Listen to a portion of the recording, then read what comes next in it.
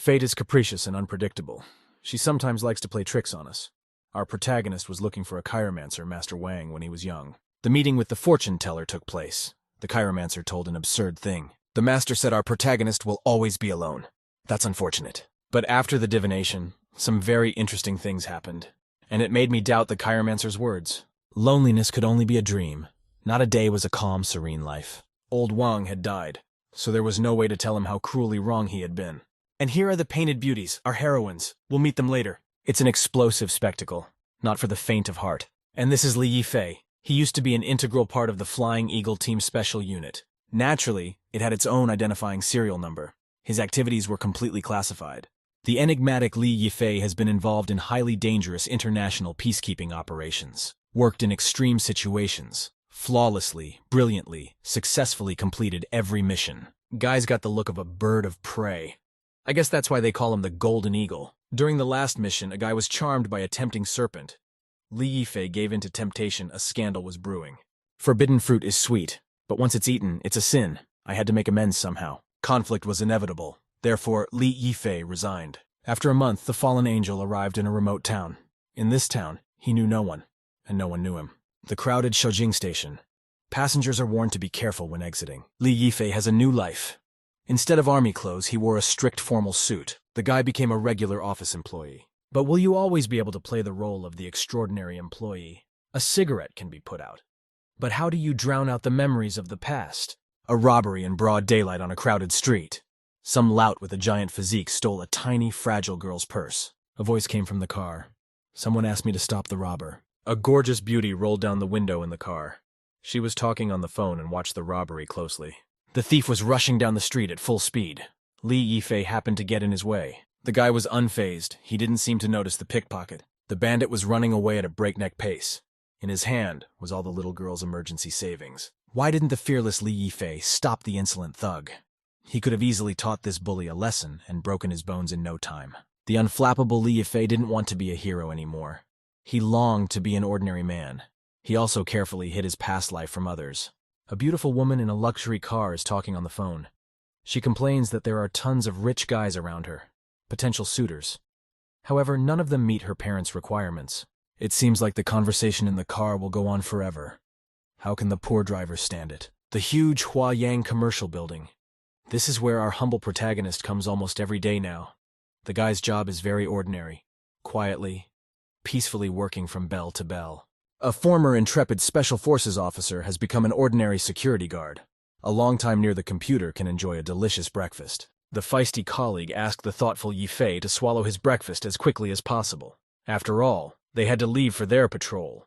He was in no hurry to leave, though, and devoured his partner's breakfast with a greedy gaze. The cheerful security guard tirelessly praised Li Yifei's culinary skills. He said that there were many beautiful girls in the building who would appreciate the bachelor's dishes. In particular, a girl from a wealthy family.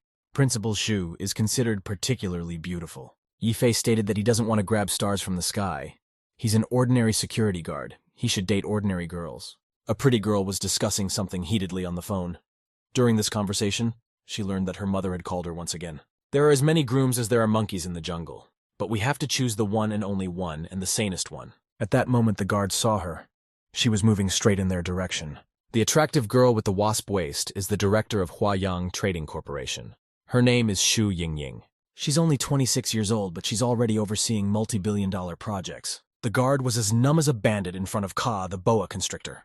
He was once again struck by Shu Yingying's stunning beauty. The trim Li Yifei greeted Director Shu in an army-like manner. He couldn't get rid of old habits from his civilian life. The principal stared at the guy intently. She seemed to realize that she had met him somewhere before. Li Yifei energetically gave his name. He explained that he was the company's new security guard. The director ordered Yifei to report to her office immediately. What an unexpected turn of events. It seemed that it wasn't only Li Yifei who was excited now, but also his partner. Why did the guy immediately fall under the top leader's scrutiny? The colleague thought that his partner and the director had known each other for a long time, and he mentally imagined what the two of them would do in the office. But Li Yifei claimed that he was meeting Director Shu for the first time in his life. The guards were discouraged. They were puzzled as to why the principal suddenly called Li Yifei to her room.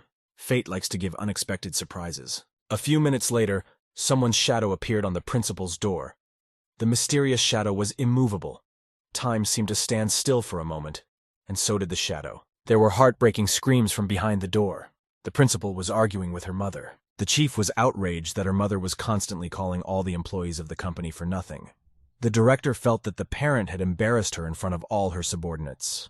The scandal did not subside. The frightened boy decided to hold off and not disturb his boss for the time being. The loud-voiced supervisor stopped shouting. There was silence. Apparently, the scandal of the relatives had subsided. The boy hesitantly knocked on the door and, after the principal's permission, went into the office. There was a smoking phone half stuck in the wall. From what he saw, Li Yifei's brain began to boil.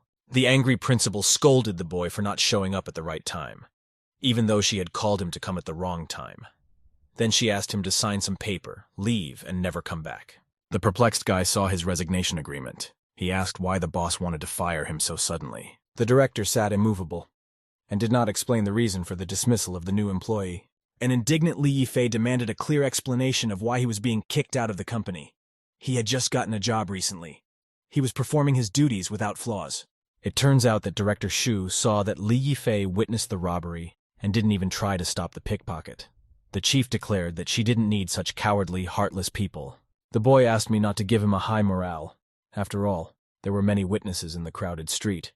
And everyone was indifferent, not trying to catch the bandit. About high morals, Director Shu really didn't want to talk about it, but she was outraged that her guard couldn't catch an ordinary thief. The serious boss said that she doubted her subordinate's professional abilities very much. She even suspected that Yifei might have been hired on someone else's recommendation. At that moment, the guy was like an angry tiger. For the first time, someone questioned his physical mental abilities. The former Special Forces officer was brought down to the bottom of the pile. The arrogant director once again asked the guard to hurry up and sign the paper and leave immediately. She didn't even want to look at her subordinate, but the boy was in no hurry to leave. Director Shu continued to humiliate him and called him a coward. She resented the fact that the security service hired such worthless people. But what is it? Where did this thing come from? Why was it in the guard's hands? Director Shu's eyes are perplexed. How could this have happened? The quiet guy put the wallet the thug stole on the table. He wanted to be a humble, unnoticed man, but he was forced to be a hero again. The dazed Principal Shu clearly realized that this was the exact wallet that the thief had taken away. But how did it end up in Yifei? The guy had to explain that he had quietly dealt with the robber and slightly punished the bandit. The jubilant criminal calmly counted the stolen money. The wallet contained a decent amount of money. Suddenly, karma caught up with the thief. Someone had dared to throw a stone at his head. It was our mysterious superhero, Li Yifei. He seemed to come out of nowhere. The brave guy easily and quickly defeated and punished the thief. He took the wallet and all the money the robber had with him. Will the superhero receive a monetary reward for his labors? Li Yifei said that after work, he was going to return the money to the girl who was robbed by the bandit. But Director Shu couldn't understand why the guy didn't rush to help right away. The guy calmly explained that he doesn't like to perform feats in public. He does not want to be a hero in the eyes of people. He is satisfied with the life of an ordinary person. Yifei may not sincerely aspire to be a hero. However, life may someday force him to put on a superhero costume. It is often hard to argue with fate. The dumbfounded director was shocked by the heroic deed and modesty of her employee. She was a shrewd girl, but she could not adequately appreciate the guard's abilities. The serene Yifei said that his boss is quite unsighted, seeing only what is on the surface and not seeing into the root. Winner wanted to leave the office, but the boss stopped him. The concerned director called back the Human Resources Department. She ordered a copy of Li Yifei's profile from the security department immediately. Xu Yingying scrutinized the data she received from the Human Resources Department. She thought about something for a long time. The excited boy's face was covered with sweat. Did the principal really know who he was? The profile indicated that Yifei had served in the army, and that seemed to interest the director. The anxious boy realized that the government had long ago destroyed his traces of his service in the special forces. Only the records of his days in the training camp remained. He had to pull himself together and answer calmly, so as not to arouse suspicion. The director thought intensely. Gone into the astral. Apparently, she didn't even notice the presence of the new employee. The landline phone was ringing off the hook. Who was disturbing the important director again? Someone showed up at the company. It really upset the director. The intruder was already approaching the office. The guards were powerless. It looked like the meeting between the intruder and Director Shu was inevitable. The boss rose decisively from her chair. Apparently, she had something very important to say to the new employee. The distraught director hurriedly asked the new employee to forget what she had recently said to him. She said that she had a very important task for Li Yifei. The heavens have fallen to earth. The principal seemed to have lost her sanity. She suddenly offered the new guard to be her boyfriend. Yifei had seen and experienced a lot of things during his service in the special forces. It was hard to frighten or surprise him. However, at this moment, he resembled a scared, defenseless little child. The director's mom was banging insistently on the door. A girl was hastily dragging a young guard somewhere. The enraged Amazon finally kicked down the door. She was furious at her daughter for not returning her phone calls, and she was ready to crash like a tsunami. But suddenly the fierce panther turned into a cute rabbit. Mom was humbled and touched to the core.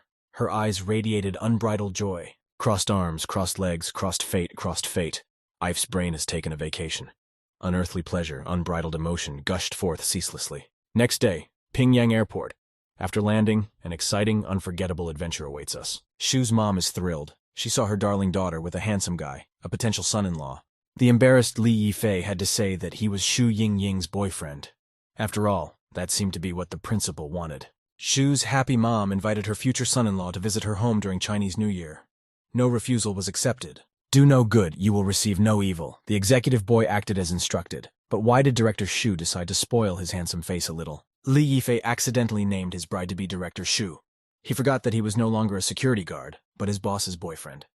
This made the girl very angry. I had to once again apologize to the willful girl. Otherwise my face might get hurt again. Ingen reminded him that her dad was very astute, and they must be careful not to have their plan declassified. The bulging bastards appeared in the street. They unceremoniously offered the beautiful Ingen a drink and fun with them. The willful girl was not frightened of the insolent scoundrels and told them to disappear. She was sure of her safety. She had a guard with her and could fight. And the nasty hooligans continued to behave quite disgustingly. Someone grabbed the girl's shoulder. The insolent bastard began to look at the woman's charms with obvious interest, and admired Ingen's beauty. Suddenly, the hound scoundrel was eager to check what riches nature had bestowed on the seductive girl. He was like a lustful, beady-eyed frog. The slutty bastard couldn't move and froze in terrible pain. Yifei was clutching his arm with a deadly grip. The bad guys were clearly scared, and the girl was once again surprised by Yifei's abilities. The angry guy finally showed the dark side of his inner self, and ordered the bullies to get the hell out of here immediately. The bandits will probably remember this unfortunate day for a long time. Looks like this is the first time they've encountered such a tough guy. The hoodlum couldn't move, and was shivering with fear. The day was hot, but the bandit felt cold goosebumps on his body. The bad guy realized he wasn't seeing a human being. He was looking at the devil from the underworld. The cowardly criminals tried to protect their boss. However, they did not dare to start a fight. Ingen finally woke up and decided to call the police back, although it could have been done much earlier. Probably she was too admiring of her boyfriend's bravery and lost her sense of time and space. The gang boss frightenedly yelled for Yifei not to get very close to him. However, it was too late to repent. Is it really a lemur with its eyes goggling? Who scared this defenseless animal? Calm down. It's not a tornado. It's just Li Yifei having a little fun. And these are future trauma and dental patients. These patients are going to be in the hospital for a long time. The astonished girl realized that now Yifei was completely different from the person she knew before. He was really a devil in the flesh. The guy didn't have time to entertain himself for long, so he asked the criminals to attack him in a friendly and quick manner. Did not hesitate to attack him. But the bullies stopped. Why? Because Li Yifei had just warmed up and was getting into a frenzy. The villains hurriedly retreated. Yifei didn't even have time to enjoy the fight. The proud girl decided to praise the guy a little. She said that she liked his exciting entertainment with bandits. Ying Ying reminded the boy once again that he should be extremely careful with her strict and principled father, Se Zhengguo. The girl's dad was an army commander. He easily exposed his daughter's former fake boyfriends. Yifei asked the girl not to worry. He was ready to celebrate the Chinese New Year with her family. The savvy, diligent student easily memorized a lot of information about Ingen and her relatives, but there were still many questions. For example, were the girl's breasts real and of what size? Embarrassed, Ingen boiled over and asked me not to delve too deeply into her intimate life. There was no need to know the details. Yifei promised that he wouldn't ask unnecessary questions. In particular, he would no longer ask who Ying Ying liked, girls or guys. Ingen resented the shameless man's inquisitive nature. The impudent man even dared to cross her intimate area. Self-confident Yifei swore to Shu Yingying that he would be her perfect boyfriend during Chinese New Year, and would undoubtedly please the girl's parents. She would be his only and most favorite woman during this period. You can say and promise anything, but life makes adjustments. Sometimes it puts us through unexpected challenges. A sharp knock on the door, Ingen disturbed the silence of the night. She wanted to go into Yifei's room. A surprised Miss Shu heard an unfamiliar voice in her fake boyfriend's room. She inquired what Yifei was doing. Why did the young rascal get so flushed and frightened? What crime had he committed? And why didn't he open the door? What happened in Yifei's room? Could he be sick? Or should he be rescued immediately, given artificial respiration, indirect heart massage, and direct massage of some other organs? Half a day ago, on my way home. The car stereo says it's the 4th missing woman case in the city. Ingen warns the boy to be wary of her sister first and foremost. After all, she is quite intelligent and can quickly realize where the fake and where the real relationship is. The girl announced that she would be sleeping with Yifei in the same room tonight. No objections. It's part of a secret plan. But why was the young man silent and breathing heavily? The girl wondered if anyone was listening to her at all. The poor guy's violent fantasies are off the leash. There was no holding them back. Yifei drooled and imagined being invited to bed. It's the real Aphrodite, the goddess of beauty and love, passionately asks to share her bed with him. But fantasy and brutal reality are quite different things. In reality, the sufferer will have to sleep on the floor himself, not in bed. Club Yulan is a den of bandits, a scary and dangerous place. The disfigured criminal frighteningly tells how his whole gang was beaten up quickly and easily by some unknown guy. One blow knocked out even the strongest fighter. The head thug had been looking for this guy for a long time, but when the search stopped, the brave one showed up. A criminal mastermind is a real Julius Caesar.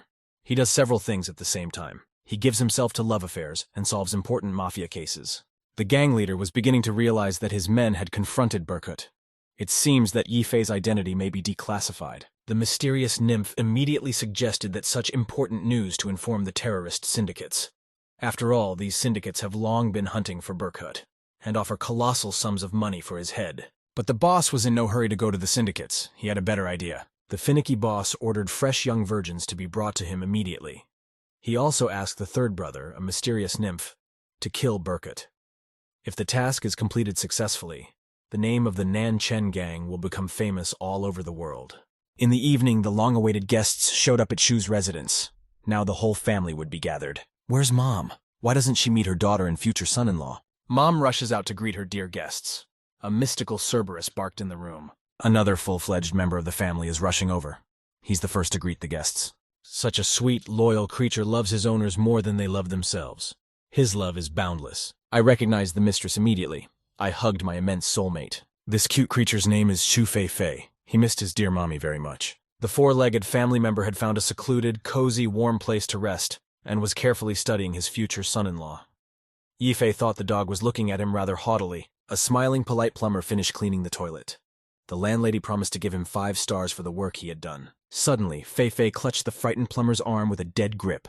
The dog growled viciously. Who is this suspicious guy? Why is he hiding his face so carefully? Yifei continued to watch the mysterious plumber carefully.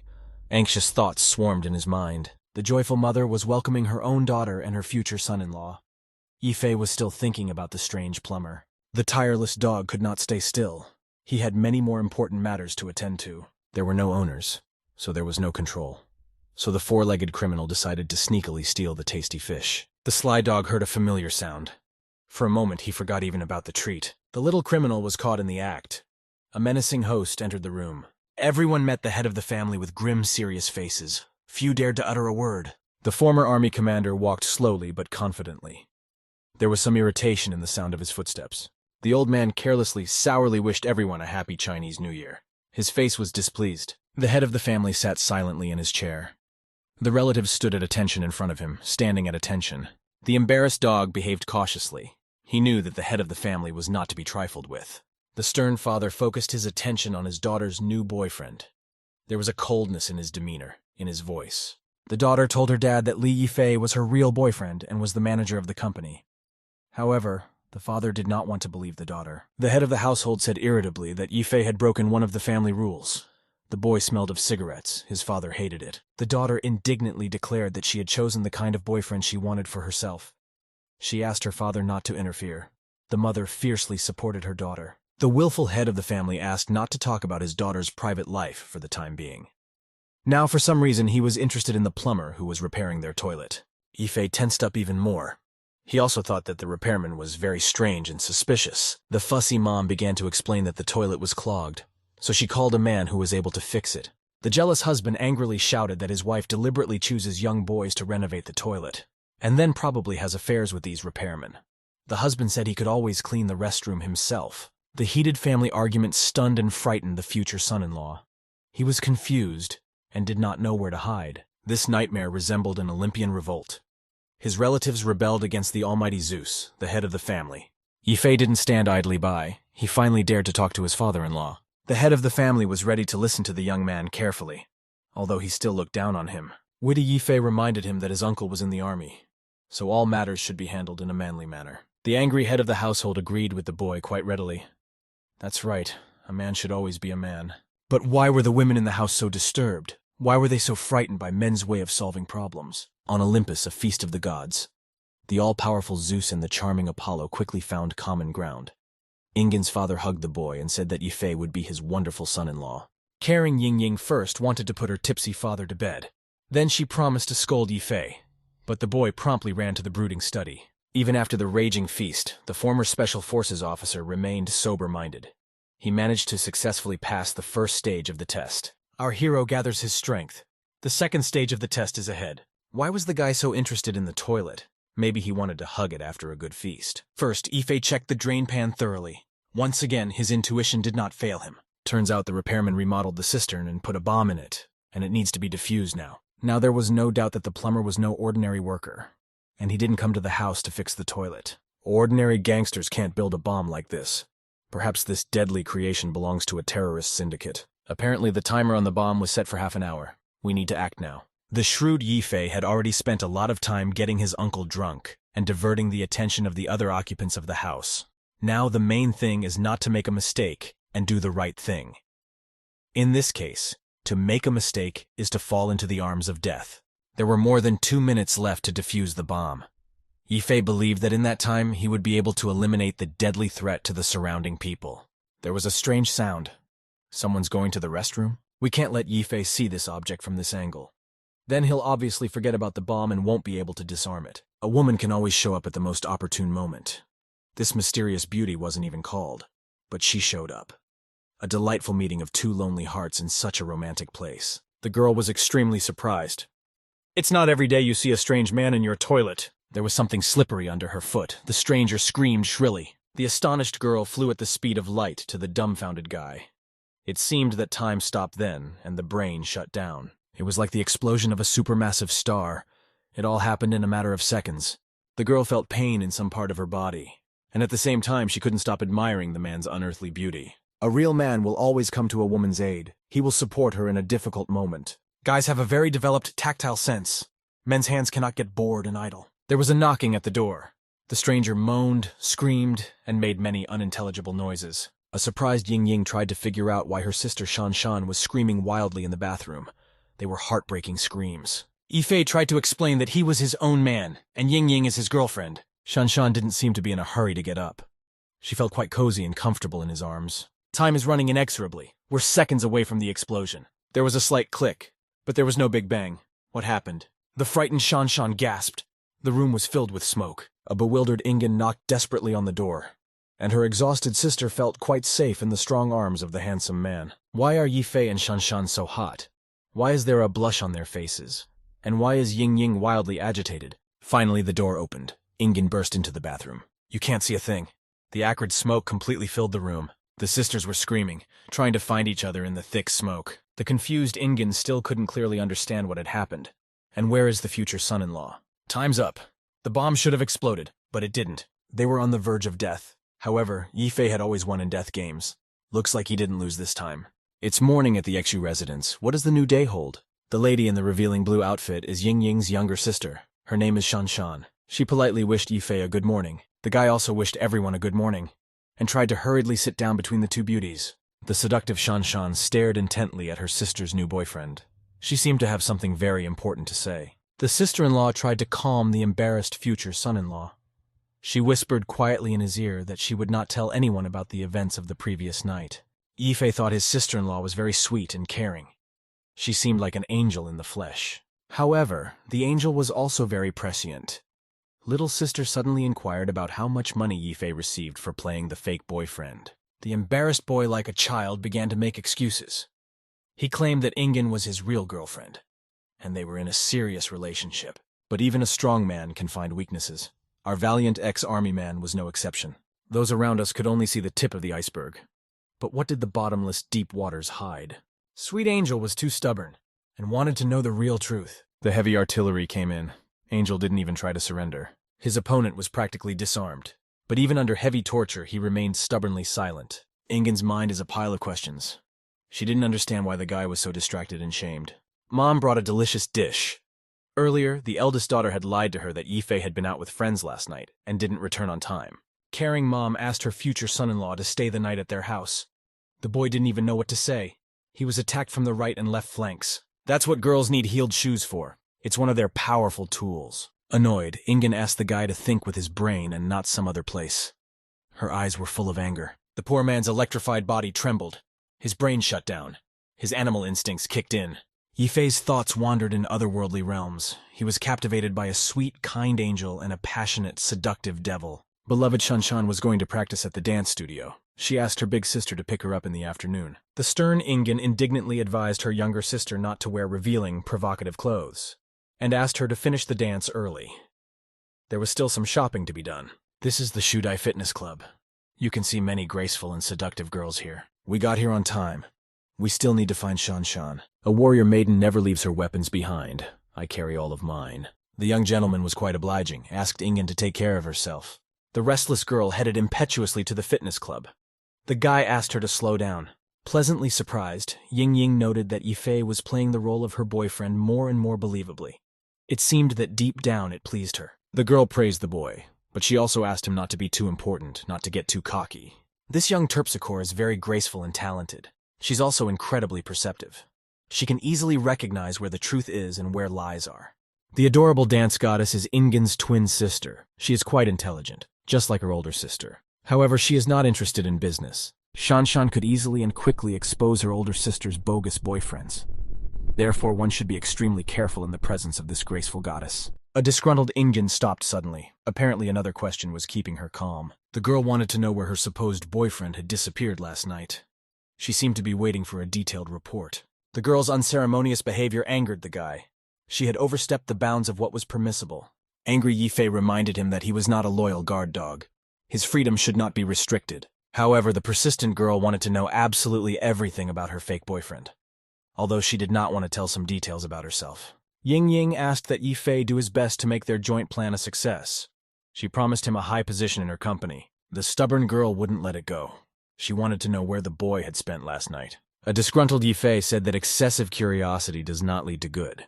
He should have his own life and secrets. The guy vowed to help the girl, but he doesn't want a high position. He wants to be a regular guy. Reaction to Li Yifei's defiant response. So why does this guy want to be in the shadows? The astonished girl felt as if she had been hit by a cold shower.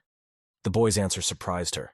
The unpredictable Yifei refused to accept any high positions, but he said he was ready to successfully complete the proposed deal. Surrounding people began to actively gossip and talk about the beautiful couple. Someone suggested that the lovers were breaking up. Another person called Ingen an arrogant, cunning vixen. A stunned Ingen demanded an explanation. How could anyone refuse the queen's favors? The graceful terpsichore was out of dance class. She was ready to go to the mall now. People couldn't stop bantering and gossiping. They assumed that Shanshan was the handsome guy's legal wife. The older sister, on the other hand, was his bitchy mistress. Sweet Shanshan took her companion under her arm and literally dragged him behind her. Elder sister was indignant. Was she really starting to be eaten up by jealousy? The mall is crowded. There's nowhere to fall. The smug guy was in between two charming beauties, and Shanshan was silently admiring the different clothes. Her older sister was deep in thought and was indifferent to everything. Shopping didn't appeal to the guy.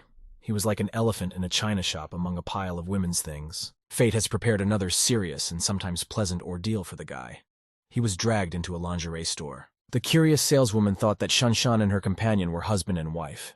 The older sister felt superfluous. The guy was being carefully fitted for new underwear, but he didn't even know what size his underwear was. The smiling saleswoman asked the girl to take her boyfriend's measurements. It was truly an unexpected turn of events. The puzzled girl froze with the man's underpants. She thought she was about to be led to the scaffold. The assignment is simple. All you have to do is put your underwear on a guy. Why be so scared? A jubilant Yifei was over the moon. He encouraged the girl in every possible way. He asked her to do what a real girl should do without any embarrassment. It seems the perceptive younger sister suspected something wrong. Can't Ingen even touch her boyfriend? The older sister hesitantly approached her fictitious boyfriend. She must get her measurements down and not fail the secret plan. The young prankster said that he had done this to his girlfriend many times before. He asked Ingen not to worry. He terribly wanted her at his feet. The dazed poor woman with men's underwear in her hands resembled a defeated opponent with a white flag. She felt ashamed and humiliated. It's good to be in the clouds, but sometimes you have to watch your step. Is this some kind of new martial art? Kudo or judo or Thai boxing? What was that? The thoughts blended into one big lump. What is she looking for so thoroughly? Is it lost virginity? Banana is a very caloric, healthy berry. Bananas lift your mood and help prevent stress. Banana fruits are 6 to 30 centimeters long. Their diameter is from 2 to 5 centimeters. Each banana bush has a different fruit. The store is great. Lots of different underwear in the assortment. And you can see a free rocking show. Why is the main character so flushed?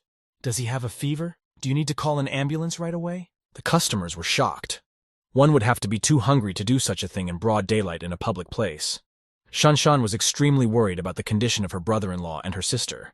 The young gentleman helped the girl up. The exhausted Ingen was like a rag doll without thoughts or feelings. I did what I thought was best, but it's always the same. Good thing I didn't get a slap on the wrist. The angry girl was burning with shame. She asked the boy to get away from her. She couldn't look at the shameless, beautiful face. Nothing can be hidden from Shanshan's eyes. She noticed that her sister and brother-in-law were always feuding. The shrewd Shanshan thought again that Yifei was her sister's fake boyfriend. She kept her eyes on the handsome man. Obviously, the younger sister had deliberately tripped up her older sister to put her in a very awkward position. But the savvy Ingen pulled herself together and calmly picked out her bras. She pretended that nothing had happened. Ingen has been hard at work preparing for bra day.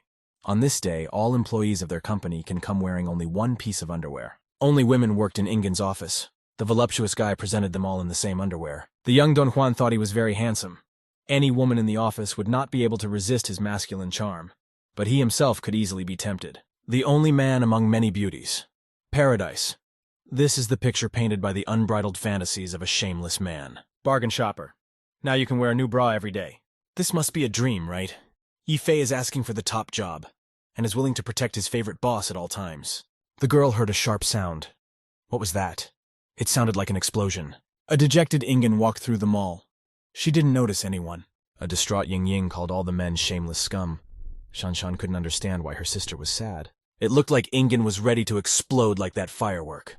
Emotions overwhelmed her common sense. Above the mall are a multitude of colorful fireworks.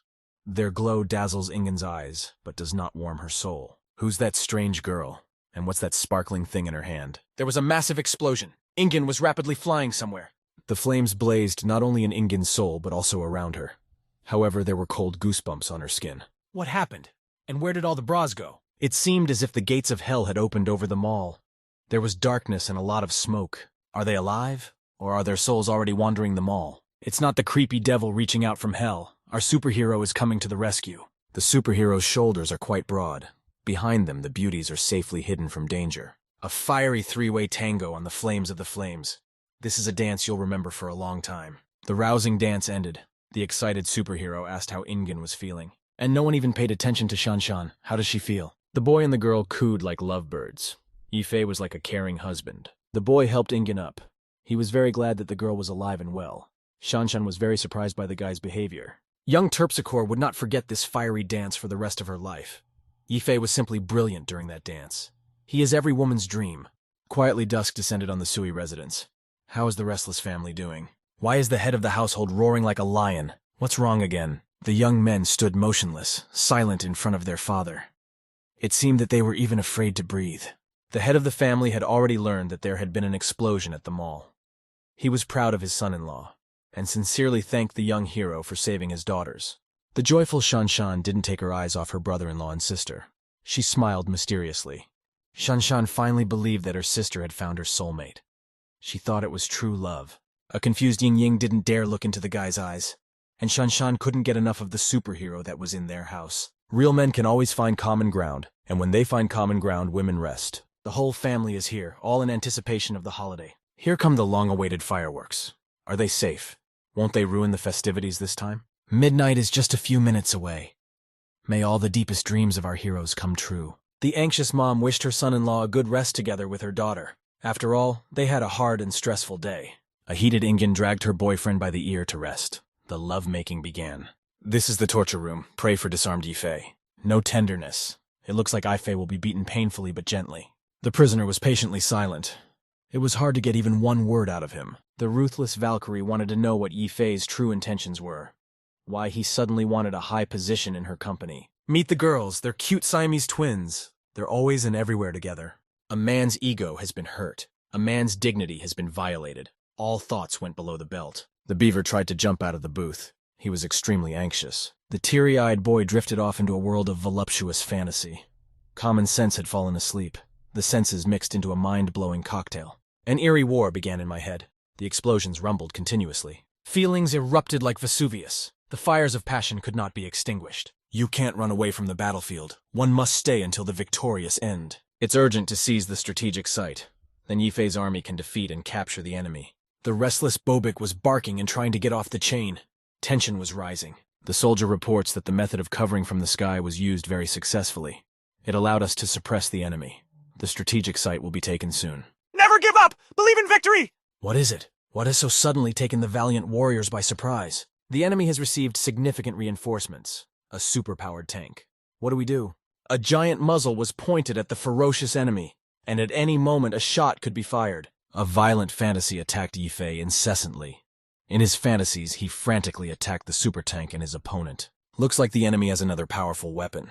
It can really hurt a man's dignity. The warrior was alone on the battlefield. The enemy wanted to destroy him and take over the world. The angry girl tried to bring Yifei to his senses. The dazed boy couldn't break free from his fantasy world. He was stuck with his head in his dreams like a swamp. The ashamed boy mentally said goodbye to life. He thought that the grim reaper of death was about to appear before him and drag him to the afterlife. The merciless enemy relentlessly attacked the valiant warrior, and he was unshakably sure of his victory. Something huge and resilient was ready to pierce the confused enemy. Was it some kind of new super-powered weapon?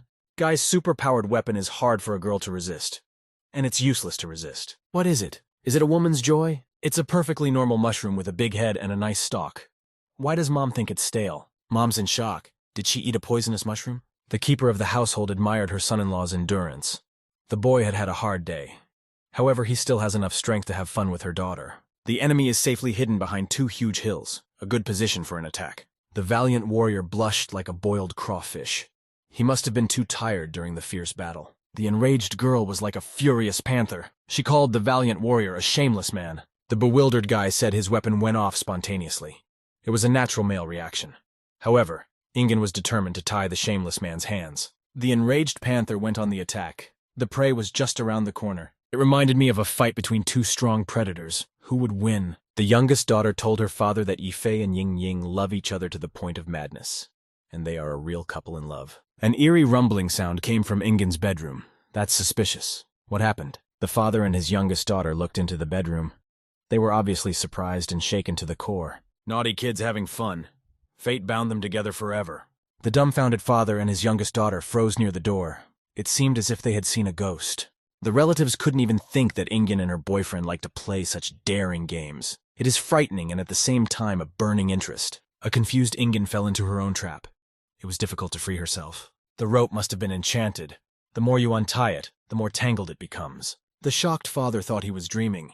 He did not want to believe that his daughter adored such an unusual fetish. The poor man tried to escape from his passionate thoughts, but it was in vain. He was more and more captivated by voluptuous, unrestrained fantasies. Naughty children grow up fast. They have new games, new hobbies. Is it Dad? Or maybe it's a rebel zombie. The rope is finally untied. Now we must go and bring the stunned father to his senses. Have they been declassified? They were being modest and quiet. The astonished father ran away at the speed of light. Gone and gone. No one could stop him. Shanxing Night Park. Could this be where the distraught father is hiding? Concerned Ingen and her imaginary boyfriend set out to find Dad. Why did the old man run away so suddenly? An irritated Ingen said that Yifei should have closed the door. Then Dad and her younger sister wouldn't have overheard their conversation. The daughter was sure that her father was too angry with them and had run away from home because of it. The observant Yifei saw a mysterious light in the pitch blackness. What is it? The young detective suddenly noticed someone. Ingen hurriedly made her way through the impenetrable thicket. The petrified old man stood motionless near some mystical tree. Could he be praying to some ancient, mysterious gods? A puzzled Ingen huddled in the bushes.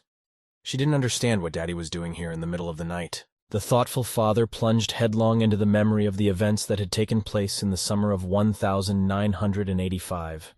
He still could not forget that beautiful summer. They were fond memories from his past life, and the old man decided to say goodbye to them forever. But there's no hiding the truth. All secrets come out someday. In his daughter's hand was a hidden secret that her father had kept for years. It was a secret that drove him crazy. The young men did not understand what it was, and why did it agitate the father so much? Why would an old man want pictures like this? Who's in the picture? The surprised Yifei didn't even realize that the old man was into such passionate games. This is awesome. Once upon a time, an old man liked to play funny games with the beauty Christina. During this game, they used different ropes, whips, and now the old man lamented that his fetish had been inherited by his eldest daughter. The father sobbed and grieved that his daughter had followed in his footsteps, and the surprised Yifei could not even guess that Ying Ying had such a secret fetish. Apparently, even the girl herself didn't know about it. The old man decided that all his romantic flings of his past life should immediately fall into oblivion. No trace could be left behind. Out of sight, out of mind. Curious Yifei inquired if Ingen really liked tying up, but the girl reacted rather annoyed at such curiosity. Ingen said she didn't like being tied up or tying someone up. She didn't give a damn about that fetish. She was worried that their secret was out. However, her father's secret affair upset Ingen the most. She had always thought her father was the perfect family man. In the morning, the Shu family gathered around the table. Everyone hesitated to say a word for a long time. The agitated old man was having thoughts. Words stuck in his throat. The older daughter and her fictitious boyfriend are tense. They also don't dare to strike up a conversation. The sly little sister hides her mixed feelings. There's a lot she wants to know, but she's afraid to ask. The puzzled father thought that his daughter might not have inherited the strange fetish from him. Maybe it was the son-in-law who had led her astray. My father finally admitted that he had heard what Ingen had been talking about with the boy in her bedroom yesterday. Apparently, it wasn't easy for the old man to admit it. So the father had the young men's plan declassified. They're clearly out of luck. However, the old man did not want to reveal the young people's secret. He asked them not to do it again. The restless father wished to know who was the source of the evil. Had Li Yifei pushed his daughter down the wrong path? The angry girl began to zealously defend the guy. She said that she had invented everything herself. The daughter also admitted that she knew everything about her father's love affairs in his youth. The shocked old man had not expected to hear such truth. Was his daughter prone to masochism? And how did she know about his secret amorous affairs? The frightened father decided that he urgently needed to get rid of some things. Why was he so concerned about these mysterious things? The silent old man quickly left the room. He was probably in a hurry. As always, it was the long-suffering son-in-law who was the worst offender. All the dogs were pinned on him. The astonished child could not understand what he had done again. Why did Ingen treat him so rudely? The concerned girl assumed that her father had gone to call the police. He had done so before when he discovered his daughter's fictitious boyfriends. Ying Ying asked the guy not to panic and to hurry up and pack. She planned to put Yifei on a plane. Big sister went to the underground parking lot. Yifei hurriedly packed his things. You can't hide anything from her younger sister's inquisitive eyes. Where are Ingen and her brother-in-law going? The underground parking lot was deserted. The girl was hurriedly preparing to leave for the airport. The young lady was visibly nervous. She looked at her watch impatiently. However, Yifei was not there yet. Or was that behind the girl the shadow of the long-awaited Yifei? The bird was caught in someone's strong clutches. Such an unexpected fright can make you faint. Where is the soulless, vile monster trying to take the girl? Why would he want her? There was an ominous silence in the parking lot. Who could save Ingen? Yifei suddenly appeared. He was looking for Ying Ying. The only people in the parking lot were a surprised Yifei and some strange janitor. Where was Ying Ying? Why was it dark in the parking lot? No one even thought to turn on the lights. That's very strange and suspicious. And the janitor was very clever. He's a good fighter. The undaunted Yifei didn't hesitate. He prepared for another attack by the enemy. However, the opponent was in no hurry to attack. Perhaps he wanted to play with his prey like a cat with a mouse. Unperturbed, Yifei clearly realized that the plumber in front of him was the same plumber who had recently fixed the toilet in Shu residence. The mysterious rascal didn't think that he would be exposed so quickly. The brazen criminal praised the guy's excellent instincts. He called Yifei the Burkut. Turns out the truth is slowly coming out. Suddenly, a brash janitorial plumber has turned into a sassy girl. She's a member of the Nanchung gang. Her nickname is Red Dress. The daring lady proudly declared that she was a representative of the Nanchen gang. But Yifei didn't seem to know of such a gang before. The self-confident criminal thought that Burkut was shocked by the prestigious name of the said syndicate.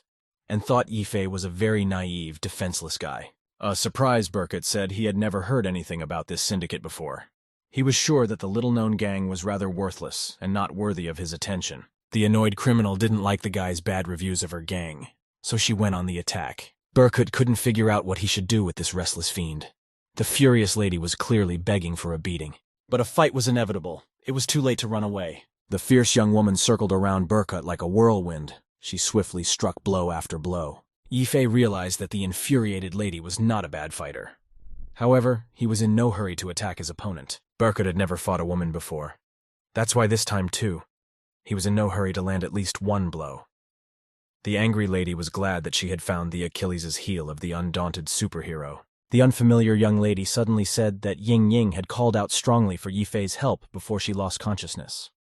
And that apparently really touched the guy. When's that strange beast going to stop? She stuck to the guy like a bath sheet. The unperturbed Burkett was firmly on his feet. He was only defending himself the whole time, but not attacking. It looked like the evil beast had used all its strength. However, the brave guy didn't even move. Burkett clearly didn't want to fight, but he really wanted to know where Ingen was. The shapely beauty promised to tell where Ying Ying could be found. However, Yifei has to defeat her first. The heated mystery lady could not calm down. How and with what to extinguish her unbridled anger? The reserved guy admitted that he doesn't like to fight with girls. However, he has no choice. Burkett realized that if he won, he could find Ingen, and he stopped hesitating. The confident lady was convinced that victory was in her hands. Probably a new battle plan was born in her mind. A fire extinguisher saves people from a fire, but sometimes it can also be used as a weapon. On the battlefield, all means are good. The astonished Yifei had clearly underestimated his opponent. He didn't expect that his opponent had hidden such an unusual weapon. The vicious beast attacked Burkett relentlessly. He defended himself again. It seems Yifei has found himself in the deadly embrace of a mysterious lady. Will he be able to escape? Sector A of the underground parking garage. It seems quiet in here. Who is this man? What's he doing in a parking lot all alone? The sentimental old man thought he had to get rid of some things, but apparently he was in no hurry to part with these mysterious things. The ex-army man thought that mysterious things should not be left at home. He wanted to bring them to some mountain and get rid of them. Grief clouded the mind of the grieving old man. He was too absorbed in his thoughts and ran away from reality. The old man didn't seem to notice anyone or anything. He was anxious. The huge laggard suddenly attacked the old man. The stranger's blow was very strong and unexpected. The ex-army man collapsed to the floor. I guess he didn't even realize what had happened. This is Brother Hu, a representative of the Nancheng gang. Big Brother asked him to deal with a retired general. Brother Hu defeated the former soldier with one punch. Sector B of the underground parking lot is very hot and noisy. The fun continues. There was a goddess hovering in the clouds. She must have been watching the life of the earth from heaven. Suddenly, someone said that the enemy should first be thoroughly investigated and tempted, then attack lightning fast when the enemy is paralyzed. These words shocked the mysterious lady. The dazed young lady realized that she was dealing with a very dangerous opponent. Her rival is well acquainted with the working methods of Southeast Asian spies. The phoenix seemed to have risen from the ashes and smoke. The enemy was disarmed. Burkett realized that the mysterious lady from Ruin gone. He now clearly knew who his enemy was. With a powerful leg kick, Burkett helped the mysterious lady fly quite high. Finally, the guy stopped defending himself and started attacking. It seems the enemy didn't expect to face such a powerful, crushing force. And tricks will no longer do the trick. The frightened lady pleaded for the guy to spare her. She reminded that Burkett had never killed a woman. Yifei had indeed once sworn that he would never hurt or kill women. Will he be good-hearted this time? This lady called herself a woman, but she had the sexual limitations of a man. And Burkett suddenly revealed this secret. The mysterious lady hid her manhood so well. How did Burkett know the truth? The inquisitive Burkett made a very thorough investigation. As a result, he found out that the lady's bolt was a pretty big one, as big as half of his dick. It's not for nothing that the lady's gait was very strange. The cunning lady couldn't be satisfied. She decided to use one last resort. What's the wily young lady up to this time? Does she have some other deadly weapon hidden somewhere? The lady knew that guys love ruin-gone brides and trannies, so she suddenly offered to be Burkett's bride. The young lady's charms must have turned him on too much, and he couldn't stop. The love game had begun. It was a passionate, unforgettable spectacle. The lady with the mail rod felt that she was about to turn into a breathless corpse, but she wanted to live. At the moment of the fierce fight, the mad lady felt a surge of strength. She called upon all the higher powers of heaven to help her. The enemy did not give up and fervently resisted. Although the enemy's forces were running out, the manhood was broken. It was beyond repair. Berkut found the most painful and vulnerable spot of his enemy. A terrible pain pierced the enemy from heel to toe. Now he was a real woman. It was an unforgettable experience. Turns out Berkut is also an excellent neurosurgeon. He can remove a manhood without a scalpel. Suddenly, someone said that Yifei was great during the fight. Whose shadow is that? An unfamiliar fellow appeared. He was delighted at Berkut's skillful escape from the dangerous trap. He seems like a nice guy. Why the sudden appearance? This courageous guy's name is Hong. His family was very poor and he went to earn money in the army. The guy was a scout for Ruin Gong. After retiring, Hong joined the syndicate. However, he lost a shipment of forbidden goods and was up to his ears in debt. The boss forced the guy to have a sex change operation in a Southeast Asian country. Couldn't say no to the boss. The guy wanted to live. After his gender change, Hong was nicknamed Red Dress. His face was completely different. Red Dress worked in a nightclub. He had to endure harassment from men to pay off his debt. One day, a very strong, smiling guy appeared, who in an instant beat-up, mutilated all of Hong's abusers. He was a real superhero. The manly guy thought that Red Dress was a precious find for Nan Chen's gang. He invited Hong to join their gang. Then the charming smile of the courageous guy disarmed Red Dress, and he resolved to always faithfully serve the Nan Chen gang. The stranger seemed to come out of nowhere. He was smiling and very confident. The cheerful Skalazab simply showered Berkut with compliments.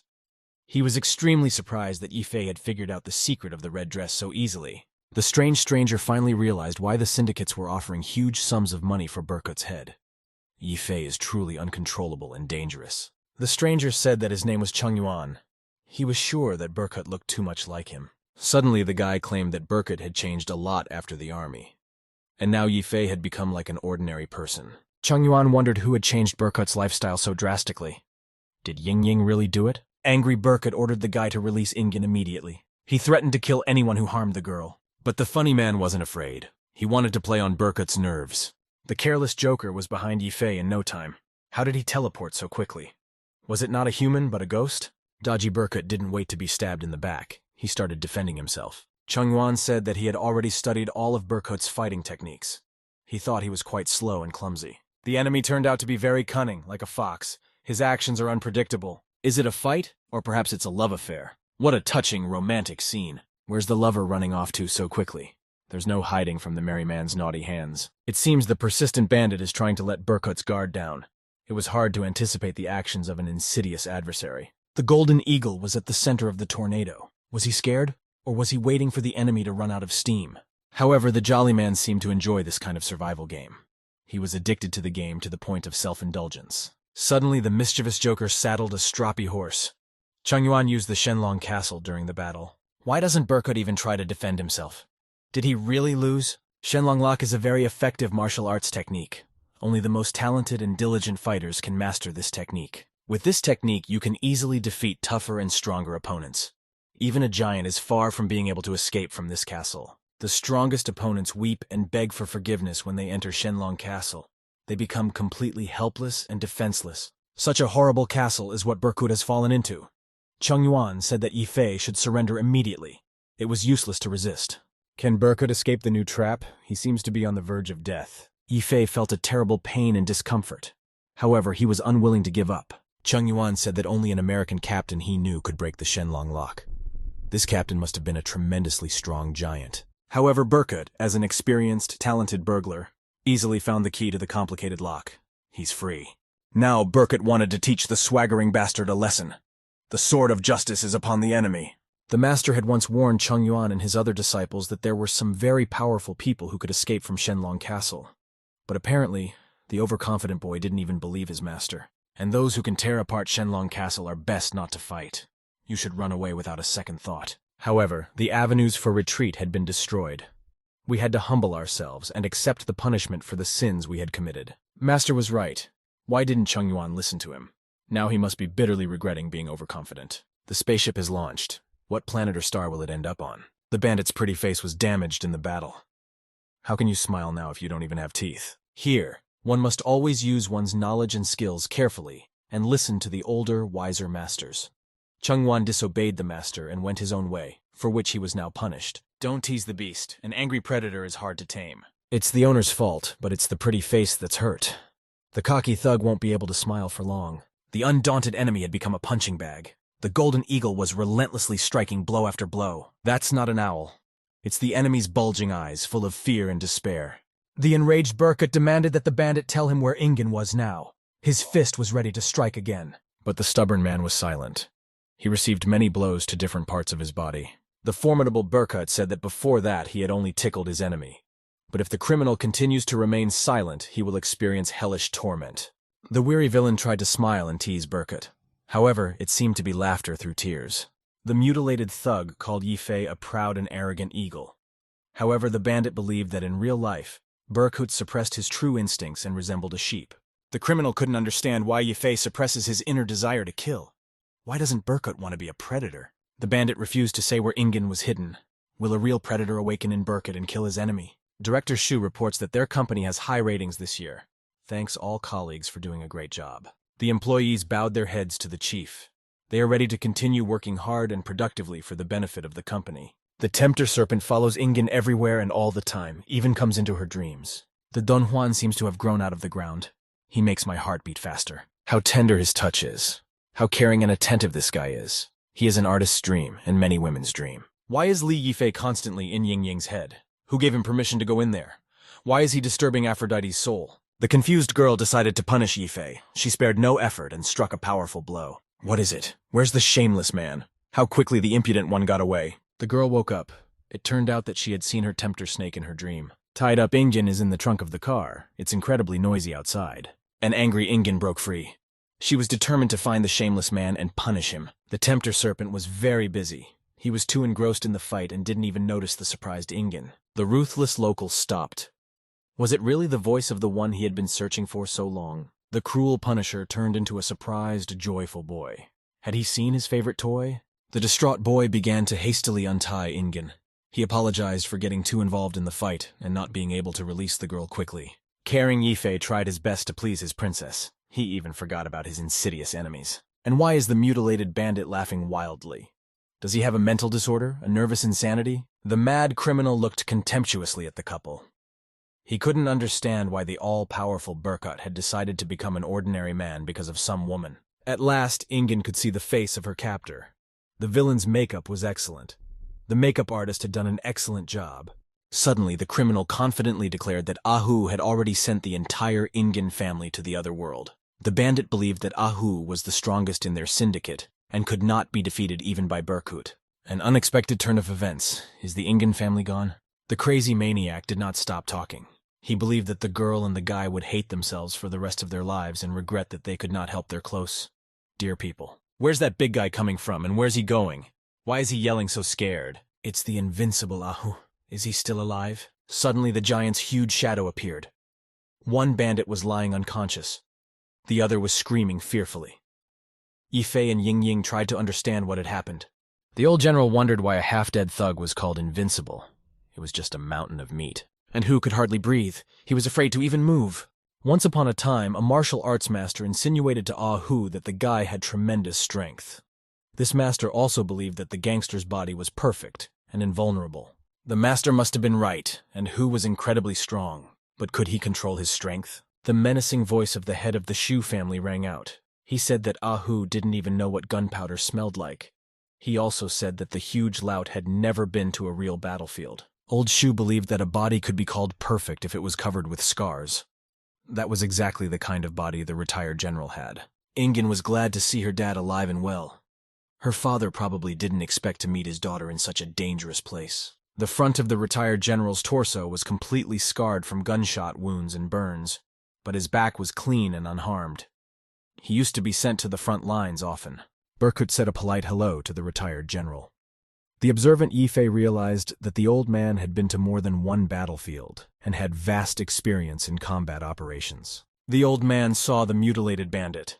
He must have realized that it was the same bastard who had kidnapped his daughter. The retired general clearly admired his future son-in-law. He was madly glad that the boy was able to protect his daughter. Shining Yifei declared that it was his duty to protect Ying Ying. At this time, the outlaw was still wondering why second brother had been defeated. A formidable retired general said that power must be used rationally. Huge power without intelligence is a bubble. The perpetrators were warned not to move. The police have already been called. But the bandits didn't want to fall into the hands of the police, so they thought about how to escape. Why is it so noisy again?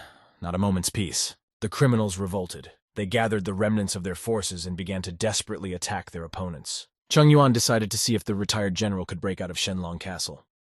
Perhaps the bandit thought that the old man had already lost his strength over the years. The overconfident Ahu thought that Berkut was quite weak. Therefore, he will definitely win this time. Can the old man escape from the deadly castle? Does he have any strength left? How will the fight between Berkut and Ahu end? In terms of weight and physique, the opponents are completely different. The old eagle has fallen into a trap. The enemy triumphs. And Hu started to show off the power of his huge fists again. He resembles a clumsy bear. Is this really a knockout? Will Berkut survive another fight? However, the thug's blow was a mosquito bite for Yifei. The unshakable Berkut was able to stay on his feet and keep his composure. The scrawny scumbag was frozen with fear. He struck with all his might, but Berkut didn't even move. So that's what the clumsy little bugger's for. It's a great battering ram for breaking down walls. Yifei must have been bored. He wanted to fight someone else. He couldn't find a worthy opponent. The old man broke out of the trap quite easily and quickly. The arrogant bandit was completely disarmed and immovable. Once upon a time, the one-armed Dragon Master had created a very effective attack technique, and Chung Yuan decided to use this technique during the battle. However, the wise old man had no problem blocking the cunning attack. The retired general had been through a lot and knew a lot of things and people. He suddenly said that the master-defeated criminal had 2 scars on his face and 1 hand. The young thug was extremely surprised that the old man knew his superior master Li Yinglong so well. That was why the general could easily guess what martial techniques his opponent could use. Suddenly, the old man confessed that he had put the one-handed dragon into the grave with his own hand. It happened during the war in Rouen. The death of the master finally threw the unlucky man out of his mental equilibrium. After all, the boy idolized his teacher and considered him his life ideal and role model. The bloody criminal was screaming in pain. His arm was broken. This was the old man's way of punishing the bandit for daring to touch his family. Berkut was moping. His fists itched and he wanted to fight. But there were no more punching bags. All good things come to an unfortunate end. Berkut's still got a lot of energy left in him. He didn't even have time to blow off steam properly. The huge punching bag had run off somewhere. Bored Berkut wanted to perfect his side and straight punches. But there was no punching boy. The police showed up on time. By the time they arrived, the criminals had already been neutralized. The work of the police was successfully done by Berkut and the head of the Shu family. The suspects were immediately arrested. Chung Yuan yelled wildly that he was a citizen of the country of Rouen. The bandit wanted to see his ambassador. The policeman unceremoniously put the bandits into a car. No one paid any attention to the threats of the villains. The pensive old man sat immovably beside his son-in-law. Suddenly an old acquaintance of the general appeared. That guy with the menacing look is Police Captain Gu. He said he hasn't seen the retired general for a long time. The old man got the captain into trouble again. The police captain reprimanded the old man like a school teacher. He asked the general to stop getting him into trouble. The stern captain said they had very little time. Life flies by quickly. The old man sat immovable, like a diligent student. Often a multitude of memories prevented him from seeing the present. The police captain wanted the general not to be so careless and to take care of himself. You can't live for an encore. The friends cheerfully greeted each other with friendly fist bumps.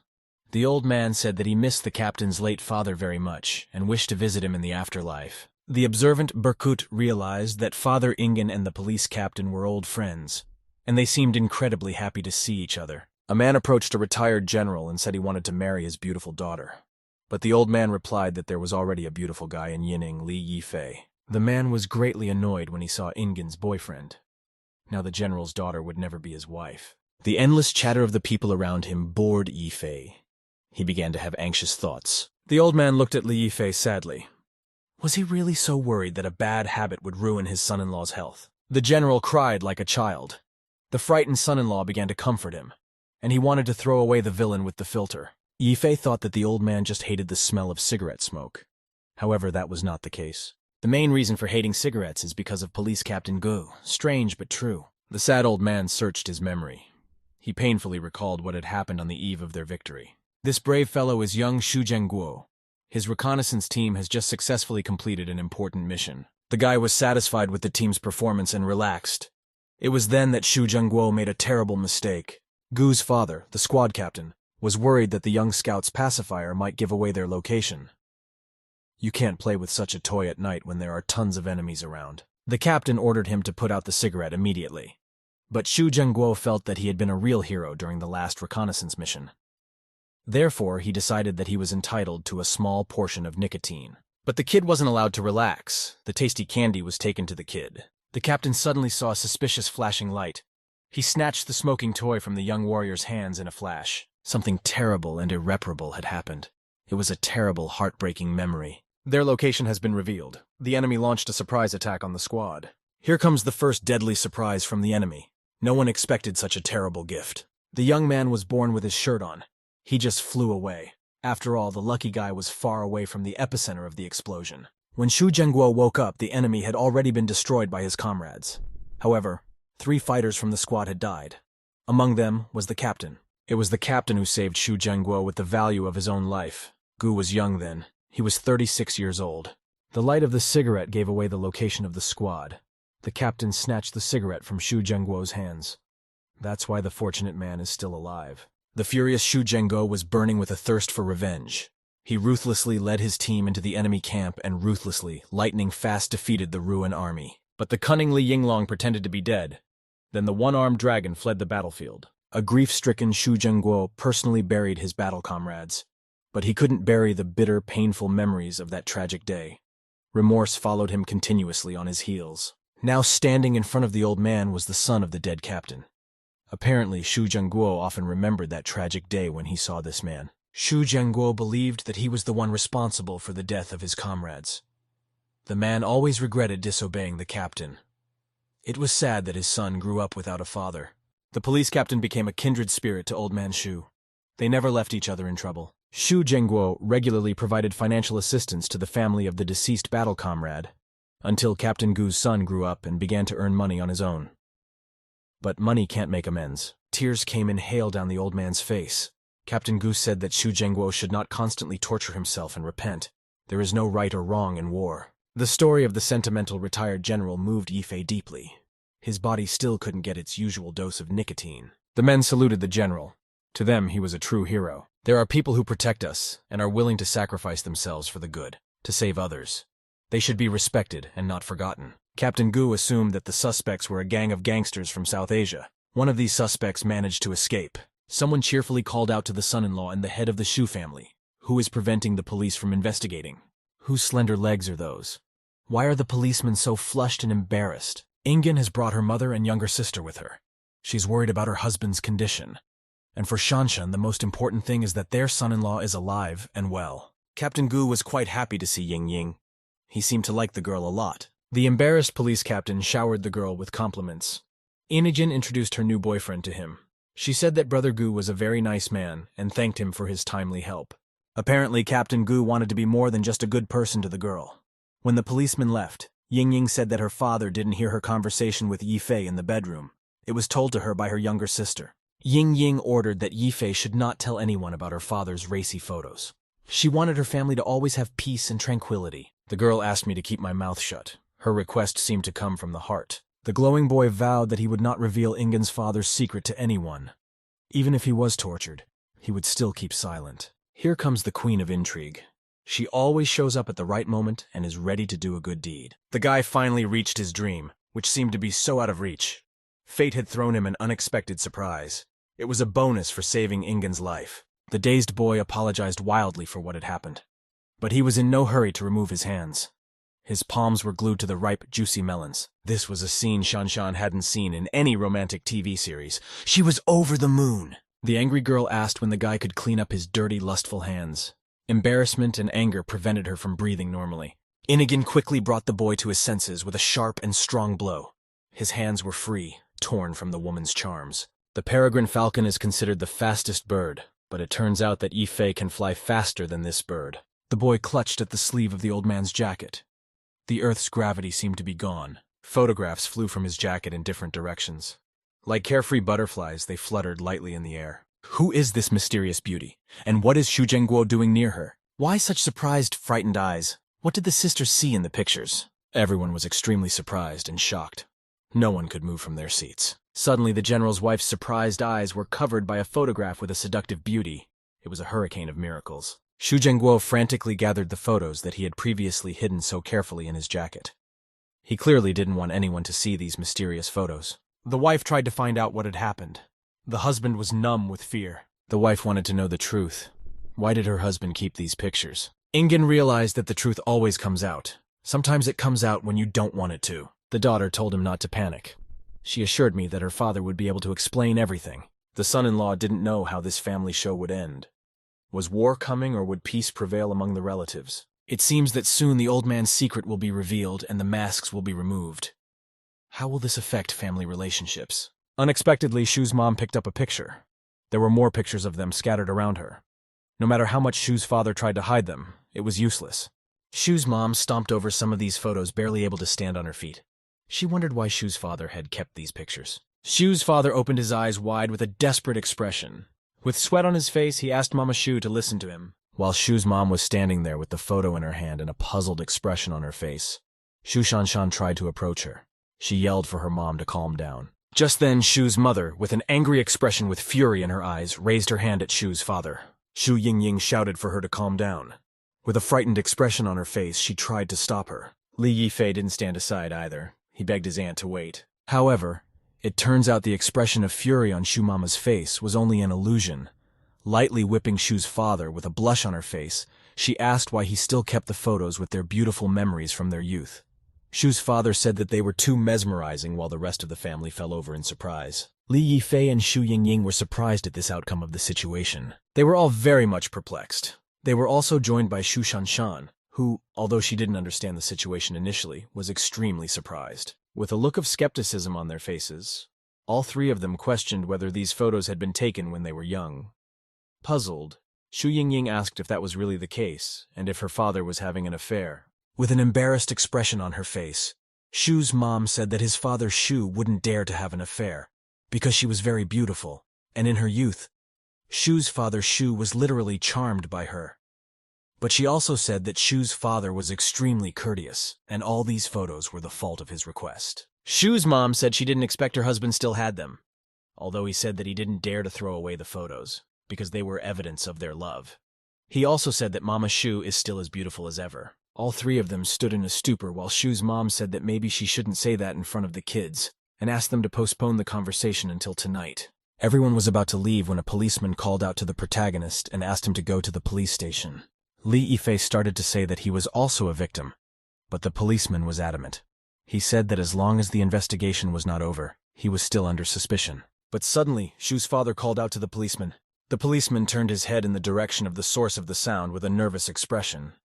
With a grim expression, Shu's father told him to listen to him. Squinting his eyes, Father Shu said that Li Yifei was his son-in-law. The policeman and Li Yifei directly dumbfounded, turning their entire bodies towards Father Shu. At the same time, Mama Shu and Shu Shanshan were also extremely surprised and looked at the source of the sound. Shu Yingying was no exception. She even opened her mouth in astonishment. At the same hour, with a grim expression on his face, Father Shu asked the policeman if he understood everything. The man started to back up. He told the old man not to worry, because he only had to take his statement, and asked him not to look at him so murderously. Shu's mother took a swing at her husband and hit him on the head, lamenting that he had frightened the policeman. Xiaogu was dumbfounded at this scene, thinking that he had become a different person. Shu Yingying walked over to the raucous company and called out to her father. With a serious expression on her face, she asked why Shu's father called the protagonist son-in-law, since he disliked him so much. Father Shu clapped the protagonist on the shoulder. He was surprised at the unexpected movement on his part. Looking at the protagonist with a mesmerized expression on his face, Father Shu said that a man who likes tying up can't be bad. Shu Yingying was extremely surprised by this. She raised one eyebrow and only wondered in her mind if Shu's father didn't understand. At the same time, the rest of the company was extremely surprised by this remark. Li Yifei himself marveled at him, only imagining the way he had been taught to tie up the turtle. Clenching his fist, he realized he had lost the thread of his father's thoughts, but he didn't care anymore. With a serious expression on his face, he confidently said not to worry and just trust Yingying, thinking that he had already accomplished his mission. Just then a fire extinguisher suddenly flew into his face. It turns out that it was Shu Yingying who hit the guy so hard, he immediately fell unconscious. At the same moment, Shu Yingying threw back the fire extinguisher and grabbed the man's leg. She decided to move on, pulling the man's leg. He hit the lantern very unluckily, but because he was unconscious, he couldn't even say anything. Shu Yingying had already disappeared behind the alley, still dragging the poor guy like a sack. All this time, Shu's father stood in a stupor, still trying to reach out to the guy. At the same time, Shu Yingying started beating up the protagonist. She said that nothing could clear our name now, and asked why he agreed. She clearly didn't care about the guy's attempts to justify herself. The rest of the company looked puzzled at the situation while Shu's parents whispered about the reasons why Shu Yingying was beating him like that. The next day, the group was already at the airport. Li Yifei was covered in bruises and had black spots under his eyes. Shivering at the amount of luggage, he realized in his mind that he looked like a panda since he was walking around with those black eyes. He even wondered why he found it so familiar. It seems like Shu Yingying likes to take revenge. Shu Yingying and Shu Shanshan were talking amongst themselves about why Shu's father hadn't come yet. Shu Shanshan said that he was going to visit an old friend, so he couldn't come here. At the same time, the policeman called out to Shu Yingying. He said not to forget about him and to come visit more often. Shu Yingying thanked him for coming to see them off, and she also called him a good man. The policeman recoiled with tears in his eyes. After all, he had only been called a good person. At the same time, Shu Shanshan asked if Li Yifei really knows teacher Chao Ya. Shu Yingying turned around at the source of the sound. It turned out that Shu Shanshan had hugged the guy so tightly that his head was in her chest. The guy didn't know where to put himself out of embarrassment. The girl thanked the one for even being willing to provide it to her, with the same expression on her face and a smile on her face. She told him not to lie to him, because there was no way he could know the most famous dancer in the country. Getting out of Li Yifei's embrace, Yifei said that they were really friends and he could introduce her to her.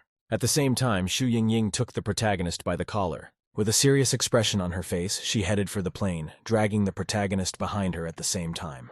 The rest of the company began to say goodbye to them. At the same time watching the airplane take off, Shu's father said to treat his daughter well. Toth sank into reminiscence, looking closely at the photograph. As if addressing the man depicted in it, he said that he realized his mistake. Looked in the distance, Shu's father said that he had successfully quit smoking, and all his acquaintances had already grown up. Also said that it would be good if he could see it. It wasn't long before they arrived in the city of Yi. Li Yifei finally got out of the car after all. Opening the door, Li Yifei saw people beside him greeting him. Well, here was the beautiful weather. The sun was shining all over. However, it was not the sun that was blinding my eyes. Leaning on the arch of the door, Li Yifei wished everyone a good morning. 4 beautiful girls greeted him. One of them held out breakfast. Another said that the principal had invited him to the office. The other 2 praised his looks and success in life. With a wink, Li Yifei said that if that was the case, why don't they have a drink after work today? As he walked on, he heard the screams of the beautiful girls behind him. Li Yifei found himself in front of the principal's door. When Li Yifei opened the door, he asked her why she wanted to see him. Jumping up and down, the principal with a blush on her face was overjoyed to see him. She immediately walked over to the main character, snuggling up to him and thanking Li Yifei while the guy told her not to. At the same time, the girl said that she would give it to him, gradually taking off her clothes. Li Yifei jumped up and down from what was happening. Throwing his shirt over the protagonist, Li Yifei was already presenting an indescribable sight. Li Yifei pulled the shirt off his face and asked with a blush what happened to her. However, it turned out to be not Shu Yingying, but a demon very similar to her. She said to stop acting stupid since his identity had been revealed. She assumed that he had gotten close to her in order to attack her. Pointing her finger at the guy, she said she was about to do something to him. A red ray was released from her finger. As a consequence of this, Li Yifei was surprised, for all of his clothes were missing.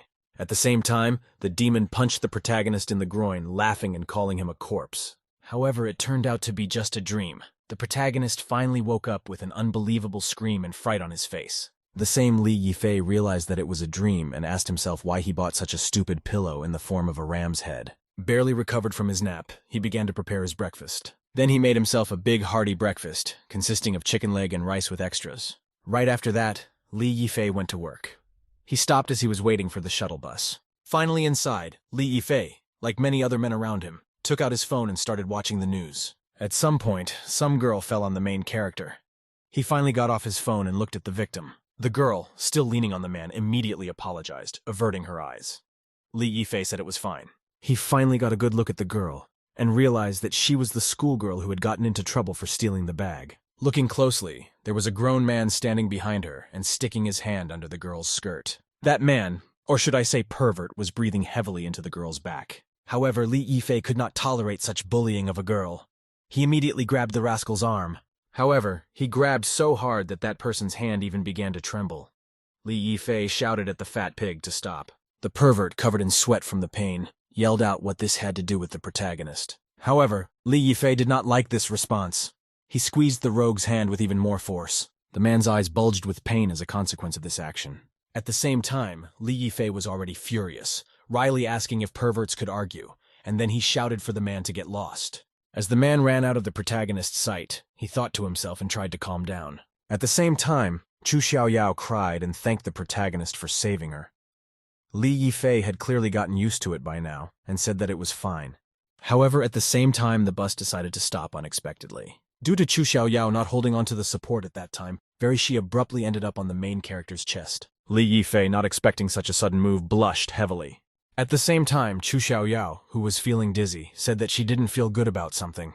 Her eyes blurred abruptly and she fell unconscious. A little later, Li Yifei Chu Xiaoyao was sitting in the park.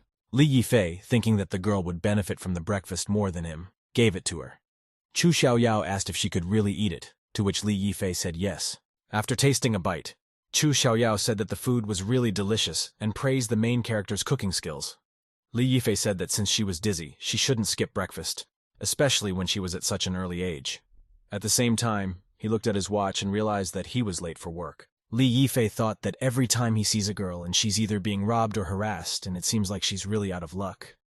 He already thought that she was so hungry now that she was about to faint and wondered if she might be a fraud. After eating all of the protagonist's breakfast, Chu Xiaoyao apologized to him that she had eaten all of his bento and that she would repay him next time. Saying that there was no need for that, Li Yifei was once again convinced that someone like her could not be a cheater. Getting up from the bench, Li Yifei said he had to go to work and asked her to be careful. Chu Xiaoyao thanked the man once again. Unexpectedly, Li Yifei bumped into another passerby with his shoulder. Turning around, Li Yifei looked at the perpetrators of the event. That man was wearing an extremely odd-looking uniform with a dragon image on it. He wore glasses and looked sternly at his surroundings. That man also turned around and looked at the protagonist. The man's servant pointed his finger at the protagonist and shouted how dare he hit his brother. He also said to apologize at the same hour. Turning back, the man told his servant to stop and move on. The man tried to defend his point of view, but was interrupted halfway through the sentence. Here, the man turned around with a smile and asked if he could understand Du Feitan's words.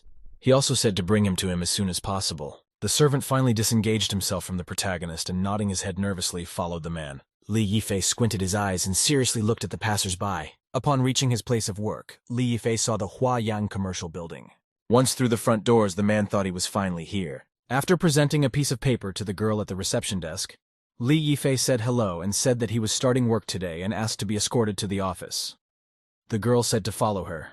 After correcting his uniform, Li Yifei thought that now his life was about to change. After following the girl, Li Yifei finally made it to the office door. Fixing his hair and closing his eyes, the protagonist said hello and said that if they needed his help, let them feel free to seek him out. Someone was surprised by his arrival and said that he was as good a time as any. Li Yifei opened his eyes and looked in the direction of the source of the voice. There stood the same man who had sprung the girl from the bus. He was the deputy minister of the logistics department. Tut was clearly not happy to see the man, and said that he hadn't seen a young guy with such determination in a long time and would bring him up. At the same moment, the newcomer was looked at by all the people in the office. Li Yifei was not even frightened by the fact that his boss was the very pervert whose hand he was clutching, but by the fact that his expectations were too far from reality. One man spoke first and said hello. Li Yifei said, "Where are his promised beautiful ladies, just like that?" Said that very man's hair was flying away. The first female representative greeted them. So she was nowhere near as beautiful as Li Yifei had expected. A middle-aged man also said hello to him and acted cool, showing his music preference with gestures. Li Yifei thought it was a shame to like rock and roll when he was already in his late teens. The supervisor said that if he liked helping so much, next time all the documents would be sent by the protagonist. He said to send the current documents to a neighboring department. The last person to say hello was a girl in a white dress. A certain Michelle said that all the beautiful ladies they were talking about were in the administrative department, and this was the logistics department. Li Yifei was surprised that there was at least one normal girl here, and for once she was pretty. Li Yifei said he was pleased to meet her and looked forward to working with her.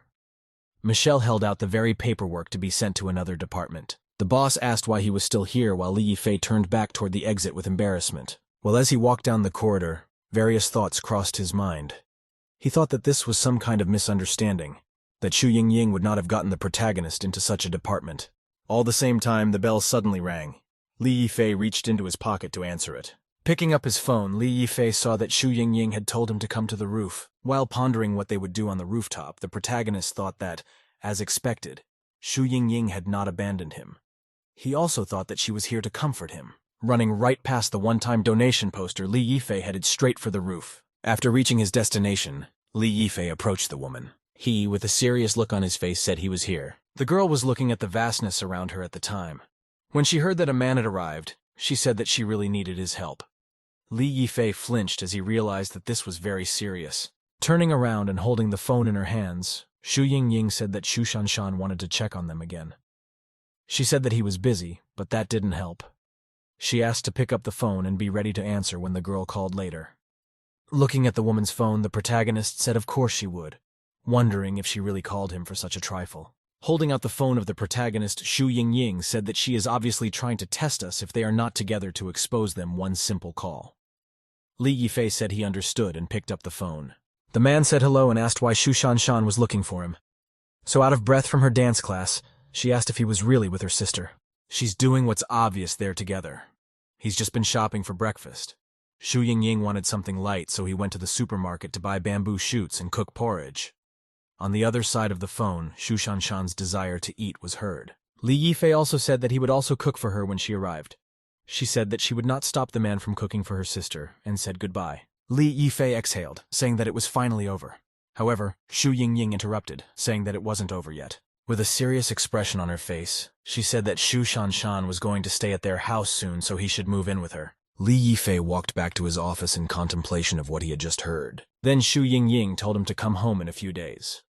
The protagonist asked why he should do that, since he didn't want to interfere with the problem between her and her sister. Right after that, Xu Yingying said that she would transfer him to the pretty girls department if he did. Li Yifei thought that he would have to deal with her again. Just then, from behind the door, he heard the name-calling of someone in the office. The full-figured woman said that Michelle's boss asked to come to his office again. Li Yifei couldn't believe his ears and asked if this had ever happened before. The same Xu Yingying said that she saw him touch Michelle for the last time. Li Yifei was clearly angry, and with rage in his face was about to walk into the boss's office, while the other employees were scared because of the guy. What was happening was what Li Yifei feared was happening.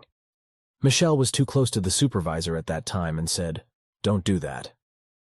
At the same time, the boss was saying with a nasty smile that she had just entered the working world and didn't understand a lot of things. Hearing Li Yifei slamming the door, the supervisor asked who it was who walked in without even knocking on the door. Immediately afterward, Li Yifei threw the documents to the supervisor right in his face. Putting on a pompous pose, Li Yifei asked the boss to excuse him because his hand had only slipped. Michelle looked joyfully at her savior. Holding the girl's hand, Li Yifei said as they walked, wiping the papers off his face. His boss was visibly angry, and said to himself in his mind that he would remember him.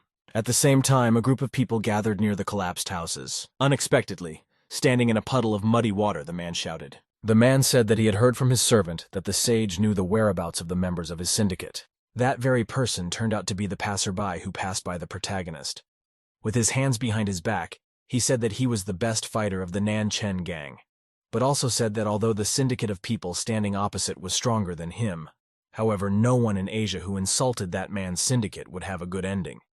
The man squinted his eyes and asked who that wise man was and said to quickly tell everything. But they weren't interested in talking. One of them was quietly smoking a cigarette. The other man, however, said that they were not wise men. This revelation came as a shock to the man. The man grabbed his servant by the throat and asked how dare he deceive him. The man did not expect such a sudden move and asked his boss to listen to his explanation. Then the man clearly didn't want to hear the words. He said that if he dared to humiliate the best fighter of their gang, he must be looking for death. Suddenly a voice came from behind.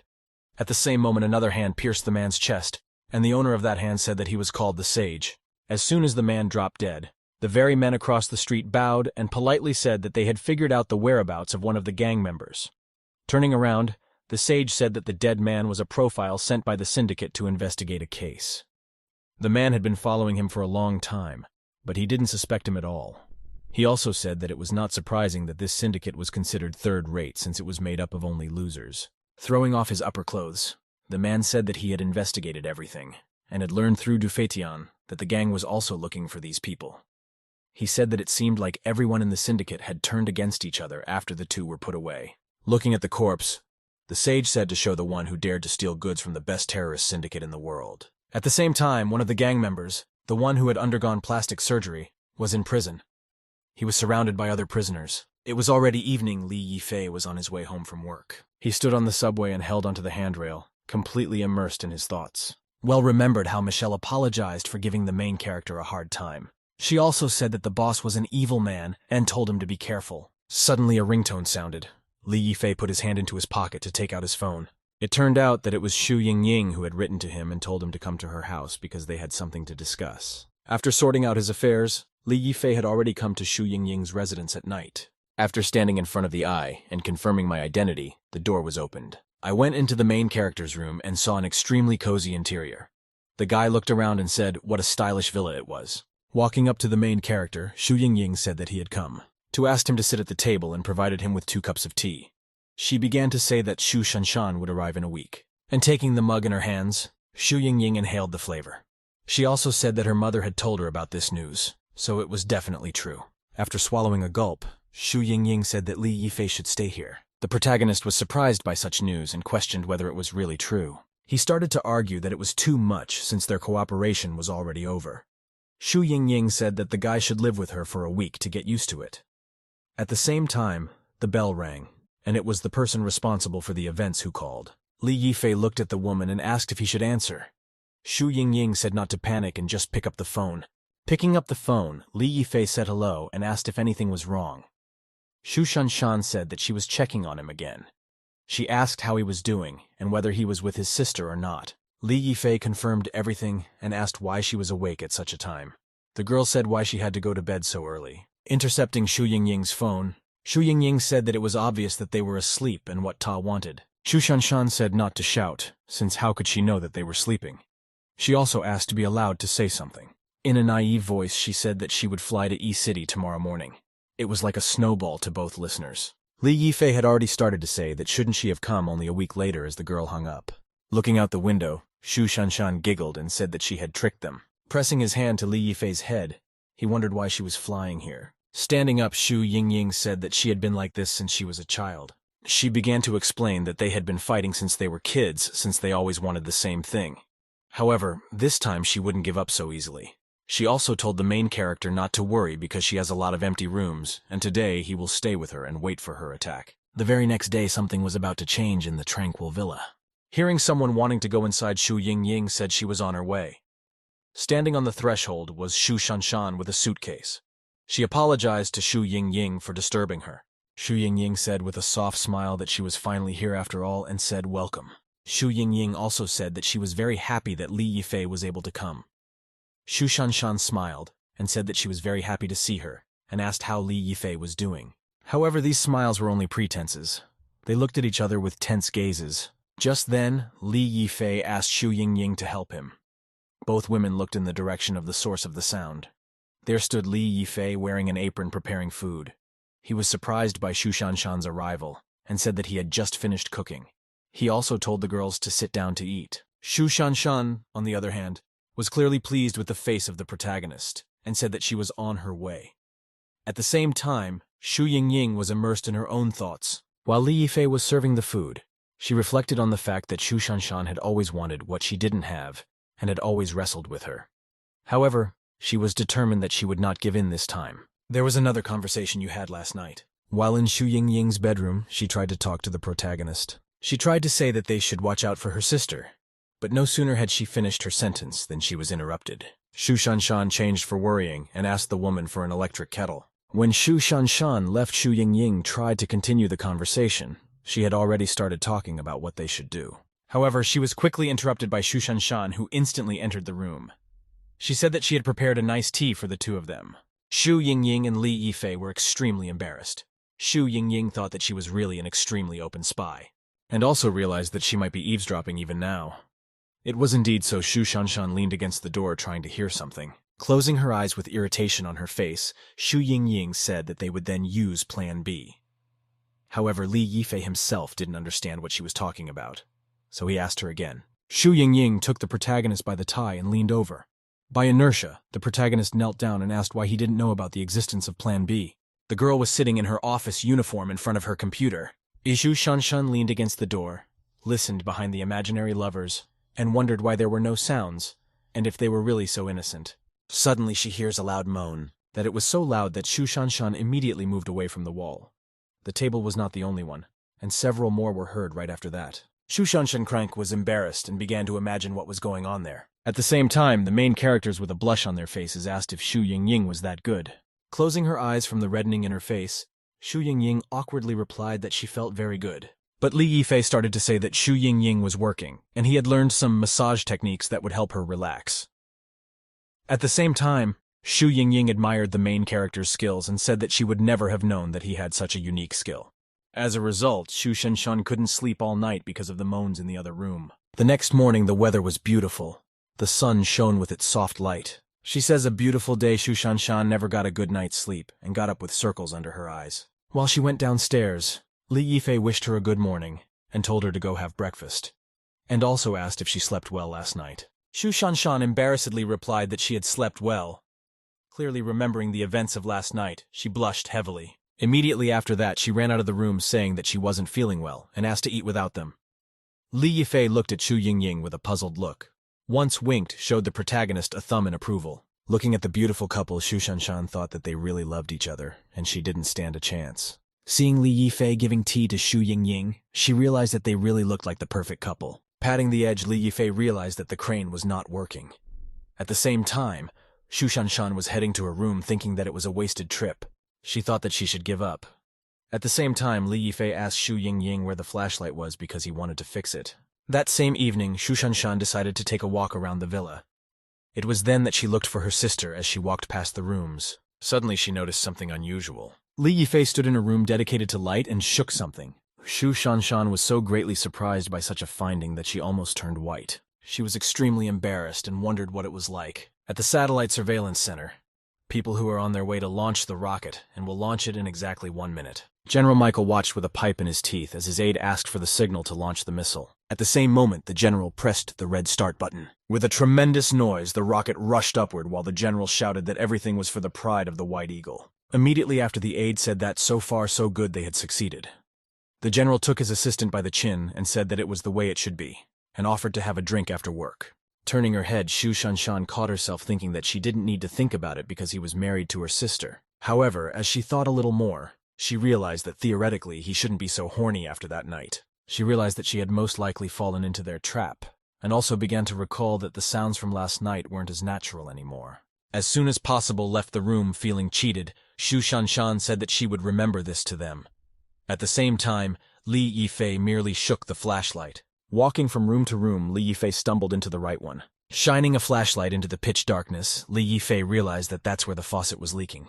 With a mechanical key, he was trying to subdue the pipe from the sink when suddenly he heard some voice. Shu Yingying asked her sister if she would have something to drink. Li Yifei turned around at the source of the sound. Shu Shanshan said that she wanted a glass of German mulled wine and thanked her sister in advance. Squinting their eyes, the protagonists saw an opening through which they could see the kitchen. There, the main character saw Shu Yingying and Shu Shanshan talking. Shu Shanshan was saying that she really loved the German mulled wine her sister made when Shu Yingying knew she would like it. Seeing Li Yifei's unexpected surprises, he blushed all red, precisely leaned over, and said that she remembered exactly that the sugar was in the bottom drawer. Blushing even more, the protagonist praised Shu Yingying's forms. Shu Shanshan said that they were very noisy that night, and similar sounds she had only passed yet in high school. Shu Yingying apologized for it. Li Yifei was still peeking at the two ladies and remarked in his mind that he would never have thought that Shu Yingying would do something like this. Shu Yingying asked if she wanted more sugar when Shu Shanshan said yes. Although Li Yifei realized that if Shu Yingying noticed him, she would kill him immediately, but that didn't stop him from peeking. When Shu Shanshan tasted the mulled wine, she shouted that it was too hot and immediately yanked her hand, spilling some of the contents.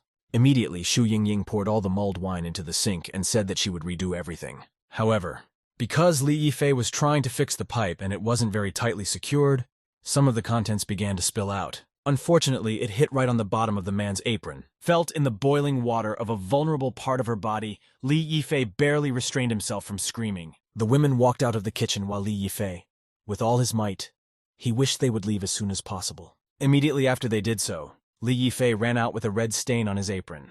As soon as they came out of the kitchen, the girls were surprised to find the person they were looking for so quickly. However, upon seeing the guy, Shu Shanshan was very surprised. The protagonist was waving, trying to cool down the part of his body where the boiling water hit. saying that it was burning badly. Shu Shanshan was extremely embarrassed by the situation, already started to imagine the impossible. In the same satellite safety control center, there was an emergency situation. The rocket's fuel tank had a defect. It was announced that if they did nothing, the missiles would explode in 20 seconds.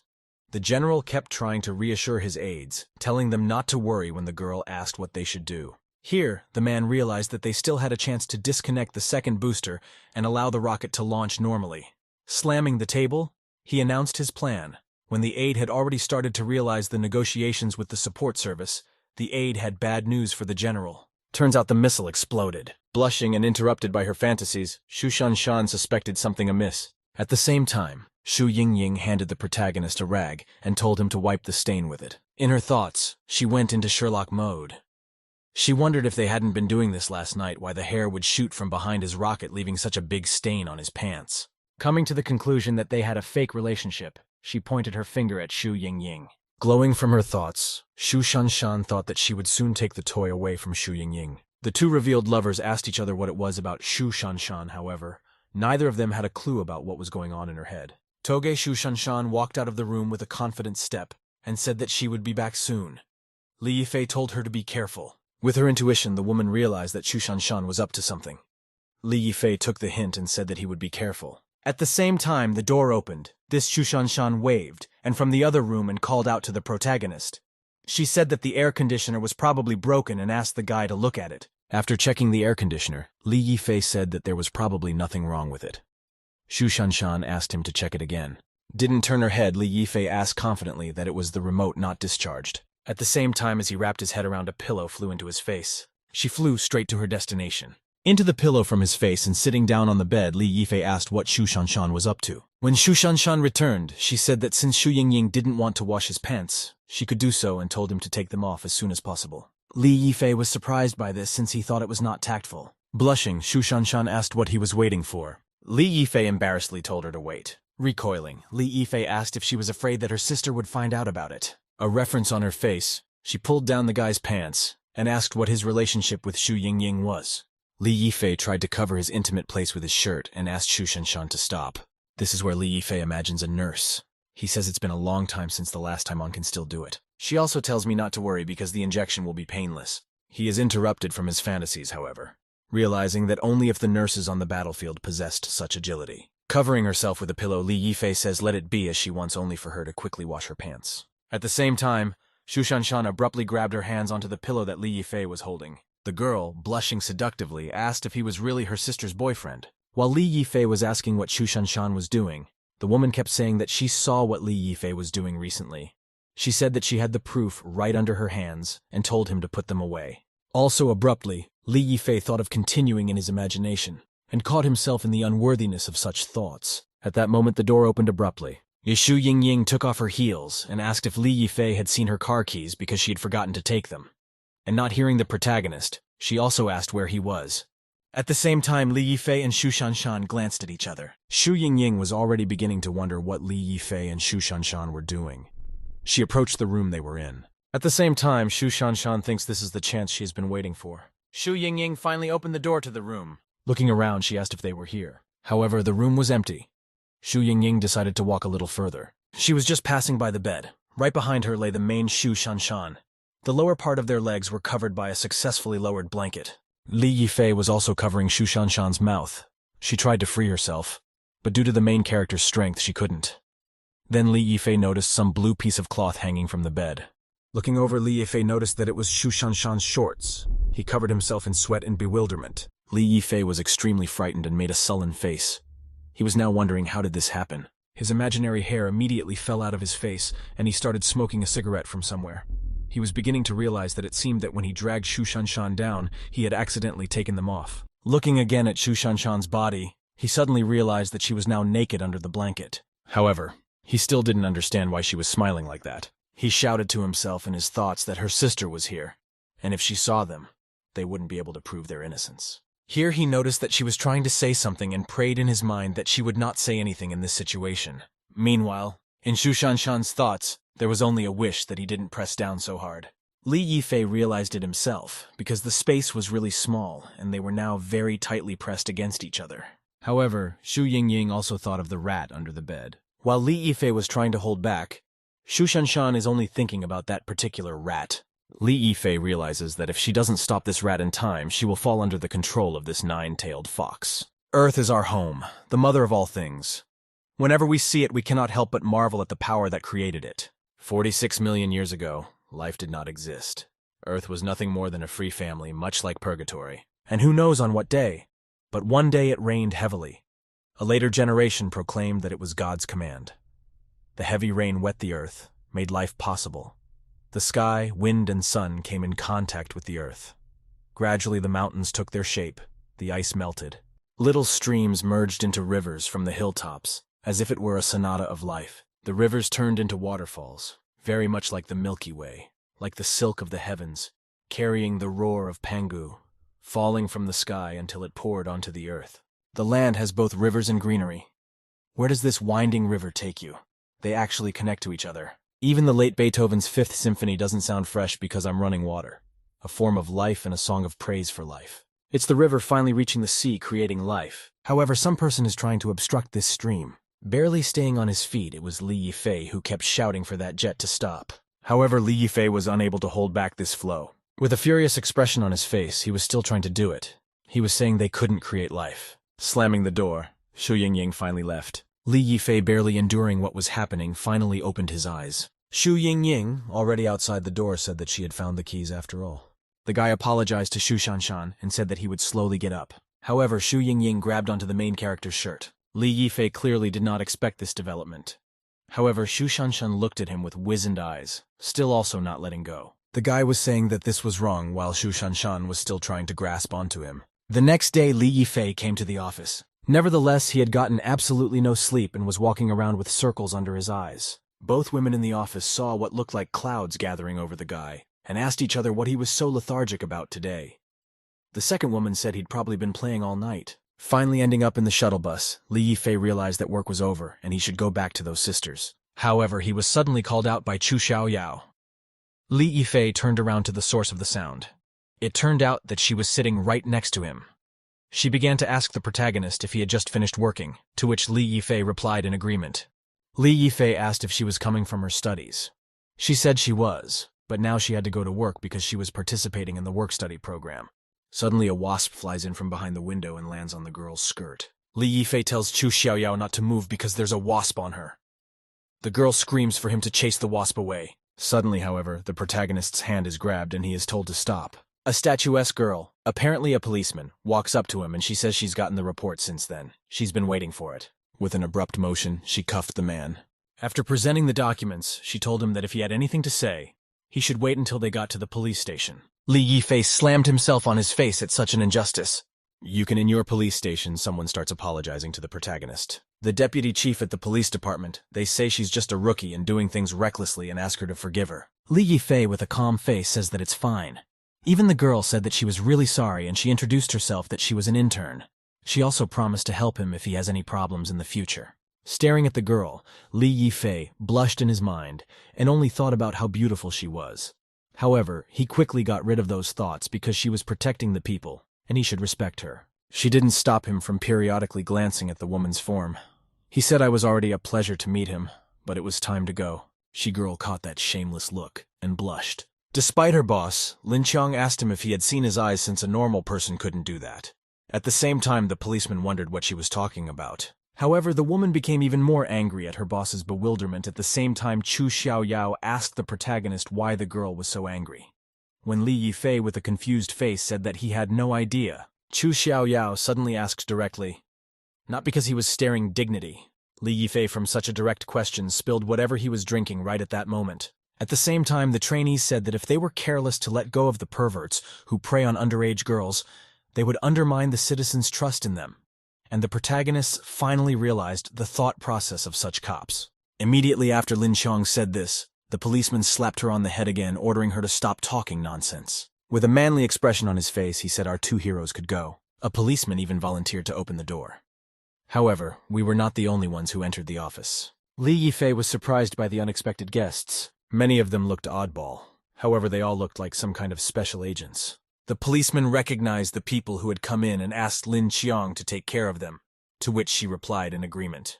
Li Yifei squinted his eyes and tried to pore over his memories of where he had seen this man. Meanwhile, the guy walked past the protagonist with a smile on his face. However, he caught himself thinking that the main character had some kind of intense, murderous look. At the same time, Lin Qiang only looked at the man with curiosity and thought about how handsome he was.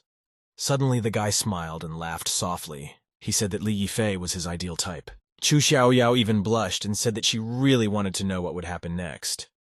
At the same time, Li Yifei shuddered in disgust and shouted that he didn't need to continue. She asked if the man could show her his ID. The guy politely said yes. Opening the card, he showed his ID. But it was unusual because they were Interpol. Meanwhile, the Huarong Hotel was as full of life as ever. A mysterious voice called to some man. While he was being provided with certain services, he asked if he had found Burkett. The man asked what he was afraid of. That voice, he was trading already with them. The guards in the Hua building are just ordinary trash, but also said, "Let's do it tomorrow, and he's a little busy right now." Hanging up, the man stepped away from the phone call. He wondered why Burkett might be in this town. He asked the wise man who was standing next to him how he saw it. The big boss, as he called him, said their goal was to get the goods, but if he could capture Burkett, then that would be even better. He also said he'd take him for backup. At the same time at the police station, the same group of people were talking about their information. They said that from the recordings that they had gotten from the surveillance system, they had found out that 3 dangerous transnational terrorists are now in our country. He introduced them as people from a terrorist group called Plastic Warrior. He showed the pictures. Showing a picture of a sage, he said their leader, Sang Jae. He is the strongest and fastest in the group, yet no one knows his age identity or what he looks like. After that, he would show a picture of the assistants. One of them, Wang Da, the original security guard of the drug trafficking organization, Golden Triangle, was fired, fled, and eventually joined the Plastic Warrior, and became responsible for their drug trafficking. He then showed a picture of Captain Victor, originally vice captain of the famous Alpha Group. After he left, joined the Plastic Warrior and became their weapons specialist. The man said the 3 were the most notorious members of the group and had an important motive for entering this country. Who said their current goal is to capture them before they do anything. Contact a group of police officers. They said to expect help. With a serious face, he said that before he started talking about shady things, they made sure to keep up with their investigation. The policeman raised his hand and said he had a question. The man patiently said he was free to speak his mind. With a serious face, the policeman asked since this case was so serious how they would be coordinated. The man said he would have to take command. He introduced himself. He said his name was Beyonce Medici, that he was from Interpol in charge of fieldwork. He also introduced his assistants. The man with 2 transverse scars he introduced as the one in charge of the infiltration, Kui Cheng Dao. A man with a strange haircut and glasses he called Buddy, in charge of special operations. In their thoughts, the police officers realized that they were literally blinded from the strong professional aura and told each other to hold on because they couldn't lose face anymore. Coughing, the policeman wanted to ask another question. He asked about what the mission of the police officers in those neighborhoods would be. With a thumbs up, Medici said it was a good question. He said that he needed Shuaxia Chenet's help. Attaching a picture of another person, he said he needed to find him. At the same time, the Dream Bar is always packed with people after work. The atmosphere there is quite good because the people who come there are usually simple office workers, so it's not noisy. If you are lucky, you can find someone or one night. But the protagonist was satisfied with this place, where he can hide from everyone. He received a call from a certain Yin. Li Yifei wondered if he really had time to call him. The one said he just missed him. The main character started to say that doesn't he look for girls every time he is free, and asked what happened. The man laid out that he had received information that a Russian captain named Victor was in that city where Li Yifei is right now. Sipping alcohol, Li Yifei asked what this polar bear was doing in the city. The man started to say that he had heard that he had been imprisoned for the murder of an Alpha captain. He didn't know why he was here. However, abruptly his call was interrupted by another incoming caller. Li Yifei said he was busy right now and said they would talk later. Turns out he got a call from Xu Shanshan. Looking at the incoming call, Li Yifei wondered what had happened last night. Then the protagonist heard shouting near him. He turned around in the direction of the source of the sound. There some guy grabbed a girl I was talking about them playing together. The man didn't notice anyone around him as he even crashed into the main character. Li Yifei had already tried to call out to him, but he was interrupted half-heartedly. Even the man asked why Li Yifei was looking at him like that and if he had never seen a drunken person before. The woman was being dragged by 2 men, and she kept begging to be let go. Repeating her request, she even bit the rogue's hand. However, the man punched the woman in the face in a sharp motion and told her to stop biting. The second man said she would be obedient now. Wiping his fist, the other said she forced him. With a sharp movement, a drop of water of pain poured out. Li Yifei, with a sullen expression on his face, grabbed that man's arm. I said that if he tried to hit her again. The men's homes were extremely frightened of the evil protagonist. They quickly decided to retreat, leaving the woman to him. Shu Ying leaned on the protagonist and started talking about her problems. Mistaking the protagonist for another person, she began to say that I was heartless, because he had treated her as his property before the wedding. Li Yifei wondered what was wrong with her. The woman had a marriage license ring on her ring finger. She kept saying that after so many years of marriage, the man had really betrayed her and slept with another woman. Li Yifei thought it was worth contacting her family. Leaning on the protagonist even more, she said that she wouldn't come home again. Li Yifei didn't know what to think anymore. The woman said she was still thirsty but wouldn't budge from the protagonist. At the same time, Li Yifei decided to take her to the hotel. Leaving the one on the bed, she still kept crying about why her husband had betrayed her. Leaving the woman on the bed, Li Yifei thought it was time for him to leave. Still rambling, the woman rolled over from her side to her back. Li Yifei was very embarrassed by this. Embarrassed as that woman's shirt was slipping down. Li Yifei tried to stop the unfortunate tripe. At the same time in his mind he felt as if a volcano was exploding. On the sacred mountain, a company of soldiers were getting ready to march. A man, apparently the leader, was telling them to take their weapons and shine their shields. He began to say that the devil was opening the seal on the holy mountain, and once they ended it, the world would be doomed. The leader said that they were the last hope of this world. Raising his hand, he said that he would command the army, and they should only follow him. For that way I would be able to protect the world. He reiterated that their goal was a sacred mountain surrounded by monsters. After cutting off the head of the first enemy, he told the soldiers to go forward. At the same time, Li Yifei took a blanket and tried to cover the practically naked woman. However, the woman stopped the protagonist's hand. The guy was extremely embarrassed by this action. At the same time on the battlefield, a powerful spell flew into the army, scattering dozens of bodies. Some woman was laughing at the warrior. Sitting on her throne, she was telling the hero to humble himself, for he could not prevent them. With a serious face, the warrior said that there was no way he would let that happen. He made a casual jerk who said it was time to die. However, the woman deftly dodged the all-too-obvious attack. She hadn't expected this, barely having time to turn around. The woman made her big smirk, clearly up to no good. With black ribbons, she wrapped around the warrior and shouted to the rest of his army that they would all die. And he realized that the seal was about to be opened. He thought it looked like it was time for his tactics. He shouted a spell of sacred light. Immediately, the woman's eyes were blinded from the incredible light. She noticed something wrong, but it was too late to fix it. The warrior you made out of air punches in the fall, saying push to seal. At the same time, the protagonists pressed a towel to cover the woman's breasts. Embarrassed by his actions, Li Yifei realized that he really had better leave as soon as possible. He was about to take it when he noticed something wrong. That very lady's foot was heading toward him. Embarrassed even more, Li Yifei repeated in his mind that he couldn't lay his hands on this woman. However, she was adamant. Realizing that Li Yifei had grabbed her leg, she smiled. With a sharp movement of her remaining foot, she nailed him to the bed. Li Yifei decided to turn around upstairs to see what was going on after all. Grabbing the protagonist with her legs, Shu Ying said that her husband was sleeping with another woman and asked the handsome man to keep him company. At the same time, the Hilton Hotel was being ambushed. 2 police officers were in the car waiting for orders. Shu Ying thought back to what had happened just a short while ago. The group watched the security cameras that found the same man. Medici said to show the result on the big screen. He marveled at the speed of the Skynet. Displaying the picture on the main screen, Medici said it was indeed him. On the screen was Leong, who has 4 records of shooting people before handling edged weapons. He was discovered at the Hilton Hotel. Medici said that if they could catch him, they could practically reveal the location of all the other terrorist syndicates. He ordered the arrest to begin. The trainee was still reeling from what Leong had done. She noticed a man walking toward his car. She told the policeman to look in the direction afterward. Leong was standing there just then. Lin Chung said that their target had appeared. At the same time, Li Yifei stared at the woman's underwear in bewilderment. The woman suggested he play. Li Yifei thought that she had seen something he shouldn't have seen. Turns out the girl was conscious in the bar. She said she was watching him. She also wrote the main character as a gentleman with a sense of justice. As she watched the protagonist, she called him the perfect man. Looking around her surroundings, she realized they were already at the motel. Right after that, she said they should start and sat on the protagonist's face.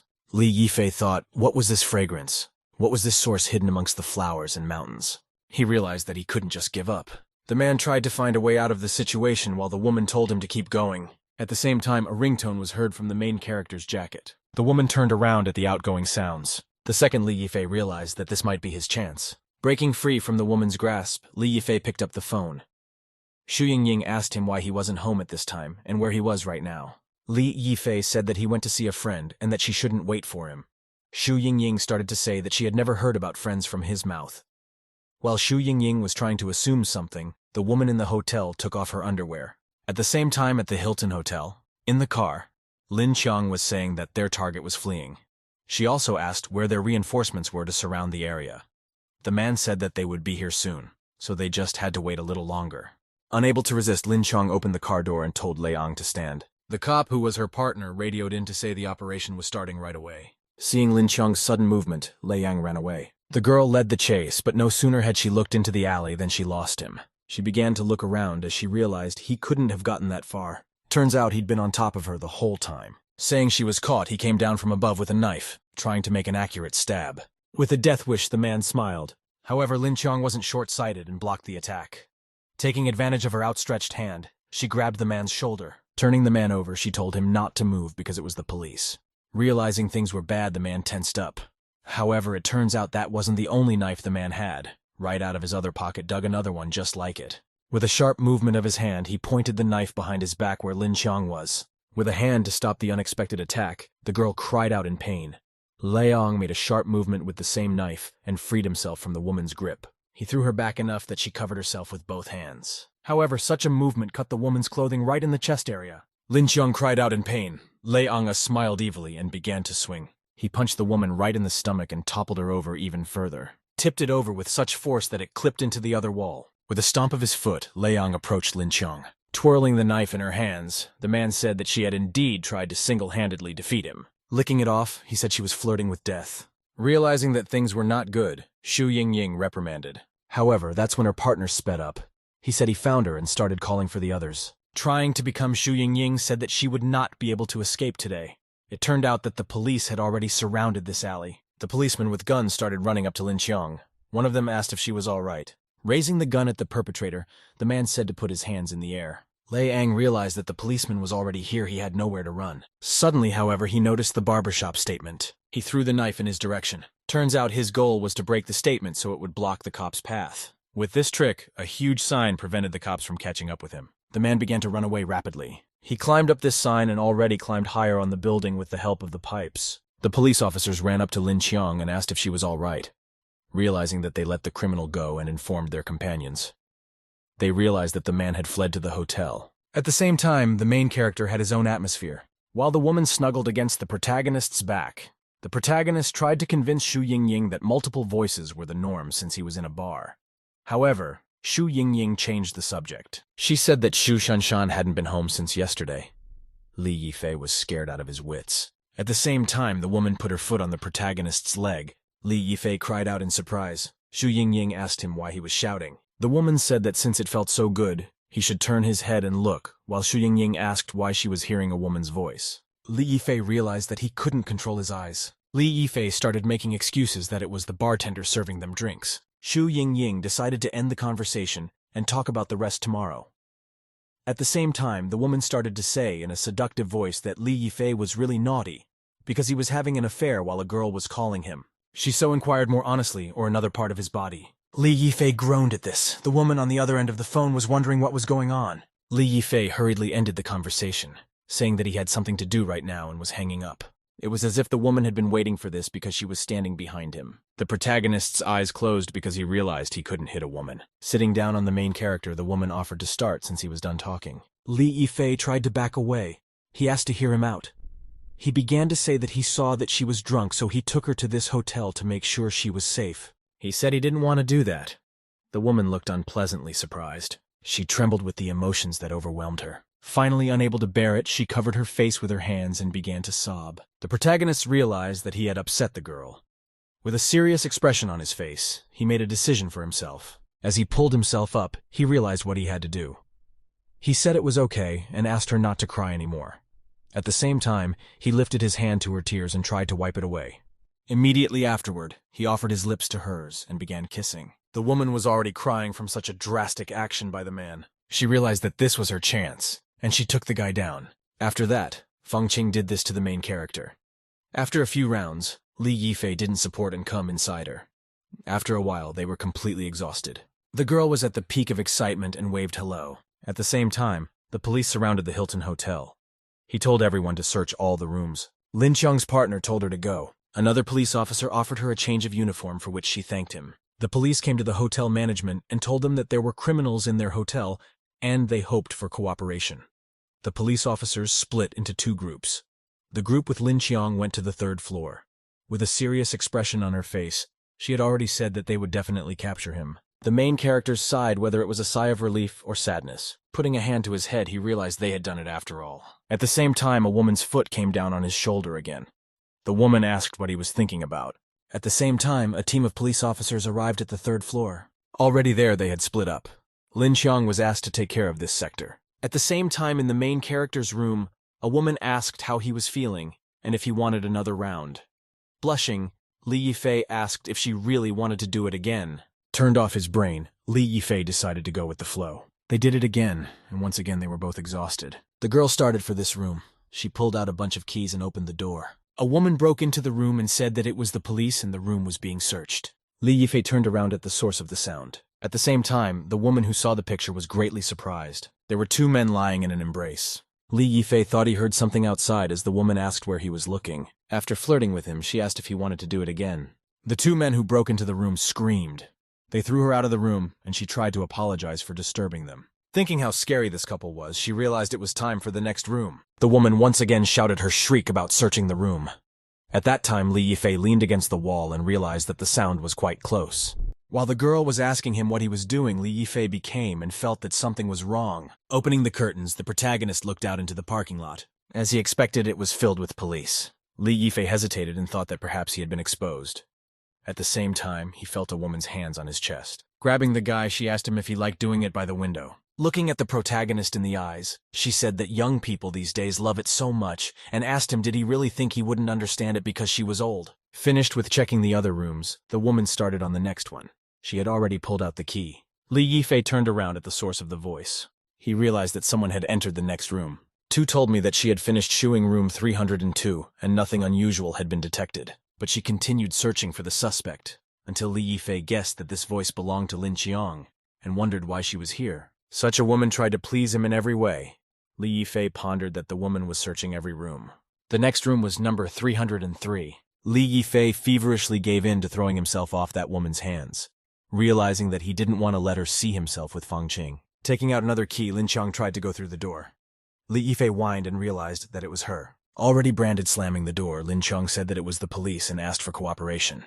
That's when the woman saw the main character. He walked around as if nothing had happened and asked why she had come into his room. The woman recognized the protagonist and said that the suspect had fled to this hotel and asked if he had seen anyone suspicious. Li Yifei said that he had not seen any such person. Sama asked the guy if he would mind if she searched. Li Yifei pulled his hand and said sure. And looking into the room, Lin Qiang said that if she saw anyone suspicious, he should report to the police, to which Li Yifei agreed. He realized that the police were not looking for him and calmed down. Still wandering around the room with a flashlight, Lin Qiang asked why he was sweating and if he was sick. Sweating profusely, Li Yifei said that he was fine. He also told her not to worry about it.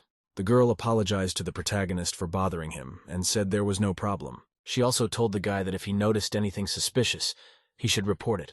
And at the same moment, the door to the dressing room opened and a woman, all tied up and wearing only a blanket, fell out. And as soon as the girl tumbled out of the dressing room, Li Yifei were in a stupor. Li Yifei realized that he had been exposed. Suddenly, Lin Qiang walked behind his back and said that he was indeed a lecher. Pulling out the handcuffs, she asked if he had really kidnapped an innocent woman. Waving his head, Li Yifei tried to justify himself, but nothing came to his mind. Turning to look at the woman, he was convinced that she had indeed fallen asleep. But suddenly, Lin Qiang took a swing at the protagonist, putting out his hand to block the blow, and Li Yifei asked to hear him out. However, the block that the guy put up was not particularly successful, because the girl grabbed him by the collar. Before he could blink an eye, Li Yifei suddenly stood up to see the world from top to bottom. Turns out the officer grabbed him by the shoulder in a way that knocked him to the floor. However, Li Yifei nudged his knee and prevented himself from falling down completely. Lin Qiang was extremely surprised at the fact that he didn't fall down. After all, such a thing could only be done with outstanding physical characteristics. However, she quickly regained her senses and tried to immobilize the protagonist. She told him no to move her hands down his throat. Li Yifei realized that they had done it so many times that he had no strength left to resist. However, even in such a tense situation, he only thinks about being in the woman's chest. He shook his head trying to get rid of these thoughts and realized he had to run. The girl noticed it too and told him to stop moving. Li Yifei tried to justify that he was innocent. However, through the ventilation grate, something was seen that no one expected. While the woman was yelling at him not to move the very culprit down the vent, he kept coming closer and closer to the grate in the main character's room. The perp thought those stupid cops would never think to look for him here. Call in the light, the vent grate of a man decided to see what exactly was going on in the room. Squinting his eyes and leaning against the bars, he saw an indescribable picture. Immediately after, so he realized that the grate was big enough for him to see everything. Without even squinting, he opened his eyes wide. He thought it was a game of S&M with the policewoman. Suddenly, a certain device was pulled out of Lin Chong's belt with the words that he had forced her to do so. It turned out that this device was a portable wand. With loud screams and with orders to not move, she started whipping the guy's legs. Turning to the officer, the protagonist asked if she was crazy when she started whipping him. Swinging in for another blow, she said what a lecher like him should be severely punished. Right after that, she started whipping the main character even harder and faster. The guy started screaming that he was being beaten by the police when the woman told him to shut up and take his punishment. Leong was watching the whole thing. In his thoughts, he was thinking how depraved a couple must be to engage in self-masso in a hotel. Suddenly, Li Yifei heard some sound from the ventilation shaft. He wasn't the only one who heard the sound. The girl also turned to the source of the sound. Li Yifei thought that that was where the criminal the police were looking for was. Lei Ang tried to restrain himself as he realized that he had almost been exposed. He realized that the sound was because he had accidentally bumped his riser against the shaft. Covering his mouth, he realized the cops were going to get him. Peering into the vent, he realized that he should leave the place anyway. However, he heard another shouting. Li Yifei was telling the officer that he had something to report, but Lin Chong didn't want to hear it. Still told him not to move and asked him what he heard. Leong looked through the bars again and saw the indescribable. The woman was again hitting the boy with the same stick. This time, however, she got on top of the guy and pinned his head to the floor with her foot. After watching this scene, the perpetrator became excited again and only begged in his mind for them to stop whipping. As he listened to the sounds, he thought about how he felt like he was receiving these blows himself. Already biting his hand, he realized he had to endure. Startled by his willpower, he realized he was able to stop him. Exhaling, he looked up at the grate again. The woman grabbed the guy in an even more uncomfortable position, saying he still wasn't being honest with her, continuing to harass the guy. And then the iron ventilation shaft couldn't take the pressure. Li Yifei looked up at the thing sticking out and thought it was a gun. He wondered if it could be the same suspect. Covering in his mouth, the criminal realized he had lost control for a moment, and he rose again. He realized that the mine wouldn't last very long if this continued, and he actually fell. He wondered what he should do. However, it was as if the woman didn't hear all the noises and told the guy to be honest, swinging at him again. The man was already yelling for her to stop whipping him. However, she did not stop. Li Yifei covered his face with both hands to protect it. Still biting his hand, the criminal realized that it was all over. The gun was finally loaded. There was a volley. Immediately afterward, the ventilation shaft had already begun to break irrevocably. Li Yifei pointed at Lin Qiang's mine, and the latter only had time to turn around. Immediately afterward, Leong fell out of the ventilation shaft. He was falling right on top of our company, and the woman was very surprised to see him there. Falling right on top of Lin Qiang, the culprit made quite a bit of noise. Barely landing, the perpetrator tried to get up. Immediately afterward, he realized the woman was knocked out and became very frightened. As soon as he bounced off the girl, he let out a curse and realized that he had hit the officer. Looking back again, he looked at Lin Qiang. He noticed that she had indeed fainted. With a relieved sigh, he thought that this was indeed an incredible happiness, and he should run away from there as soon as possible. However, he decided to stop. Blushing, the man said she liked S&M. Taking the knife in his hand and lifting the girl's shirt, he was up to no good. With a quick movement of the blade, he made a jerk. He cut through the officer's clothing. She shuddered violently at the movement. Licking his lips, the criminal only laughed. He began licking the victim's neck. He was already trying to reach out his hands to the girl's breasts when he was stopped. Someone put a hand on his shoulder and told him to get his dirty hands off her. Turning around, the man asked, "Who are you so bold as to dare interrupt him?" Li Yifei apologized and said he had never heard of such a thing before. However, the hero was greatly feared by the criminal, for he knew his real identity. Immediately afterward, a fist flew across his face. He threw the man to the floor. As he approached the poor man, Li Yifei realized that this was exactly who the police were looking for. He said he'd had enough of that for today. Crunching his knuckles, Li Yifei said that the one very timely in the evening will be his punching bags. Lei Ang was very scared of the protagonist. Out of nowhere, he pulled out a knife and said that he dared not belittle him. Taking a swing at the protagonist, he said he was an A-ranking member of the cruise organization, one of the strongest groups in the world. Thinking that the guy was no longer alive, he told him to say goodbye to his life. However, Li Yifei stopped such a primitive attack with 2 fingers. Hearing an unfamiliar word, Li Yifei asked about what kind of organization. However, he did not want to hear an answer, and simply swung his foot at the criminal. The blow came right on the head. Since the one's insides were damaged, blood could be seen coming out of his mouth. He realized that Li Yifei was very strong. As the protagonist took another swing at the criminal, the latter thought the attack was like a thunderstorm. Immediately after that, Li Yifei grabbed him right by his face. With a sharp movement, he nailed him to the wall while the culprit himself thought the attack was like a very strong thunderstorm. After running his head all over the wall, Li Yifei threw him to the floor. As he made the finishing blow, the criminal realized that Li Yifei deserved the title of Berkut. Afterward, the protagonist exhaled and said he felt much better. Taking a rope from somewhere, Li Yifei tied up the criminal. Looking at the officer, he said that he would let her go this time.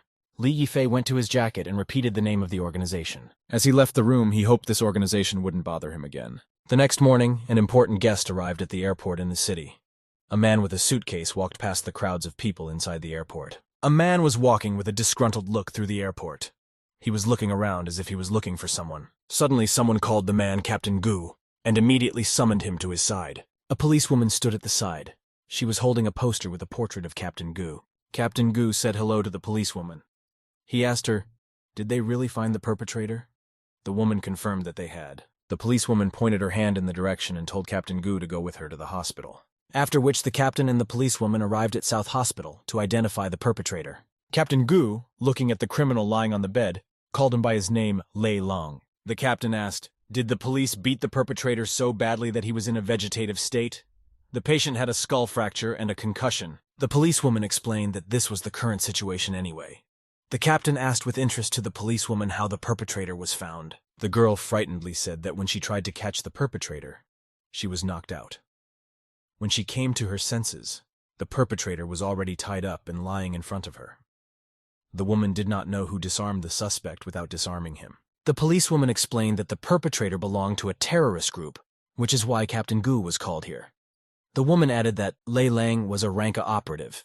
He belongs to the cruise organization. In terrorist organizations, fighters are sent different ranks, according to their level of brutality and ability. A police officer explained that the classification in terrorists shows that the higher the rank of the militant, the greater the brutality and damage. Many countries have qualified their elite forces into 4 main categories. These are captain, officer, soldier, and policeman. The woman told Captain Gu that the main force on their side consisted of him and soldiers of various ranks. Police indicated that the captured Lei Lang is the weakest among the A-rang. At the same time, Wan Da is the 3rd strongest. The law enforcers do not know the terrorist leader and his rank yet. At the same time, the organization has another dangerous character S-rank nicknamed Victor. Captain Gu became very agitated. He interrogated the woman, "Is there really a terrorist S-rank?" Captain Gu said that if there is a terrorist of S-rank, one should ask for help from higher authority. The policewoman replied to the captain not to worry. A woman came up and said in a confident voice that they would deal with the terrorist S-rank on their own. They called the captain only because of the detention of the Liang. The captain of the Gu very much disliked such words from the woman. The woman said to the captain of the guards that she would be in charge of this operation. The captain did not like the fact that a foreigner would be in charge of the operation. The captain turned to the policewoman and asked her unhappily, was that really an order from his superiors? After a brief pause, Captain Gu told the calm woman that he would listen to her orders. At the same time, he demanded that a man be found who could defeat Lei Lang. The woman interrogated the man. "Why find someone?" Captain Gu said judiciously, "The one who can easily defeat the terrorist orang is very strong." The main character was walking down the street at the time. Captain Gu said that the one who defeated the Lei Lang terrorist has the rank of captain himself. The main character was walking down the street. Suddenly a flock of pigeons flew past him. The guy got distracted. Yifei remembered that Shanshan had suddenly left Ingen Villa and left her hometown without leaving a note. Shanshan didn't call for the next few days, so Yifei stopped living together with Ying Ying. The guy thought that Ingen might be suspecting something. At the hotel, when he hung up the phone, Ingen could hear a woman's voice. Yifei remembered that girlfriend was looking at him strangely. The main character, Yifei, was at work in the department head's office at the time. The guy interjected to the director if he needed to take care of the warehouse now. Director Zhao, sitting in the chair, told the protagonist that he would take care of the deport warehouse this week instead of the girl Michelle. The girl standing next to him wanted to object to Director Zhao. The principal asked girl Michelle if there was anything wrong with the contract. Michelle replied that she can take care of the warehouse, and there is no need for a new employee to take on her role. The principal said that young people should have more opportunities to learn. The girl said excitedly, "This was all against protocol." The director shouted to his subordinate. Afterward, Principal Zhao told the girl that he didn't ask for her opinion. The girl was outraged by this decision of the principal. Yifei interrupted the girl and wanted to talk to the principal himself. Yifei told the director that he, as a new employee, was still unfamiliar with the company's system. It would be difficult for him to suddenly transfer responsibilities. Director Zhao asked with a chuckle at the guy, what was the guy even thinking? Principal Zhao looked thoughtfully out the window. He told the protagonist that he was a newcomer, and so he was giving him an opportunity. Zhao turned around abruptly and said for Li Yifei to take this opportunity. The boy told the principal that he knew why he had made that decision. Li Yifei reminded the Grozno director that he had interfered with his sexual advances. The main character threatened the director that he would report the rules violation to the management. Zhao wanted to clarify whether Yifei wanted to clarify the rules in the logistics department. Director Zhao looked sternly at his subordinates and reminded them that he made the rules. The main character, along with his girlfriend Michelle, were surprised and amazed by this response from the principal. Director Zhao told the disgruntled protagonist that he had friends in high places. He also added that he could fire whoever he wanted. Zhao then decided to justify the harassment out loud. He turned to the girl. The principal angrily asked Michelle if he had sexually harassed her. The frightened girl was silent. Michelle felt very frightened. She was extremely embarrassed. Zhao sternly warned the girl that if she said more than she should, that she should prepare to be fired. Michelle's girlfriend was really scared of getting fired. A satisfied Principal Zhao asked the protagonist, "Did he have any more questions?" Yifei told the girl calmly that they had to go. He added that he would follow Chief Zhao's order. In farewell, the boy looked at the principal and said that he hoped he had really strong friends. The main character slammed the door. Zhao was scared and worried. Then the director reached for the phone. He dialed a number and reached Boss Han. Director Zhao told Platoon that he wanted him to help him deal with someone. The protagonist arrived at the port. There he was told that the warehouse he needed was 500 meters from the left turn. Yifei realized that the desired place was very far away. He was walking down the street among people. He thought to himself that his current trip should be counted as a business trip. In parting, Michelle told the guy that he would be away, and he would be there for a week. Yifei thanked his coworker. The protagonist lit a cigarette. He remembered that Michelle had warned him that the environment in the warehouse was not good. The girl warned her colleague that Chief Zhao might take revenge. The protagonist thought to himself that he shouldn't be afraid of the usual department head. He looked around and realized that this place was terrible. Yifeng, looking at the poor neighborhood, said to himself that it was as if he had been banished from civilization. Only now the guy remembered that he'd picked up the smoking habit again. At that time, a girl approached Yifeng from behind. The guy thought to himself that he wanted to remain a non-smoking, non-drinking gentleman. After that, the protagonist reassured himself that no one would recognize him here. The girl with long pigtails called the main character by name very loudly. Yifei was very much surprised by surprise. The guy asked the girl Xiao Xiao with surprise, "What is she doing here?" The girl replied that she was working nearby. Xiao Xiao said she was very surprised that the main character was smoking. Yifeng briefly threw the cigarette on the ground. He began to stomp the cigarette butt with all his might and explained to Xiao Xiao that he smoked occasionally. The protagonist explained to his surprised girlfriend that this was quite normal for men. Xiao Xiao made an obscene gesture and said that she had already seen guys smoking and playing with their thing in their pants. Yifei thought to himself with surprise that girls these days are so mature. Xiao Xiao walked with the boy, holding his hand. She asked, "Why did Yifei come here?" The protagonist replied that he had recently been transferred to a local warehouse. The excited girl told Yifei that she would help the guy and take him to the warehouse. The protagonist thanked her. At that time, someone rode up on a motorcycle. Guy asked the girl where she works. He said Xiao Xiao's outfit was suspicious. The girl wanted to explain something to the protagonist. At that time, the guys on the motorcycle stopped. One of the guys shouted menacingly at the protagonist to turn around. The motorcyclists turned around and chased the protagonist and the girl. They demanded that they stop. The guy with the bat angrily asked the protagonist, "How dare he insult Chief Zhao?" Next, the motorcycle turned around and headed toward Yifeng and the girl. Xiao Xiao was very scared. She hid behind the main character. The guys were riding the motorcycle at full speed. A guy riding a motorcycle prepared to hit the protagonist with a bat. The protagonist dealt with the attackers very quickly. They lay battered on earth. Yifeng asked the motorcyclist if the Zhao sent them to him. The battered motorcycle driver said that Zhao wanted to cripple the protagonist. Yifeng held the assailant by his clothes. The The motorcyclist said that Master Hu had sent them. The protagonist thought about it. He remembered that Master Hu's name sounded quite familiar to him. Ethan swung around to hit the motorcyclist who was lying down. He knocked him out completely. Shosho was very scared and excited. She wanted to say something to the main character. The girl decided she had to act faster. She turned to Yifei. The girl asked the protagonist if he was okay. Yifeng replied that he was fine. Xiao Xiao asked the protagonist to lend her 2,000 bucks in a modest voice. Yifeng was surprised at such a request. The guy thought that he didn't know Xiao Xiao well enough to give her that kind of credit. Yifeng replied to the girl that he didn't have that amount of money right now. Xiao Xiao suddenly threw her panties on the protagonist's head. Xiao Xiao was hugging the protagonist from behind. She told the surprised Yifeng that she was giving him her panties as collateral. Xiao Xiao hugged the protagonist and asked insistently for him to help her. The girl told the guy romantically that she gave him her panties as collateral. Xiao Xiao really wanted to get money from Yifeng. She reminded him that her panties had her scent on them. After gathering his thoughts, the protagonist asked in a calm voice, "Why does the girl need so much money?" Xiao Xiao began to tell the protagonist that she had her own difficulties. Yifeng suddenly interrupted the girl. After that, the protagonist handed the girl the money and said in a confident voice that he trusted her. Xiao Xiao happily kissed the hero and ran. She thanked him as she walked. The protagonist thought to himself that he couldn't stand it when girls cry. After that, the protagonist arrived at his destination at the warehouse depot. The guy was greeted at the warehouse by Dong Chenghuai, the interim supervisor. Yifeng asked Chenghuai how many employees he had in the warehouse. The interim manager replied that there were 11 people in total. Chenghuai shouted to the workers that the manager had arrived and told them to say hello to him.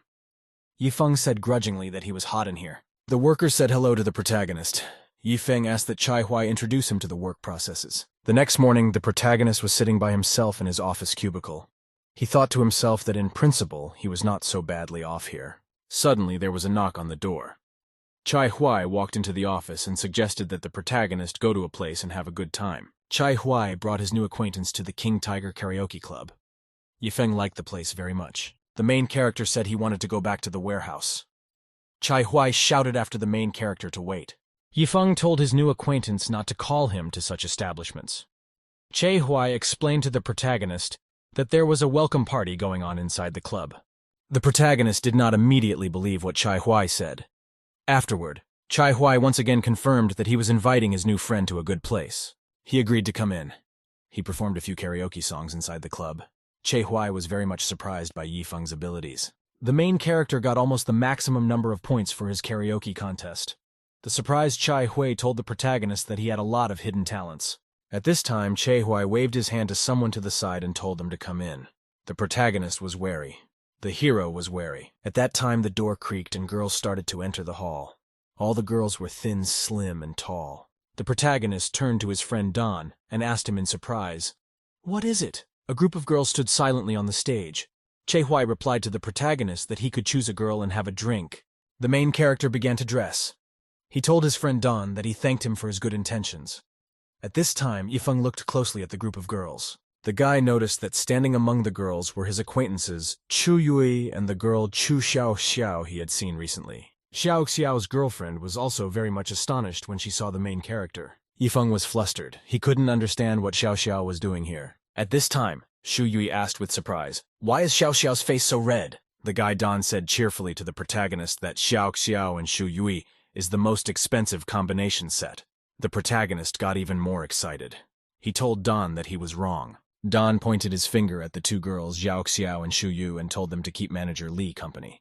He told the others to leave. The guy Don shouted out to the main character that the girls next to him is the most popular set of this karaoke club. The main character felt uncomfortable because the girl Xiao was sitting next to him. CCTV cameras were watching everything going on in the club. The surveillance guy spotted the main character sitting with the girls. The guy was amazed. The main character seemed familiar to him. He remembered that the karaoke guest Chief Zhao wanted to punish. The guy jumped up and ran with all his might. He realized that he had to report the protagonist to Brother Hu. The guy opened the door and shouted to Brother Hu that the man Chief Zhao wanted to mutilate had come to their club. The guy noticed that a stranger in a black hoodie and a mask had come in. He was holding the boss with his hand. The stranger demanded that the Tiger Brother tell them where they had hidden their goods. The girl told excitedly all the subordinate policemen that they had found the terrorists in a karaoke club in Port Day. She ordered everyone to get into the car. The guy Don approached the protagonist and his girls. He asked with interest, "What are they whispering about?" Suddenly, Shu Yui grabbed and kissed her girlfriend Xiao Xiao. After a very long kiss, Xiao Xiao pulled her head back. Oha was surprised to ask something to Yui. After that, Shu Yui grabbed her girlfriend Xiao Xiao once more and started kissing her. After saying that, the Xiao Xiao girl took her head to the side and touched Shu Yui's shoulder. The protagonist angrily asked the Xiao Xiao girl, "Is she really busy with such a job?" Xiao Xiao said excitedly that her friend Yui's father was in debt. For this reason, she borrowed money from the protagonist. Shui Yui hugged the surprised protagonist and told him that he was really a good person. After that, Shui Yui tearfully asked the protagonist to lend 20,000 to save her father. Afterward, Shui Yui told the main character sadly that she would belong to him if he helped save her father. The main character touched the face of the girl Shu Yui and told her that he couldn't watch women cry. After a short pause, Ifeng asked the girl, "Is her father really here on the 4th floor?" Shu Yui confirmed the protagonist's question. Ifeng stood and told the people around him to wait for him. Don frightenedly asked the protagonist where he was going. Ifeng, in a formidable voice, he told the girl Shu Yui that he would help her repay her father's debt. At this time, on the 8th floor in the manager's office, a stranger was interrogating the tiger's boss. The stranger put his foot on the tiger's head and told him to tell him where the goods were, and he would let him live. The tiger replied in a frightened voice that he would tell him. Brother Hugh's underlings came running up. They shouted to their boss that they could fight the strangers. The tiger showed his hand to his subordinates not to move. The lying boss told the frightened subordinates not to shoot or they would die. The subordinates were very much surprised by the boss's words. At this time, someone on a video link said that there was bad news and they were surrounded by police. The karaoke club was full of cops. Captain Gu ordered Team 2 to move towards the entrance. Someone asked the Kun guy, "Where are the cops now?" He confirmed that they were surrounding the building. The stranger in black told the Hugh boss to have his men guard the merchandise. At that time, the Kun guy heard a very suspicious sound coming from outside. He turned around to the side. At that time, a powerful shot rang out, hitting the Kun guy in the head. An image of a woman appeared on the screen. She said with a smile to the bandits that it was time for fun. The woman told the gunmen to clear their throats while they waited for her. The stranger in black asked Victor's boss if he knew who had just come to them. The boss revealed that the girl in the red beret is named Beyoncé Medici. This Beyoncé girl is in the French National Gendarmerie. Beyoncé is the strongest among the officers. They call her the red-headed sly fox. Police officers broke into the premises and opened school fire on the bandits. A red-haired masked gunman said the police were going to break through the 6th floor. The red-headed thug was shot by a Korean Special Forces professional, Choi Seondo. Choi Sando kept shooting. He was good at sneak attacks and had the nickname Ghost. One bandit radioed his associates on the lower floors and asked for help, at which time a gun barrel was pointed at him. The Special Police Unit also has someone in charge of digital warfare. The digital wrestling expert is French officer Barty, nicknamed Electric Mouse. One of the thugs told the Who boss that their security cameras were down. The police still made it through the 6th floor. The stranger in black said he didn't need to stay very long. He said he had to go get the goods. The stranger added that his subordinate Victor was staying in charge. The boss in black instructed his subordinates that when it was over, they were to meet at the assembly point. Victor turned to the Hugh boss and demanded that he find him 2 of the best girls. Hugh boss told Victor excitedly that he was bringing him a girl named Lily Love. Victor hesitated and dreamed. He said softly that the name Lily Love sounded not bad at all. On the 4th floor in the entertainment room was playing music from a gramophone. A gangster named San Lee said that the music sounded unpleasant to him. San Lee Zakuran told the old man Su grudgingly that he was taking a very long time to pay him back. Then San Lee told the old man that he had taken 20,000. The sum with interest came to 140,000. San Lee suggested to the old man that he sell his daughter for a karaoke club to pay back his debt. Old man Su said excitedly to the San Lee bandit that he had only one daughter. San Lee took a drag on his cigarette smoke and said he was offering the old man 150,000. Shi Yui's father replied to the bandit that he would sell his beautiful daughter for no less than 200,000. Sun Li liked the old man's answer. Sun Li said that they had finally found the right solution. At this time, the guards stood near the entrance to the office. The main character burst into the office. He started beating and disarming the bandits. San Hu wanted to tell the old man, what is the difference between them and ordinary bandits? San Li told slowly that they have guns, and Boss Hu is the chief in Southeast Asia.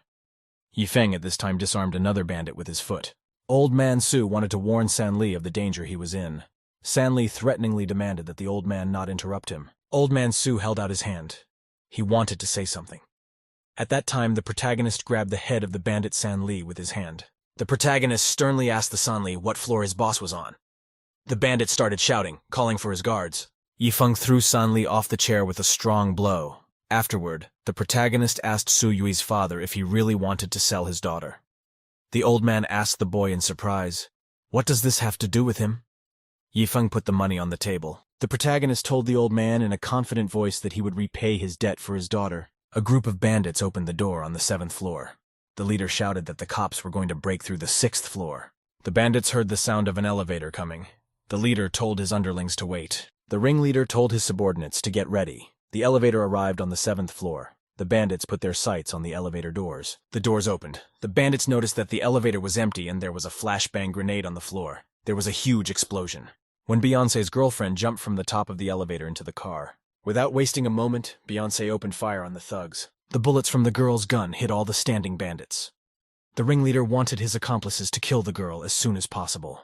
An armed SWAT officer named Barty ran into the room with a rifle. Barty began firing confidently at the bandits in the hallway, killing them on the spot. Barty yelled to Beyoncé's girlfriend that it was clear. At that time, Beyoncé heard gunshots from behind. The girl noticed the bandit standing in front of her, who was protected by an armored shield. Beyoncé yelled that the bandit had a shield. At this time, a bright white glow flashed from the shield. The bandit stuck his shield out in front and started shooting at the girl Beyoncé and her partner Barty with a gun. Barty's boyfriend was wounded by enemy fire. His partner Beyoncé continued shooting. The bullets couldn't hurt Bandit because they hit the armored shield.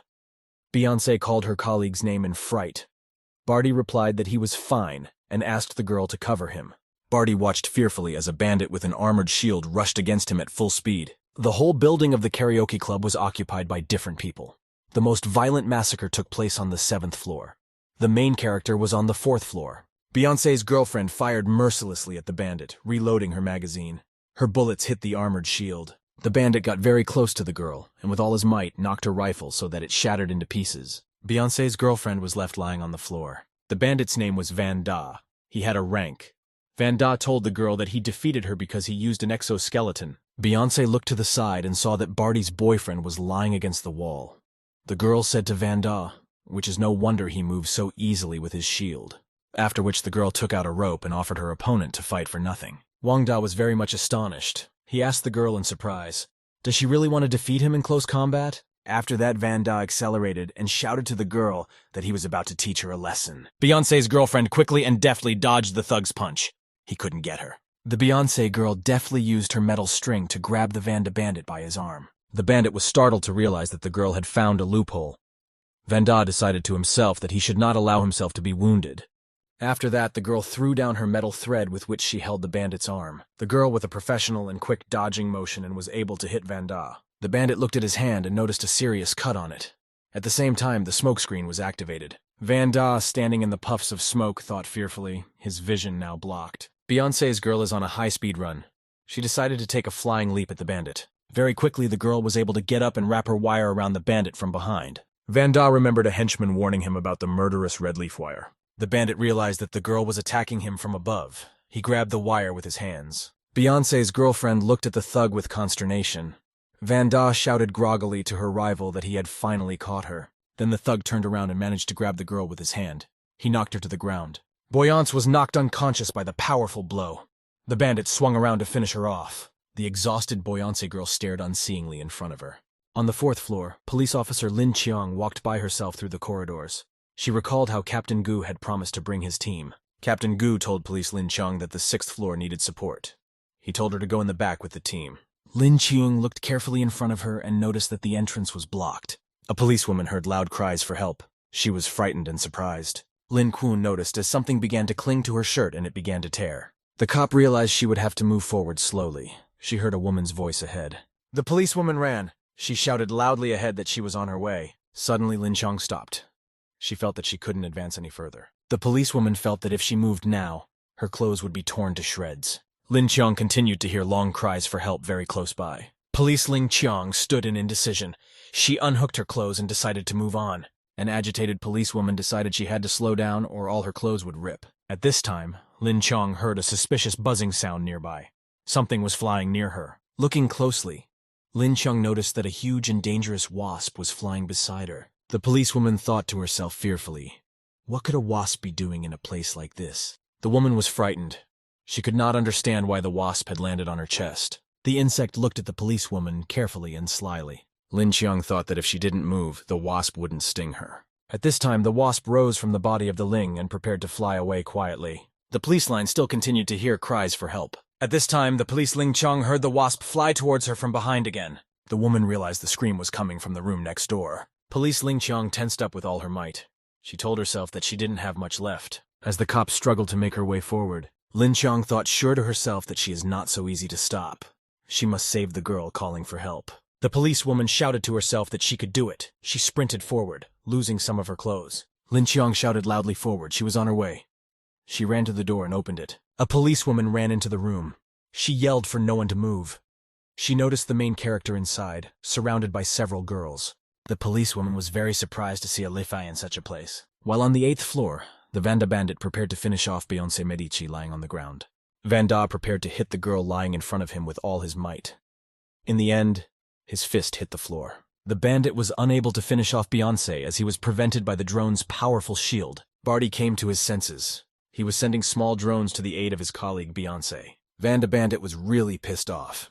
He couldn't handle the drones in front of him. The bandit menacingly asked the Beyoncé did the woman think she had led him into a trap? Beyoncé's girlfriend shouted to her coworker Suya to launch an attack. The SWAT officer with the automatic rifle began to move slowly toward the Vanda bandit, firing as he went. The policeman kept firing in the direction of the bandit. He was slowly approaching. Vanda turned around unhappily. He realized that he hadn't noticed the man with the gun behind him. Vanda realized that the policeman could damage his exoskeleton with his shots. Vanda Grozno shouted to his opponents and asked, did they really think he was so easy to deal with? He was able to fend off the drones around him. Then the bandit turned around and managed to reach the Barty boy. He grabbed him with his hand. After that, Thug Vanda threw Barty in the direction of the cop with the gun. Beyoncé Medici girl came to her senses and prepared to attack further with her wire. The girl wrapped her wire around the bandit from behind. Vanda shouted to her rival that it was useless. The thug menacingly reminded the Beyoncé girl that it didn't work last time. At that time, there was shooting from the side and bullets hit the bandit's arm. Vanda was angry. He did not understand who could have shot at him. During this time, Captain Gu came to the aid of his colleagues. He continued firing. The bandit Wanda turned to Captain Gu and said angrily that they had killed many yellow monkeys. Captain Gu continued shooting and shouted to the bandit that they had killed many like him during the invasion of Korea. The Vanda bandit continued to defend himself from the bullets flying at him with his shield. Beyoncé's girlfriend was still sitting on top of him. Captain Gu fired 2 pistols at the bandit. He hit the rear shield.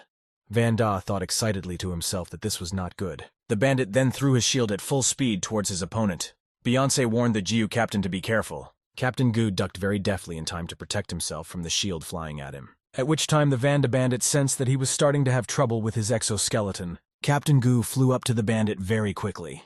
He dodged all the blows that Vanda wanted to throw at him. The thug called his rival a bloody yellow monkey and said he was going to die. Suddenly, the bandit noticed that Captain Gu had disappeared somewhere.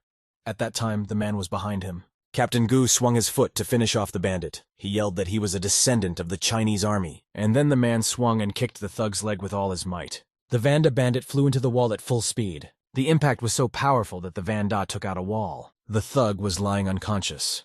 Beyoncé commanded that the medical brigade be called. Captain Gu said cheerfully that they were finally done with the bandit. Captain Gu asked Red Fox why she came up with such a risky plan. Beyoncé explained that as soon as she saw Vanda's exoskeleton, she knew it was the only plan that would work. Captain Gu asked that if they had such a hard time with Vanda, how would they now cope with Victor? Red Fox asked his colleague, is he really afraid? Captain Gu said that if he had been afraid, he would have been ridiculed by Old Shu long ago. The captain, together with his colleagues, went on further searches. At this time, Victor was watching the progress of the enforcers through the videotape. He was unhappy because Vanda had failed. In the end, Victor crushed the phone with anger and decided that he would have to deal with everything himself. That's when Boss Hu came running up. He called out to Mr. Victor and wanted to tell him something. Boss Hu told Victor he had transferred the girls. It was Xiao Xiao, and together with her Shu Yui. On the 4th floor, a policewoman was asking a frightened leafy guy with great interest how he had gotten here. The policewoman angrily asked the protagonist, did he come here to have fun with prostitutes? The protagonist tried to justify himself. The protagonist realized that he got into this situation completely by accident. Yifeng beat up the girl Shu's father, and after that they came to an agreement, but the old man locked him in a room. The main character tried to find a way out, but found a secret room with girls. Then they jumped him. The policeman yelled angrily to the guy that he couldn't answer her question. Yifeng realized that the girl wouldn't believe his story. The guy pointed a sudden finger at the policewoman and asked if she needed to change her clothes. The policewoman was shy. She wanted to hit the guy with her baton and asked him where he was looking. The police line didn't have time to hit the head hero. She started to lose consciousness. The guy ran up to the girl and picked her up. He got really excited. Yifeng excitedly examined the Lin woman. He noticed that there was a wasp sitting on her throat. The protagonist realizes that the Lin could have been sent. Now the life of a policewoman is in danger and he needs to take action. Yifeng crushed the wasp with a violent movement. He realized that he would now have to suck out the poison. Police Lin, in a scared voice, first asked the guy what he wanted to suck. After that, the girl shoved the guy away from her and yelled that he was a pervert. The protagonist said in a confident and frightened voice that he would not let the woman die in front of him. The woman was surprised at such words. She looked at the protagonist in surprise. The policeman's Lin yelled to Yifeng that she was all right. The guy said fearfully that the poison in the girl's body must be at the level of her leg. Yifeng said to avoid embarrassment. He closes his eyes and sucks out the poison, although it will be difficult. The guy touched the girl's stomach with his lips. She screamed that it was her stomach. Lin yelled for the guy to go lower. Yifeng replied that he knew where it was. The protagonist looked at the big chest of the surprised policeman. He decided that the right place was here. After that, Yifeng grabbed the girl's shoulder with his lips. He thought to himself what it was like. In a romantic impulse, Yifeng thought it was like licking ice cream for him. Yifeng, still licking his shoulder, asked Lin, "Is this the right place?" The policewoman said it was the shoulder and that the guy needed to go lower. The protagonist, with his eyes closed, lowered himself to the foot of the Lin. He decided that the site of the infection was here. The girl started fighting back and waving the guy off with her baton. She yelled for him to get away from her. After calming down a bit, the policewoman said she got worried when she saw Yifeng's face nearby. The protagonist said that he had to save the girl's life. Then the protagonist walked up to the girl. Lin grabbed and kissed her with his eyes closed. The protagonist felt a strange feeling and an unusual sensation for him. Yifeng detachedly felt as if he were in a field with flowers that were full of life. The Lin was very confused. The protagonist couldn't understand why he couldn't suck out the poison. The policewoman grabbed the guy's head with her hand and yelled that he was an idiot. Lin forcefully pulled the guy's head down and said shyly, "Her foot here." Yifeng told the shy girl that since the place was here, he would start sucking out the poison. After the suction procedure, the protagonist spit out the contaminated blood from his mouth. He told the girl that her life would not be in danger now. Yifeng explained to the policewoman that she had been stung by a very poisonous wasp. He added that the Lin was very lucky to have him around. The protagonist looked around in surprise and noticed that the policewoman had escaped. At that time on the 8th floor, Boss Victor was sitting on the sofa surrounded by two girls. Victor asked the girl Xiao Xiao to show him her performance. Afterwards, he told Shu Yu that he had a proposal for her. At this time, Beyoncé's girlfriend and her co-workers were sitting near the entrance to the room. At this time, Victor told the girl Shui that her father owed money and was being held on the 4th floor. Beyoncé told her co-workers that Victor was inside and to get ready. Captain Gu S asked the woman, "What is Victor doing?" The girl replied to the captain, the lip that the report reported the great lasciviousness of Victor's boss. Beyoncé added to the outraged Captain Gu that Victor would pursue the woman using different methods. At this time, Victor slyly told the Shu Yui girl that he would let her father go if she had a couple drinks with him. Shu Yui was incredulous at Victor's words. At that time, Victor discreetly threw a pill into the glass. Victor handed the girl a glass with a drink. He thought to himself that once she drank, he could do anything he wanted to her. Shu Yui held out her trembling hand for the drink glass. At this time, Beyoncé ran into the room and yelled for Victor to stop. The girl grabbed her wire to use against Victor. She yelled to the boss that he was going to die today. Victor jumped to his feet. He asked the Beyoncé girl in surprise, had the girl finally arrived? Victor then kicked the table with all his might. He shoved the Shu Yui girl aside, as Captain Gu flew overhead to attack Victor. Captain Gu grabbed Victor's arm with his hands during the landing. Captain Gu pounded Victor with all his might. Beyoncé's girlfriend threw a wire over the boss's head at the same time. Afeng went up to the 4th floor in the karaoke club and saw a girl running away there. The guy was surprised. He didn't understand what had happened and why everyone around him was panicking. Suddenly, the protagonist was startled. He heard the loud sound of a gunshot. Yifeng immediately plopped down on the floor. He decided to protect himself from the flying bullets after the shots. The chief couldn't understand why he hadn't heard gunshots before. He thought that this place had good soundproofing. Yifeng realized that the shots were coming from around the corner. He pulled himself up and scrutinized what was happening around the corner. There was gunfire in the center of the great hall. There were dead bodies everywhere. The bandit put a gun to the girl's head and shouted to the police that if they came near, he would kill her. Yifeng thought there was a terrorist attack. A policeman shouted at the bandits to surrender. The criminals responded by opening fire and shouting that they would kill the police officers. The bandits shot at the policeman. They hid behind a table to escape the bullets. The ringleader had the girl in his sights. He shouted to the policemen that if they fired, they would kill the hostages at once. Ethan thought to himself excitedly that the matter was bad. A little earlier, police officers were communicating with Beyoncé's girlfriend Medici to help her storm the 8th floor. Beyoncé told a flustered Captain Gu that Victor has hostages that he will use as human shields, so they can only count on themselves. Beyoncé commanded her subordinate Sue to find a normal position. We needed to distract Victor from the hostages and strike one last blow. The girl prepared to grab Victor with her wire and shouted that his misdeeds had come to an end. Beyoncé put a wire around Victor's neck. It had no effect on the thug. The girl wondered. Victor asked angrily, did Beyoncé really think her tactics would work on him? Victor put his hand on Captain Gu's head and said in an important voice that he was the Russian superior captain. There was some kind of impact. Victor's body began to transform. He tossed aside Captain Beyoncé Medici's girlfriend. Victor's bandit body became covered in advanced nanobronze. He asked angrily to the police officers, did they really want to defeat him with such tactics? A refreshed Victor told the cops that they would use their own blood. The bandit appeared to be clad in the latest and most impenetrable nano-armor. Beyoncé Medici girl thought fearfully to herself that the nano-armor was supposed to be still in development. Overjoyed, Victor decided to try 20% of the power of his nano-armor first. Then Victor accelerated out of his seat and sprinted toward Captain Gu and the Beyoncé girl. Victor then grabbed Captain Gu with a swing and knocked him to the floor with all his might. Beyoncé, looking at Victor in the nanosuit, thought fearfully that he was very fast. As the police sniper approached the scene with his rifle, the sniper decided to hit Victor with his rifle. He took him in his sights. Looking closely through the scope, the policeman noticed that Victor had suddenly disappeared. Victor came up behind Sniper and said he looked like a rat. The policeman turned around and opened maximum fire with his rifle on the bandit. The sniper ran out of bullets. Victor asked the policeman with interest if he was tired of wasting bullets. The sniper couldn't figure out what kind of armor Victor was wearing.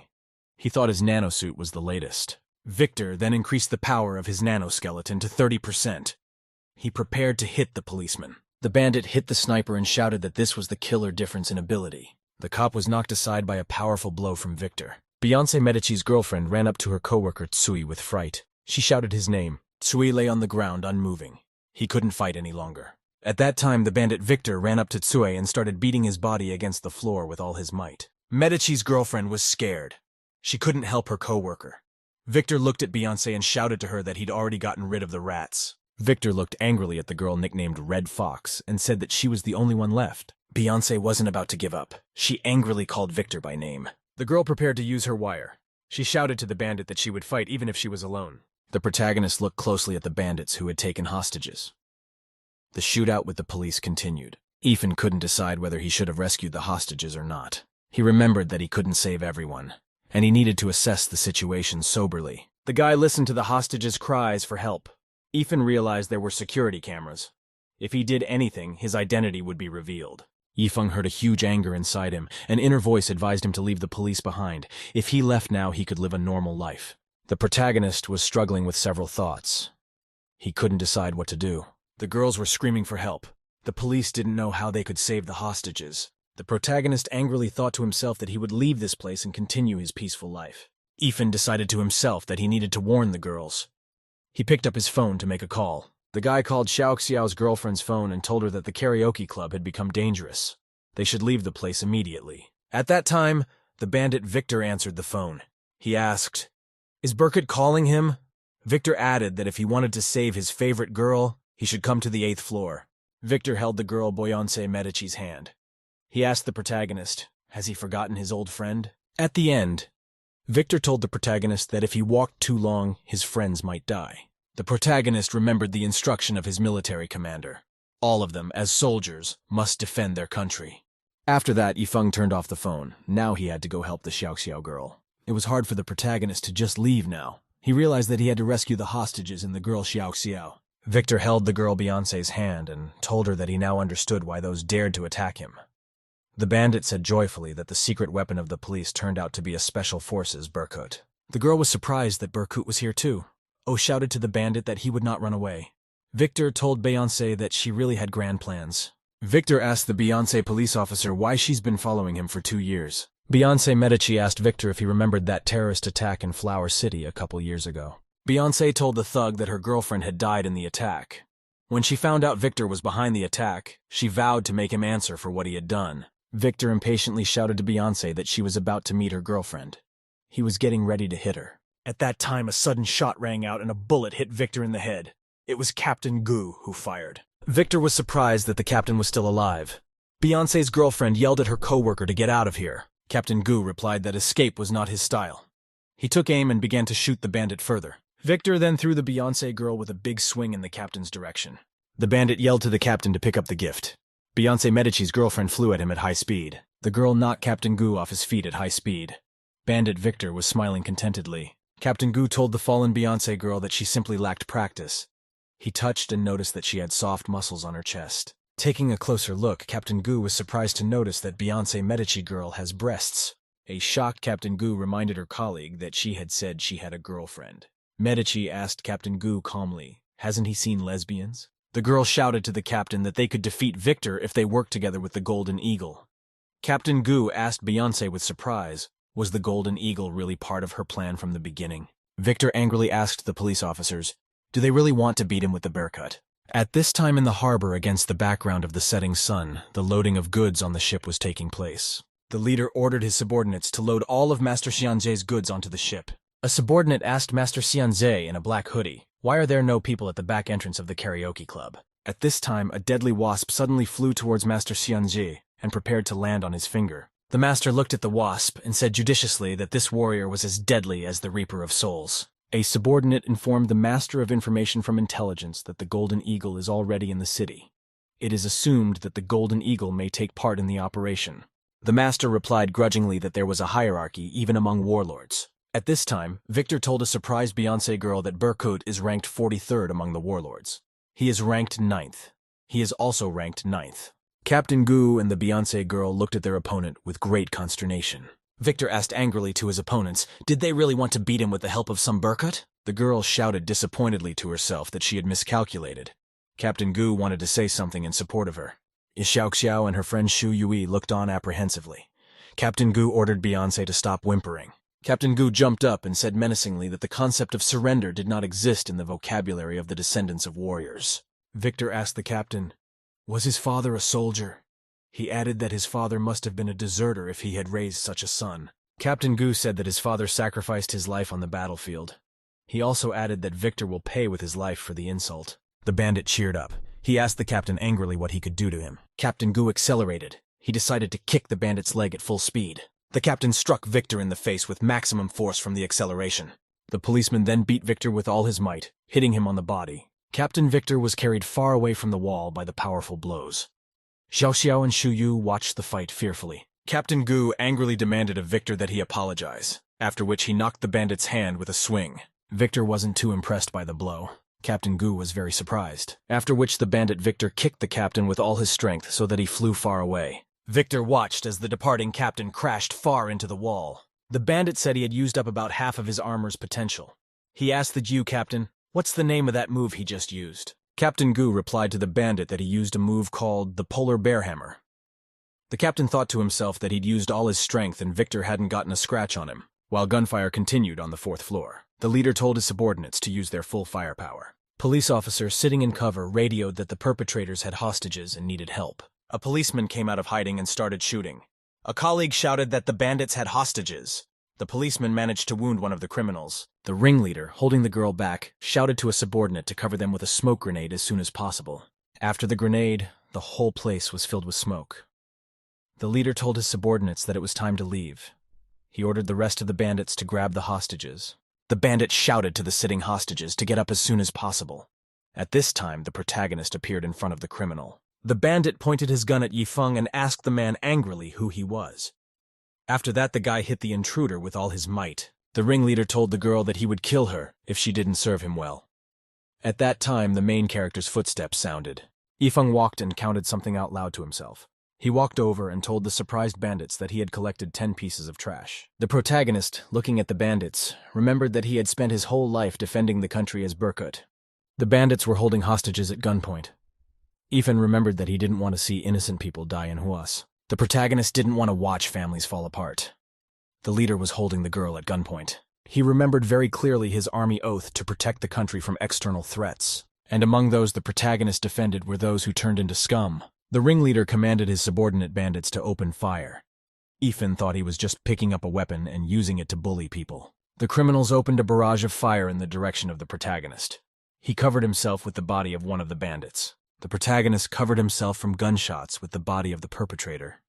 He thought that sometimes a shadow of doubt appeared in his heart. The ringleader at this time was furiously firing his weapon towards the protagonist. For a moment, the protagonist wondered if everything he'd done was worth it. Ethan covered himself with the bandit's body and ran at the criminals. The leader shouted to his subordinates not to let the boy get to them. The protagonist threw the body of one of his accomplices at the rest of the bandits. One of the bandits commanded the protagonist to drop his weapon. Yifeng hit the criminal with a precise shot, after which the protagonist began professionally shooting at the bandits, hitting them. The bandits couldn't hit the protagonist with return fire. One of the shots from the Ethan hit the hand of one of the perpetrators. He dropped the gun, after which the protagonist kicked one of the criminals with all his might. Yifeng continued to hit the bandits around him with pistol shots in cold blood. Another hit criminal dropped his machine gun. The protagonist fired his pistols, covering himself from front and back. The criminals couldn't stand up to the protagonist. He was hitting them. The protagonist used 2 guns to hit the criminals around him. Yifeng managed to turn around in time to shoot the bandits dead on the sides. Gradually, the bandits around the protagonist became fewer and fewer. Eventually, a white cloud of smoke enveloped the entire battlefield. You couldn't see anything. The police officers stood up fearfully from behind cover. They could not understand what was happening in front of them. The leader was very frightened. He realized he couldn't escape now. Then the main character's footsteps sounded. Yifeng asked the terrified hostage, how could he get to the 8th floor as soon as possible? The police heard some cries for help in the smokescreen. They didn't understand what was going on there. When the smoke cleared, the police saw the ringleader tied up. There were various inscriptions all over his body. The bandit Victor was heading in the direction of Captain Gu. He motioned for him to continue. Captain Gu gathered his strength and jumped to his feet. He shouted angrily to Victor that he agreed, after which Captain Gu accelerated to strike his opponent. The captain decided to hit Victor with all his might to knock him off his feet. The bandit prepared to defend himself. Victor began the process of activating and strengthening his nanoskeleton for defense. Captain Gu wanted to hit the criminal, but Victor blocked his blow with his hand in time. The captain continued to strike Victor indiscriminately. He defended himself. Victor couldn't understand what was happening. It was getting harder and harder for him to defend himself. The bandit felt the captain's right-handed blows getting harder and harder for him. Victor felt the policeman's blows already pushing him back. The girls excitedly watched the battle. Beyoncé yelled for Captain Gu to cheer him on. Beyoncé's girlfriend shouted to the captain that he could defeat the enemy. Victor could no longer defend himself properly. Victor decided to increase the power of his nanoskeleton by 60% to give himself more strength. Captain Gu felt that he no longer had enough strength in his punch to stand up to the bandits. Captain Gu no longer had the strength to fight like before. He couldn't understand what had happened. Victor angrily told the captain that the man's right arm was cybernetic. A couple years ago, Captain Gu was in the hospital. The doctor showed him an X-ray of his chest with shrapnel in it. The captain sat and looked closely at the photograph. The doctor congratulated the policeman as he was able to survive. After a short pause, the medic wanted to tell Captain Gu some very unpleasant news. The captain looked and saw that he had an artificial arm. The doctor told the police officer that he had amputated his arm and replaced it with a prosthetic. He added that a disabled person could not serve on the police force, and so the captain could retire. After calming down a bit, Captain Gu asked the doctor if he could use his prosthetic to pick things up. The doctor assured him that he could cover the prosthesis with artificial skin, and the hand would look like a real one. Captain Gu seriously asked the doctor if he could conceal his condition. The doctor was worried. He turned around and asked the captain excitedly what he was up to. The policeman said menacingly that he wanted to continue his career even with a prosthesis. The doctor told the captain that he would make his life difficult for him if he did so. The medic then placed a chair in the center of the room. The medic seriously asked the patient why he wanted to remain a police officer. Captain Gu replied confidently to the doctor that he wanted to protect the weak. Now the policeman was fighting one-on-one with Victor. Captain Gu with all his might struck the bandit Victor's fist with his hand. He remembered to himself that he was defending justice. The policeman continued to fight mercilessly. He thought he had inherited his father's personality. The fire of justice burned in his chest. Captain Gu kept trying to finish Victor off. The policeman thought angrily to himself that he couldn't stand the villain snooping around freely. The captain thought to himself excitedly that his justice would continue to burn. He swung around for another blow. The captain prepared to dodge another blow from the bandit. He thought his fury had made him lose his temper at an important moment. Captain Gu, looking at Victor, realized that at that moment death itself was smiling at him. Unexpectedly, at the most important moment, luckily for Captain Gu, Beyonce's girlfriend, Medici, intervened. Beyonce's girlfriend swung her leg at Victor in flight. The sound of the impact brought Captain Goo back to reality. The rescued Captain Goo thanked the Red Fox. The girl asked if the policeman was all right. Beyonce yelled to the captain to start using their proper tactics. The girl decided that she had found a chance to attack. Victor shouted to the policeman that they had indeed found their own death. Beyonce stood determined to block another blow from Victor. Victor, a bandit, kicked Captain Goo with all his might. He flew right off. The captain swept the Beyonce Medici girl off her feet in flight. He marveled at the force of Victor's blow. Beyonce and her colleague flew off into the wall from a strong blow. When the girl came to her senses, she said it was painful. The girl had a very bad headache. Captain Goo, lying on the ground, began to regain consciousness. Beyonce said grudgingly to the captain that they had already agreed on how to attack. The girl looked at her colleague and was surprised. The captain yelled to the girl that she couldn't block Victor's punch. His arm was damaged. At which time a police line decided to go through the ceiling to the 8th floor. Suddenly, the ceiling collapsed and the police line fell from a great height to the floor. She looked around and couldn't quite figure out where she was. The policewoman stood up and looked around. She thought happily that she had finally made it to the 8th floor. The policewoman contacted her subordinates.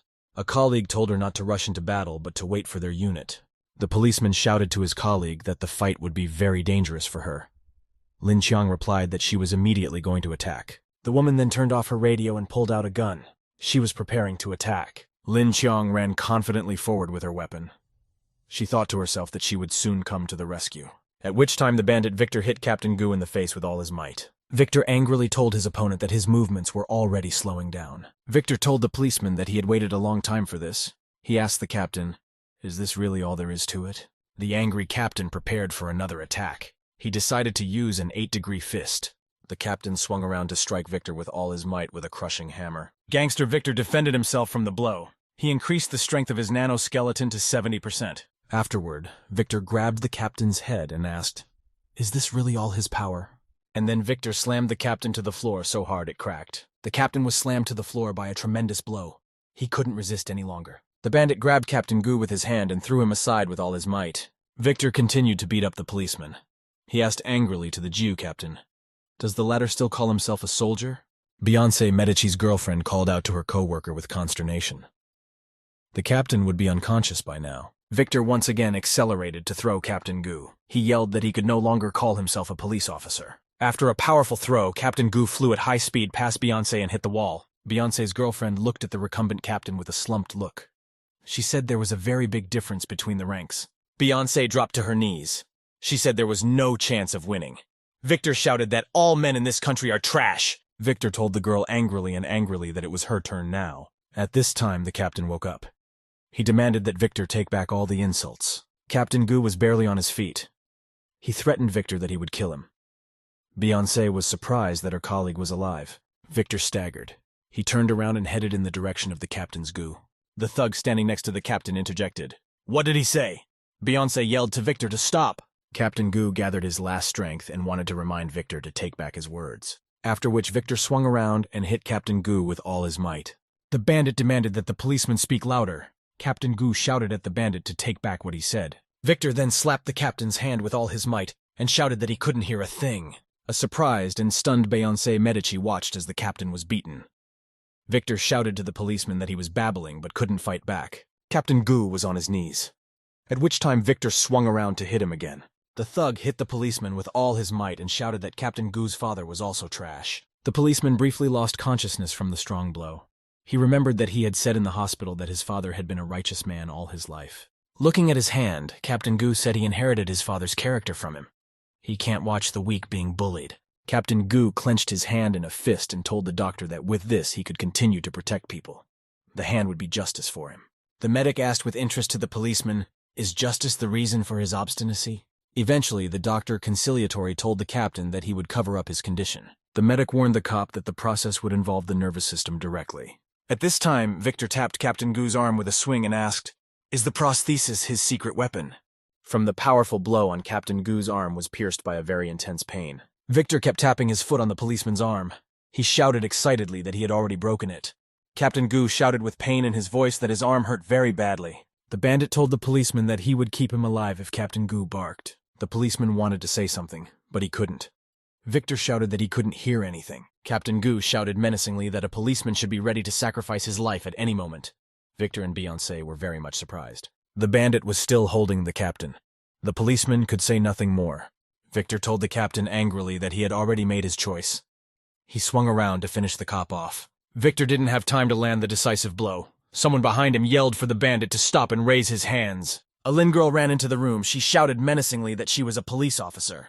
The policewoman told Victor to turn around very slowly. She had him in her sights. The policewoman commanded the thug Victor to let go of Captain Gu and slowly turned around. The girls were very happy to see a police officer show up. Beyoncé was surprised that Officer Lin arrived on time. She had the bandit in her sights. She asked the captain if the man was all right. Captain Gu shouted excitedly for Ling Qiang to stay back. Victor still had his hand on the captain's head. He swung around with all his might, knocking the girl's Lin with his hand. Then the bandit swung around and kicked the policewoman so that she flew aside. Lin was lying on the ground and an excited Beyoncé rushed over to her from the side. Lying down, she said she was in a lot of pain. Beyoncé and other girls were next to her. The protagonist was on the 8th floor. He thought to himself menacingly, who could defeat a monster like Victor? Beyoncé yelled for the cop to stop right there. Lin prepared to attack further. Victor was easily able to defend himself with his arm against the blow from the police linchpin. The bandit shouted very angrily to the police lineman that he was sick of playing with her. After which Victor swung around and launched the policewoman sideways with all his might. After a long flight, a cop almost crashed into a pole. Beyoncé rushed to her aid. Beyoncé made it in time. She shielded her body from hitting the pole. The policewoman asked Red Fox if she was okay. Beyoncé said not to be so reckless. Beyoncé then commanded her coworker to back off. Captain Gu shouted with his last strength to his subordinate Ling to retreat as quickly as possible. The captain kept yelling at the policewoman. She yelled that if the Lin isn't back off, they're all going to die here. Victor angrily told Captain Gu that no one was escaping anywhere from this place. At which time someone from the side shouted to the bandit, "Victor, to stop!" The police lynch grabbed Victor's arm and demanded that he let Captain Gu go. Captain Gu was very much frightened. He called out to Lin Qiang in an agitated voice. The hostages were very frightened. Chu Yui shouted that they would all die soon. Xiao Xiao consoled her. The police lynx menacingly told Victor that she knew who she was. The bandit knocked the policewoman to the ground and asked cheerfully what she was mumbling about. The policewoman remembered her father. She remembered the day she became an honorary police officer. The father told his daughter to absolutely never cry when she was having difficulties. Lin lifted herself up on one arm. She shouted that a police officer should never give up. Barely alive, Captain Gu looked at his subordinate with great fear and surprise. Victor tapped the policewoman's arm with a swing. He asked her with interest, what was next? The bandit stood and counted the number of victims in front of him, 4 girls lying on the floor. The bandit looked at the girls carefully. He couldn't decide which one to start with. Victor made a choice. He extended his hand towards the Xiao Xiao girl. The bandit wanted to grab the girl Xiao Xiao. She pleaded fearfully to the protagonist. The bandit shoved Xiao Xiao and she fell to the floor. The girl whispered to be rescued. Victor held out his hand to the girl. Suddenly from behind, someone shouted for the bandit to stop. Captain Gu showed up. He shouted to Victor not to touch the girls, as he was his adversary. The bandit was surprised. He turned to the policeman and asked if he really wanted to die first. Victor raised his hand.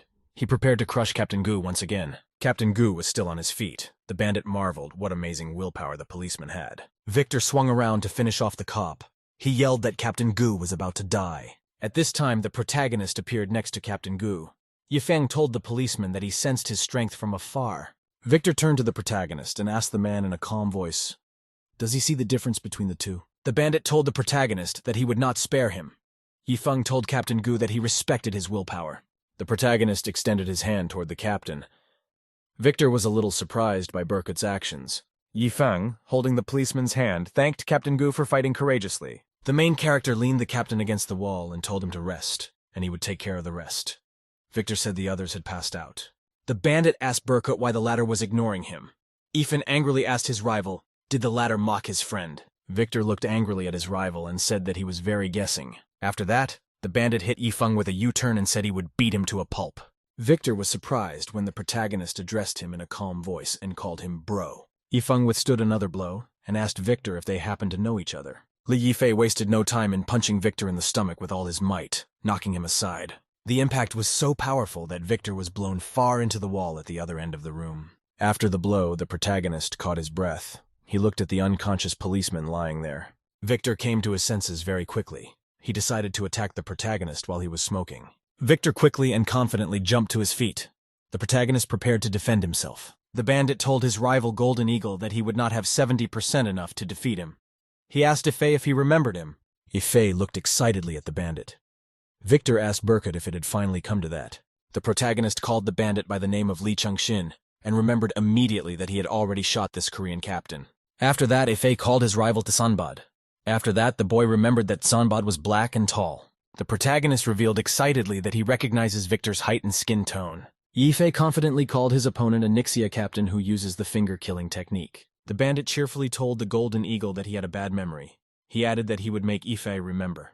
Victor activated Cyclops mode in his nanosuit. The protagonist was still standing motionless. After modifying the nanosuit, the bandit gained 100% power output. Ife stood in front of Victor, ready to defend himself at any moment.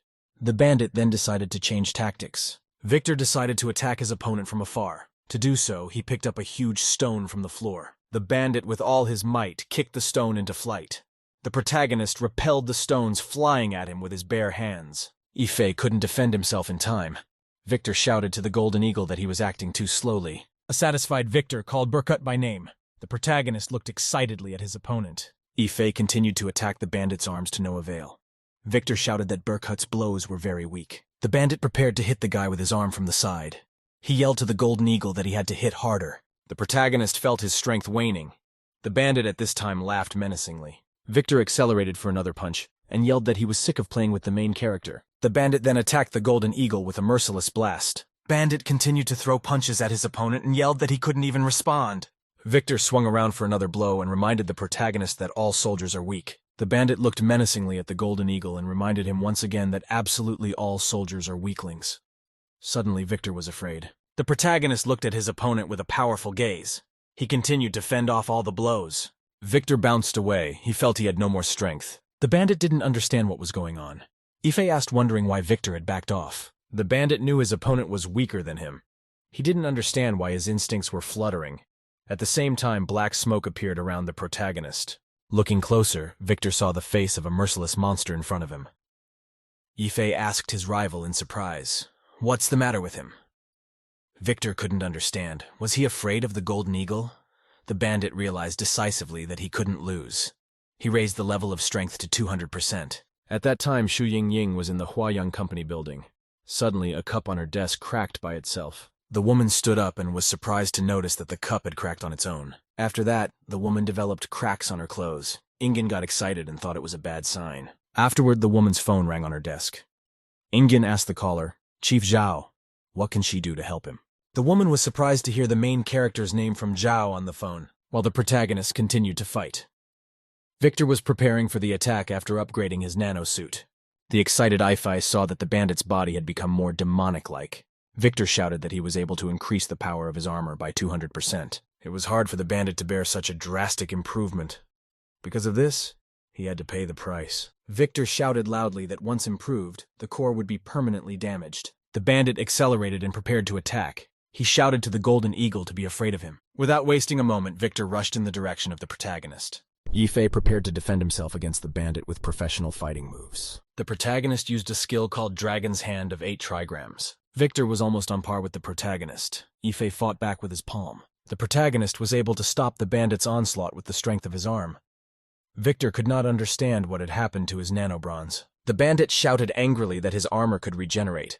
For this reason, a blow from the protagonist would have no effect. The protagonist questioned in a menacing voice, "Will there really be no effect?" Ife struck the bandit with a powerful palm strike. He yelled for more strikes. The protagonist shouted that he had already thrown 7 punches. Victor could no longer resist. The protagonist sped up and he had already managed to land 49 blows on the bandit. Victor's clothes began to tear. He shouted fearfully as the regeneration of his armor slowed. The protagonist pulled himself together and focused. He needed to finish the bandit. Ife swung his arms around and shouted menacingly that he was delivering the final blow.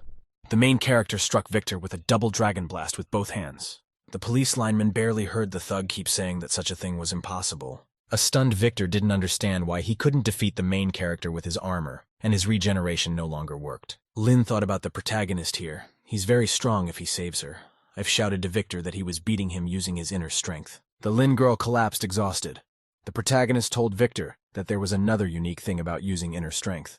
Ife hit the bandit with all his might with a delaying blast. A powerful blow finally killed Victor. He flew sideways. He couldn't understand how he could have lost. Already calmly, Yifei, holding his hands in front of him, said that he had beaten the man who had come to him once with a list of captains and instructed him not to assign him any ranks. The protagonist turned around and started walking away. He said that his position on the list had not changed since then. From the earliest times, men have been the epitome of determination. The man recalled being beaten by a lawyer after he showed up in town. He realized something important. The man realized he couldn't stop. For this reason, he put his heart and soul into training. The man's powerful workouts turned him into a pumped-up athlete. Hugh brother became the best man in Asia and gained confidence in his muscles. Hu's brother was ranked number 9. He was the muscle man. Brother Hu was fully confident that he could now knock the Golden Eagle down with a single blow. Then Hugh's brother kicked the door with all his might. He didn't like that Victor had put him here as a guard. After which the man suddenly heard someone calling him from outside and calling him a big guy. The protagonist asked his brother Hu in a completely calm manner, "Does this path lead to the exit?" The man was very much frightened. He thought to himself that he was now in grave danger. After that, Brother Hu plopped down frightened in a corner and shouted at the protagonist to forgive him. Ife calmly thanked the big man. The man was surprised that the guy didn't recognize him. Hu's brother jumped to his feet. He asked the Golden Eagle, did he not recognize him? The main character seriously told the man that his name was Li Chiang and he sold salted fish at the entrance. The man was angry at such words. Yifei asked the big man seriously if his name was Jen. The man realized that the protagonist had forgotten him. Brother Hu shouted menacingly for the protagonist to taste the strength of his new muscles that he had built them up. After the defeat, the big guy sped up and shouted angrily to the guy that he was taking his revenge. Yifei was completely calm. The protagonist dodged the blows that Brother Hu wanted to hit him with just in time. Yifei calmly and smoothly threw the big guy over himself and drove him into the floor. The man said in a calm voice that his name was Zhao Hu. He asked, "Did he lose again?" After that, Yifei remembered the big man. Half an hour later, the second police team entered the building where the battles were taking place. The protagonist stood in the middle of the crowd. He could hear people talking about the fact that they had heard gunshots. Suddenly, the protagonist heard someone calling his name. He turned around. A woman named Shu Ying came over. She asked the protagonist if he was all right. There were still people walking around. Yifei asked Shu why she had come here. Ingyan explained to the protagonist that someone had snitched on him. At that time, Zhao appeared. He shouted that he wanted to explain something. Zhao shouted that the main character had gone to a karaoke club on the first day, after which a lot of goods were stolen from the warehouse. Yifei asked excitedly, "Did someone break into the warehouse?" Zhao shouted. They received a report from Dong Chenghua about the missing items. The chief accused the protagonist of stealing, Michelle said excitedly. Yifei would never do such a thing. Shu Ying asked strictly to the protagonist, "Is what Chief Zhao said true?"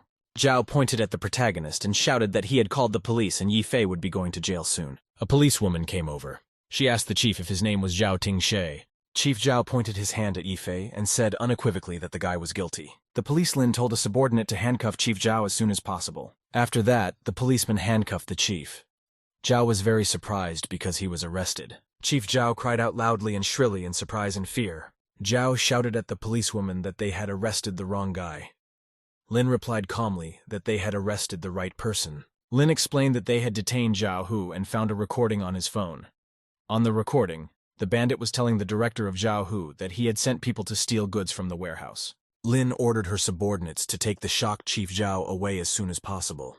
The police took the chief aside. Zhao kept shouting that this is all a big misunderstanding. Lin watched the protagonist. She thought, could this all be part of Li Yifei's plan? Suddenly, the policewoman became agitated. She looked closely at Yifei's silhouette. The policewoman remembered the mysterious figure of the unexpected stranger who had defeated Victor. Lin even trembled with surprise and admiration. She thought she saw a mysterious hero in front of her. After that, the policewoman decided to ward off such a conjecture. She couldn't believe that Yifeng could be the mysterious hero. Mrs. Shu Ying told the protagonist that thanks to his help, there was one less parasite in the company. Ingyan said the protagonist came to the karaoke club to collect evidence. She offered him a position in the administrative department. I've thought about it and decided that the administrative department with the hotties was waiting for him. Suddenly, the protagonist heard a girl run up and call out to him. The girls Su Xiaoxiao and Shu Yuei ran up to Yifei. The excited Xiaoxiao asked the boy if he was all right. Xiaoxiao ran up to the protagonist and hugged him. She said that she was very frightened. Shu Yui thanked the protagonist for his help. Her father asked her to thank Yifei. Shu Yui told the main character that she has no money. Yifei replied to the girlfriends that it's okay now. Shui Yui, standing next to the protagonist, told him that she could only repay him with her body. Shui Yui, standing next to the protagonist, said that she could give him her heart. Shui Yui girl's words made Shui Ying very agitated and wary. The protagonist turned around and said excitedly to Ingen that he wanted to explain things to her. Shu Ying said to herself tragically, "Where could there be a misunderstanding here?" Ifei said to Ingen that he will explain everything tomorrow when he gets to the office. Shu Ying's woman told the protagonist in an iron voice that he belonged in the logistics department. The protagonist shouted excitedly to President Shu that she had misunderstood. At the same time, Xiao Xiao threw her panties over the protagonist's head again. Yifei was very much confused. Xiao Xiao told the guy that her panties were a gift for him. The protagonist turned around and noticed fearfully the police lineman looking at him angrily. For a brief moment, the protagonist felt surrounded by danger in a movie about a female version of the Avengers. Xiao Xiao asked excitedly to the protagonist, "Isn't that not enough?" At this time, the girl picked up her bag. The protagonist covered himself with his hand out of embarrassment. Xiao Xiao opened the bag and told Yi Feng that she had a bunch of panties. The policeman saw everything. She sternly called the protagonist a pervert. Yifei yelled that he would explain everything. Xiao Xiao said cheerfully that all the boys in her class were fighting over her panties. The main character was silent. Police Lin said with a waiting tone that she would listen to Yifei's explanation. Shu Yingying also looked at her subordinate with interest. The protagonist thought about it. He decided to tell and explain everything to the people around him. The main character began to tell us that since the beginning of existence, humans have had carnal desires. Then there was a king in triangular straw underpants. Then the triangular underpants united everyone. Ifen asked rhetorically, "Why do underpants have to be triangular?" The main character said that all heroes wear triangular underpants in defense of justice in the world. Yifeng explained that the triangle is the most stable in the universe. One theory says that humans got the triangles from aliens. People who got the triangle built the pyramids and created Egyptian civilization. Yifeng said excitedly, "Since the birth of mankind, everyone had been honoring triangles." The main character yelled that there's nothing wrong with guys liking triangle panties. Police Line and Shu Yinging girl said angrily that there is no misunderstanding here, and the protagonist is a pervert. Yifeng started to run away with all his might. He shouted that Lin was also wearing underpants. The policewoman chased after the protagonist and shouted that he was really a pervert. Yifeng was able to hide from pursuit around a corner. He thought tragically to himself that there was no hope that those around him would get it right. The guy heard some noise from behind. He lit up and told the stranger to come out. The woman called the main character by his nickname Burkut. Beyoncé Medici showed up. She introduced herself to the main character as Red Fox. Ethan asked the girl what her name was. Beyoncé thought Burkut was really forgetful. The main character asked the girl how her wounds were. Beyoncé said she was fine. She thanked Burkut for his help. Beyoncé warned Burkut that a European gang was looking for him and advised him to be careful. Beyoncé reported that bandits were trying to infiltrate the Huaxia drug market. The protagonist replied that they were flirting with death. The subordinate told Master Xianzi that all the drugs had already been transferred to the ship. After that, the guy told the master to go into the ship. Xianhe praised the subordinate for faithfully performing the duties. The master said you can't sell drugs in Huaxia City because they are forbidden there. A thug came running up. He shouted that the police from the drug squad had already surrounded the warehouse. The master saw some guy on the ship and asked him what he was doing here. The foreman asked the guy, "Did he really come to kill Burkut?" He added that Victor had already finished him off. The guy said judiciously that according to the new data, Victor lost in the end. The master was amazed at such information. The sword boy said judiciously that he had once been his brother. On a clear morning, a young woman arrived at the Huangyang shopping mall. Woman drove an expensive blue race car up to the mall. The woman's name was He Fangqing. She got out of the car and walked towards the building. He Fangqing walked confidently and held the folder in her hands. She decided to herself that she was starting a new life. He Fangqing was executive director. Her subordinates bowed to her. The woman stepped into the elevator and pressed the desired floor. There was only one person in the Fang King company she obeyed. Only the queen of the company named Shu Yingying was in charge of Fang King. Fang King greeted Shu and said that she didn't expect to see her in the elevator. Shu replied to her subordinate that she looked good. Fang Qing thought that she would have unfortunate events and an unfortunate one-night stand behind her. At that time, Yifeng waved to her. Fang Qing was still dreaming that she had put the trouble behind her. The protagonist greeted performer He as if nothing had happened. Fang Qing felt bad. She barely responded to the main character's greeting. The elevator rose and drove at full speed to the desired floor with the passengers. The elevator was full of people. There were 2 executives and various company employees. Yifei thought excitedly to himself that the woman from that night turned out to be the new executive director of He. Fang Qing didn't know what to do.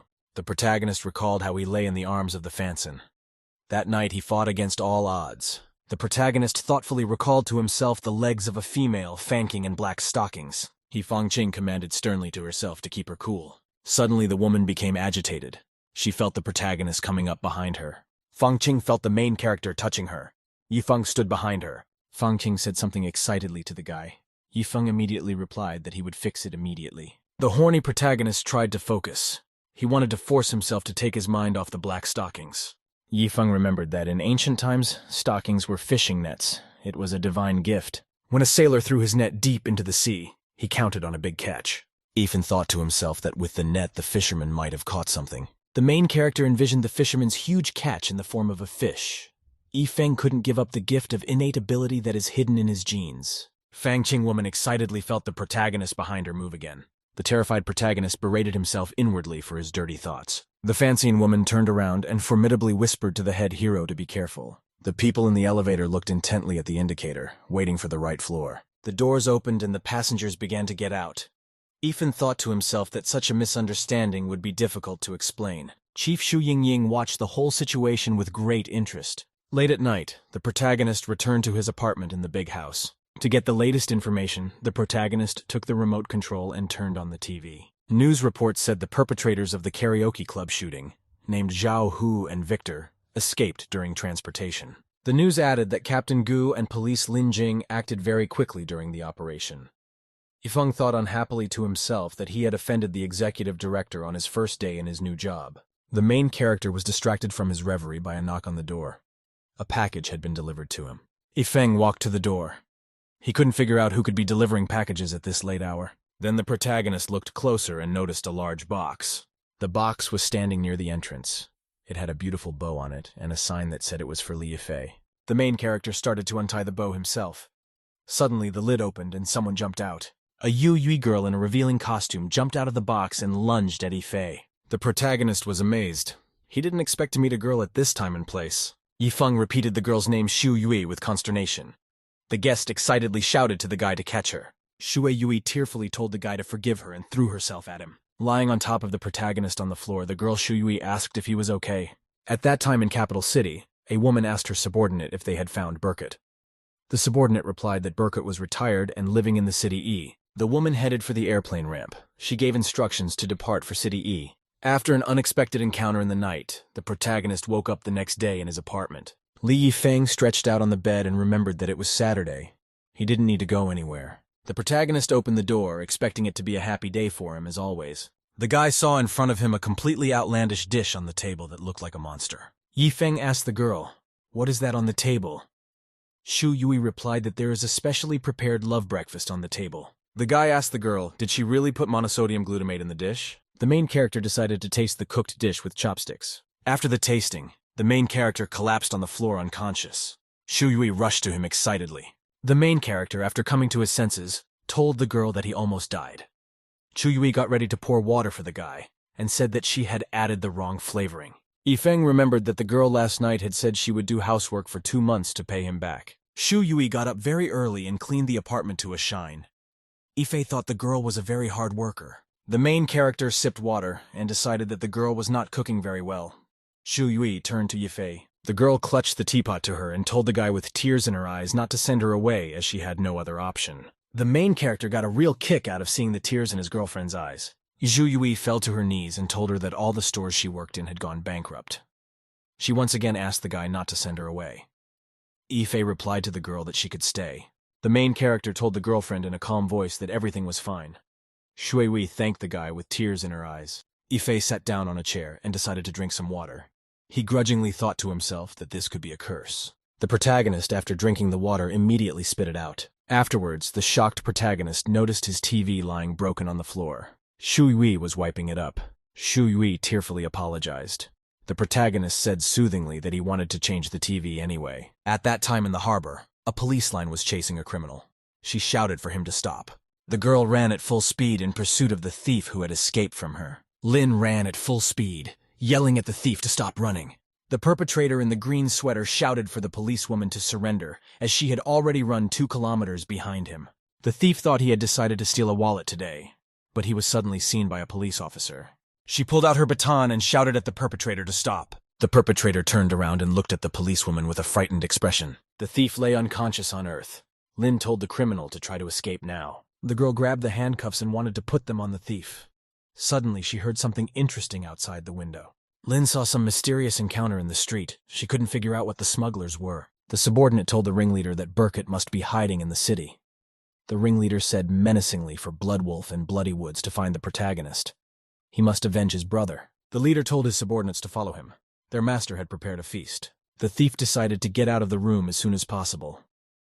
The police line was very excited to see the criminals on the street. Suddenly, the policewoman's hand touched the shards of glass in the window. The ringleader became alert. He warned his accomplices that someone was here. The girl yelled out what she had found and launched her combat knife with all her might. The Lin was frightened. She thought that the criminals had discovered her. At that time, a knife flew in her direction. The policewoman was very frightened by the flying knife. She decided to dodge. Lin hid behind the wall. The knife flew at full speed into the perp's face. Lin thought fearfully to herself that luckily she had not been seen. The girl looked through the window and said that she had hit a beggar who couldn't survive after her hit. Lin carefully looked out the window to notice the license plates on the car. The girl on the street said they needed to meet the owner. The criminal lying on the ground with a knife in his nose thought to himself that he was lucky to have such a big nose. On Monday, the main character was told by a girl named Shu Yui that she was going grocery shopping. He was going to work. On his way out the door, he remembered that he forgot his phone. Ethan wanted to go back to the apartment. When he looked in his pocket, he noticed that he had forgotten his keys. Ifeng thought angrily to himself that he had been very unlucky since morning. The main character remembered that the girl Shu Yui took a bunch of keys with her to make a duplicate. After that, the protagonist looked around carefully. There was no one there. The protagonist decided to try to pick the lock on his front door. Ethan, standing in front of the door, decided that it would take him 20 seconds to open it. There was the sound of the elevator doors opening. I heard someone's footsteps. Yifeng heard the sound of a woman's heels. He thought that the girl Shu Yui had already returned.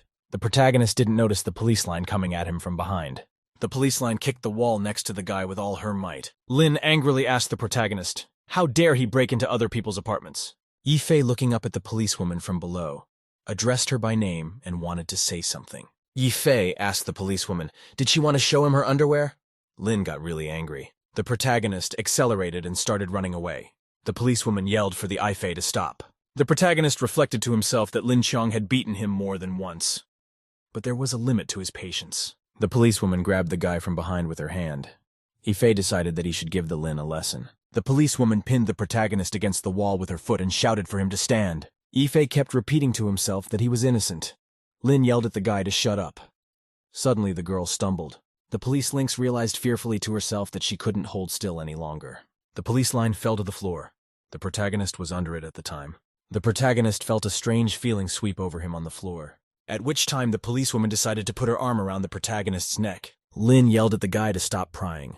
Yifei yelled to the cop that he wasn't an intruder and he wanted to go into his apartment. The protagonist closed his eyes. He felt as if he were lying on a cloud. Then the cop pulled out her baton to hit the protagonist with it. Lin yelled at the guy for being a lecher.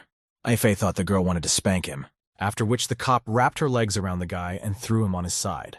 Ling held the protagonist's hand. Yifei decided angrily to himself that this was going over the top. The policewoman held the guy with her hand and yelled for him to surrender at last. There was the sound of an elevator arriving. Shu Yui came out of the elevator and said that she had bought a lot of things that Yifei liked. The Shu Yui girl was very much surprised by what she saw on the floor. The policewoman grabbed the protagonist's groin with all her might. Shu Yui even dropped the bag in surprise. The police lineman fearfully apologized to the protagonist and said she grabbed the wrong spot. The protagonist is cut off from reality. He's struck by a feeling. Yifei thought that he felt such pressure as if he was in the Legend of the Monkey King who was imprisoned under the Mountain of the Five Elements. The main character noticed that the girl Shu Yui had gone back to the elevator car. Yifei shouted to his girlfriend that she had misunderstood everything. The policewoman asked angrily to the guy, why did the guy hit back at her? Yifei replied that Lin started first. The protagonist was on his way to work. He recalled that police officer Lin Qiang admitted that this time was her mistake. Police officer Lin Qiang explained that she was chasing a group of poachers. She gave the protagonist the license plate numbers and asked if he had seen such a car. Lin told the protagonist that she would return to the headquarters and continue the investigation. Yifei thought to herself, what kind of poaching organization could this be? The guy shouted angrily after the protagonist so that he should watch where he was going. The servant told the guy named Mr. Sun not to be angry. because Mr. Xiao was coming. Sun approached the car. He said angrily that Xu Yingying does not see at all what she's losing. The servant told the boy he'd have time at tonight's banquet. At this time, the protagonist received a message from his boss, Ingen. Ingen ordered the main character to pick her up and take her to the banquet. She reminded her about the dress code. In the evening, the protagonist arrived at Ingen's mansion. He called his boss and told her that he was waiting for her downstairs. Shui came out to the protagonist. Yifei asked what event was the banquet in honor of. Xu Yingying replied dreamily that the banquet would be in honor of the city's first beauty. The protagonist arrived at the hotel at night with his companion. He opened the car door. As she got out of the car, Xu Yingying told the protagonist that he would now be her bodyguard and friend. All the guests marveled at how beautiful the woman was. Xu asked the protagonist how her outfit looked. Yifeng replied to the boss that she looked great. The protagonist asked his boss why he should be her friend tonight. Ingen explained that she would be drinking tonight. The main character would have to stop anyone who wanted to drive her home. Yifei asked her boss, "Is there anyone who might wish her harm?" Xu warned that there would be a troublesome person at the banquet. Yifei asked the girl why she had come here in the first place. Ingen replied that a very important person was coming to town. She couldn't miss him. Xu Yingying dreamily turned to the guy and said that she would show him the real world. The main character opened the door to the banquet hall in front of his boss and told her to come in. The guests around were marveling at how much of a gorgeous hottie had walked into their lounge. The guests were talking among themselves. They couldn't figure out what kind of beauty was in front of them. Someone said that Master Sun had already set his eyes on Xu Yingying. The main character overheard someone saying that Master Sun had recently beaten up his manager. Ingen was drinking champagne. She handed the glass to the boy and said that he would soon get used to these people. Zhue asked the boy if he had worked as a bodyguard, and he replied that he had no experience in that kind of work. The protagonist remembered that he had protected a leader. The protagonist noticed in front of him dangerous fighters with high-ranking nicknames, Poison Fist and Sinner. Yifei pointed his finger at the fighters and asked the girl why they were here. Xu Yingying explained that they are mercenaries who are bodyguards. The Sinner told the Poison Fist to work hard, and one day he would be able to surpass him. The Poisonous Fist replied to his colleague that he would never be able to match him. The Poison Fist said that the Sinner would be able to defeat the Ling Qiang officer. The Sinner replied that the police Ling Qiang must surely be struck by the Poisonous Dragon Fist. Yifei listened with interest as the two gunmen reasoned how they would smite the policewoman. At this time, Poison Fist noticed the main character chatting with the XU girl. Poison Fist asked, surprised, "Doesn't he see President Xu in front of him?" The Sinner turned to the girl and said that Master Sun had invited her to have fun together. The Sinner asked Xu, does she no longer want to do business in her own city? Ingen replied that she herself did not think she would come here until the last moment. The Sinner fighter thought for a moment. He looked intently at the girl Xu Yingying. The Sinner was examining the Xu girl's outfit and breasts very carefully. Fighter Sinner noted to himself that the girl Xu Yingying had a very good figure. The Sinner offered the girl that if she would spend a couple of nights with him, he would put in a good word for her. The protagonist approached the Sinner and told him to take back his offensive words. The Sinner scrutinized his opponent and asked what rank he had. Yifei replied calmly that he has no rank, he left the army. He is now bodyguard Xu. The fighters Poison Fist and Sinner looked at the protagonist intently. The Poison Fist thought it was funny that a former military man was standing in front of him. Xu shouted for Yifei to calm down. The Sinner came right up to the protagonist and grabbed him by his clothes.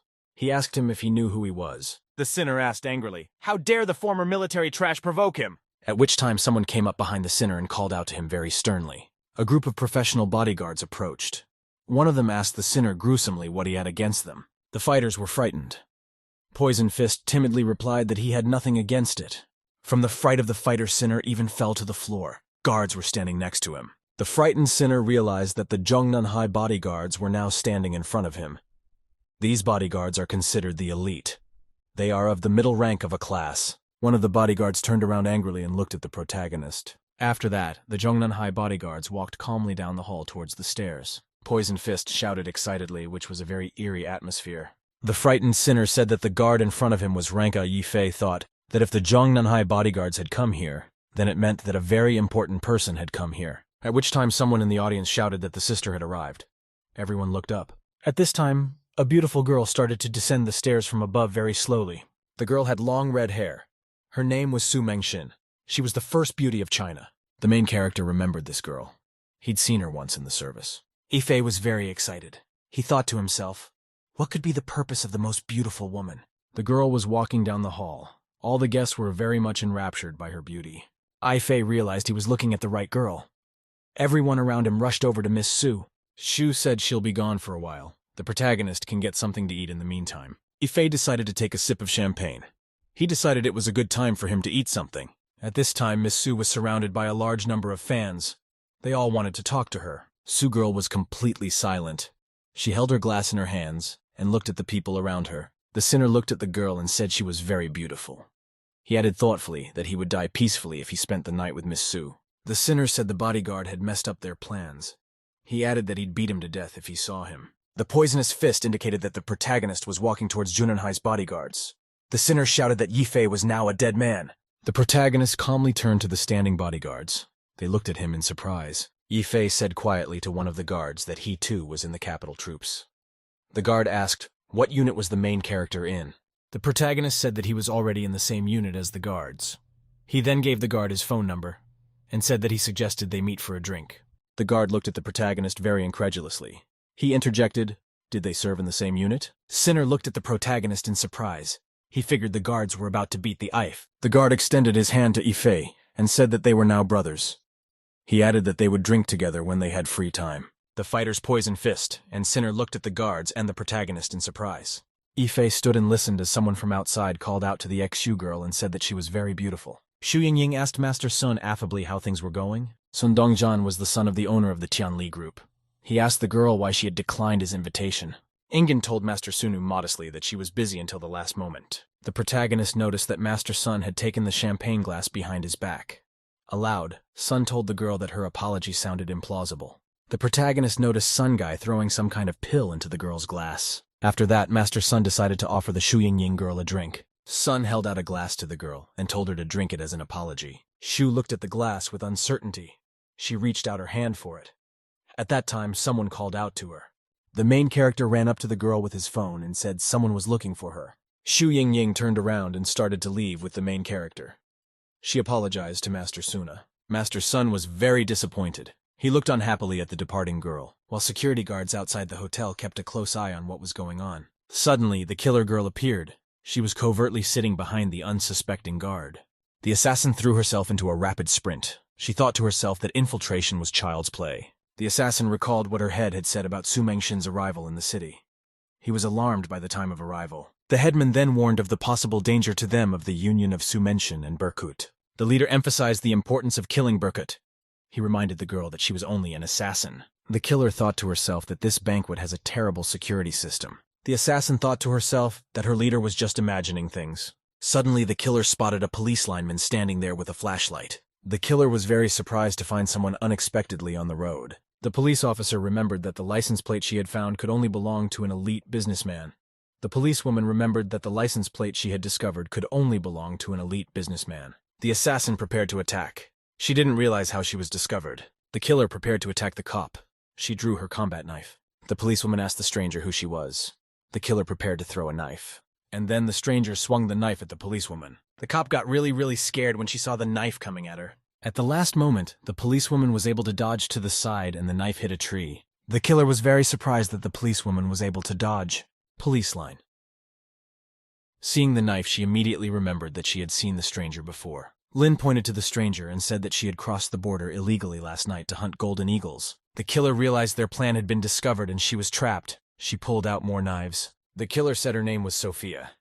She asked the police line what her name was. Yifei shouted to the girl Yingying that Master Sun had added something to her drink.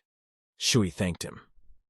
The protagonist asked the supervisor, "Can't she talk to the VIP?" Shu looked at the beautiful Su and said that she was going to work with Sun Nenhui. Injin said, "Judging by the expression of the guy's eyes near the beauty Su, the woman will be just a toy for him."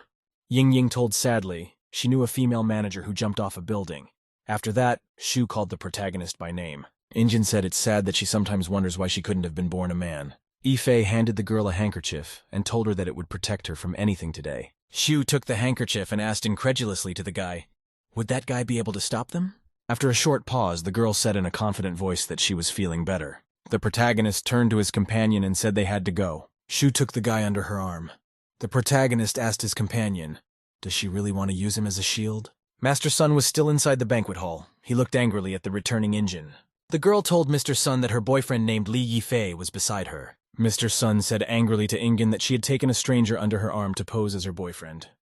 Shui thought for a while. And then the girl came close to the surprised protagonist. Shu's face was right next to his. Yifeng's face had a trace of Ying's kiss on it. The protagonist realized that the girl had taken the initiative. Mr. Sun was very unpleasantly astonished to see such a scene before him. The Indian girl quietly told the surprised protagonist to play along. Shu said excitedly that Yifei lasted a couple rounds last night. The protagonist replied in a tone that he was known as a paragon of male beauty. Ingen said in a worried voice to the main character that they could do it tonight. Yifei agreed loudly and clearly out loud with this suggestion of the girl's. Mr. Sun was very disappointed and displeased with the words he heard from the girl. Ingen snuggled up to the main character and told Master Sunu that her boyfriend was standing next to her. Master Sun shouted to the girl that Ta could not be with the guard since they had different statuses. He also threatened that Shu Ying would regret a lot. The guy was walking disgruntled through the hall. Someone asked indignantly to Mr. Sun who dared to offend him. Master Sun ran up to the fighters Sinner and Poison Fist. She demanded them to break their legs to the protagonist. Sinner asked Yifeng menacingly, how dare he provoke Master Sun? The main character told his girlfriend to be careful. Shu told Master Sun that love cannot be measured by money and status. Someone among the guests said fearfully that young Master Sun was now quarreling with someone. The beauty of the Su distracted herself from her fans and looked at the conflict in the room. After that, Mr. Sun told the XU girl that his father could fire her. Master Sun said that his father was talking to a VIP for now. He threatened that his family would be the main one in commercial circles. Ingen listened to her interlocutor fearfully. Sun then told the girl that she still had a chance. He added that she should drink champagne to apologize. Mr. Sun held out a glass to the girl. He asked Ingen, how would she like that? Sun was still holding the glass in his hands. He said excitedly to the girl that he would help her get closer to the guest from the capital. Shu Ying looked at the glass anxiously. She was hesitant to drink it. At this time, the main character turned around and addressed the Indian girl to reassure her. Yifei waved a welcoming hand to the Indian girl and said he was here. Shu Ying looked at the main character with great hope in her gaze. Ingen couldn't understand why she was hesitating. She boldly reached out for the glass. Shu questioned the guy. Would it forget everything here if she drank a glass? Mr. Sun hurried the girl. Then Ingen banged her shoes with all her might on the guy's foot. Sun screamed. The surrounding people were very surprised. Ingen took her glass and poured the contents into Mr. Sun's mouth. Mr. Sun was very frightened. He knew the drink was an aphrodisiac. Ingen asked Sun menacingly, how dare he poison her drink? While on the forest edge, assassin Sophia fought against a police lynch mob. Sophia swung her blades and launched them in her opponent's direction. The police line was very quick and nimble in dodging the flying knives. Lin thought to herself in surprise that she had been able to dodge. Sophia braced herself for further attack. The killer launched several more blades. They wounded the police line. She realized that she could no longer dodge the next attack. The policewoman realized that she could no longer dodge the next attack. She needed to get closer to Sophia. The police line accelerated with all its might to deliver the final blow. Then the policewoman in flight grabbed the killer with her hands and threw her to the ground. Then the cop and the hitman rolled on the ground. Sophia ended up lying on earth. There was a police Lin Chong on top. Mr. Sun approached the fighters. Poison Fist asked if Mr. Sun was all right. Mr. Sun was very angry. He told the soldiers to stand aside. After calming down a little, Sun said formidably to the girl Shu Ying that he likes unbridled like her. Ingen looked at the boy intently. She decided that the drug was beginning to take effect. Sun told the girl menacingly that he could fuck her, and her security guard wouldn't stop him. The guy shouted that in this city all women are his toys. Someone came up from behind and said the name of the beautiful Su Mengxin aloud. Mr. Sun Gambling shouted that if Su was drugged, she would be just like the others. After saying that, Sun-san turned around and saw an unexpectedly red-haired beauty behind him. Sun was amazed and frightened. Everyone around him began to greet the beautiful Su Mengxin. One of the guards angrily asked Mr. Suna, how dare he insult the beautiful Su? Mayor Chin asked the beauty what brought her here and if the service was good. Miss Su replied that she was just walking around and heard something interesting. Mr. Sun said very excitedly that he didn't say anything. Ifei standing next to him said that Sun forgot what he just said. The protagonist Grozno asked Sunya if he needed to repeat his words in front of everyone. The gray-haired man pointed at the protagonist and sternly asked who he was and how dare he speak like that. The main character pointed at the girl and said he was her bodyguard. Ingen replied to make Ifei calm down. Ifei told his girlfriend calmly that he could handle it. The man shouted that the bodyguard here had no right to speak. Beauty Su said conciliatingly that the protagonist could talk. The man wondered in surprise. Could it be that the main character and Miss Su could know each other? The protagonist told the audience that Master Sun had insulted him and the other two bodyguards. Sun shouted that none of this was true. One guard told Grozny that he immediately heard Sun's words. Mr. Sun and the fighters were very frightened. The protagonist raised his glass and said that Mr. Sun had added a drug to the drink. The people around them became very indignant.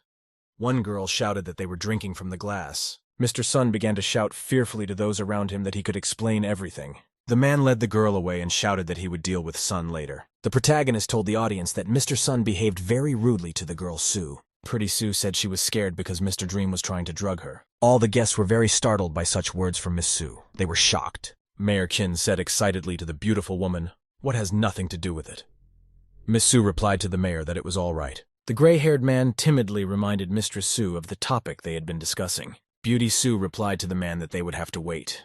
She was suspicious of the company's reputation because of the words and actions of the man's son. The man was very much affected by such words. He realized that he had suffered because of his son's actions. After that, Beauty Sue looked at the engine girl and extended her hand to her. Beautiful Sue said she wanted to make an investment here. She asked that Ingen show her around the neighborhood. Mayor Chin told Ying Ying that she would take the beautiful Miss Sue around town. Mr. Sun was completely smitten. He fell to his knees and shouted that he was finished. The protagonist walked up to Mr. Sunu and grabbed him angrily by his clothes. Thereupon Ifen struck Mr. Sun with all his might and with a swing. The protagonist told an angry lying Sunu that he had touched his woman, Yifeng. Looking at the lying Suna, said strictly that he had entered into a game with death. Su Girl and Shu Yingying were very much amazed and admired by the main character. After the banquet was over, the protagonist rode home in the red car. If I remembered that a lot had happened tonight.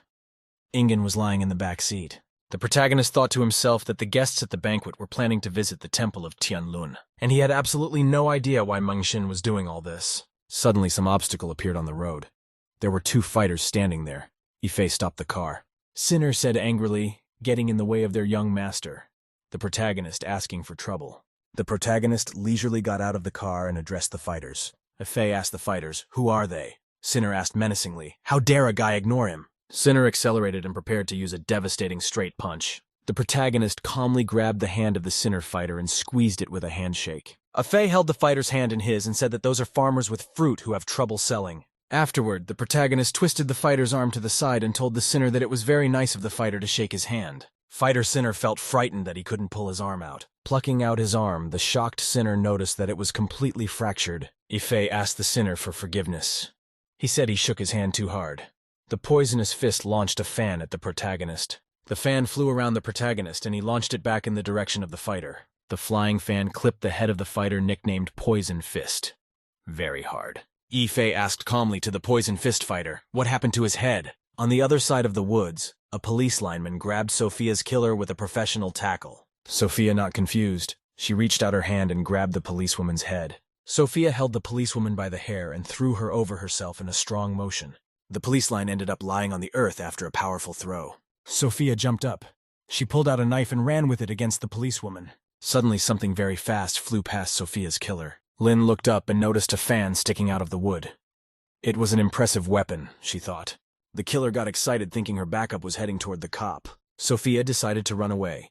She decided that Burkett was indeed very powerful. Sitting on the earth, the surprised Ling realized that she had indeed been saved. Half an hour later, the Sun guy was standing beside his yellow car somewhere on the road. Sun was very angry.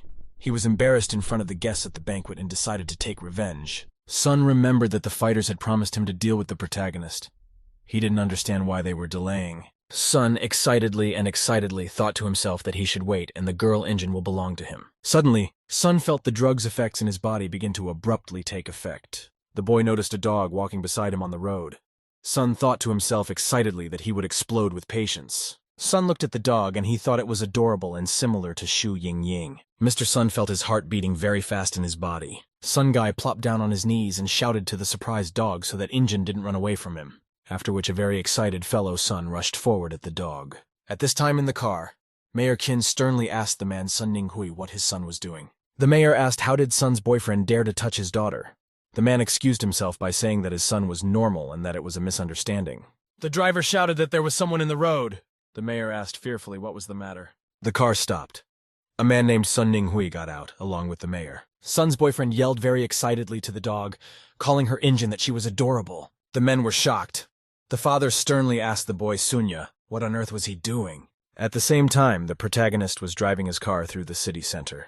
At this time, the girl Shu Yingying came to her senses. She opened her eyes abruptly. Ingen didn't realize where she was. The protagonist noticed that his companion was already awake. Yifei told the Shu girl that they were already in the city and would be home very soon. The Shu Ying girl thought happily to herself that she would finally be able to get a good night's sleep. Yifei asked Ingen's companion with interest, was she very tired? Ingen replied that she hadn't slept well many nights already. She was having trouble finding passbooks. Shu complained to the guy that she had a hard time memorizing speech and studying her opponents. Ingen suddenly commanded sharply to the protagonist to stop the car. The car stopped. The girl opened the door and stepped outside into the street. The surprised Yifei asked with great interest to Ingen, where is she going? The girl approached the large street fountain with a slow step. Jets of water were spurting from the ground. The main character looked at the girl with surprise and admiration. Ingen took off her clothes. The girl was walking barefoot on the street fountain. She was looking at the protagonist carefully. Yifei watched mesmerized and dreamily as his companion was enveloped in a spray of water. After a brief pause, the protagonist decided to distract himself. He lit up a cigarette. Shui was still walking on the fountain. Ing said with pleasure that she felt much better now. She thanked the protagonist for spending the evening with her. The protagonist stood and smoked quietly. He told his companion that everything was fine. Yifei, finishing his cigarette, told the girl that she had a lot of stress built up lately. The main character said in a judicious voice to the girl that she should learn to relax. Suddenly, the protagonist noticed someone very suspicious in the crowd. Yifei concentrated and put away his cigarette. The main character saw a guy he didn't know standing in front of him. He really stood out from the crowd. The protagonist stared intently at the stranger. He couldn't look away. Yifei saw that suddenly the stranger disappeared as quickly as he had appeared. The main character was excited. He thought it was impossible for him to see this stranger. Yifei didn't turn around and told the girl Ingen that it was already time for them to head back. Shu was putting on her shoes. She told the protagonist that they should discuss the travel route. Yifei asked if it would be just the two of them. Shu Ying told the shocked protagonist that she had invited director He Fangqin. Yifei was very much taken aback. Half an hour later, Fangqing woman arrived at the luxurious house belonging to Shu Ying. The woman announced her arrival to her boss. Ingen replied for the guest to come in and said that Yifei had already arrived. Fangqing was surprised that the main character was also in the house. The woman wondered what an Yifei could be doing here. She was at a loss to guess. After thinking for a bit, Fangqing decided to herself that the protagonist might start threatening her. The woman realized it could be dangerous for her if the guy revealed everything that happened that night, in which case Fangqing will be fired and word of that night will spread. After that, Fangqing will exist surrounded by gossip and she won't be able to get over it. The woman decided to herself that she had to be the first to act. She knocked on the door. Fangqing entered the room, bowed, and said hello to the supervisor. Shu Ying, sitting on the chair, told her subordinate to sit down. Shu told his subordinate that they should show the city to Miss Su in a couple of days and talk business during the trip. Fangqing told her boss that they needed to discuss the route. Chu was pouring whiskey into a glass at the time and her phone rang. Ingen told the audience that she had to take a call. Fangqing and Yifei can socialize for now. Fangqing tasted the whiskey from the glass and she choked on her drink. The protagonist walked up to the woman and asked if she was okay. He held out a napkin. Fangqing looked at the guy incredulously. The protagonist told a perfectly calm woman to get a napkin. The woman very slowly and carefully took the napkin from the protagonist's hands. After that, Fangqing grabbed Yifei's boyfriend's arm and threw him to the floor. The woman sitting on top of the If asked the guy sternly what he wanted for keeping the information about that night a secret. The protagonist stared at the woman with a startled look. Suddenly, Fangqing realized the situation she was in. The woman looked around and couldn't figure out how she ended up on top of the guy. The flustered Yifei offered to talk sitting down. The frightened woman asked the protagonist what he wanted. Yifei replied that Fangqing had jumped on him himself. At this time, the girl Shu Ying told the interlocutor that she would now hand the phone to the protagonist. Fangqing was still sitting on the guy. Ingen looked around carefully and noticed that the main character was nowhere to be found. Shu asked her subordinate, "Where is Yifei?" The woman replied that the guy had gone to buy a drink. Ingen continued talking on the phone. Fangqing trembled with excitement and fear sitting on the guy. The protagonist crawled halfway under the table. He was holding a female Fangqing sitting on it. Yifei pressed his hand to the floor with all his might. He thought to himself that he was clever. Ingen came back. She told her subordinate that they needed to plan a tour of the city. Shu sat down at the table. Yifei looking at his boss's legs, he decided that he wouldn't last that long. The protagonist could hardly contain himself. He was doing his best not to give himself away. Ingen was sitting at the map at the time. She was telling her subordinate how she planned to show the beautiful Su Old Town first. Fangqing woman felt very uncomfortable sitting on the main character. The woman could barely hear what her boss was saying to her. Suddenly, Fang King felt that the protagonist was becoming aroused. With excitement, the woman even grabbed the table with her hand to keep from falling over. The flustered Fang King couldn't understand why the guy got excited at such a moment. Yi Fei was getting more and more difficult. The protagonist felt aroused as his boss's legs were next to him. The excited Yi Fei struggled to keep his hand resting on the floor. Looking at Ingen from below, Yi Fei for some reason immediately thought of a bottomless hole. There was a pickpocket hiding in a restroom in Star Park this evening. The perpetrator looked into his reflection and asked why he wasn't doing anything. The thief told himself that his nose had been mutilated by 2 women. He assured himself that he was not afraid of anything. The reflection asked the thief, if the thief is not afraid, why is he running away? The criminal stopped and asked, surprised at himself, is he really running away? After which the thief unzipped his green jacket and shouted that he was not running away, but preparing revenge. Looking manic, the thief said that he couldn't go back to normal until he avenged his nose. The perpetrator then ran out of the restroom and began walking briskly through the park. The thief saw a female figure in front of him. He thought to himself that the women would be sorry for breaking his nose. The thief ran down the street without seeing anything around him. He came upon a policewoman, Lin Chong, who was talking on the phone. The protagonist recalled to himself philosopher Nietzsche's statement about the vast abyss. Ife thought that when the dark abyss appears, the world starts to collapse. The protagonist, barely containing himself, realized that he was now looking into that abyss. Ife couldn't move or turn away. He was having trouble controlling himself. Ife stared without taking his eyes off his superior's feet. Shu. Ask his interlocutor. Where should they go next? The protagonist realized that when Ingen ponders, he changes the position of his legs when doing so. It occurred to Ife that if the boss stopped thinking, the abyss would close and no longer have an effect on his body. Fang King strictly asked the guy how can he get excited at a time like this. Yi Fei replied that this is not the time for it. The protagonist explained to the woman that the boss moves her legs when she thinks. Fang King should help Shu in her decision-making.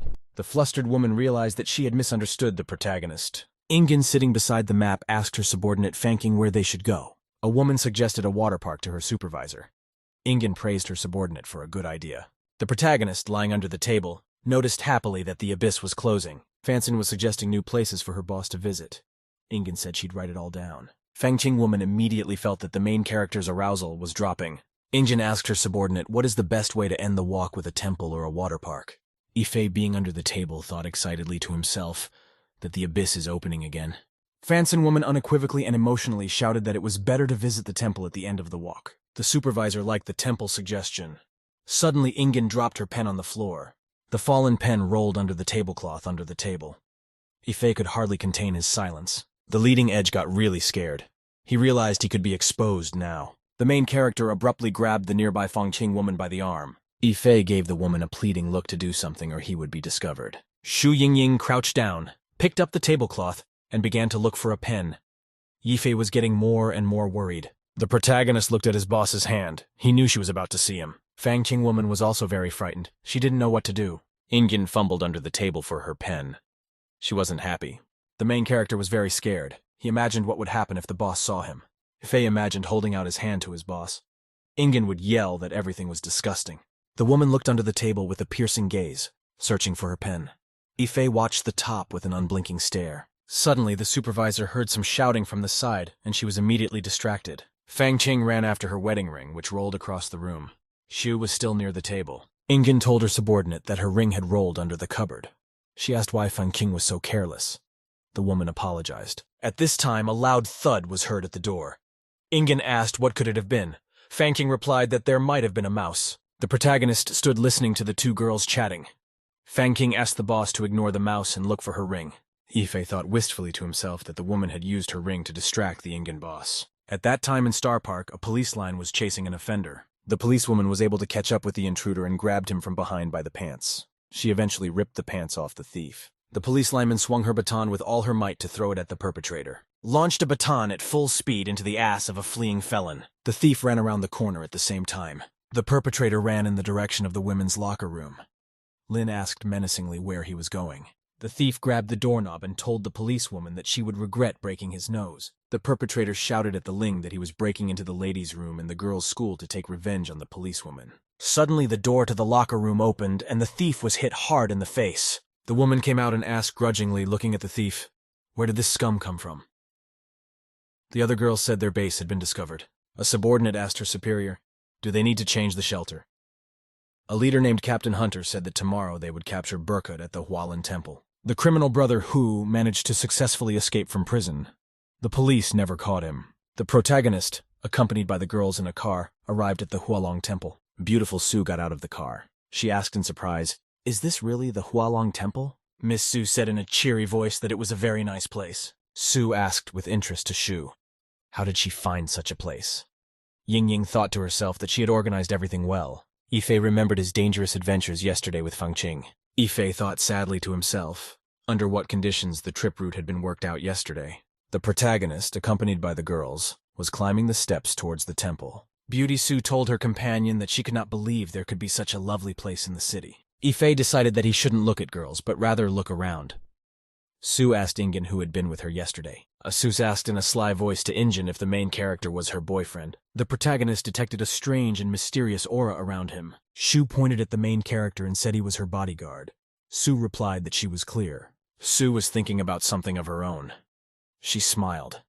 Ife confirmed, pleased that he was some sort of guard. Ife thought to himself that the trip would not be easy.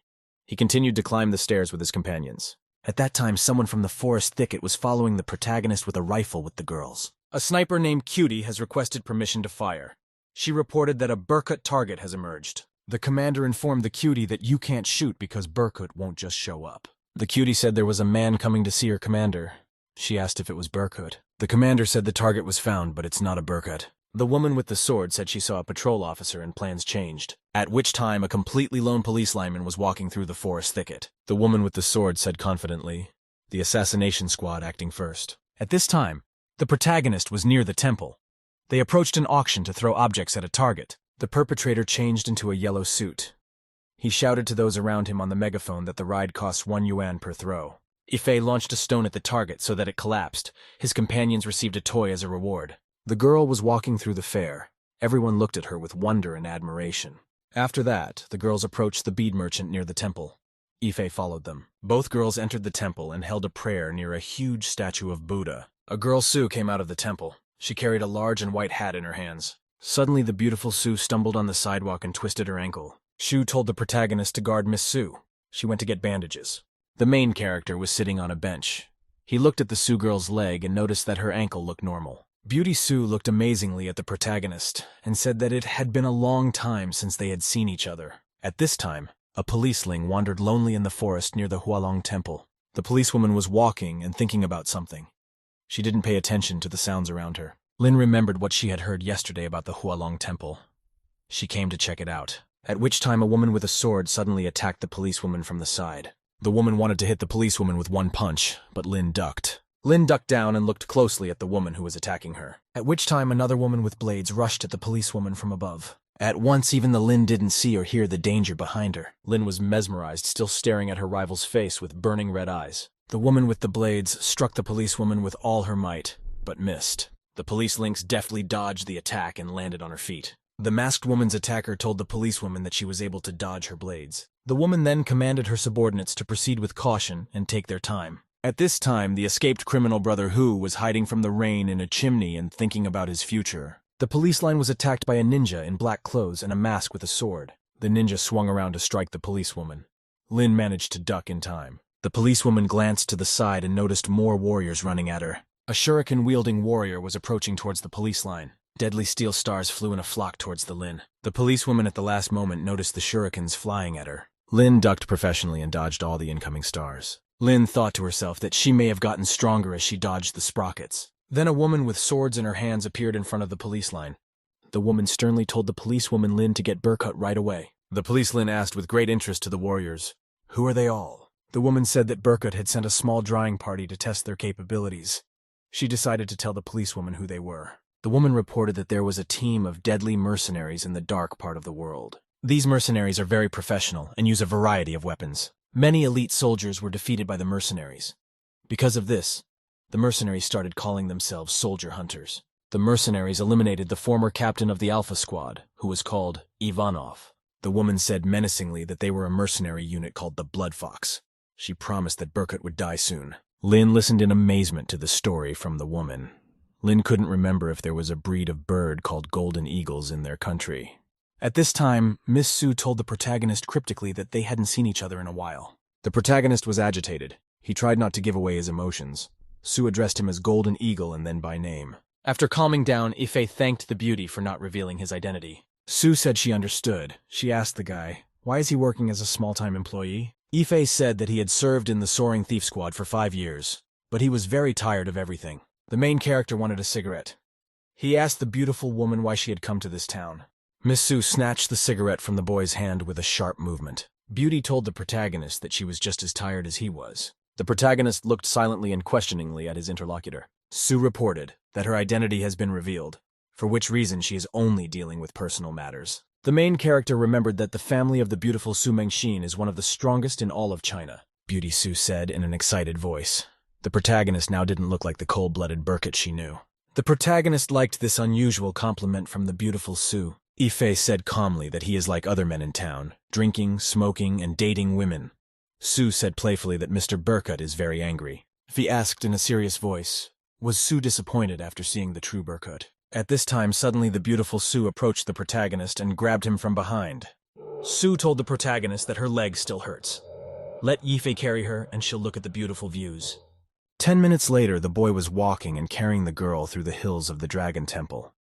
Ife didn't understand what Miss Sue wanted to accomplish. The protagonist wanted to ask the beautiful woman something, but she cut him off at half a word. Sue pointed to Ife not to turn around. The main character carried the girl further. Sue said in a worried voice that she felt that moment. The beauty reminded Ife that it was just like the time he carried her when he was still a soldier. Sue plunged into the memories of her service, and what had happened to her a month ago was that the enemy had located the Sioux in the middle of a secret deal with the other side. The Sioux girl was chased by soldiers from the terrorist group Stika. A very powerful team was hired to protect the daughter of an important Chinese executive. It turned out that Sue was in danger, and her pursuers were getting bigger and bigger. To protect the Sioux girl, her country sent a very important reserve in the form of the Burkut. Sue told the protagonist that after an incident of real danger, he helped her realize one thing, that she is an ordinary woman. Miss Sue reminded the protagonist that he had carried her through explosions before, similar to how he does now. The beauty hugged the Ife even tighter and reminded him of how he had once thrown himself with her. The protagonist and the girl threw themselves into the blue water under the scorching sun. The protagonist began to dive to greater depths with the girl. Ife kissed a girl underwater. Beauty Sue remembered her saved by oxygen from the protagonist. Miss Sue vividly remembered that the main character used the torn clothes from her body. Thanks to the Golden Eagle, Sue was able to safely cross the river and survive. They were not found by their pursuers. Ife replied dryly to the girl that no thanks were needed as it was his job. Sue told the guy that it takes a lot of courage to do such a thing to her. The girl said that her father was angry, even though she was saved. Sue asked Burkut if he resigned because of her. The protagonist sharply replied to the beauty that he didn't leave the army because of her. The beautiful Miss Sue told the protagonist that she was very happy to hear him say that. After a short pause, the handsome Sue asked sternly of the lad, "So why did he resign?" The protagonist got tired of being questioned. He decided to tell the Sue the real reason for leaving the army. Suddenly, the protagonist heard something. He looked around worriedly. The protagonist shouted to his companion to be careful. He dodged sharply to the side. A shot rang out. To protect himself from further gunfire, the protagonist fell to the ground with Sue. A happy sniper cutie was walking through the woods. She shouted happily that she had hit. The cutie held the rifle in her hands and told her subordinates to bring her Su Menshin. Warriors with guns and uniforms told the cutie that they would. The cutie thought happily to herself, cheered up by the murder. The commander sternly shouted to the cutie that she might reveal her location. The sniper replied that there was nothing to be afraid of. Burkett would not just come out to them. The commander angrily shouted that the cutie had ruined Master Bloodfox's plan. After that, the commander asked the capture team if they had caught Sumanin. Suddenly, the cutie saw something very exciting. She shouted to the captainess to help her. The sniper apprehensively grabbed her rifle to see what was going on in front. The cutie saw 2 soldiers lying on the ground. Sue was standing next to them. The sniper couldn't figure out where the guy had gone. Cutie couldn't understand how the main character was able to disappear so quickly. The sniper heard a noise behind her. She kept thinking about Belle Sue's bodyguard. She turned around and saw the main character. Ife looked at the sniper completely calmly. He prepared to finish her off. The cutie couldn't believe that an ordinary security guard turned out to be the mysterious Burkett. The protagonist was able to quickly and completely neutralize the woman in the nun costume. Ife then used his skills to neutralize the woman in the blue robe. The main character at the end was able to completely neutralize the masked and sword-wielding captainess. The cutie thought fearfully to herself that she had done something stupid since she had revealed her location. She didn't know what to do. The sniper was angry. She thought angrily to herself that she would not sit idly by. Cutie grabbed her rifle and started firing it in the direction of the protagonist. Ife had no problem dodging the bullets quickly. The cute girl pulled the bolt and got ready to shoot again. Then the sniper Cutie jumped high up from her seat. Cutie bent over with her rifle and yelled at the main character that he was about to die. Suddenly, Burkett appeared out of nowhere in front of the Cutie's crosshairs. Sniper Cutie was hitting the target very accurately with her huge rifle. It was easy for the Cutie to kill with her rifle, and she shouted that it was not even a challenge for her. Boss Bloodfox told the surprised sniper that she had never met a strong opponent before. The woman said that a strong elite could dodge a sniper's bullet, adding that she would realize this when she met someone who could dodge her bullet. During the battle with the protagonist, Honey realized she had met a strong man. She pulled out a knife. The sniper shouted in flight very menacingly that she would not give up. The protagonist calmly broke the sniper's knife with a strong blow. The surprised little Cutie wished in a weak voice that the protagonist would go to hell. Ife in the clearing menacingly beat the Cutie on the ass and asked who taught her sniper shooting. The sniper was uncomfortable and ashamed. She yelled at the Golden Eagle to stop. The sniper shouted at the angry assailant to stop immediately. He added that she wasn't even spanked by her parents. The protagonist replied sternly to the girl that he would do it on their behalf. Cutie thought very angrily to herself that Burkett humiliated her very badly. Suddenly the sniper felt during the spankings a tide of paternal love. The Cutie, with a faded look, said that she was wrong and asked Ife to punish her. The guy slapped the snapper on the head and asked sternly who taught her to be indecent. The sniper girl sitting near the tree asked the guy to tie her harder. The protagonist told the Sioux girl that he sees some movement and he will go and check it out. He added that his girlfriend is safe. Ife slipped Beauty Sue his jacket and said that he will leave her for a while. The protagonist heard the girl replied that the girl told him not to worry and to just walk. Beauty Sue thought to herself confidently that she wasn't worried at all. A month ago, during a special mission, the girl along with Burkett encountered difficulties. The girl was sitting on the shore. She coughed after they got out of the water. In a weak voice, she asked the boy for a dagger. Burkett replied to his companion that a dagger would not help her against a strong enemy. The girl said fearfully that she could not be captured and needed the dagger to kill herself. The protagonist said confidently that he would get the girl home alive. The guy handed the girl his tunic and said he had to leave for a while. At the same moment, the beautiful Sue felt completely reassured. The girl looked at the back of the protagonist and it gave her confidence. Burkett's silhouette gave a sense of security for the girl even when surrounded by enemies. On the other side of the forest, assassins attacked the police line. Then the sword warrior sped up to strike his opponent with a swing. The girl ducked just in time to avoid a dangerous sword strike. Another enemy ran behind. The policeman jumped up from her seat to avoid being caught by the sword. She then jumped up and neutralized the attackers with powerful leg kicks. From behind the policewoman, a woman called Pearblades suddenly appeared. Lynn shouted angrily that her opponents had gotten what they deserved. The policewoman felt someone coming up behind her. The woman threw the policewoman far to the side with a powerful blow. Her opponent prepared to attack. The paired blades shouted angrily to the policewoman that this was not the end. The assassin activated a special skill called Wind Blades. Pair Blades waved her weapon in all directions. Lynn was forced to step back. The woman angrily asked her rival, "How could she like that?" Lynn responded by screaming from the blows. The protagonist approached the clearing. He watched the confrontation between the policewoman and the assassin with great interest. The woman accelerated and attacked the policewoman with a move called the Tornado Splash. The twin blades with weapons in their hands prepared for another attack. The woman told her opponent that she must have a rank B. In doing so, the Lynn was able to avoid many attacks. The girl told strictly that she had a rank C. She gave the assassin her name. The woman sternly asked her rival why she didn't give up. Lynn threatened the assassin that she would arrest her. The twin blades accelerated and shouted at the rival to get ready to die. Ling thought to herself fearfully that she wouldn't be able to dodge. At that moment, someone commanded the policewoman from behind to step back. The pair of blades lunged at their opponent. The policewoman bounced aside. The girl thought surprised and happy to herself as to how she dodged. In the end, the policewoman decided to bravely go forwards against her rival. Lynn dodged with a quick and professional movement and managed to stab the assassin in the back. The paired blades couldn't figure out who was talking in the bushes next to them. Lynn turned around and looked carefully into the thicket. She couldn't figure out who was standing there. The main character was speaking in a hoarse voice from behind the trees to the policewoman. Lynn realized excitedly that she could see the mysterious mastermind in front of her. Ife decided to help the girl with the identity of the mysterious mastermind. At this time, someone's footsteps sounded. Another woman approached the battle scene. The police Lynn turned around to the side. She spotted another assassin. The woman said she would deal with the policewoman. She added to her subordinates that they should find Burkett. The policewoman Lynn asked with interest to her rival, who was she? Paired blades ran off to the side. She yelled to her colleague that she was leaving a ling on her. The black-clothed assassin turned toward the policewoman.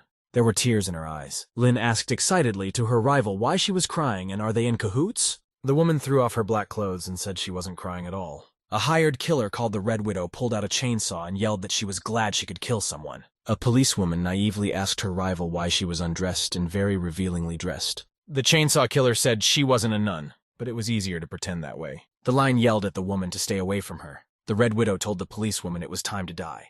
The chainsaw-wielding assassin angrily lunged at the policewoman. Paired blades ran through the woods. She thought to herself that Burkett was able to take out the sniper cutie. The assassin thought excitedly to herself that Burkett was able to take out their formation. The woman trotted through the woods. She realized that Burkett must be somewhere nearby. Looking closely, the assassin found the boy in the woods. The assassin grabbed the weapon and thought angrily to herself that her target was about to die. The assassin at full speed decided to kill the protagonist right on the spot. Ife heard the noise and swung his fist. The woman thought that Burkett had weaknesses. The assassin looked closely at her opponent.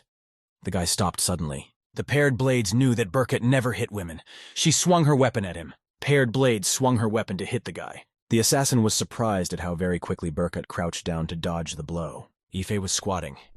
He decided fearfully to himself that danger was very close for him. The protagonist raised himself up and bumped his head right at the assassin between his legs. The paired blades was very surprised and embarrassed by the whole incident. After 15 minutes, the protagonist told the interviewer modestly that his name was Lee Yife, and he worked as a bodyguard. The assassin said that she knew that the guy was Burkett. She added that he belonged to the Blood Fox squad. The guy asked with surprise, "What kind of assassin puts herself on display?" Paired blades angrily reminded that Burkett does not attack women. Ife said modestly, he doesn't want to see women's tears. That's why he doesn't like to kill women. The woman menacingly told the protagonist that she didn't believe him. She reminded him that Burkett didn't hurt her. Very shyly, the protagonist told the woman to look at herself. Ife shyly shouted to his shocked rival that Tay had wet herself. The paired blades looked at herself in surprise and realized that the guy was right. At this time, the Red Widow was using a chainsaw to try to hit the policewoman. The woman knocked the saw into the ground. At that time, the line bounced far back. The Red Widow shouted to her terrified rival that she was going to die. At that moment, something very distracted the assassin's attention. She looked away. The Red Widow noticed her fellow paired blades run out of the forest crying. The woman sternly asked the assassin what had happened to her, and if she was all right. Lynn decided to herself that it was the mysterious master who had defeated Pair Blades. The Red Widow couldn't understand what Burkett had done that had caused the assassin to be in such a sorry state. The woman decided that they should retreat. Ona shouted to Golden Eagle that they weren't done yet. With that, both assassins turned around and ran off into the thicket of the forest. Ife looked all around. He decided to see if the Lin girl was okay. The protagonist saw the policeman heading towards him frightened. Ife couldn't understand how the injured girl could run so fast towards him. The policewoman was screaming for the mysterious master to take her as an apprentice. Ling rushed after the protagonist. She still mistook him for the master. Ife ran with all his might. He realized he couldn't let the girl see him. The policewoman yelled after the guy to stop. After that, she ran out to the edge of the forest. The policewoman was very surprised and amazed at what she saw. Sue said excitedly to the guy to not continue so much. Ife replied to the beauty that he was almost done. Lin noticed the guy sitting next to the girl near the tree. Ife told Sue that he was going to do it. Police Lin was very much amazed at what she saw and screamed. Sue said she was in a little pain. Ife replied tensely to the girlfriend that he was going in. The policewoman ran up and tapped the protagonist on the head from behind. She said he was a pervert. A puzzled Ife explained to the policewoman that he was only helping his girlfriend put on her shoes. The guy helped Sue put on her shoes. He said she twisted her foot after he left. The pretty girl thanked her friend. Police officer Lin apologized in a confused and frightened voice. Lin thought to herself that it was the mysterious master who could disappear so quickly. After that, the policewoman looked closely at the protagonist. Lin was very wary when she saw the white shirt on Yife. In a stern voice, the policewoman commanded the protagonist to wait. Lin approached the guy and wanted to ask him something very important. The policewoman pointed her finger at the guy and asked him strictly about his white shirt. Ife thought to himself that the girl has gotten smart. Lin said the shirt looked familiar. The policewoman asked the protagonist if he works at the same place as the mystery master. Beauty Sue got very funny. Lin asked the protagonist how handsome is the mysterious master.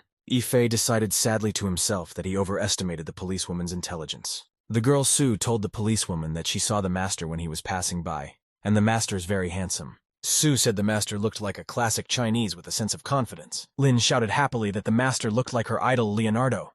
Yife pointed his hand in the direction and said that the master was heading to the Dragon Temple. Lin thanked him. Lin ran through the forest and joyfully called out to the mysterious master. Lin thought to herself that the master couldn't have gone far away.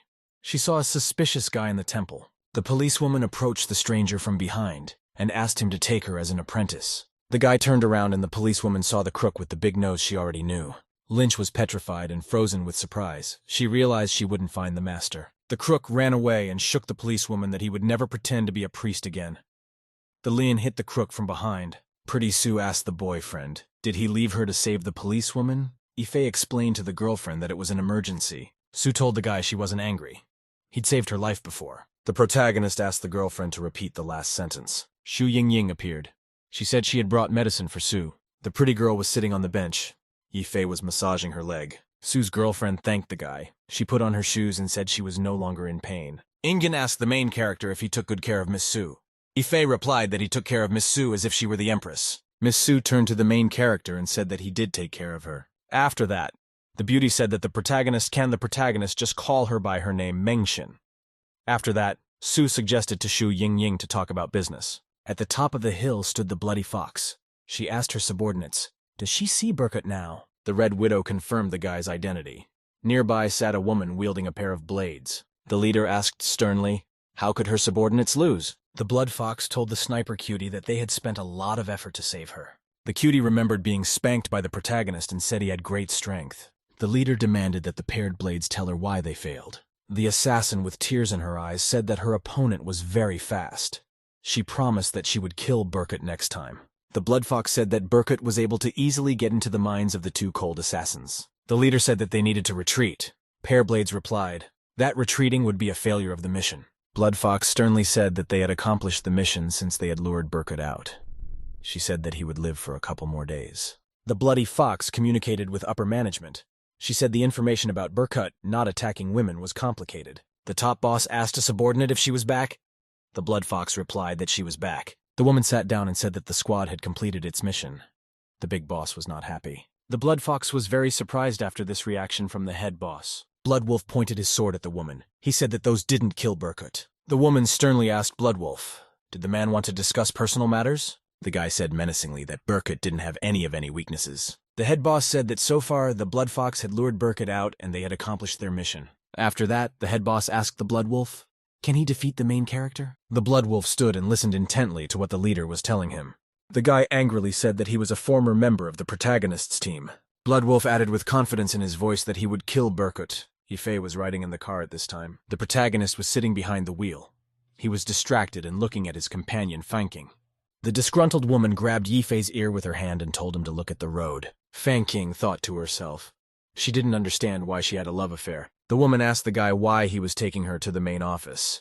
Yifei replied that he was simply replacing an employee. The guy thanked the companion for using the ring as a distraction that night. The woman asked the guy if he thought she was promiscuous. Protagonist asked with surprise, why would he think his fanzine acquaintance was promiscuous? The woman said she was divorced after 3 years. After marriage, her husband betrayed her. The main character told the girl that it was absolutely not her fault. Fang replied to the guy that he had a very nice speech. The woman looked closely and noticed the protagonist watching her from the sidelines. Yifei told the woman not to worry, and he would keep their night a secret. The protagonist watched with one eye the Fang in a neighboring chair. The woman menacingly asked the guy where he was looking. Yifei explained to his companion that he was looking in the rearview mirror. Yifei told the woman that he would wait outside. The woman got out of the car and said that she was feeling better. The main character said cheerfully that good people should look forward to the future. After that, the woman smiled and thanked the protagonist. Yifei smoked and told the woman Fang joyfully to go ahead. The protagonist looked at Fang with an admiring gaze. The protagonist picked up the phone and called his friend Su Mengxin. Su was at the spa at the time. She told the guy on the phone that she had heard the bad news about Ying. She added that Yifei should come to see her tomorrow night. Sula informed on the phone that she would talk to the guy in more detail when she met him. The protagonist got worried. He didn't realize what bad news could be about Ingen. At that time, a girl came out of the building. She asked on the phone to be picked up by Min Sheng. A servant followed the girl carrying boxes. The girl's name was Su Huan. She was the eldest daughter of the vice president of the main office. She shouted at the servant that he couldn't even bring a couple of bags. Suddenly, Huan saw the protagonist in front of her near the car. The girl thought she saw the driver who works in her company. Jiwan demanded the guy to help her carry her bags. Yifei replied that he was just a driver for the company. The girl sternly told the guy that she would fire him if he refused. The protagonist sternly told Huan to watch what she said. When the girl got angry, she shouted that she was the daughter of the vice president of the company. The employee then called the protagonist by name. The employee named Van told the girl that the protagonist was new and didn't know all the rules. Ife asked the employee why he was here. Van said they would talk after they moved the girl's things. Then he told his boss that they would move her things right away. The girl demanded that the subordinates move. Ife asked Van why he had moved to the main office as a security guard. The guy replied that he was transferred. He also added that one cannot complain about Su Huan. Wang said worryingly that Su Huan takes other people's men away and then leaves them. He also added that the girl has a grievance against Boss Shu. The main character thought to himself about the daughter of the vice president of the company. Wang was carrying things along with the protagonist. He said it's sad that a rich woman somehow doesn't take care of him. Ife heard Ji-Wan girl address someone angrily beside him. Huan asked the Fang King woman very menacingly, how dare she show herself in front of her? Su Huan angrily asked the woman He Fang King angrily, how dare this one appear in front of her? Fang Qing was very amazed and frightened when she saw Su Huan in front of her. The protagonist and his acquaintance Wang looked on with great excitement. Suddenly a man came up behind Su Huan and called out to her. The man's name was Chen Mingsheng. He was He Fang Qing's ex-husband. He apologized to Huan for being late. Woman Fang Qing was very much startled to see her ex-husband Minsheng. The man asked his ex-wife with very great surprise, why is she here? Huan said angrily that Fang Qing had come to cause trouble. She told Chung that she got the invitation card for tomorrow's party. He Fang Qing said with a smile on her face that she came to report back and was on her way out. Zhu Yuan smiled a fake smile and said that she wanted to share the wonderful news. The girl said with a smile that they will get married next month with Minsheng. Fang Qing squeezed out a smile and said that she congratulated her interlocutor. Juan said quietly that Mingsheng licks her fingers when they go to bed. After that, Huan angrily told the woman not to let her see her again. She also said that Minsheng had told her all about Fang Qing. Huan then told her that other men might be interested. Fang Qing said in a crying voice that she had already been transferred to the branch. She asked the girl, what does she want from her? Ziwan said that when she removes Shu Yingying, she will be the head of the company. Ziwan stepped back and said that she wanted to get married. Ziwan said that she would first slap Fang Qing and then kneel before her. The woman was amazed at the request. The protagonist was worried. He looked around anxiously. Ife looked at his familiar woman. Fang Qing said fearfully that she would just leave. Huan grabbed her subordinate by the hair and yelled that she didn't need permission to hit her. At this time, the protagonist decided to act. He hit the girl with a burst of speed. The man was very surprised. The people around him were very surprised when Ife hit Huan with a flying kick. The woman flew far to the side. She stood up and said, who dared to hit her? Ife put a bag over his head. He shouted that his name was Burkut's friend and demanded that everyone stop hooliganizing. The main character asked Fang Qing to play along. Huan asked excitedly, and Yifei, is he really a superhero? At this time, there was a commotion. A huge number of guards ran to help Huan. The guards rushed over and surrounded the protagonist from all sides. One of the guards shouted that the protagonist must die. At this time, the chief of guards appeared. The protagonist looked at the chief and thought he'd seen him somewhere before. The security captain named Hu asked sternly who dared to harm the President Su. The chief sternly ordered his subordinates to kill the protagonist. Ife apologized to the guards for being rude. The protagonist beat up and disarmed most of the guards at high speed. The head guard was left alone. He shouted to his opponent that he would show him his special skill. The head guard said he would show his muscle strength. His clothes cracked on him. The Hu guard angrily replied to the protagonist that it's time to start. After Yifei beat up the security chief, the guard tearfully apologized. Huan saw her firm's security guard kneeling and apologizing to the protagonist. The Minsheng man yelled at the guy to stay away. Then the guy put a green hat on the Minsheng's head and punched him in the face with all his might. The main character said that he hit Minsheng on behalf of He Fang Qing. Su Huan sat on the ground and looked at the beaten man with great pressure. After that, the protagonist approached the frightened girl and said that her turn had come. Su Huan was very much frightened. Ife beat the woman with slaps on her ass and said how dare she seduce another man's husband. After the beating, Huan felt that the protagonist had a special technique. Ife grabbed Fang Qing's girlfriend by the arm and fled with her. The woman told the protagonist that he was funny and asked how he came up with such a thing. Ife explained that he took a bag from the things he helped carry for Huan. The guy was standing with his girlfriend near the seashore. Fang Qing picked up the mask and said it was funny. Ife smoked and asked the woman if she felt better. The woman remembered something funny and smiled and said it was funny. Then the girlfriend standing next to the guy kept laughing at something of her own. After that, Fansin cried because of the weight of the whole experience. The woman tearfully thanked the protagonist and said she was free to go. Ife told the girlfriend that it was very good that she thought about it. Suddenly, Fang Qing shoved the guy to the ground. The protagonist asked the woman fearfully what she was doing. He reminded her that she was being conservative to him. Then the woman put his paper bag over the protagonist's head. Fanzin popped on top and yelled to Ifei that she wanted to thank him for saving her. Fang Qing kissed the protagonist with all her passion. The surrounding passers-by looked in amazement at the shaking car on the embankment. On the evening of the second day, the protagonist arrived by automobile at the Loon's residence. The protagonist was surprised to notice that there were many expensive cars parked near the building. The protagonist remembered and wondered what it all meant. Ifei remembered Su's girlfriend telling him about the bad news about Boss Shu. The protagonist went to the front door. He introduced himself and said Miss Su had invited him. The guard told the guy that he already knew everything and invited him in. The protagonist entered a luxurious mansion. There were many guests around. They didn't like that he came to the banquet in formal clothes. The guy thought to himself that he wasn't invited from the beginning. Su Mengxian had called him here. The boy looked over and saw a pile of delicious and very appetizing food on the table. Ifei decided that he would look for a girlfriend after he'd had enough. Suddenly, the protagonist heard two girls from the side approaching him. Ifei was consuming food. One girl offered him a drink with her. The girl asked the protagonist why his clothes looked funny. Ifei replied that he was simply waiting for someone. The girls in evening clothes were called Li Xinyue and Sun Lianyao. Xinyue told the guy that they were also waiting for someone and offered to have a drink with him. Milo, the main character, chatted with the girls and drank with them. The guests at the party couldn't understand who the guy in the shirt was standing next to the beautiful celebrities. At that time, another guest came up. She turned to the main character. Suhuan, in evening attire, asked the main character strictly how did he get here. Yifei replied cheerfully to the woman that there was no one at the back entrance, and he had snuck in for food. The girl laughed and said cheerfully that the main character is very funny. After that, the girl cheerfully asked, "Who in their right mind would sneak in here to get food?" Suhuan looked at the guy angrily. Suhuan could not understand how the protagonist ended up here and which branch he worked in. An expensive car arrived outside the residence. The guard greeted Mr. Sun. The guy asked the guard, "Are there really girls Li Xinyue and Sun Lianyao inside?" The guard confirmed to the guest that the girls were inside. Su replied that he was coming. Then the guy went inside the building. He thought he would have success today. Sun Ziqiao decided arrogantly to himself that he would tame two girls today.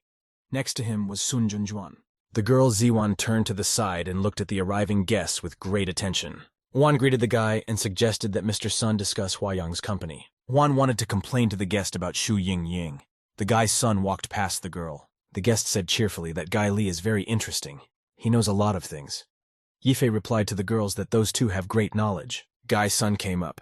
He grabbed the guest with his hand and menacingly asked Xinyu and Lanyu how dare they reject his invitation. Sun looked unhappily at the protagonist and said that the girls were talking to a strange man. Juan looked at everything going on with interest. She wondered what the guy would be able to do. The guest angrily asked Sun, "What does he do in public?" She demanded that he leave Xinyue alone. Sun was still holding the girl's hand. He yelled at the guest to go have fun with him. The main character approached. He grabbed Suna's arm and demanded that he get out. Ifei gave the guest a stern and threatening look and told him to show respect. Sun looked at the protagonist unhappily and asked who was he. The guy fearfully pointed at the protagonist and said that he was a jerk bodyguard.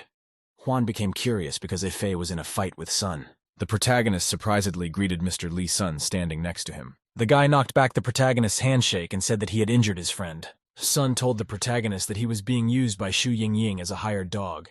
Yifei told the guest that he was not welcome here. Sun angrily called him a bastard. Two girls came over. They scrutinized the protagonist's hand. The guests took turns asking the guy about his hand and suggesting he call a doctor. One of the guests said that the beauties absolutely hated violence. Sun's boyfriend was violent and lost his advantage. Xinyue pointed her hand at the guy and said no violence. Yifei was between the girls. Sun looked with envy at the main character. He decided that he should be in his place. Then the angry guy's son swung around to hit the protagonist. The protagonist grabbed his opponent's fist on the fly with his hand. Sun asked angrily to Ifei, "Is he going to stick his nose in other people's business?" The protagonist said sternly to his rival that he started it first. The guy angrily said his name is Sun Ziqiao, and he is a graduate of the Capital Academy. He added, "He will tear the protagonist apart." Ifei asked in surprise at his rival, "How did a loser like him get into the army?" Sun shouted to the protagonist that he was dead. The guests chatted in surprise about Ifei insulting Mr. Sun. The guy confidently shouted that the protagonist was going to die. Juan called Ifei an idiot. Guy's son confidently shouted that the protagonist is about to die. Someone came up and yelled for everyone to stop. The banquet manager Kuai came over. He asked sternly who was making noise and why was he being disrespected. Kui cheerfully asked Sun if he had come to see him. Sun responded by greeting the manager. Sun told the manager that he had something to tell him. The guy then pointed at the main character and said that he was a disgrace to the banquet. Tsui turned around and looked at the protagonist with great suspicion. The manager asked Yifei to leave as he was inappropriately dressed. Tsui said sternly that this banquet is top class. He added that losers who can't buy expensive clothes can't come here. Sun's boyfriend was overjoyed. At that time, he heard a girl say something. Shinue pointed at Sunya to the manager and said that he was not appropriately dressed either. After a pause, he asked why Sun was dressed inappropriately. Koei explained that the guy Sun is a friend of manager Zhao. He once again demanded the protagonist to leave. Yifei absolutely calmly explained to those present that he was not a guest of this banquet. The Shinue girl was surprised to think how could the guy get here if he was not a guest. Manager Kui shouted threateningly to the protagonist to get lost. Sun told the protagonist that he was a petty thief and a loser. He asked how dare he flirt with the women he had his eye on. Jiwon watched and wondered what the protagonist would do. Yifei explained that he was not a guest, but he was a friend of the owner who invited him herself. Manager Kui said sternly that the owner was Mr. Zhao. Yifei was surprised when he realized that the girl Su Mengshin was not the owner. Sun said strictly to the protagonist that he might fly out after one word from him. The surrounding guests started to insult the protagonist in every way and told him to get out. Yifei felt dislike from all sides and shouted for him to leave. One said joyfully that watching this embarrassment made her happy. The guy offered the girl a drink. Someone approached the girls and asked how on earth they could be in company with Yifei. Guy's son told the protagonist that Shu Yingying's girl made his brother angry last time. Sun Guy then held his hand out to the side and pointed to the exit. Sun Guy said that the main character should go back and tell Mrs. Su at the main office that she should apologize to Mr. Sun. The people around him were very excited looking at the protagonist and expecting him to leave now. The protagonist looked long and hard in front of him. He realized that he had to leave. Sun once again told Yifei to get out because he was no match for him. At that time, footsteps were heard. A man came up and asked who was here to leave. Zhao's manager and the guard came over. He looked sternly at what was going on. The guard looked around angrily and noticed the protagonist standing there. Manager Kui was startled and surprised by the appearance of Manager Zhao. The man walked towards the protagonist. Tsui asked the manager, "Why is he here?" The guard came over and greeted the protagonist. He shook his hand. He thanked Yifei for protecting Miss at the Dragon Temple. Yifei replied proudly, "That's what every military man should do." The guard said Miss Su sent him to thank the protagonist. Zhao's manager hit the manager with a swing. Kui asked the man resentfully, "Why did he get hit?" Zhao angrily told his manager that he was a blind idiot. Kui fearfully wanted to explain something. The man strictly told the manager that the main character was a guest of Miss Su. Zhao's manager was very surprised to hear such words from the security guard. Zhao then shouted to the manager that he was fired. Zui began to apologize to the manager. The guests present watched the situation unfold with great surprise. The security guard politely asked the protagonist to apologize for all the problems. The protagonist replied that everything was fine and that his enemies were just a couple of small potatoes. The guard said he was glad the protagonist wasn't angry. The man thought to himself that Yifei was an old acquaintance of Miss. The guy didn't understand how the guard could be here. At this time, the manager wanted to apologize to Sun. Without looking at the boy, angrily called out his name, Sun Zikao. The boy responded fearfully. Sun stood fearfully and listened to everything the guard told him. The guard sternly said he knew Sun's identity because he had trained him. He yelled that the protagonist wanted to kidnap his women. The girls replied to Sunya that they are not his things. They have no business with him. Grozny's guard said that Sun Ziqiao was a scumbag in the squad and remained one after his resignation. He commanded the Xian and Sun guys to leave. Both guys were very shocked. Sun didn't want to leave the banquet.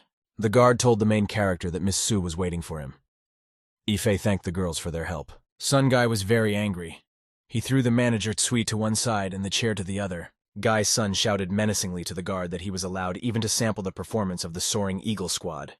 Sun told the protagonist to make his boss Xu to be wary. From this day forward, Yifei was surprised and worried. He found it hard to believe that the guy was trying out to join the Soaring Eagle Squad. Sun turned around and angrily shouted to everyone present that he was leaving. Li Xinyue's girlfriend were excitedly and dreamily discussing the protagonist. The protagonist was walking down the corridor with the guard. Yifei realized that someone wanted to do something to Ingen's company. The guard turned around and asked the protagonist, "Does Tot feel depressed because of Sun Zijiao's threats?" The guard said that Sun wanted to join the squad but was quickly kicked out. After that, Fei and his companion went to the right door. The man opened the door and told the guy to go in. Inside the room, the protagonist saw a beautiful half-naked beauty Su. Yifei was amazed and shocked. He didn't know what to say. The girl Su also looked at the guy in silence. The guy who came in was very embarrassed. He didn't even know what to say to the girl. The guard peeked through the door and asked what happened. Yifei very abruptly shoved the door open and closed it so that it hit the man in the face. Beauty Sue asked romantically to the protagonist, "Does she look good?" Ife shouted scaredly to the girl that he didn't want to accidentally walk in. Miss Sue giggled and asked the guy, "Doesn't he know to knock before entering?" Miss Sue went behind the transparent partition and closed it. Miss Sue asked Ife if he was too disappointed that she wasn't changing clothes in front of him. The protagonist was embarrassed. He didn't know what to say. Suddenly something caught his eye in the distance. Ife was surprised to see Sue's underwear lying on the floor next to him. The protagonist thought to himself excitedly, "Mengxin's underwear is very exciting." Ife wondered, can his acquaintance hide her wild nature? Suddenly Sue opened the curtain and said she was ready. Ife abruptly hid the girl's underwear in his pocket. Sue told the protagonist that she found out that there are people who are after Xu Yingying's company. The guy replied to her that it could be rich kids. Sue told the guy that he had already saved her twice, and now she wanted to help him. She went to the door. Belle opened the door. There were many people inside. Sue told her companion that the most important people of the city would be at this banquet. Ife would have the opportunity to make new connections. All the guests welcomed the beautiful Sue. They were delighted to see her. A man apologized for his grandson's antics. Another guest called Miss Sue a dear investor in the city. One of the guests asked excitedly, "Who is walking next to Miss Sue?" The girl smiled and said that she would introduce her companion to those around her. Miss Sue said that the main character was her cousin. She added that he worked at Huayang Trading Company. The guests were surprised and amazed that the small security guard was actually a member of Sue's family. People around the protagonist began to approach him and get to know him. Someone offered Ife a job. A very excited protagonist wanted to ask Su Mengxin something. The beautiful woman told him that Huayang's company was safe, and that she had repaid him her debt. After the banquet at the Loon residence, the protagonist came and knocked on the door for VIP guests. The manager invited the protagonist to come in. There were guests sitting at the table. At the head of the table was Sue Girl. Ife looked around the guests excitedly. It was hard for him to realize that they were all waiting for him. The beautiful Sue told the protagonist that she wanted him to introduce the two ladies at the table. The girls said hello to Ife. Sue explained to the guy that these ladies were very famous presenters in their city. The main character asked the excited girls why they hid from him that they were celebrities. Li Xinyue told the guy that he had also hidden from them that he was from Sue's family. Sue told all the guests that each of them should help her cousin who works in this city. At this time, a man jumped up abruptly and banged his hand on the table. Beauty Sue asked Chairman Sun, "What does the man want to say?" Chairman Sun bowed and asked the protagonist to apologize for his grandson, Sun Dungeon. Ife waved a conciliatory hand at the man. Suddenly, the guy felt something and stopped talking. The protagonist noticed Su Mengxin's girlfriend under the table stroking his leg. Ife saw the girlfriend looking at him. Her hand was on his thigh. The protagonist thought excitedly to himself that the girlfriend's hand had gotten very close already. Ife remembered excitedly to himself how he found the girl's panties and thought about her touch. The protagonist felt his girlfriend's hand and thought of her getting even closer. Ife could hardly contain his emotions and thought that he couldn't stand it if this continued. The guy felt like a soldier in battle who reported that he couldn't hold out much longer. The protagonist felt tensely that he might lose this battle. Ife could hardly contain his emotions from the girl's continued touching. The guy sitting at the table suddenly cried out. The protagonist heard the guy's name Sun Quanon from somewhere. As if coming to his senses, Ife asked sharply to his interlocutor, "What did he say?" The man stood up and apologized fearfully. He thought that the protagonist was not so easily led. Ife thought that he never heard what the man had just said to him. Ife, looking at the girl's hand, thought he could have been a little harsher on her. The man stood up and said in a confident voice that he would give his interlocutor a luxury car as an apology. The beauty Sue took her hand away from the protagonist's leg. The guy exhaled quietly and wanted to say something. Suddenly, the protagonist was startled to feel Sue put her hand on his leg again. When he concentrated, he realized that someone was touching his left thigh. He looked closely and saw Xinyue's hand on his leg. The protagonist couldn't understand why the lead Xinyue was touching him. He was afraid that Su Mengxin might see them. The guy got worried because Yu Girl's hand moved even higher. Ife visualized himself as a soldier again. He was thinking about how he would protect the tower. Suddenly, there was an explosion from behind. The soldier saw a beautiful girl with a gun in front of him. She shouted for them to go boldly forward, for peace. The man excitedly noticed how the guy was holding back the shout.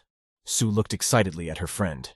The protagonist looked at the man sitting across from him with a formidable gaze. Mr. Sun was frightened. He shouted, "He will give the guy a house as an apology." Sue thought that her acquaintance guy is a deal expert. Ife thought sadly to himself that he had a formidable look because of the girl's hand. The main character imagined realistically as a soldier being killed by a girl with a gun. Ife still had no way to relax as he was touched by Xinyue. Li Xinyue, looking at the guy, decided, did he really lie to see her reaction? A woman in military uniform shouted to the soldiers, They have captured the tower! The protagonist felt he couldn't fight back, and he felt cowardly. Ife realized that he had surrendered and could not resist. Shinue thought fearfully to herself what she had just grabbed. The man couldn't understand why the protagonist couldn't calm down. Ife turned to Chairman Sunyu in a broken voice. The protagonist asked the man sternly what the man had just said. The surrounding guests looked at the guy's angry reaction with great excitement. Chairman Sun realized that all his suggestions had failed. He decided to do something else. The man told the protagonist that he would give him the shopping street of Wangzhou, and apologized again. Su said with a smile to the man that they accepted his apology. She thought to herself that Berkut had put on a good show. Beauty reported that her cousin was no longer angry and they had reached an agreement. The protagonist wanted to tell his girlfriend that he wasn't angry at all. Ife saw Shinue tugging her hand at his leg. The guy realized that his actions were being distorted at the expense of trying to keep himself in control. The main character, looking at the seductive girls at the table, decided that they were real Hellcats, while the makeup artist was walking around the locker room and couldn't find her thong.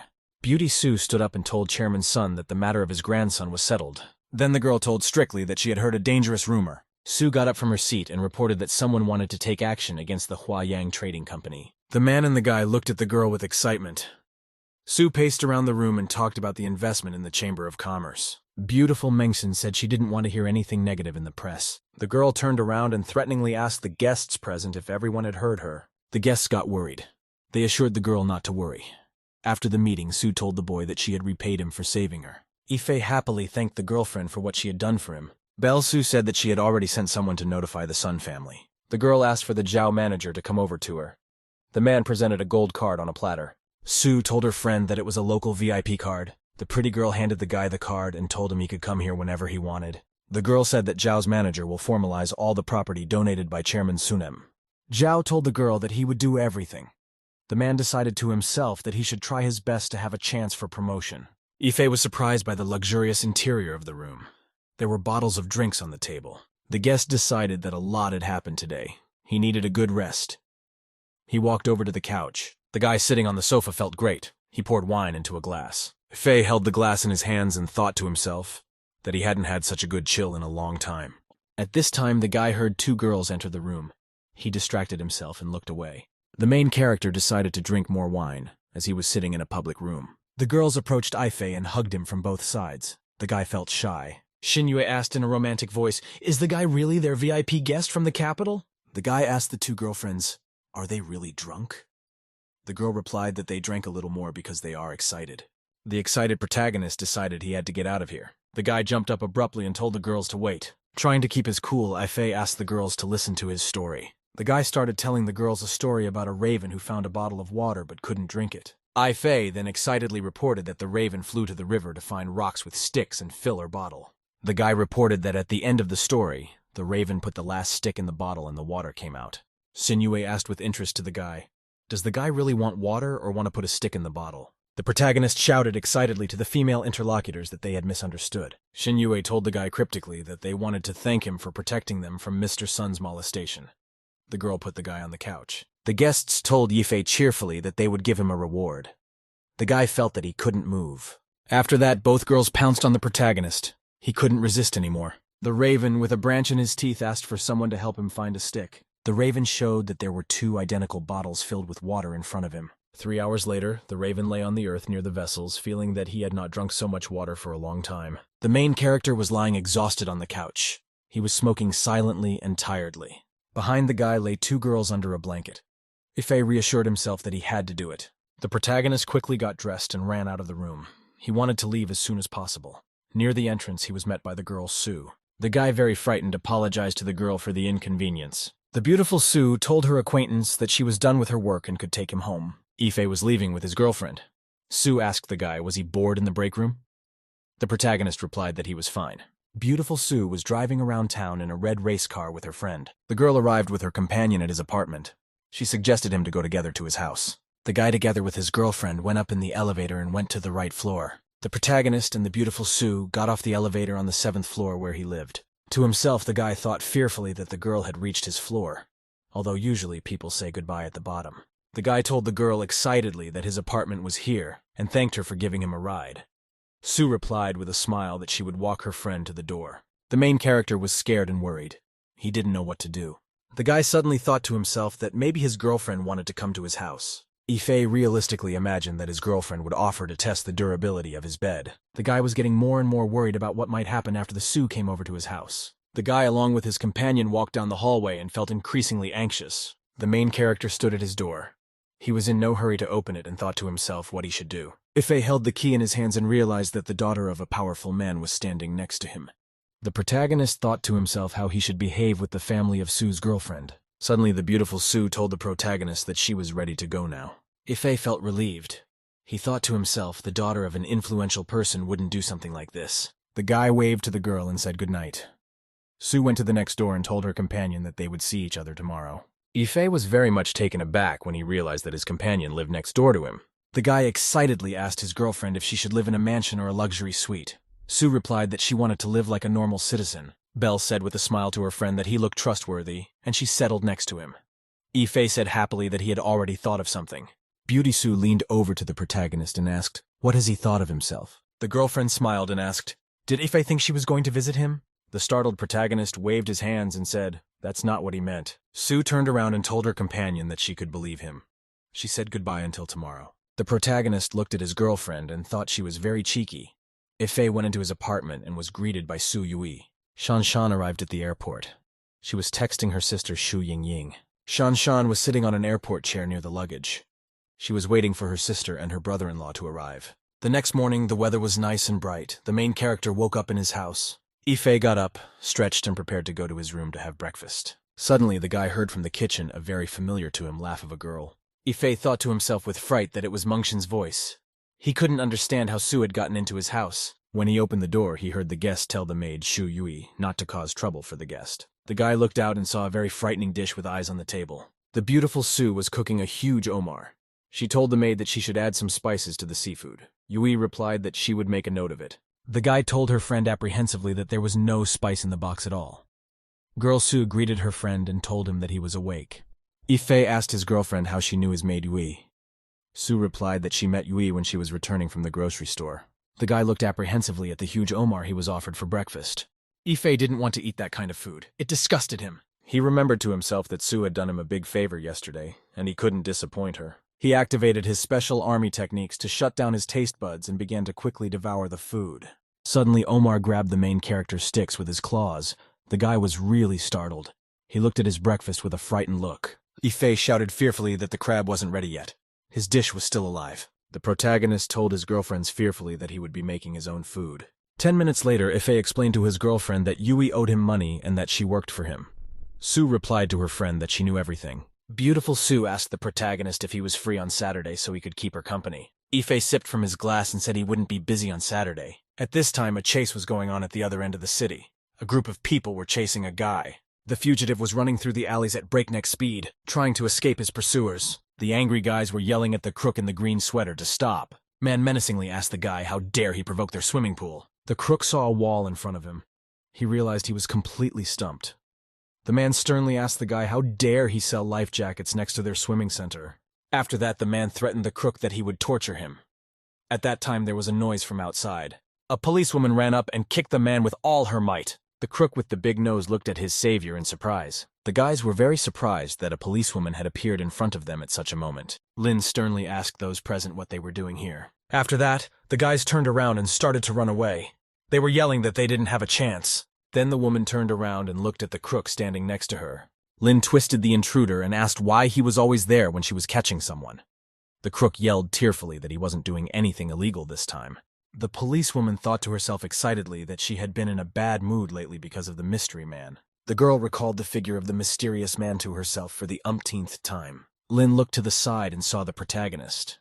She wanted to ask him about the disappearance of the mysterious master. The policewoman decided to drop everything at once and ran to the protagonist. The crook thought to himself joyfully that he was saved again.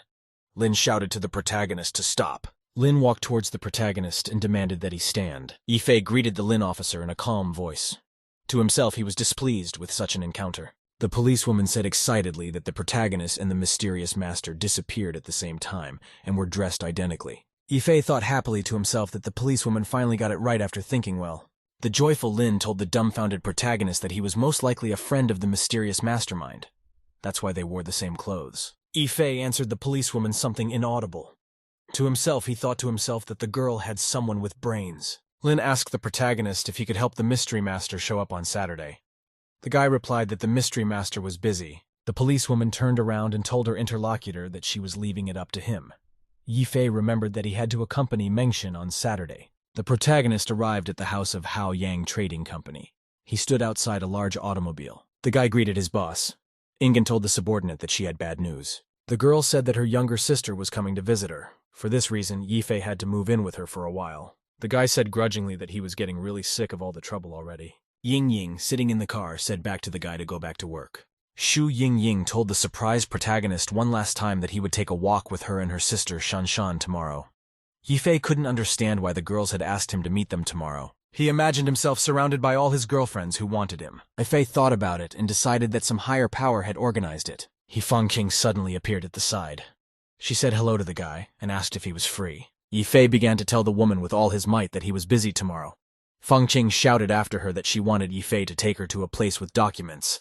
The main character couldn't understand how it was possible for him to meet so many girls in one day. The guy thought about it and decided that he would refuse Ingen's request no matter how she asked him.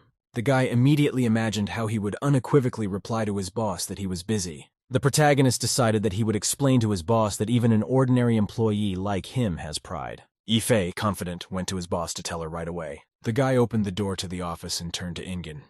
The girl at this time held a meeting and tapped her hand on the table.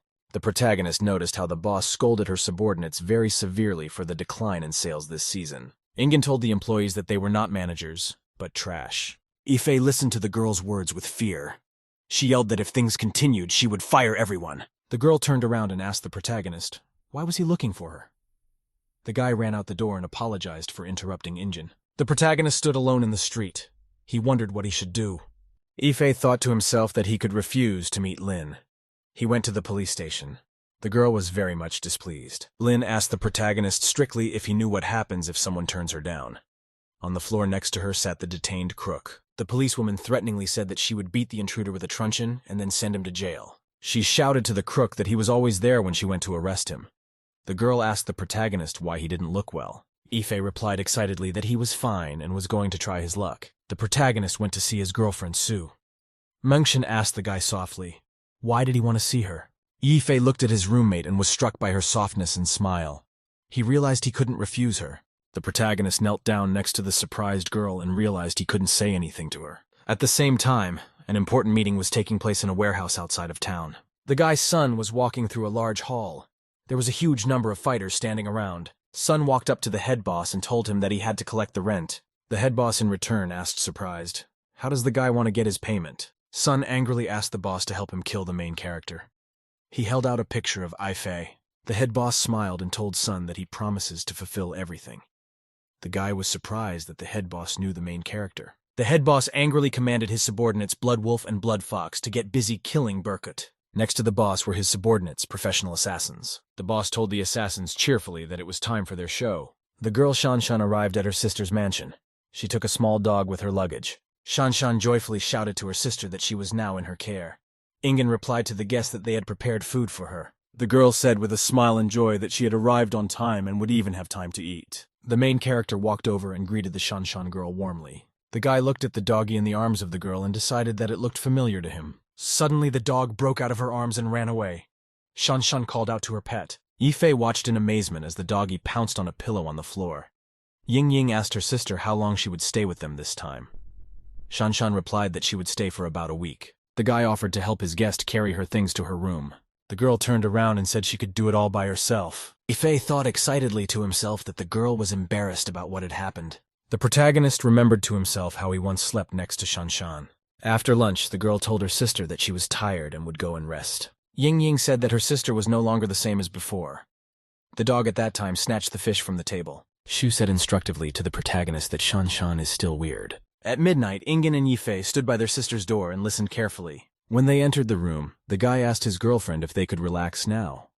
Ingen couldn't understand why her sister was quiet at this time. Shu reminded her friend that her sister was very abrupt last time. Ingen recalled Shan's past behavior and how she made tea for them. In a stern voice, Shu told her subordinate that they would have a fake date this Saturday. Through this, the Shanshan theories would be completely destroyed. The protagonist was very much surprised and frightened because a date was planned. The boss reminded the subordinate that the date would be fake. She clarified, "Is there something he's unhappy about?" Ife replied, "That's not what he meant." Ife thought to himself that if the mass date had happened earlier, it would have been very bad. Guy realized now that his girlfriends might see him on a date with his boss Chu Yingying. The protagonist frightenedly realized that this would be the end for him and the destruction of his relationship with his girlfriends. The protagonist decided with certainty that he had to refuse his boss and stop everything. Ingen overheard the subordinate suggesting that they cancel the fake date because they might be exposed. Ingen replied to the boss that they should find other options. Ingen told the protagonist that after the assignment was over, she would transfer him to the administrative department where there were many beauties. Ife heard about the reward. The guy happily told the boss that he loved dating. Ingen replied to the subordinate that they would do it. The protagonist couldn't understand why he had made an impossible promise. The protagonist sat in his room at Ingen's mansion until dawn. In the mansion, the girl Shanshan was sleeping peacefully and deeply in her room. All the main characters' girlfriends were resting in their homes and sleeping in deep sleep.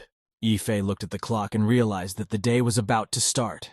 The guy, after a sleepless night, came up with a plan. After concentrating, the protagonist told himself that the date operation was about to begin. The next day, the protagonist went outside, preparing for the ordeal. Ife looked sadly and unseeingly in front of him. He realized that this moment had come. The guy realized that he might fail. At that time, the girls called out to him. The passers-by were surprised by the appearance of the beautiful Injin and her sister Shanshan. Ife said calmly that he was fine. Shanshan replied and apologized for disturbing the date. The protagonist looked at his girlfriends and realized that they needed to be taken somewhere. Ife pointed to a cafe and told them to wait for him there. The protagonist got into the car and quickly drove to the meeting place with Sue. He had a plan. The guy jumped out of the car and thanked Shanshan for waiting. Ife needed preparations to execute the plan. He suggested that the girlfriend stop by the candy store. The protagonist looked at his girlfriend Sue and realized he needed to take her somewhere. At the cafe, the guy told his girlfriend that he left his phone in the car. He added that he would go and get the phone and asked that Mengxin wait for him. The main character realized while running down the street that he needed to create a distraction. Ife realized that he needed to separate him from all his girlfriends as soon as possible. The men on the street looked at the police line with amazement. They admired this beautiful lady. Lin was very displeased. She looked at her watch and realized that Yifei and the mysterious master were late. The main character ran up and called out to the Lin girl. She turned around in his direction. The policewoman asked, annoyed at the protagonist, "So why did the protagonist come alone?" Lin asked, insistent at her interlocutor, "Where is the mysterious master now?" Yifei pointed the girl's hand in the direction and said, "The mysterious master is there." The policewoman shouted to the guy to wait for her. Yifei on the run shouted that he would help call the mysterious master. To himself, the guy thought excitedly that the Lin girl was very close to the rest of his girlfriends. Yifei realized that now Lin girl and Injin girl are very close to each other. He needs to separate them soon. The policewoman thought unhappily to herself that the protagonist can't even do something simple. Lin turned to the side and noticed some couple on a bench on a date. The girl thought excitedly to herself that the only master misunderstood her. She only wanted to be his apprentice. Suddenly, something caught the policewoman's attention and she looked away. Lin saw the silhouette of the mystic master she knew. The policewoman ran after the stranger with all her might and yelled for him to stop. Lin ran after the guy and yelled for him to wait. Yifei thought happily that he had led the policewoman away. The protagonist turned into an alley and noticed that he was in a dead end. Yifei realized that his stalker had caught up with him. Ling shouted at the stranger not to run away. The protagonist asked the policewoman in a stern voice if she was looking for him. Ling was amazed because she had finally met the mysterious master. The girl said with suspicion that the voice of the interlocutor seemed familiar to her. Yifei questioned the policewoman in a hoarse voice. So why was she looking for him? Lin excitedly replied to the interlocutor that she wanted to become his apprentice. The guy replied that she didn't meet his requirements. Ling decided to pull down the veil that was hanging between her and the stranger. She said she could handle it. The protagonist was scared. He realized that the policewoman was about to pull down the veil. The girl shouted angrily for the mysterious master to accept her as an apprentice. The policewoman was very much surprised after she saw the coverlet being pulled off. The protagonist stood in front of the interviewer with a bag on his head. He asked the Lin, "Is she ready?" The policewoman was very surprised to see the real mystery master in front of her. Lin had very realistically imagined how she would meet the mystery master. This guy would be very happy if she found him. The girl imagined how the mystery master would hit on her and she would fight him off. In the policewoman's dreams, the mysterious master would be an attractive and passionate lover. Lin pointed her finger at the protagonist and asked sternly, "Why is he wearing a mask?"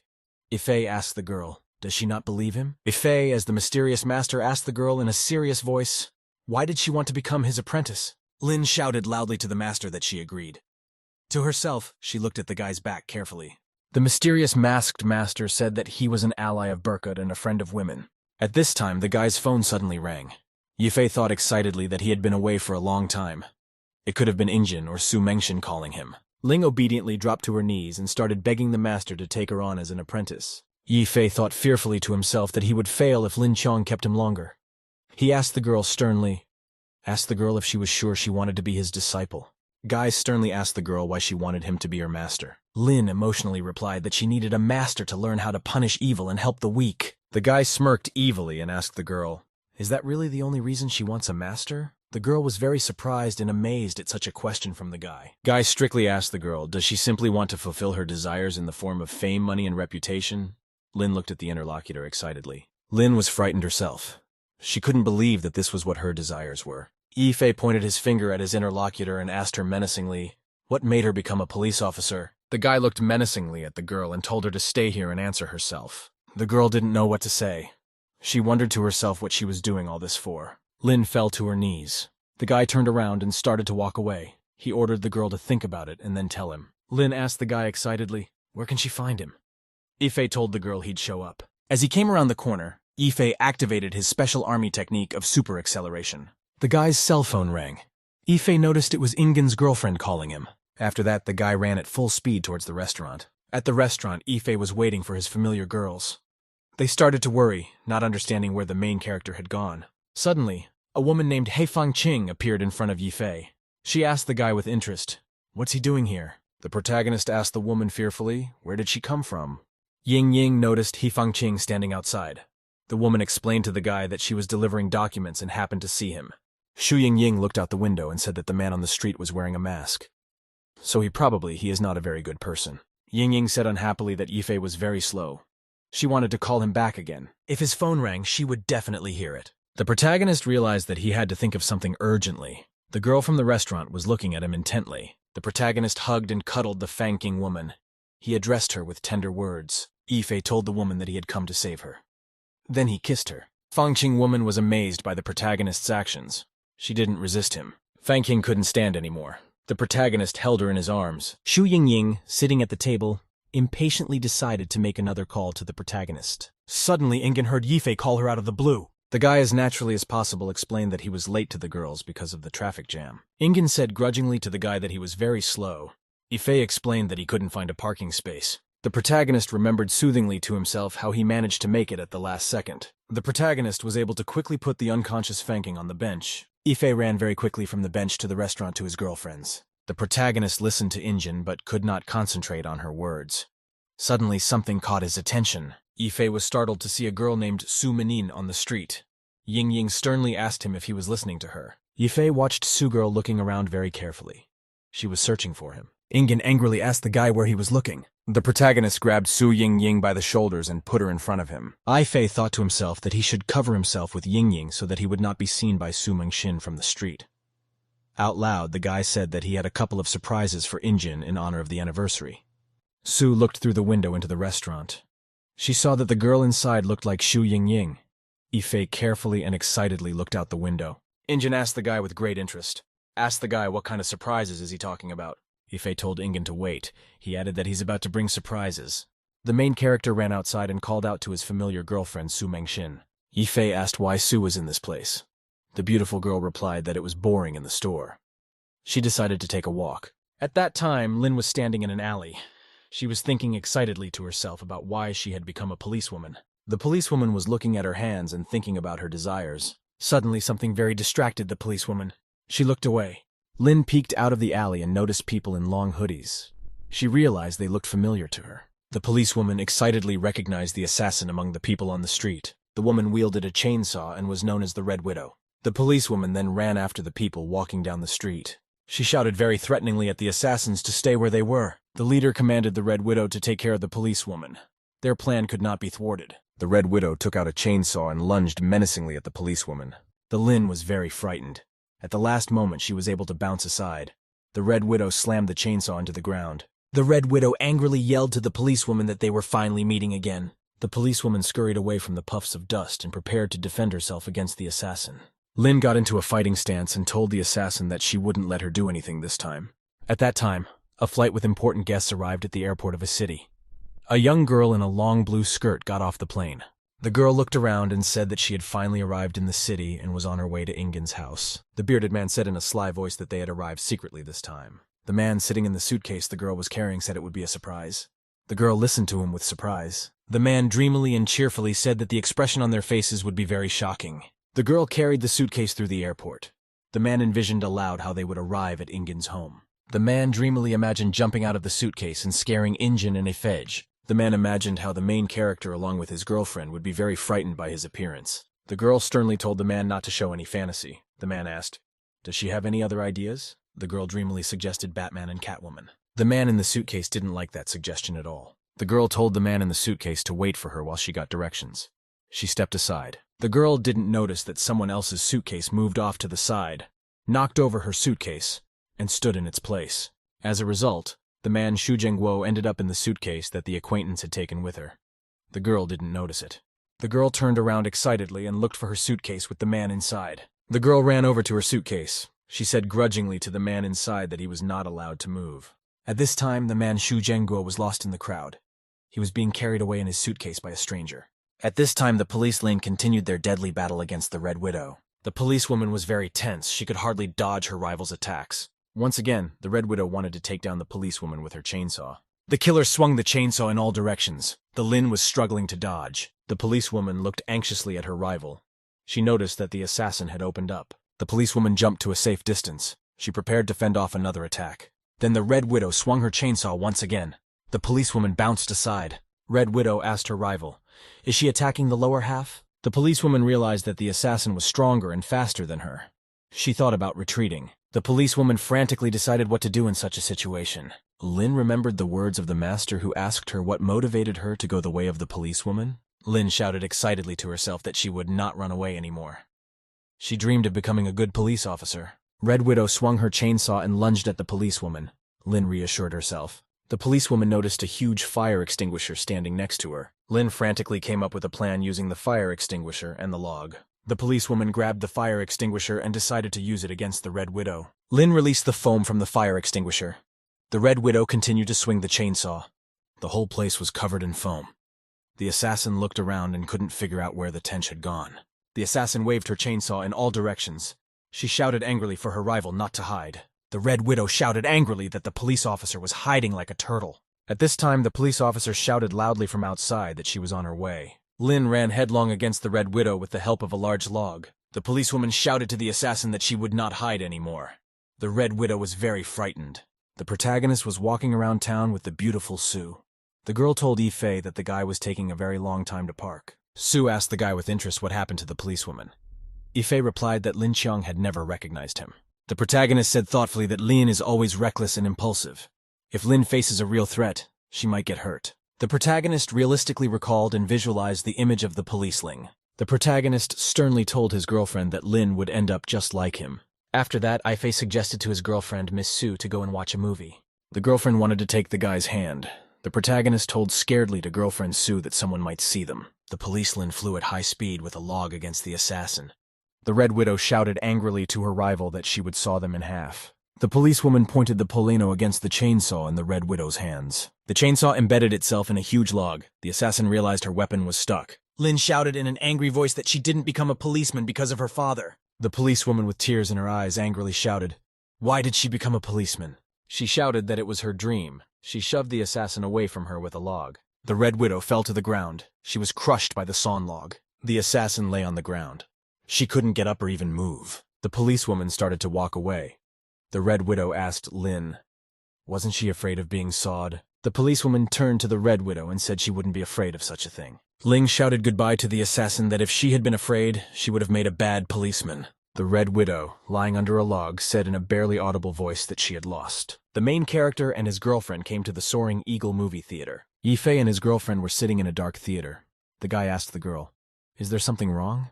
Sue replied that everything was fine. The main character suddenly remembered that he forgot to buy popcorn and Coke. Ifei got up and told his girlfriend he'd go out and get some. Sue agreed. The main character thought he still had time as the movie was going on for a long time. At this time, someone called him from outside. Ife saw his familiar girls walking towards him. He asked surprised, why did those come out? Ying Ying and Shan Shan were walking towards him. Shu told the protagonist that they had decided to go look for him. The protagonist thought to himself that things weren't going according to plan. The gift roses were in the car. Shan Shan asked the protagonist if he wanted to go to the movies with his sister as a gift. Shu went to the movie theater. She told the protagonist to buy popcorn. A frightened Ife shouted to his girlfriend Ingin to wait for him. Ife remembered that his girlfriend Mengxin was sitting inside the movie theater.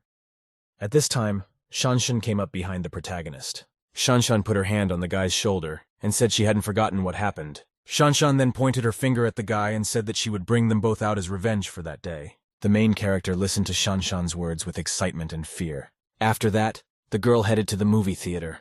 Ife yelled for Shanshan to stop.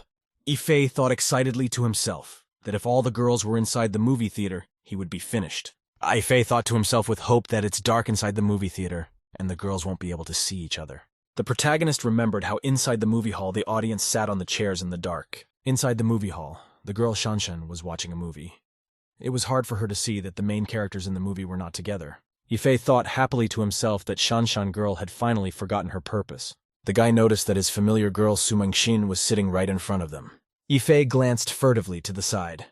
He figured everything would be fine as long as Ingin didn't recognize Su. The protagonist noticed that Ingin was dozing off leisurely. He decided to open a bottle of Coke and drink. Shanshan gave the protagonist a stern look. She realized that he had asked her sister out on a fake date. Shanshan realized that the protagonist didn't know Ying Ying very well if he didn't know that she falls asleep watching movies. At this time, the protagonist was opening a bottle of Coke. Shanshan looked at him in surprise.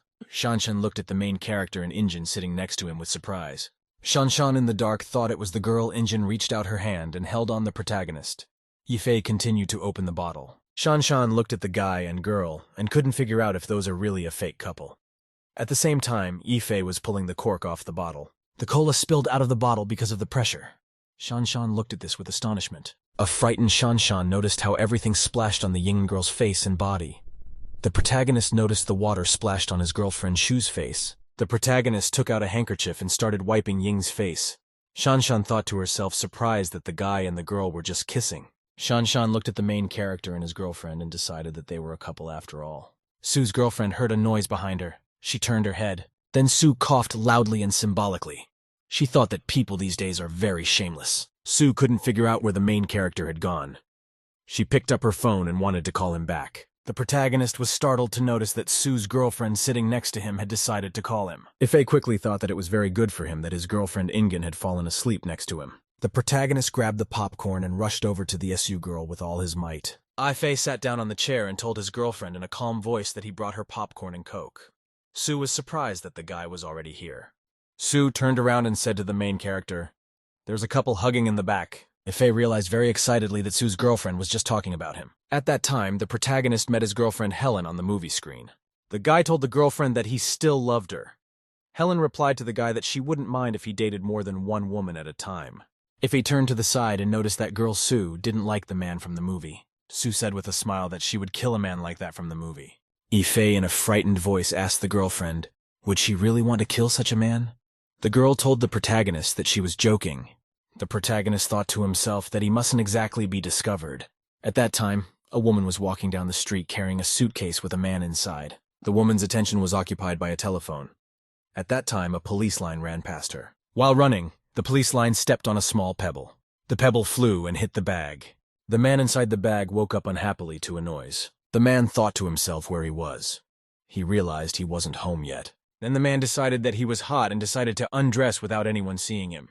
After thinking for a while, the man decided that he was a respectable man and could not be seen without his clothes by Ingin and the others. The man lying inside the traveling suitcase thought that everything was very beautiful. Gradually, the man began to get bored with everything. He could not realize where he was. Then the man suddenly heard the woman carrying him in the suitcase say that she would be there soon. The passenger in the suitcase carefully peeked through the hole. He saw a strange woman carrying him.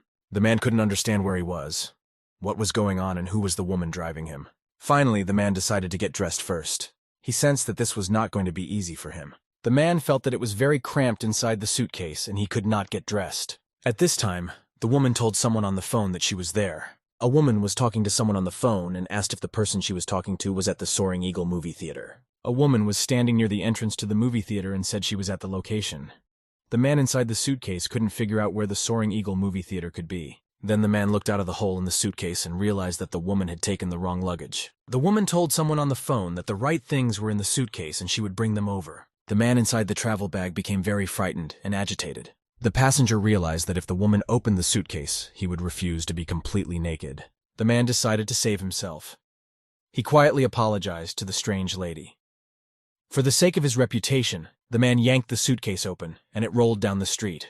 The man realized that he had to run. Passers-by looked in amazement at the rolling suitcase. The travel bag was traveling at such a speed that it picked up the wind, blowing the girls around the passers-by. The man mentally apologized to the girls, but he didn't care about them now. The man thought to himself that nothing would prevent him from returning to his wife. 2 schoolgirls were walking down the street. One of them pointed in surprise at the suitcase. The schoolgirl looked startled at the strange suitcase rushing towards her. The man realized that he had to change his trajectory. As a result, the suitcase tripped on the ground and flew far upwards, frightening the schoolgirl. The frightened girl looked in amazement at the flying suitcase. The schoolgirl pointed at the bag with its legs sticking out and said it was the suitcase monster. The man thought to himself that the little girl reminded him of the girl Ingen, who was also so small. A group of girls in black robes stood at the bottom. The leader noticed the flying suitcase and told her subordinates that she could handle it herself. The leader then smashed the suitcase down with all her might. As a result, the suitcase and the man flew onward with all her might. The women in robes decided to go ahead with the plan. The man fell unconscious on the sidewalk from the forceful impact of the flying suitcase. At this time, inside the movie theater, the show was still going on. Ife was sitting surrounded by girls. Ife told the protagonist that she was a little stuffy and would go outside for some fresh air.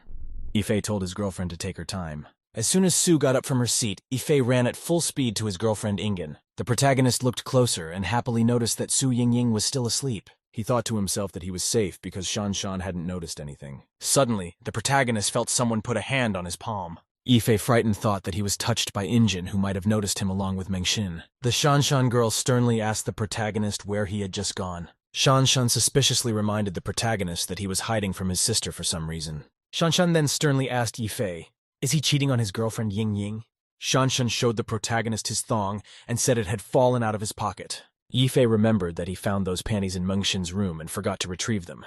Shan said that her sister doesn't wear such underwear. In as calm a voice as possible, the protagonist said that Shan was wrong. Suddenly, Shan abruptly reached up to the protagonist and grabbed the protagonist by his tie. Shan sternly asked Ife, why was the thong in his pocket? Shan asked the protagonist suspiciously, why didn't the protagonist know that Ingen always falls asleep in movies? The protagonist asked with interest, does Shan's sister always fall asleep at the movies? Shan said, how could the protagonist be Yingying's boyfriend if he didn't know such simple things? Suddenly, the protagonist and Shan noticed how they started to approach each other. Shu Yingying's girlfriend in her dream wrapped her arms around the protagonist and Shan. She brought them closer to each other. Yifei whispered for Shan to be quiet or her sister would wake up. Shan threatened the protagonist that she would tell her sister about other women's underwear at Ifei's place. The protagonist angrily asked Shan why she was so stubborn. Shan didn't like being called stubborn. Shan grudgingly told the protagonist that she hadn't forgotten what had happened that day. The protagonist couldn't understand if Shan was so upset about that incident. The angry Shan pointed at the protagonist and said that she would bring him to justice. At that time, the sleeping Ying mumbled something to herself and moved her hands, causing Shan and Ying to kiss. Shan felt awkward and scared. She wanted to get free. After a short pause, Shan's girlfriend shoved the protagonist away from her. The protagonist frightenedly thought to himself that the Shan girl might scream now. The protagonist realized fearfully that Shan's scream might wake up Ying. Yifei realized fearfully that Ying might catch him and the girl in the act. The protagonist realistically imagined what would happen if Shu Ying woke up. Yifei realized he had no choice. He immediately apologized to Shan for what he was doing. Afterwards, the protagonist kissed Shan to stop her from making any noise. The protagonist thought to himself that he should finish the successful operation and date. After kissing the protagonist for a long time, Shan stopped resisting. Shan's girlfriend ended up fainting after the kiss. Yifei noticed that Shan wasn't saying anything and wasn't looking at him anymore. The main character gently shoved Shan away from you. He thought for sure the girl would stop talking. In his mind, the guy apologized to Shan girl. At this time, Ingen came to her senses and opened her eyes. Ying looked around carefully. She couldn't understand where Yifei had gone. Ingen looked at her sister in surprise. Could she have fallen asleep watching a movie like that? Yifei was walking through the theater. He looked at his phone and realized that Mengshin's girlfriend was waiting for him again for a long time. Yifei didn't notice that the door was opened by a disguised criminal with a big nose. The protagonist noticed his girlfriend Sue. He waited a little to calm down. Yifei looked at Sue sitting alone on a bench near the flowers. Sue asked the protagonist, "Is the movie already over?" Yifei said he left a little early. Sue asked her friend, "Why did he leave early?" Yifei said he was bored. The girl said romantically that she felt depressed watching such a romantic movie for the first time. The protagonist sat looking at his girlfriend on the bench. There was an awkward pause. The protagonist looked at the disgruntled girlfriend who sat silently next to him. Yifei thought to himself fearfully that he had chosen such a romantic movie by chance. The protagonist realized that he needed to say something to relieve the tension. Yifei didn't have time to say anything. He heard some girl on the side suggesting to sit here. Yifei heard Ingin's voice. At this time, Shu and her sister in an embrace wanted to sit on the bench. The slightly battered police Lin sat on the bench and wanted to meet the mysterious master. Yifei looked around and was surprised to see Lin Qiang sitting next to him. The guy turned back and noticed a familiar female silhouette on the bench. When he looked closely, he realized that his friend He Fangqing was sitting on the bench. Yifei found himself surrounded on all four sides by girls he knew. It was a battle of wills for him. He didn't know what to do in such a situation. Yifei realized that he was surrounded by four women, and he couldn't handle it. The protagonist looked on all four sides. He saw the figures of the girls he knew. The protagonist couldn't understand why all the girls sat so close together. Ingen thought to himself where Yifei could have disappeared to. The guy looked carefully around. He realized that if at least one of the girls called him, they would reveal him. The protagonist immediately had to think of something to get out of this situation. Yifei realized that all the girls had to stay on their benches so that he wouldn't be discovered. The protagonist realist imagined that he might be exposed by the girls again. The worst thoughts occurred to Yifei. He realized that being exposed would be the end of the world for him. Ying asked her sister if Ta could see where the protagonist was now. Shan sat very agitated. Ying looked at her sister with great suspicion and asked what was wrong with her. Shan replied that she was fine. She wanted to call the protagonist and ask what was going on. Shan was very worried. Suddenly, the protagonist appeared on the bench. He greeted the girls in as calm a voice as possible. Shu Ying turned to the protagonist sitting next to her with great suspicion. Ying asked the guy very sternly, "Where did he come from so suddenly?" Ingen asked the guy, "Where was he all this time?" Yifei remembered sitting on the bench next to Sue and thinking about his problem. Suddenly, the protagonist's cell phone fell out of his pocket. The protagonist realized that he was being presented with a good opportunity. Then the protagonist looked under the bench and realized that he had hope. Yifei told his girlfriend Sue that his phone had fallen and he would go and look for it. His girlfriend agreed. The protagonist decided to crawl under the bushes to the side where Ingen and his sister were sitting on a bench. Yifei happily thought to himself that he could use this small garden to move in any direction. Yifei calmly said that he left just before the end of the movie. He asked Shan confirmed his words. Ying turned to her sister Shan with excitement and interest. Suddenly, the girl jumped up and ran away. The protagonist shouted after Shan. 10 minutes later, the man in the suitcase woke up. He couldn't understand where he was. The man had a headache. He remembered that he had just been sent on a flight. The man was wearing only the suitcase. He noticed people around him looking at him and discussing something. A crowd began to gather. The man realized he needed to escape immediately. As he ran away, the man noticed someone carrying a bound girl on his shoulder. When the man looked closely, he noticed that it was a relative of his acquaintance, Shan. The man shouted threateningly at the stranger to stop. The leader told the chop to subdue the man. The man was completely calm. He saw the warrior turn toward him. Then the warrior pulled out a huge sword and told the man that he could go no further. The man calmly told the kidnapper to leave his daughter alone. The kidnapper was unaffected by these words. He stood there holding the sword in front of him. The man looked menacingly at the warrior. He wanted to warn him what would happen if he didn't let his daughter go. The black-clad warrior struck the man with all his might, knocking him to the ground. The fallen man didn't give up. He got up and kicked the kidnapper with all his might. The man was able to hit the kidnapper in the head with his kick. Chop wanted to hit the man back. The man quickly bounced back to a safe distance. The man with the menacing look turned to the kidnapper, Chop in black. The man said that if anyone touched his daughter, he should be ready to feel his fury. The man stood and glared menacingly at the kidnapper. He clenched his hand into a fist with anger. The kidnapper with the sword didn't take the man's threat seriously at all. Then the father accelerated with all his might to attack the kidnapper. The sword warrior stood still and waited for the attack. The warrior swung his sword to strike the man with a thunderous strike. The man professionally and skillfully dodged the blow. He prepared to attack back. The man swung around and tried to strike the kidnapper with an army fist punch. The black-clad kidnapper became agitated. He held his sword in front of him. The man prepared to attack again. After that, the man accelerated and decided to use the fist punch and the tank jerk move. The kidnapper silently and carefully looked at the man. He prepared to defend himself. Yifei looked at the fleeing Shanshan and asked what happened to the girl. Ingen replied that the guy should leave her sister behind. Ingen thanked the protagonist for his good work today. She handed him a handkerchief to wipe his face. The protagonist looked at Ingen with excitement and disbelief in return. Yifei told Shu that she smiled. Ingen asked what did she do wrong. Yifei told the girl that she should smile more often. It's very nice for her. Ingen said that she finally got a good night's sleep. She said that she hasn't relaxed in a long time because of the problems in the company. Ingen started to talk about the problems in the company because of the hostile takeover. Yifei asked if the girl helped Su Mengxin. Ingen replied to the protagonist that because of him, she got Su Mengxin's support. Ying Ying smiled and looked at the protagonist. She asked him to be her real boyfriend. The protagonist was very puzzled by such a proposal at such a time. After that, Shu Yingying sat closer to the protagonist. Zhu said to herself as if she was just kidding. The main character's cell phone rang and he said he had to take this call. The protagonist took the phone out of his pocket. He looked to see who might be calling him now. The protagonist saw that the caller was Su Mengxin's girlfriend, who was right next to him. The protagonist turned around and ducked under a bench. He told a surprised Ying Ying that he would look for something. Yifei quickly crawled through the flower bed. He decided to get to Su Mengxin that way. The protagonist thought to himself that it was good that this flower bed was hiding him. Yifei was very happy that he had a chance to solve his problem for now. The protagonist crawled to a bench and noticed that a woman Fanking was sitting there. The guy realized that he had taken a wrong turn when he had just crawled across the flower bed. Fang Qing woman was very much surprised by the appearance of the protagonist. Yifei stretched out on the bench. He realized that he was on the side of the flower bed where Fang Qing was sitting.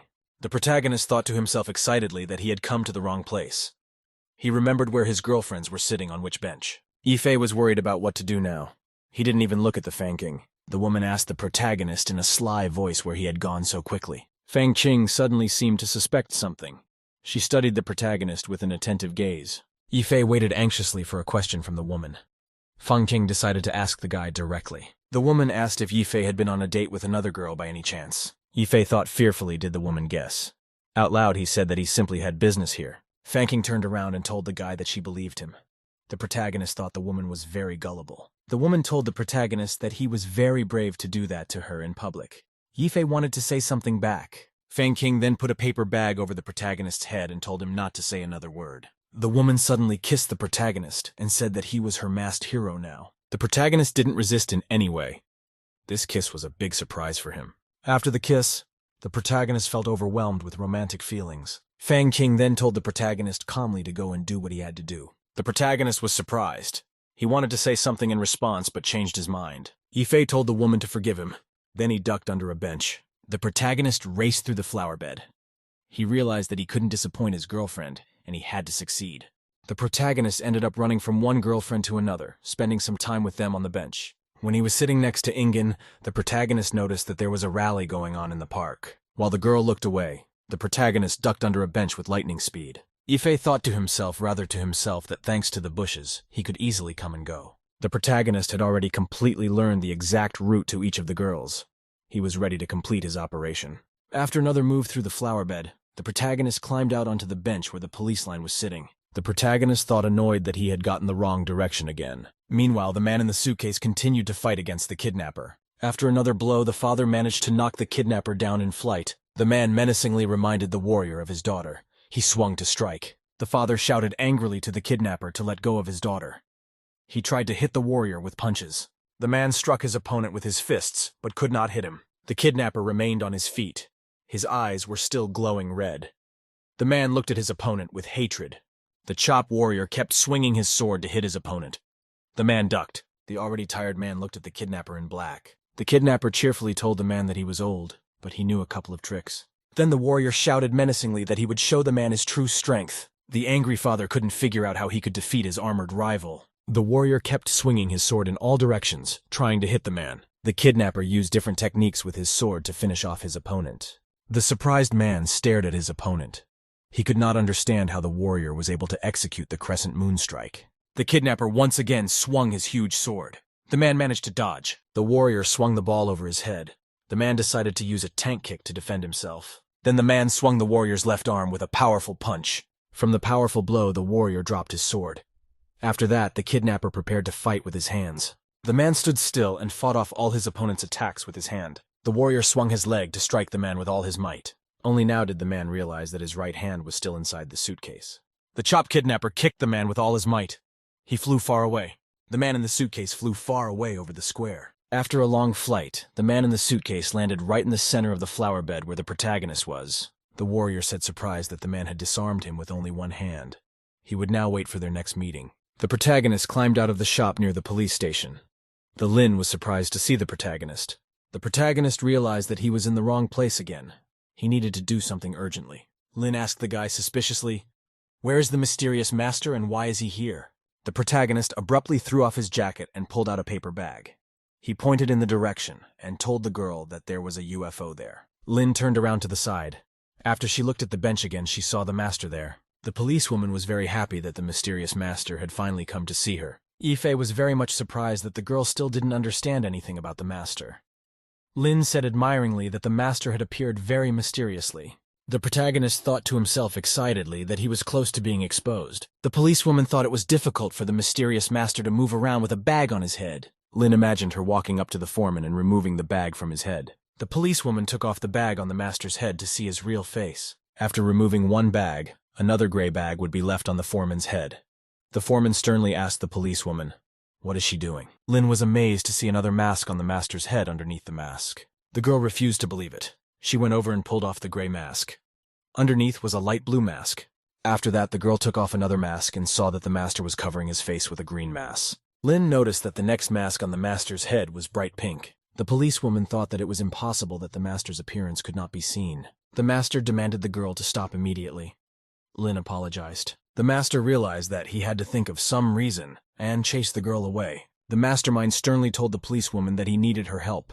He informed her that there was a group of criminals in the neighborhood. Lin was very much astonished because the mystery master knows everything. Suddenly, the policewoman dropped to her knees and addressed the master. Ling bowed to the master on her knees and asked him to take her as his apprentice. The policewoman shouted unequivocally on her knees that she had already thought of everything. The master asked the girl in surprise, had she really thought it over? Lin told the master that his instructions had allowed her to look deep into her heart and choose the true path. The policewoman said excitedly that she was impressed as the master could detect criminals. In an important voice, the master said that he knew in advance that the criminals were here. Suddenly, the protagonist felt that there was a bunch of people gathering nearby. People gradually began to surround the flower bed where his girlfriends were sitting.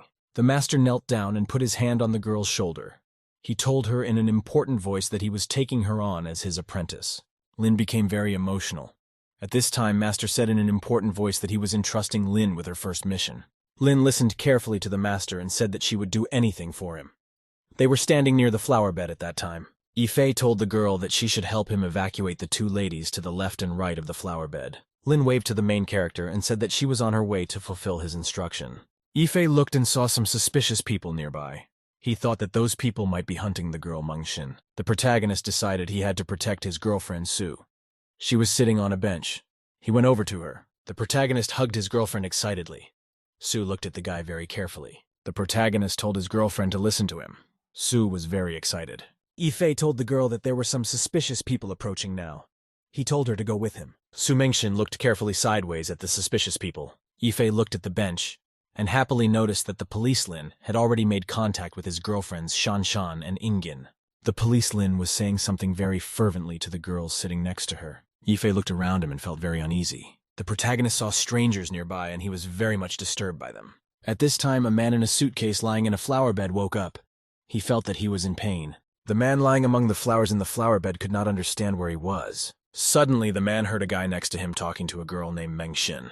The man saw the main character standing next to the beautiful Sue. The man was very much surprised and worried because Li Yifei might be dating another woman. The disgruntled man thought that he was mistaken about the main character, and that Yifei might actually be a womanizer. After thinking for a while, the man decided that he should stop the protagonist now.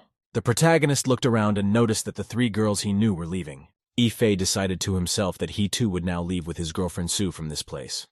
As a result, the operation would end successfully. Suddenly, the man in the suitcase called out to the protagonist very menacingly. The man menacingly got up from the flower bed and called Li Yifei loudly by name. The man asked sternly to the guy. Yifei was amazed and frightened to see his uncle here. The man threateningly commanded the protagonist to stop it immediately. Sue was very surprised to see the man. Yifei asked the agitated uncle how did the man end up here. The uncle reminded the protagonist that the man was dating his daughter. He asked sternly, Does Ingjin know what Ife is doing here? Very agitated, the protagonist asked for Uncle to listen to him. The uncle pointed his finger menacingly at the protagonist and said he could see what was going on here. Ife told the man to just look around. The uncle decided to obey the protagonist and turned back to see what was going on. There were a bunch of passers-by standing near the flower bed. They were looking at the man in the suitcase with interest and taking pictures of him. The uncle stood among the flowers and looked at the passers-by in surprise. The uncle was very frightened and embarrassed. He could not even move. The man covered his hands in fear. He could not understand how he had helped him to get into such a situation. People were standing around and were still taking pictures of him. The voice of the girl Injin came from the side. She sternly called out to her father and the protagonist. Ying Ying asked the boy and father with interest, "What are the two of them doing here?" Shu Ying looked at the man and asked, "Why is he completely naked?" She asked the girl Su what she was doing here. The protagonist was silent. Shu Ying sternly addressed him by name. Ying Ying pointed her finger at the guy and asked the protagonist angrily, "What is he doing here?" The protagonist realized he was dead. He couldn't think of an excuse. A man looked at the protagonist in surprise. Suddenly, someone called Li Yifei by name. Someone warned the protagonist that he had danger behind him. Suddenly, the assassin stabbed Yifei in the back. Everyone was very surprised. The main character's girlfriends were shocked by the attack on him. The main character started to lose strength and fell to the ground. The woman shouted menacingly that she had been waiting for this moment for a very long time, and the beginning had been made. The man together with the girl looked at the assassin in astonishment. The protagonist felt his strength fading. He couldn't even reach the knife in his back. The woman in the blue cloak was pleased because she was able to reach the protagonist. The man pointed at the assassin and said, "Is she really one of those who kidnapped the Shanshan girl?" The protagonist questioned the man in astonishment. "Was the Shanshan girl kidnapped?" The woman said menacingly. Her comrade also targeted the protagonist and his friends. The man threateningly demanded the woman to return his daughter. Yifei shouted to his uncle to stop. The protagonist sternly promised the man that he would bring the Shanshan girl back. He asked that the man take Injin and the other girls out of here. Uncle asked the guy what about his wound. After a long pause, the man excitedly realized that the main character wanted to help the girls. The man commanded the girls that it was time to leave. Ingen shouted for the protagonist to come back soon. The man harshly ordered the protagonist that he had to make sure he survived. The woman told the uncle cheerfully not to worry. She added that no one would leave here so easily. The protagonist sternly asked the woman, "Did he hurt her in any way?" The woman said that the guy would die anyway and she would tell him everything. She said that Stick sends his regards to Ifei. The main character remembers himself about Stick. He killed once in the forest in the Congo. The woman explained that their boss is Stick's younger brother named Joseph. It was he who ordered her to kill the protagonist. The assassin shouted to the guy, "Ifei J, that enough talk." The woman swung her whip and threateningly shouted to the protagonist that he was going to die. The woman prepared to strike Ifei. Suddenly a guy with a sword appeared at her side. The guy called the woman an idiot and slammed his sword into her whip, protecting the protagonist. The protagonist looked carefully at the stranger who landed in front of him. Ifei realized that he had seen the guy who had just protected him somewhere and once before. The woman in the blue cloak snapped out of her seat and ran sharply to the side. The woman frightenedly asked the guy called Blood Eagle, "Did he betray them?" Blood Eagle calmly told the woman that she was just stupid. The protagonist calmly told the assassin that she was stupid. At that time, a knife fell out of the protagonist's back. He told the woman that she had revealed all the secrets to the enemy before he might have died. The knife fell to earth with a clang. Ifei told the woman that she had succumbed to his provocation and revealed herself. The protagonist told the woman that she was just as dumb as her blade-wielding counterpart. The woman menacingly and excitedly asked the guy what he said. At this point, the guy Blood Eagle raised his sword to the woman. He shouted for her to stop! Blood Eagle commanded his subordinate to finish her mission and not to worry about the Ife. Blood Eagle pointed his sword at the protagonist and said that they would celebrate their own reunion. The woman looking at the protagonist thought that this must be the power of the Golden Eagle. The woman told the Blood Eagle that she was going back to her group. A crowd of people gathered around. They didn't understand why the guy with the sword was here. Ifei told Blood Eagle that they could settle their business elsewhere. Blood Eagle told the protagonist that he was still naive. He said that if he wanted to find the woman he wanted, that he should follow him. Bloody Eagle turned around and started to walk away. He yelled to the protagonist to catch up with him. At this time, the protagonist heard a sudden noise. A stranger appeared in front of him. The warrior in a straw hat gave the protagonist a sly look and asked him if his name was Golden Eagle. Disgruntled, the protagonist asked the stranger who the stranger was. The warrior said his name was Tsu, and he was a disciple of the Blood Wolf. Tsu's warrior was level S. He was armed with chain blades. Tsu swung his chain blade and shouted to Ifei that if he wanted to find the girl, he had to kill him first. Tsu swung the chain blade in all directions. He shouted to the protagonist to show him what he could do. The protagonist watched his opponent with the utmost attention. Ife accelerated to strike his opponent as quickly as possible. The protagonist was unhappy that Tsu was using a chain blade against him. Tsu proudly said that he uses a colored blade. He is the most famous owner of it. The protagonist told his rival that he had never heard of him. Tsu cheerfully replied that Ife would hear of him soon. Waving his blade in all directions, Tsu said he had to show the protagonist the level of his skill. Tsu then swung the blade at the protagonist with all his might. The protagonist was able to deflect the blade without moving. Ife asked the protagonist did he really want to kill him with such a pathetic move. Z asked the protagonist, is that what he thinks of him? Tsu used his battle skill called the Chain Blade of Hell against the protagonist. The protagonist was frightened and excited as the chain blade flew around him. The protagonist looked at his opponent Tsu with great attention and excitement. Tsu waved his blade and said excitedly that he would get the head of the Golden Eagle himself. The protagonist accelerated and jerked forward to avoid being struck by the blade. His opponent's deadly weapon did not intimidate the protagonist. Ife was able to jump aside to defend himself from another blade attack. The protagonist was very quick and professional in dodging and fending off the attack. Tsu Warrior was very much astonished and annoyed. He thought it was impossible to defend himself against his attack. The protagonist, with quick movements of his hands, fought off the blades and started to grab the chains. With a sudden movement of his hand, the protagonist grabbed the chain. Tsu was frightened and agitated. The protagonist twirled the grabbed chains in his hands and asked his opponent, is this really his weapon? Ife twirled the chains in his hands and said they looked pretty funny to him. The Z-Warrior was amazed and frightened. He didn't understand how this could happen. The main character ran up to his opponent and grabbed him with his hands. He yelled that he had caught him. Tsu's warrior was surprised and frightened. The protagonist yanked the chain to wrest it from his opponent's hands. Tsu menacingly said that if the situation came to this, he should use his super move. Ife rustled his opponent's mouth. The protagonist menacingly looked at the warrior with his hand on his face and told him not to talk anymore. At this time, on the other side of town, the warrior Blood Eagle caught up with one of his subordinates. The guy told the kidnapper named Chop to follow him. Chop wanted to ask the master something. Chop turned around and asked the commander, why did they take this woman with them? Chop asked Blood Eagle, does he think he'll lose? Blood Eagle said, no one can stop a high-ranked man like the protagonist. Ife at this time crushing Z to the ground. The protagonist pinned the beaten warrior to the ground and said it was over. Blood Eagle told his subordinate judiciously that what they needed now was stealth. The protagonist calmly walked off to the side. Tsu was lying on the ground. Blood Eagle said that if Ife escaped, it would become a problem. The Chop warrior was very much astonished and displeased by his commander's words. Blood Eagle said that the Tzu fighter had already lost. Chop shouted that Tsu was once the leader of the Soaring Eagles team. Chop held the kidnapped girl on his shoulder. He asked how could this be possible. Bloody Eagle told his subordinate that he would find out. Suddenly, Bloody Eagle heard a suspicious noise near him. He decided he was right. At the same time, he heard footsteps. It was the protagonist approaching his enemies. The warrior Chop shouted in fright. He saw Burkett in front of him. The protagonist sternly asked the kidnappers, how dare they touch a man close to him? At that time, shooting started in the center of the city. People were running in all directions and demanding to be rescued. Another soldier was shooting upwards and shouting at people to get out of here. A cab driver in a suit didn't understand what was going on. He had just found a job, and this had happened to him on his first day. The driver got into the car and thought to himself that he was lucky to get the job. The cab driver drove off and thought to himself that he needed to raise the fare until the chaos was over. One of the passers-by, the driver offered to take him out safely at $500 per person. The guy yelled to the cabbie that he might as well rob him. Suddenly, a potential customer appeared in the cabbie's path. It was a man in a suitcase. The man stood looking at the cab car in disbelief.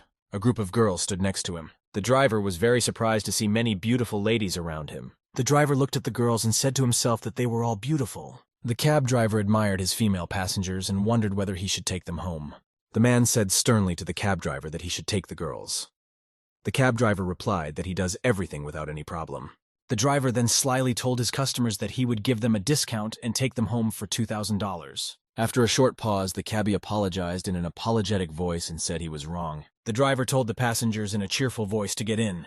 The man told him to wait. The man asked the cab driver with interest, does he think his daughter and the other ladies are beautiful? The driver, after a short pause, shyly said that the girls were indeed beautiful. The man smilingly told the driver to jerk off in front of him right now. The cab driver was embarrassed by such a request. He didn't know what to say to the man's suggestion. The man threateningly wanted to repeat to the driver what he had just told him. The man once again asked the chauffeur to hurry up and jerk off. Ingen asked excitedly to her father what he was doing. The cab driver asked the man in astonishment what he wanted him to do. Fang Qing woman asked very unhappily, what is going on here?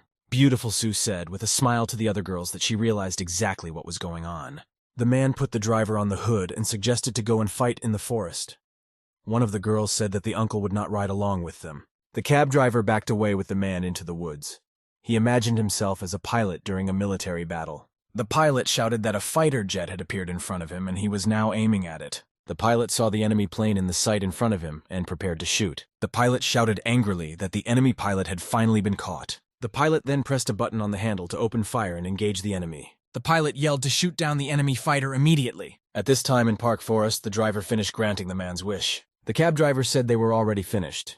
He asked, "Can he take someone already?" The man smiled and told the cabbie they should try again. The driver was scared and surprised. He didn't feel like trying again. The man turned around and walked with the driver to the park.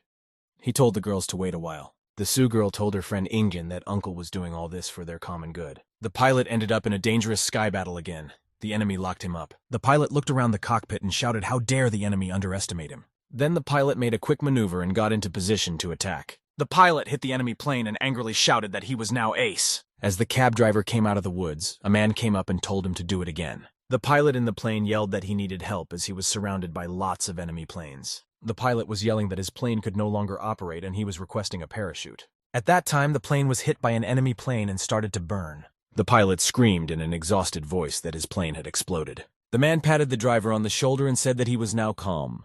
The girl Shu Yingying asked in a stern voice to her father, "What is happening now?" Beautiful Sue said cheerfully to the other girls that she understood everything. Sue explained that they were all very beautiful. Uncle was afraid that the driver might have bad intentions for them. That's why he delivered him to do so. Ingen asked excitedly to her father, "Isn't the man going to ride with them?" The man turned around and looked at his daughter. He answered her that she had told him the right things. The man looked away and saw the armed men. He realized he couldn't stand to see the situation escalate. The uncle called the police Lin very proudly a responsible officer. The Lin told the man that she wasn't going either. She would disperse the crowd. At this time, a woman with a blue cape walked up. She laughed when she saw the man. The man pointed his hand toward the girls and said they should leave. Ingen wished her father to be careful. Lin said she was going to disperse the crowd. The woman asked the man, "Where did he come from?" She added that no one could escape the attack of their assassination team. The man asked the stranger, "Are those the assassination team?" And then the uncle said menacingly that he had crawled out of the pages of SWAT history. The woman stood with her whip and looked at the man in amazement. The woman then ordered her subordinates to grab the old man. The blue-cloaked assassin was then stunned. The man began beating her warriors. In just a few blows, the man neutralized the assassins. The woman looked around and saw that she was completely alone. The man took the pants off of one of the warriors and put them on. He said he was overcome by a familiar feeling. The man clenched his fist and said he felt like he was back during a special forces battle. The uncle then told the kidnappers that they would deal with his fists. The man, after disarming some of the warriors, started running away. The woman yelled for him to stand. The former SWAT officer beckoned the woman with his hand and told her to follow him if she had the courage. The commander commanded her subordinates to grab the man. The woman told the soldiers to capture the Chinese scout alive for her. The woman said slyly to herself that the forest was their territory, and the man would not have the advantage there. The woman decided that she would watch the man fight unsuccessfully for his life. At this time, on the other side of town, the main character was preparing to confront the Blood Eagle and the Chop. Ife asked the Blood Eagle why he had joined the terrorists. The protagonist demanded that Blood Eagle answer him. After a short pause, Blood Eagle calmly said that there can't be two leaders. Ife replied to his rival that he wouldn't believe him. He reminded him that they were once best friends. Blood Eagle asked the protagonist with interest, "Were they really friends?" Blood Eagle stood at a distance. He asked Ife, "Can friends be far apart?" Ife demanded of his rivals to let the girl go. He added that he didn't have time to talk. The protagonist told Blood Eagle that they would discuss his behavior later. Blood Eagle asked the protagonist grudgingly, "Why is the girl so important to him?" At that time, footsteps were heard. It was a Chop warrior approaching the protagonist. The protagonist saw in front of him a huge tall warrior with a big sword. Chop threateningly told the protagonist that he was denied access. The protagonist calmly looked at his rival and told him to get lost. The warrior swung his huge sword to strike the protagonist. The protagonist quickly dodged to defend himself from the warrior's attack. Ife decided to use a technique called the Dragon Palm attack against the warrior. With a powerful blow, the protagonist threw his opponent far away. After that, the protagonist told the Blood Eagle that it was his turn. The opponent looked at Ife without any emotion. Suddenly, the Chop warrior returned and prepared to attack the protagonist. The warrior hit the protagonist with all his might, knocking him to the side. The protagonist prepared for another attack. He realized he couldn't hit Chop that easily. Chop said he had specially made armor. This warrior had S-class. Chop threw his sword on his back and told the Golden Eagle that they were starting round 2. Chop reminded the protagonist that he was able to destroy the nanosuit with his bare hands. The warrior said that his armor could absorb the energy of Ifei's blows. Chop told the main character menacingly that he didn't stand a chance this time. The warrior then shouted menacingly to the head hero that he would take him down. He prepared to attack. Chop ran with his sword against Ifei. He yelled for the protagonist to go to hell. The protagonist jumped back. The warrior's sword flew right in front of his eyes. Then the main mountain jumped up from his seat high up to avoid the chop. The protagonist started bouncing back with big steps to protect himself from the chop. Blood Eagle watched the battle closely. Ifei at this time accelerated to pound the ground with his foot. With a powerful kick, the protagonist slammed his foot into the asphalt so hard that it cracked. After that, the protagonist kicked a rock and it flew towards his opponent. The chop warrior saw the stone coming at him and prepared to defend himself. The warrior then swung his sword at the stone, and it shattered into pieces. Ifei realized that it was too bad that the stone was in pieces. Chop was standing right in front of him. The protagonist prepared to use a punch with the skill 8 trigram palm. The protagonist hit his opponent's head with a big swing of his hand. Ifei thought to himself after the blow that he had a bad feeling. Chop calmly adjusted his helmet on his head and said that Burkett's memory wasn't getting any better. Chop said that his armor could absorb the main character's energy.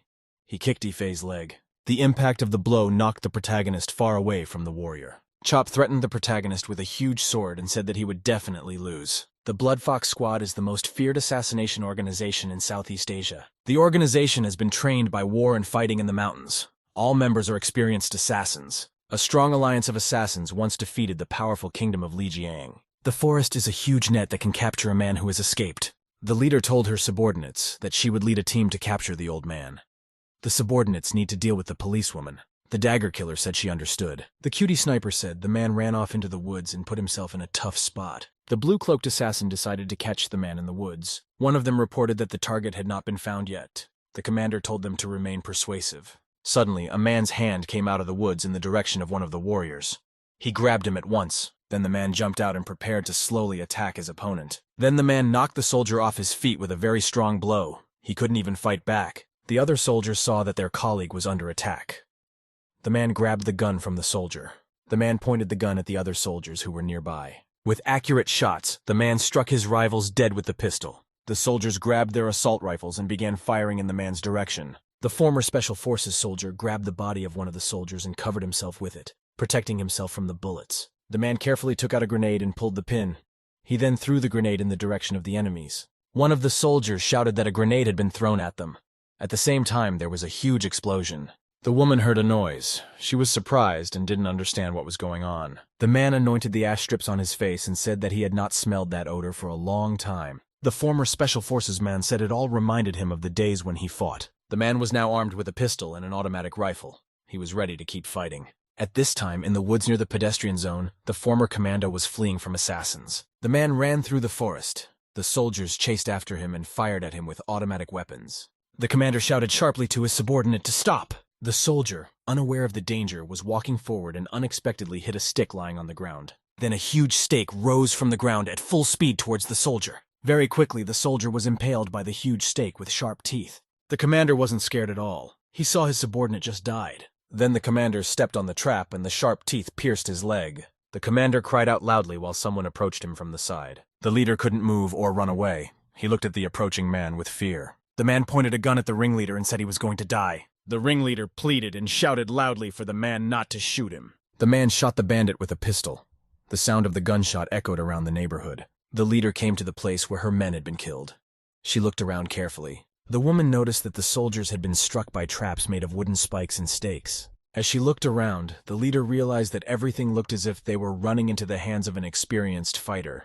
At this time in the city in the pedestrian zone, the protagonist continued his battle with the warrior. Warrior Chop accelerated to attack Ifei at full speed at once. Chop warrior with a threatening look and with a big sword ran at the protagonist. Ifei looked at the Chop running at him with great excitement and fear. Chop slammed his huge sword into the ground with all his might. The protagonist managed to dodge. The protagonist swung his arm to attack his opponent back. The Chop warrior calmly told Ifei that it was useless to attack him because of his powerful armor. The warrior said that his armor was specially designed to protect him. At this time, the protagonist hit him with a swing. Warrior Chop wondered how it was possible that his armor didn't protect him. Blood Eagle was watching the battle between the protagonist and Chop. Chop grudgingly shouted that his armor should have self-disarmed all of Ifei's internal energy. The protagonist menacingly asked his opponent, did he really think he could only handle internal energy? Ifei concentrated his fighting skills and prepared to use them against Chop. The protagonist prepared to use a skill called explosive hammer movement. The protagonist struck his opponent with a powerful uppercut. The Choppa warrior's helmet came off. Ifei was still standing on the road at the time. The Choppa warrior's huge metal helmet was lying in the middle of the road. The protagonist walked over to it. Ifei then crushed the warrior's helmet with a powerful blow. The protagonist looked menacingly at the Blood Eagle and said that it was just the two of them. Ifei looked at his opponent and said menacingly that no one would stop them now. Panic continued in the street. People were fleeing in all directions in fright. The police line shouted to the citizens not to be afraid and to calm down. At the same time, a policewoman from behind was telling the frightened people how to walk. Behind her came a sniper, Cutie, and another assassin, paired blades. The woman told the sniper to stay where she was and she would deal with the policewoman. Sniper Cutie watched with interest as her colleague headed for the Lin. The woman was walking slowly behind the policewoman. People were still running around. Suddenly the woman felt very bad. She felt shivering and weak. The woman remembered that she felt as bad as the time she fought with Yifei. After that, the assassin felt so bad that she started to fall off her feet. Lin saw a strange woman falling. She ran up to her and asked if she was all right. The policewoman took the stranger in her arms and said she would carry her out of here. The policewoman was carrying the stranger in her arms. She was getting worse. The woman cried out. She thought she had just moved a little and had another bad feeling. Lin asked worriedly to the woman, should she be examined? The stranger replied that she was fine. The policewoman didn't realize the woman had a gun in her hand. The assassin realized that she couldn't let the policewoman examine her because she had a knife. The woman then carefully and discreetly removed the knife from her pocket. The woman held the knife behind the policewoman.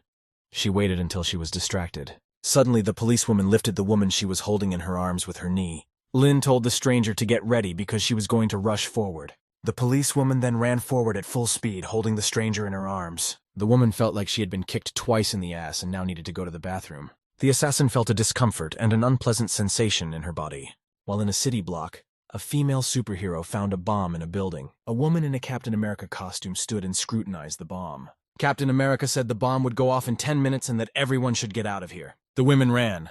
Captain America yelled that they had to make sure people were safe when they evacuated. With that, the superheroines all made their way to the exit and the building together. The women started pulling in all directions on the doors. They couldn't open them. The captainess launched her shield and shouted menacingly to open the door. The shield with the white star flew at high speed towards the door. The woman in the policewoman's arms felt even worse. She was not feeling well at all. The woman raised her knife. She decided that she couldn't let the policewoman carry it any further. Lin looked at the stranger with excitement and attention. She said it didn't look good. The policewoman noticed that the stranger was traumatized. She asked the woman, did she not want to burden her? The policewoman thought to herself, annoyed, that she was a complete fool. Lin yelled that a police officer has a duty to help civilians. She ran even faster. The superheroine told Captain America that she deserved her title. Captain America said she was honored. Another superheroine said the captainess attacked with her shield to block the door from closing. The door then suddenly closed completely with a big noise. The superheroine couldn't understand why the door closed and what happened. The assassin in the arms of the policewoman was getting more and more uncomfortable. She couldn't take it anymore. The superheroines gave it their best effort. One of them yelled the door was about to open. The masked assassin thought to herself that this shouldn't happen. The woman excitedly realized that it couldn't happen. The assassin realized that she might lose her relevance. At that time, she was carried by a Lin. On the other side of the city, under the evening sky, the protagonist was preparing to fight against the Blood Eagle. After a long silence, the Blood Eagle addressed the protagonist by his nickname Burkut. Blood Eagle looked menacingly at his opponent and said that he was the same as before. At this time, the defeated warrior Chop was still lying on the road, looking at the protagonist from afar. Chop thought to himself that Ifei could be the master's partner. Burkut handled their attacking team. Warrior Chop thought to himself that everything the master told him could be true. At the same time, the main character accelerated to hit his opponent with all his might. Blood Eagle bounced aside very quickly.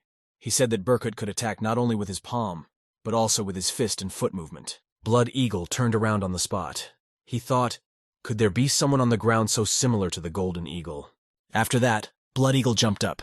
He realized that his opponent was a versatile genius. Ifei took a side and thought he had already gotten rid of the Blood Eagle. The protagonist saw a girl lying there. He realized that he had to save Shanshan. Suddenly, an obstacle appeared in front of the protagonist. It was the Blood Eagle returning. Blood Eagle asked the guy if he wanted to save someone.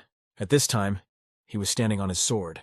Blood Eagle calmly balanced, standing on his sword without falling. After that, the guy turned around and told the Golden Eagle that he was still as naive as he was. The protagonist looked menacingly at Blood Eagle and told him to get away from him. Blood Eagle gave Golden Eagle a stern look and told him to be serious. The protagonist prepared to defend himself. He looked at his opponent carefully. Ife started waving his arms to activate his fighting skills. The protagonist performed magical movements with his hands to increase his power. After that, Ife maximized his inner strength to defend himself. The protagonist got into a fighting stance and told the brave Blood Eagle to approach. The guy waved his battle sword around him in all directions. Blood Eagle then dropped the scabbard from his sword and prepared to attack. Blood Eagle concentrated. He prepared to defend himself against the protagonist. The protagonist stood in front of his opponent. He was ready to fight. The protagonist remembered his general training during his combat service. Burkett was very tired after a hard training session. He was drinking water while his colleague on the sidelines was still swinging his sword. Ife, sitting on Earth, asked the Blood Eagle why he was swinging his sword all day. The Blood Eagle didn't like such irritating remarks from the protagonist. The soldier said that he was practicing with his sword to get stronger. He asked Burkett, why is he swinging the sword? The protagonist replied proudly that he was training to defend his homeland. The Blood Eagle was very interested in what Burkett had to say. He was immersed in memories. In a forest in Southeast Asia, the soldiers were conducting a military mission. Burkett ran at full speed towards the place where the Blood Eagle was carrying out his mission. By the time the protagonist arrived, there were only the dead around. Burkett called out menacingly to the Blood Eagle. The protagonist was very much astonished when he saw the scene before him. The soldier stood surrounded by the corpses of civilians. The Blood Eagle had killed all the peasants and crew members. The protagonist saw a soldier's body lying next to the Blood Eagle covered in blood. Next to the body of a boy lay the body of his mother. The Blood Eagle stood next to it. Then the Blood Eagle turned around and told the protagonist that there was no one here who was worthy of his protection. Ife remembered that after the bloody incident, his colleague was brought before the tribunal. He kept remembering the look of the Bloody Eagle after the massacre. The protagonist realized that his opponent was now looking at him with the same gaze as then. Then Bloody Eagle began to spin rapidly in place, swinging his sword. Very abruptly, Blood Eagle pointed his sword in the direction of the protagonist's head. As Blood Eagle looked around, he noticed that the protagonist had bounced off to the side. Ife at this time flew overhead to warm up his opponent. Blood Eagle thought that the protagonist disappeared very quickly. Ife swung around and prepared to attack with his opponent's fist. The protagonist slammed his fist on the hilt of his opponent's sword with all his might. Then the Blood Eagle turned around on the spot to fight off the protagonist. Ife looked at his opponent with great attention. He prepared to attack him.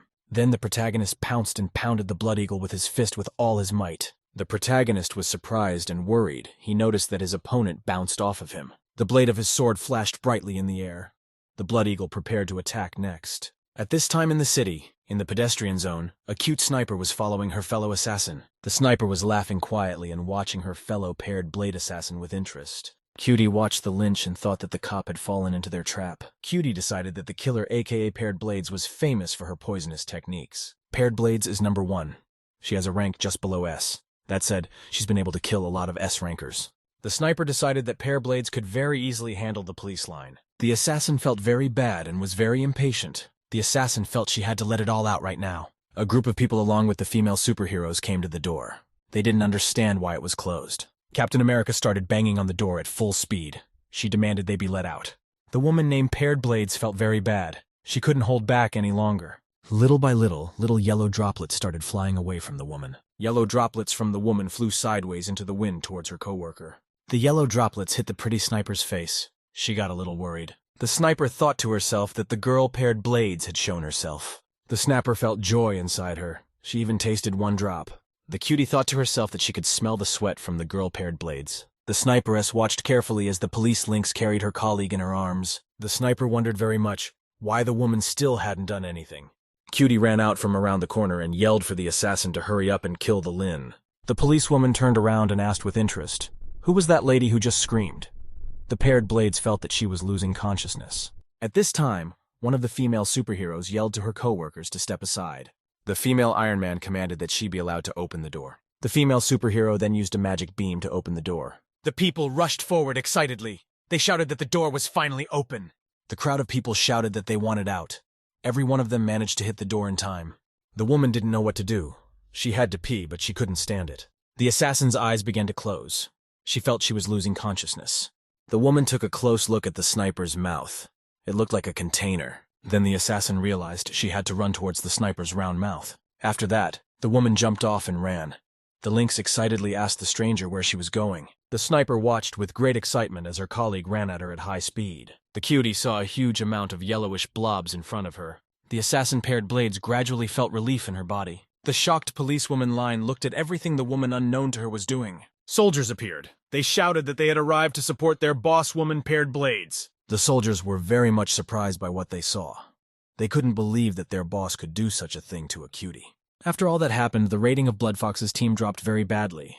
Cutie didn't drink tea drinks anymore from that time on. The woman received a message that Team 3 had been completely destroyed. At the same time, Team 4 had lost more than half of its members. The Bloody Fox walked towards her soldiers. She received reports of the destruction of the rest of her teams. The woman heard that gradually the members of the combat teams continued to die. The commander walked over and saw one of her soldiers tied to a cross. The woman saw a pile of bodies of soldiers lying near the cross. The bound soldier wanted to say something to her. At the same time, the woman heard someone silently approaching her from behind. The ex-Special Forces man swung around to strike the woman with his leg. The woman used her whip to block the blow from behind. The ex-Special Forces man then yanked with all his might the rope that was tied to the cross. Very slowly, the cross and the bound soldier began to fall. The woman jumped up on top of the pile of bodies. The man asked the woman with interest, "Did she really leave her comrades behind?" The woman said slyly in reply that she understood the man's desire to engage her reserve forces so that he would besiege them. The male Exu said happily to himself that he had finally met a worthy opponent. The woman looked up at the Exu man and said that she could not be the equal of the decrepit old man. The woman menacingly called her opponent a stupid Chinese soldier. The ex-Special Forces soldier was very offended by such words. His face turned stony. The man threateningly told the rival to take back her words. He threatened that she would be tortured under his fists. The woman swung her whip and asked if she would allow her rival to torture her. The woman gave the man another menacing look and said that he was really insolent. Then the woman swung her whip to strike her rival. The woman swung her whip and shouted menacingly that her rival was going to hell. The man looked fearfully at his opponent.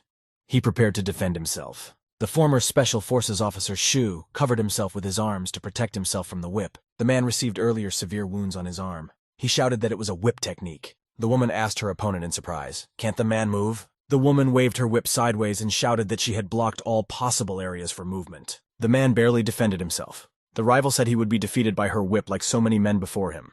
The woman swung and shouted that she was delivering the final blow. Suddenly the man ducked and grabbed the whip with his hands. The Bloody Fox was very surprised. The ex-Special Forces man had a firm grip on the whip. The woman couldn't pull it out. The commander felt that her rival had become much stronger than her. She couldn't pull the whip out. The ex-Special Forces officer looked at the woman sternly and said that she was strong. The commander angrily shouted at her rival to stop talking. The woman decided to use a skill called the Silver Meteor Whip against the man. The ex-Special Forces officer Shu defended himself with his hands against the whip. The man resisted the blows. The woman could not hit him with the whip. The female leader asked her opponent if he was crying and wanted to surrender. The ex-Special Forces man threw the whip aside and shouted that he would never surrender. The man replied menacingly to the woman that he had been suffering from the whip ever since its owner began to misuse it. The woman was very much surprised and amazed to hear the words from the man. On the other side of the pedestrian zone, the protagonist continued to fight the Blood Eagle. The Blood Eagle used his sword to chop down everything in his path. At one point, Blood Eagle was able to pin Ifei against the wall with his sword. Blood Eagle swung his sword to finish off the helpless protagonist. The protagonist was very scared. He covered himself with his arm and prepared to fight back. Ifei made the most of his skills and threw his opponent aside. The protagonist watched with excitement as the Blood Eagle flew away from him. The blow was so powerful that the Blood Eagle flew to the side, tearing down everything in its path. Ifei thought fearfully to himself what could have happened if he hadn't used his internal energy. Suddenly the chief heard a calm voice behind him. Blood Eagle said that Burkett was very slow. Blood Eagle said that he didn't expect Ifei to stoop to this. The guy threw the sword out of his hand and said Ifei didn't deserve to die by his sword. Blood Eagle, menacingly looking at his opponent, said that he would defeat him with his fists. The protagonist was very surprised to hear the words from Blood Eagle. Ifei asked incredulously at his opponent, does he really want to defeat him with just his fists? Blood Eagle clenched his fist and said menacingly to his opponent that he was completely right. The eagle headed towards Ifei. He said that the latter hadn't misheard him. Blood Eagle stood closely with Ifei. He said that he would use the techniques that the latter was most proud of. After that, the opponent brought his face close to the protagonist. The eagle said very harshly and unequivocally that he would defeat Ifei. The protagonist dodged the blow. He wanted to knock the opponent, but Blood Eagle bounced aside. Blood Eagle activated his power and wanted to hit Ifei with a special move. Blood Eagle hit Ifei with a technique called 8 trigrams. Ifei was astonished. He couldn't understand how his opponent knew his moves. Chop was standing nearby. He was surprised to see his master using Burkett's moves. The protagonist received a strong arm swing to the body from his opponent. The protagonist was startled when the blow threw him aside. Ife was carried far back after a professional punch from Blood Eagle. Chop said with surprise that his master's inner energy helped defeat Burkut. Blood Eagle asked the exhausted Ife if he wanted to know where he got all his techniques from. Blood Eagle said that Burkut was a genius. He had practiced with his sword constantly and reached his maximum potential while doing so. Blood Eagle said that Ife was very foolish to follow his ideology. After that, Blood Eagle pointed at Shan and said that there was no point in letting her live. In the forest thicket, the female blood fox kept attacking the man with her whip. She couldn't understand why the man didn't go down. The woman pointed at Shuya and said that he should have fallen a long time ago. The man turned around and looked menacingly at his rival. For a brief moment, she stopped hitting him. The former Special Forces officer asked his rival menacingly if she wanted to know the reason why he was still standing. Suddenly, the man dodged and managed to catch the whip with his hands. The woman was amazed and frightened because the man was able to grab her whip. Then the man swung and shouted to the woman that she should have used the whip the same way he did. The man hit the blood fox woman on the back with all his might. The female blood fox was suddenly overcome by a soul-stirring feeling. The woman felt as if an invisible pair of hands was giving her a soul-warming massage. The man continued to strike the woman with a whip with all his might. The woman wished that Shu would stop whipping her. She thought it would be bad for her if he continued. Suddenly, the woman felt as if she was going straight to heaven. The woman fell to the ground. She couldn't understand why she was feeling this way because of the whip's movements. The woman lay on the ground and couldn't get up. She wanted to ask the XU man something. In a crying voice, the woman asked the former Special Forces man why his techniques were so impressive. The woman looked at the whip in the man's hands and said that she would not accept the fact that she had lost to an amateur. After a brief pause, the man cheerfully agreed that he was an amateur. The man shouted that he knew an expert with superior whip skills. He remembered his girlfriend. Then the former Special Forces man Shu shouted that he had been practicing with his girlfriend to improve his whip techniques. The woman was very surprised. She asked, was the man really practicing with an expert? The woman huffed and asked in a confident voice, how could the expert pass on his skill to someone like Suya? The man was surprised at such a question. The man answered the woman formidably that she had underestimated his relationship with his girlfriend. The female commander was very surprised and could not believe that the man had been practicing the techniques for decades. The man decided not to answer anything more to his rival. He took out a cigarette and lit it. After that, the man exhaled the smoke and decided to leave. He was still silent. The woman said in a crying voice that she had lost. Shu left and told the woman that she was not experienced enough to match his girlfriend. On the other side of the city, the protagonist continued to fight against the Blood Eagle. Yifei was lying on the earth. The Blood Eagle said that he who is weak cannot live on. Blood Eagle said menacingly that he was going to kill Shan right now. Then Blood Eagle turned around and started walking away. Yifei lay on the earth. The Chop warrior shouted very joyfully and enthusiastically that the master had won. The protagonist was silent. He had no more strength to resist any further. Warrior Chop bowed before his master and said that he had done it.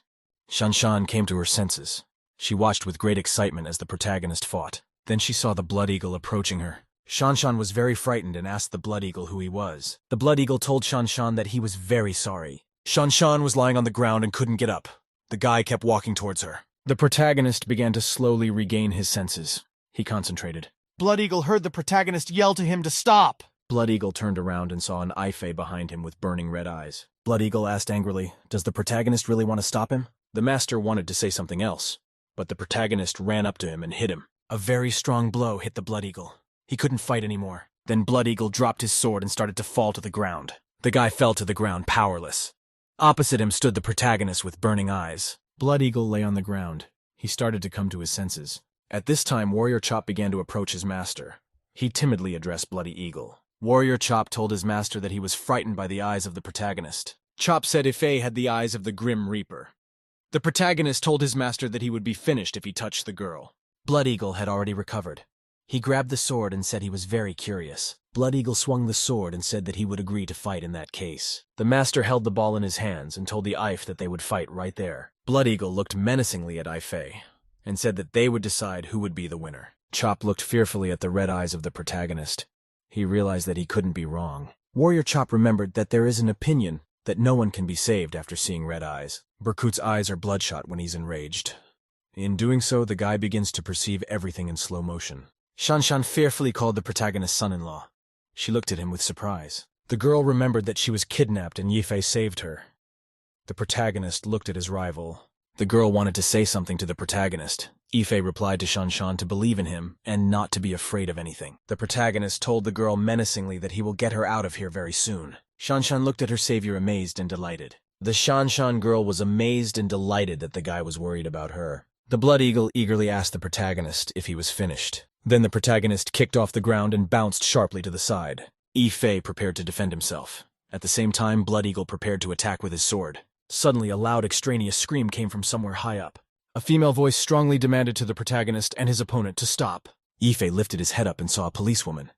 Lin shouted menacingly for everyone to stay put. Suddenly, the policewoman slipped and started to fall.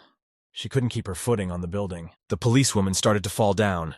She fell and covered herself with her hands. The protagonist saw the girl police lineman pitching at him from above. After falling, the police Linu pressed the protagonist to the earth. There was a loud noise because of the fall of the Lean. The master turned around and started to walk away. Blood Eagle was moving away from the scene of the battle. Behind him, there were puffs of dust on the earth behind him. The protagonist asked the policewoman if she was all right. Lin asked fearfully, "Who is here with her?" Yifei put a bag over his head and asked in a stern voice to the policewoman, "Why is she here?" Lin, she was surprised to see the master. Lin thought she saw Yifei just now. She told the master cheerfully that she wanted to help. Lin shouted menacingly to Blood Eagle to stand still as the police had surrounded the place. Bloody Eagle decided not to stop anymore. He turned around and started to walk away. In parting, Bloody Eagle shouted to the Golden Eagle that he was just lucky. Blood Eagle turned around and started to walk away with Chop. Lin and Yifei watched them. Ling thought about it and decided that Berkut was the master's name. When she turned around, she noticed that the master had disappeared. Lin yelled for Blood Eagle to stay put. The protagonist was sitting next to the Shanshan girl in the evening. The police and medics were all around. The protagonist silently and heavily recalled all the events of the past day. Yifei remembered how Blood Eagle had called him very naive in a rough voice. The protagonist was disappointed that he could not fight his enemy to the end. The Blood Eagle said that very soon Yifei would cause the death of people around him. Yifei closed his eyes and thought about it. He realized that he had implicated the Shanshan girl and he would need to talk to her. Suddenly, something distracted the protagonist's attention. He saw a girl walk up to him. The Shanshan girl sat down and turned shyly to the protagonist. Yifei was startled and wondered why the girl was blushing and acting shy. He decided that Shanshan had feelings for him. The Shanshan girl looked sternly at the protagonist and said that she saw everything. Shanshan said in an accusatory voice that Yifei was on a date with several women at the same time. The protagonist was surprised at such words. After a short pause, the frightened protagonist decided to somehow justify himself to Shanshan. Suddenly, the protagonist heard someone calling him from the side.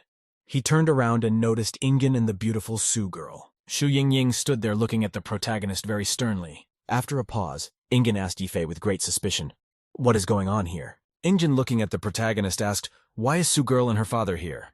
Ingen came close to the protagonist and asked if he was on a date with someone else. The protagonist smiled and told his girlfriend that he would explain everything to her. At that time, Shu's father shouted threateningly at his daughter to shut up. Ingen was surprised to see her father here. The man said that he had seen everything. In the end, the protagonist found himself reflected from all sides. It was a three-way interrogation for him. Yifei realized that the man was watching what happened. Ingen told his father that it wasn't what he thought. The man turned to the protagonist. Yifei wanted to justify himself to the man. The man looked carefully at the frightened boy and said he trusted him. The protagonist felt glad that the trouble was receding. The man pointed to the girl Su and said that nothing could have happened between her and the protagonist. He added that Yifei was on a mission. The protagonist wanted to say something else.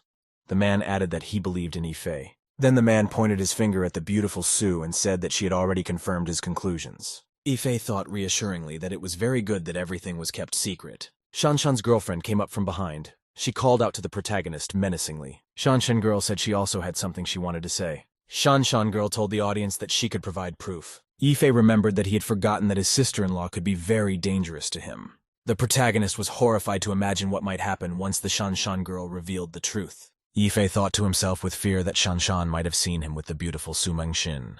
The protagonist realized that he might end up losing his job, and people would think of him as an unfaithful scum. The worried protagonist couldn't understand how the sister-in-law could be an understanding person to his son-in-law. Yifei was frightened, and decided to himself that he would no longer help his sister-in-law Shanshan.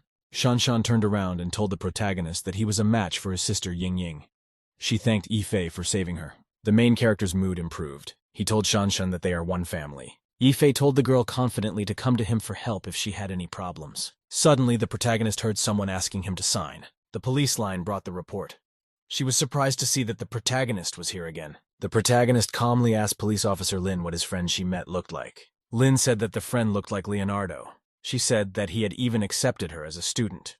Ife replied to the girl that was wonderful. To himself, he couldn't figure out where he looked like Leonardo. The main character turned around and said that he was happy for Lin and that he was leaving. As the guy was walking away, Lynx noticed that a paper bag had fallen out of his pocket. The policewoman yelled to the guy that he had dropped something. She picked up the bag and noticed that it looked like a mask. Lin stared at the bag. She thought to herself in wonder, can Yifei be a master? Half an hour later, the protagonist drove the girl Su Mengxin around the city in his car.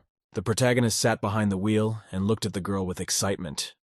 He felt that there was an awkward atmosphere around. The protagonist, together with the beautiful Su, went up in the elevator to the right floor in the entrance. Yifei thought he had something to say to the girl. He shouted after her to listen to him. The main character excitedly said that he apologized for today and asked that Su listen to him. The girl Su stopped in the hallway. She told the main character that there was no need to explain anything. Su then turned to the main character and said that she understood everything. The protagonist smiled and thanked the girl for her understanding. The guy waved to his girlfriend and told her to have a good rest while he left. After that, the girl suddenly came up behind the protagonist and hugged him on the stomach. The protagonist was amazed and surprised. Su stood and held him from behind with her hands. After a pause, the protagonist turned to Miss Su with excitement and shyness. The beautiful Su was standing behind the guy. She said that she had envisioned something before coming here. The girl excitedly told the guy that she was completely perplexed. Beautiful Su was very excited. She wanted to say something to the main character. Su told the main character shyly that she had feelings for him. The protagonist tried not to show his emotions. He thought about the girl's words. Ife was very much taken aback.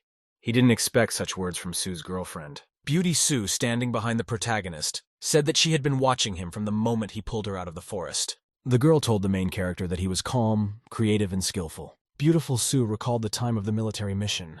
She said Ife saved her life at the most important moment. Su told the protagonist that girls are attracted to coolness and creativity. The girl told the protagonist that he was also very simple and reserved. Su, standing behind the guy, told him that he was the perfect man a woman could only dream of. Ife replied calmly to the girlfriend that he was not as impressive as she described him. The hero told his girlfriend calmly that he was doing his job when he saved her. Ife lit a cigarette. He told the girlfriend that he has bad habits, and he is not as good as the girlfriend imagines him to be. Ife explained to his girlfriend that Su had created the perfect image of the man who saved her, but her savior is not like the main character. Su's girlfriend listened to the main character's explanation with very great excitement. In the end, the beautiful Su, as calmly as possible, told the guy that she understood everything. Su excitedly asked the main character if she could consider his words as rejection. Ife looked at the beauty girl and realized that he was an idiot after what he said. Beauty Su told the protagonist in a humble voice that he already has a girlfriend Injin. The protagonist was very worried. He decided to explain everything to Su at once. Ife explained his relationship with Shu Yingying in detail for 10 minutes. Su asked the protagonist if his relationship with Yingying was fake. Ife explained that he often faced scrutiny from his sister-in-law Shanshan. Suddenly, the beautiful Su laughed something of her own. Ife asked the girl, "What's wrong?" Su turned to the protagonist and told him with a smile that she still has a chance. Ife told the girl not to fool around. Su replied that she was only joking. Then the protagonist jumped outside. Ife thought excitedly to himself that he didn't realize Su had feelings for him. The protagonist noticed people with a threatening aura outside the house. He figured these agents were guarding Miss Su. The protagonist realized that he had an important decision to make because of the appearance of the Blood Eagle. Ife decided confidently to himself that it was time to visit someone. The next day, the protagonist was at his home chatting with his maid, Shui Yui. Ife had breakfast and told the maid to look after the house. Yui cleaned the house. Ife told the maid that he would not be back for dinner, and that she should only cook for herself. The maid thought sadly to herself that she knitted a scarf, but she doesn't know if it will fit the main character. The Yui girl decided to go out and buy croquettes first. The salesman at the fish shop greeted Shu Yui girl with the goods. After shopping, the girl walked home along with her bag. She decided that it was enough. Suddenly, Shu Yui heard someone from outside on the street calling her. Shu Yui was surprised and frightened when she saw her friend Cao Yue. Cao and her friend approached Yue, and she asked where she had been all this time. Cao asked her friend rudely, "Did she wear a maid's costume to seduce men?" Cao looked in the grocery bag and noticed a yellow scarf. Cao and her friend took the scarf out of the bag and looked at it. The girl said it was very ugly. Cao said with a chuckle that the scarf was meant for a homeless person. His girlfriend shouted that not even a bum would want such a scarf. Cao asked the maid rudely, "Is her boyfriend really very ugly?" Shu Yu replied in a frightened voice that her boyfriend was very ugly. Suddenly, a policeman appeared. She spoke sternly to the girls. Lin asked Sao and her girlfriend what they were doing here and told them to stop. The main character arrived at Shinui Tea House. He asked if Joe Boyu is here. The receptionist replied to the protagonist that Mr. Joe was in room 403. The protagonist went up the floor and found the right door where Mr. Joe was. He opened the door and heard someone calling his name. Mr. Joe was sitting in a chair with glasses. He told Golden Eagle that he had finally come to meet him. The protagonist looked carefully at his interlocutor. He called him by the name of Joe Boyu. Yifei thought that the Soaring Eagle Squad is known as the elite of the intelligence services. Even political figures think so. That said, the influential people of Huaxia know that there is a more specialized service more powerful than the Soaring Eagle Squad. The team is made up of former Soaring Eagle leaders called Phantoms. There are only 10 members in the team. There are very few people who could be qualified to join the team. Mr. Joe said grudgingly to the protagonist to take his time, if he only saw him now. Yifei sat down in the chair and said that he always wanted to solve problems on his own. The protagonist, along with Mr. Joe, were sitting at a table with food. The man told the protagonist that if he settled down, he would die of boredom. Mr. Joe fixed his glasses and demanded that the guy tell what happened. The boy took the cup of drink and said he'd seen the blood eagle. Such words frightened Mr. Joe very much. He got very worried. Out of fear, a very exciting aura began to appear around Mr. Joe. Yifei told his interlocutor not to emit a murderous aura, as it was very frightening. Mr. Joe calmed down and asked for the protagonist to continue. Yifei revealed that he had accidentally ruined Xianzhen's plans. After that, the blood eagle came to look for him. The protagonist asked the man if the man had arrived in the city on a tip-off. Mr. Joe said that news of the main character's whereabouts had leaked out. Yifei became very worried. The man said that it was all arranged by the Saint and the Blood Eagle.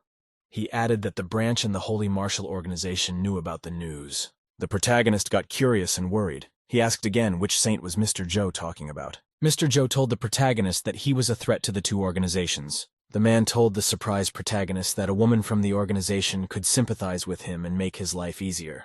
Yifei told an excited and frightened man that he had seen the woman a couple of times. Mr. Joe asked suspiciously to the protagonist, "So why is the man so tense?" The protagonist thought to himself. He remembered the mysterious woman. Yifei answered the man in a calm voice that it was all because of his mission. Mr. Joe told the guy that he would be an idiot if he believed him. At this time, the protagonist's cell phone suddenly rang. The guy took his phone out of his pocket and noticed that his girlfriend Ingen was calling him.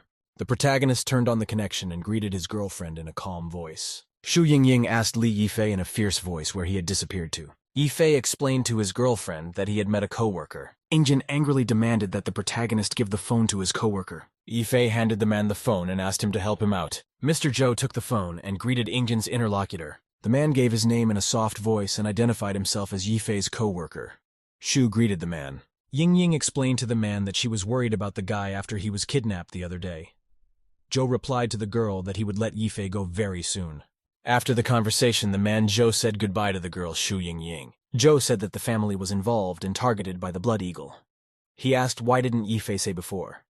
The protagonist angrily shouted that this is not how a man should behave just to protect someone. After a short pause, Yifei sternly asked the man, what was the result of the Blood Eagle investigation? The man waited for a while and decided to tell the protagonist everything. 10 minutes later, the protagonist was walking down the street. There were a lot of people around him. The guy thoughtfully recalled his recent important conversation with Zhao. Yifei remembered Zhou's words that the Blood Eagle had evaded investigation. The man told the guy not to worry about safety anymore. He added that he would assign a team to protect him.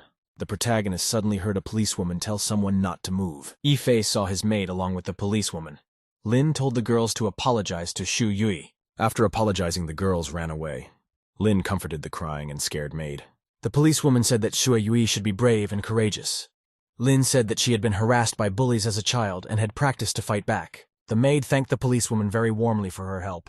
Shu Yui bowed to the policewoman and said she had to go take care of business. The policewoman thought to herself, did she say something wrong to the maid? The protagonist listened as the policewoman told herself that she should have asked about the maid's business from him. In the evening, in an abandoned warehouse, the big boss was interrogating a woman. A woman called Blood Fox was sitting tied up. The big boss condemned her for failing. The boss reminded the Blood Fox of the consequences of failure, according to the organization's rules. The woman threateningly shouted to the boss that it wasn't all her fault. Blood Wolf had also failed. At that time, the warrior Blood Eagle approached the woman and removed the blindfold from her eyes. The woman saw the formidable Blood Eagle and the main boss in the chair. The woman was surprised and worried when she saw the Blood Wolf right in front of her. The Bloody Eagle told the woman that she had failed along with her underlings. The eagle said menacingly, that the underlings had failed to kill even one member of the Burkut family. The bloody fox shouted in a frightened voice for the guy to wait. The blood eagle, with a formidable gaze, swung his sword to strike the woman. The deadly sword blade whistled over the blood fox's head. The woman was startled to realize she was alive. The boy spared her. Blood Wolf asked the boss to keep the woman alive so she could redeem herself. Then the guy put his sword in its scabbard. The woman was saved.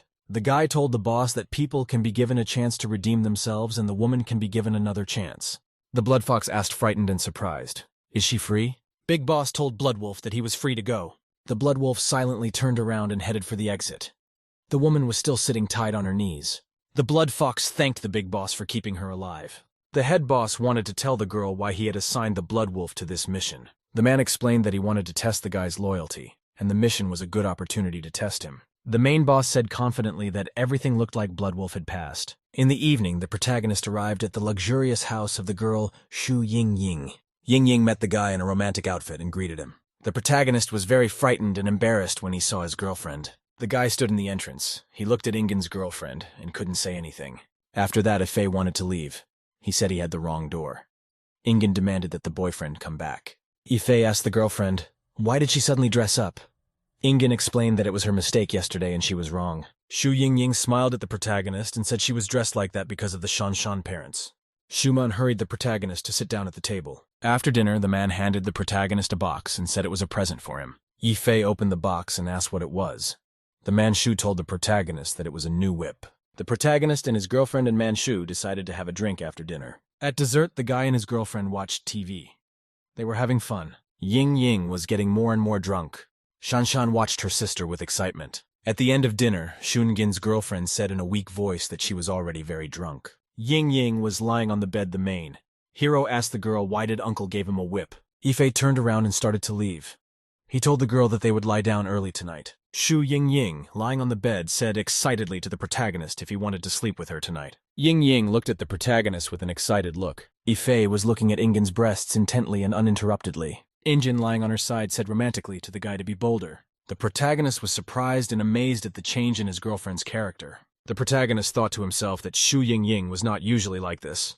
Yifei couldn't understand where the usual icy and unapproachable Ying had gone. Yifei could smell alcohol on the girl's breath.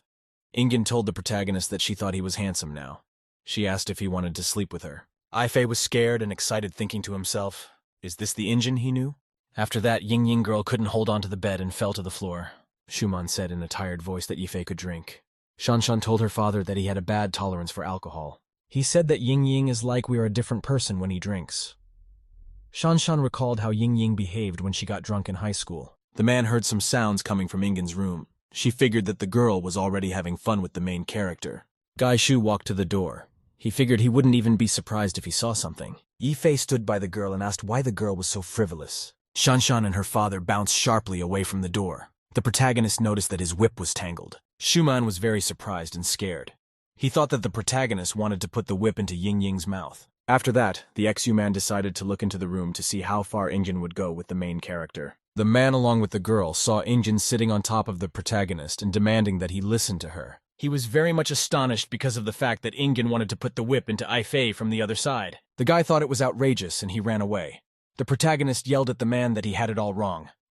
On top of him sat Ingen. Late at night in the garden under the stars, the protagonist walked around looking for Manchu. Suddenly, Yifei felt excitedly that he had a sense of déjà vu. The guy heard some girl nearby scolding Shu Yui for seducing her boyfriend. Cao yelled at the maid to teach her a lesson. Shu Yui yelled for the attackers to stop. The protagonist noticed Cao's girlfriend and remembered that she had seduced him the other day. Cao pulled a scarf out of the maid's bag. She asked if Shu Yui knitted this scarf for her boyfriend. Cao asked the maid with a chuckle if she thought her scarf was ugly. Another girl asked Shu Yu menacingly, does she really like this scarf? Shu Yu's maid looked at the girl standing next to her with great excitement and fear. Her girlfriend was holding the scarf in her hands. The maid said that the scarf was really ugly. Cao and her girlfriend stretched the yellow balloon. Cao said angrily that the scarf was useless. Then Cao and her friend tore the yellow scarf to pieces. Shu Yu was frightened and hurt. The maid looked at the scarf she had tied with a tragic look. The guy pointed his finger at the maid and laughed. The girl yelled out that it was really funny. The guy pulled out his phone and offered to take some pictures as a souvenir. Cao confirmed that it was a great idea. He started taking pictures with his girlfriends next to the maid Shu Yui. The protagonist intervened. He hit the guy with a leg kick. The protagonist looked at the fallen guy with a fierce and glittering gaze. Ife stood on earth. The frightened girl Cao and her girlfriend stood next to Shu Yui. The protagonist looked menacingly at Cao and her girlfriend and sternly told them to stop. 15 minutes later, the protagonist successfully beat up his maid's abusers. Ife finished his work and walked up to his frightened maid Shu Yui. The guy saw the maid sitting on the earth. There was a torn scarf lying next to her. Ife picked up the scarf and asked the maid calmly, "Did she tie it up?" The protagonist told his maid Shu Yui that the scarf was very nice. The maid was still very scared. She couldn't say a word to the protagonist. Because of her emotions, the maid couldn't hold back and cried. The maid tearfully asked Ife not to cheer her up. She asked, "Did she really knit an ugly scarf?" The protagonist said excitedly to the girl Shu Yui not to cry. The protagonist calmed down a bit. He decided to say nice things to his maid Shu Yu. Ife picked up the scarf and told the girl that he looked a lot like her. Protagonist said in a dreamy voice that he was adrift and couldn't say no to others. Ife remembered how the beautiful Sue called him to keep her company on Saturday. There was an occasion when the protagonist apologized to the girl Injin since he was busy. Ife said that he likes to be the center of attention and adapts to others to avoid the attention. Ife recalled one of his many encounters with the cheerful policewoman Lin. The protagonist said he was making a point.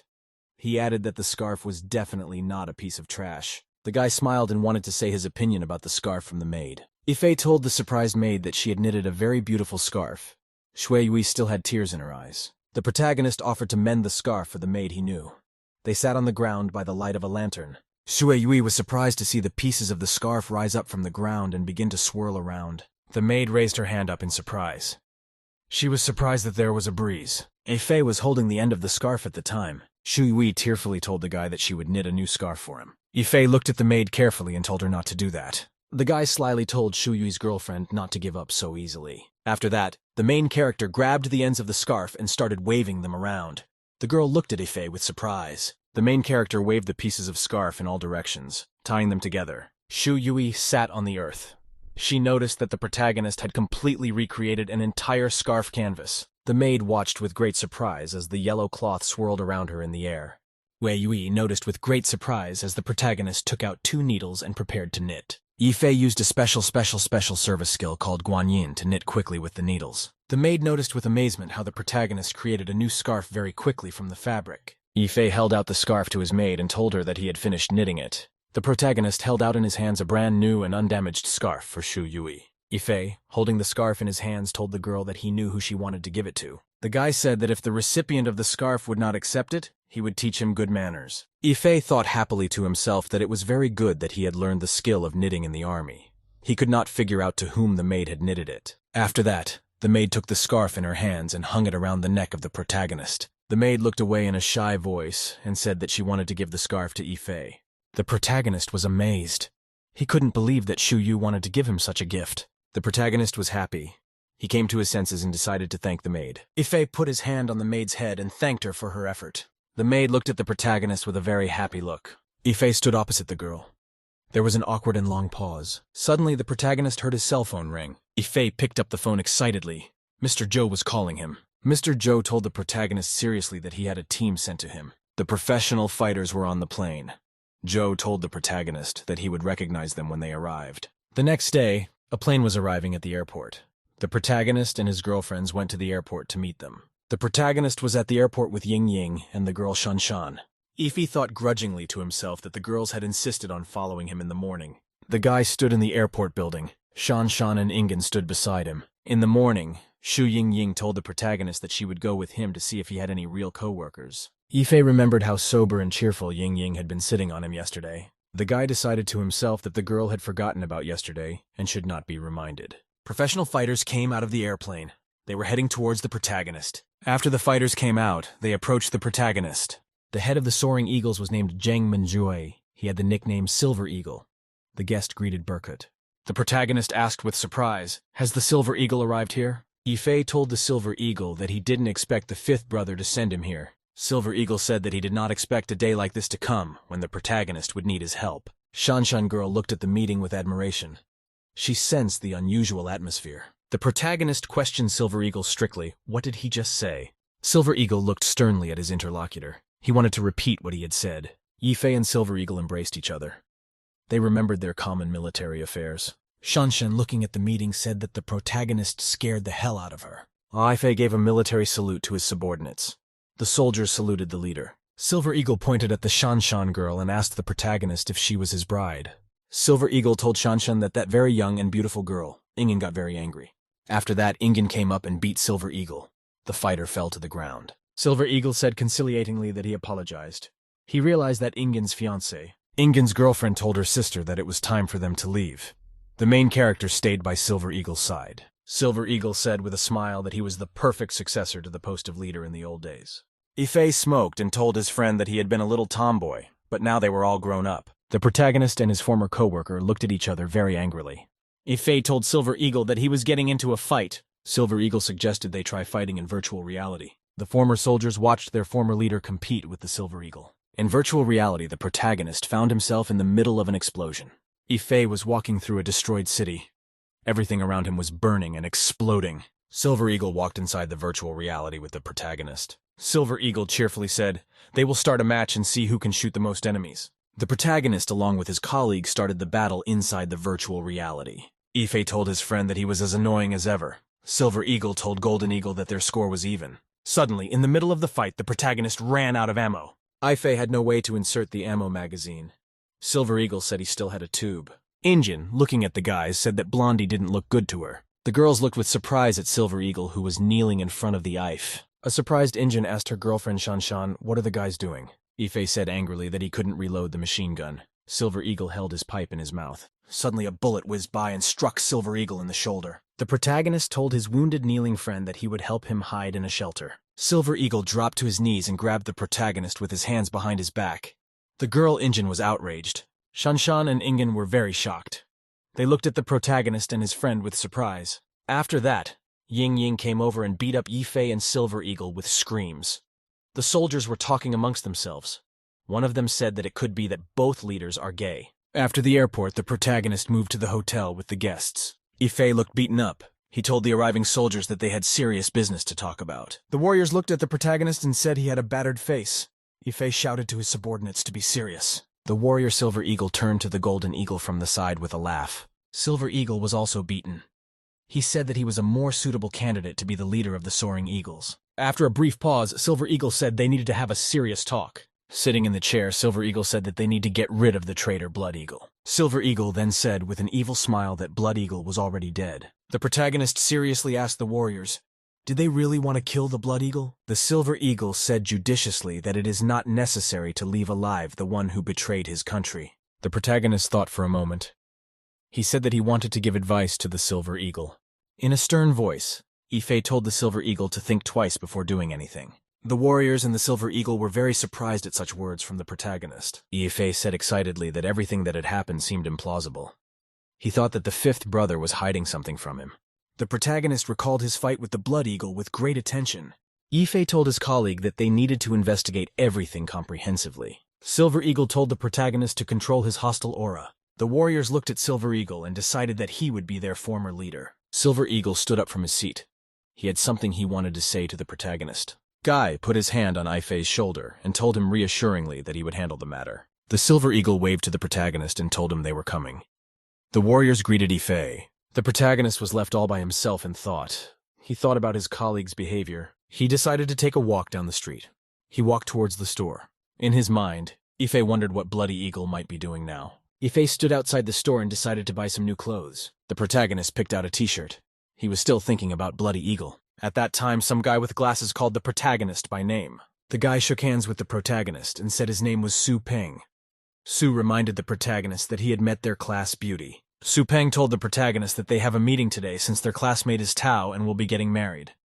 The protagonist agreed to go. After that, the protagonist and his friend arrived at the house where Tao lived. The protagonist walked with his friend to the meeting place. He went up with his friend to the right floor to the door. The guests were sitting at the table.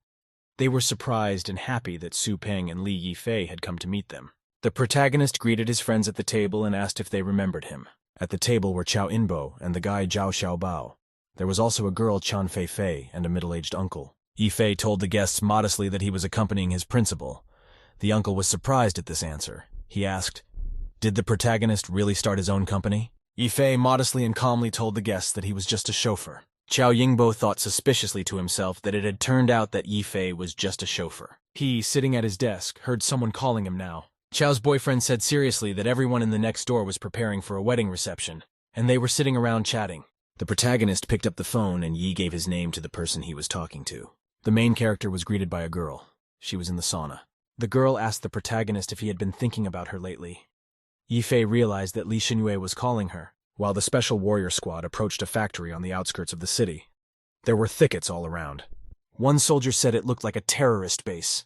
Silver Eagle looked through binoculars. The commander said the base was well guarded. He asked the soldiers what ideas they would have. One soldier thought for a while and told the commander that he was suggesting Plan A. Silver Eagle asked, "Why does the plan sound so dangerous?"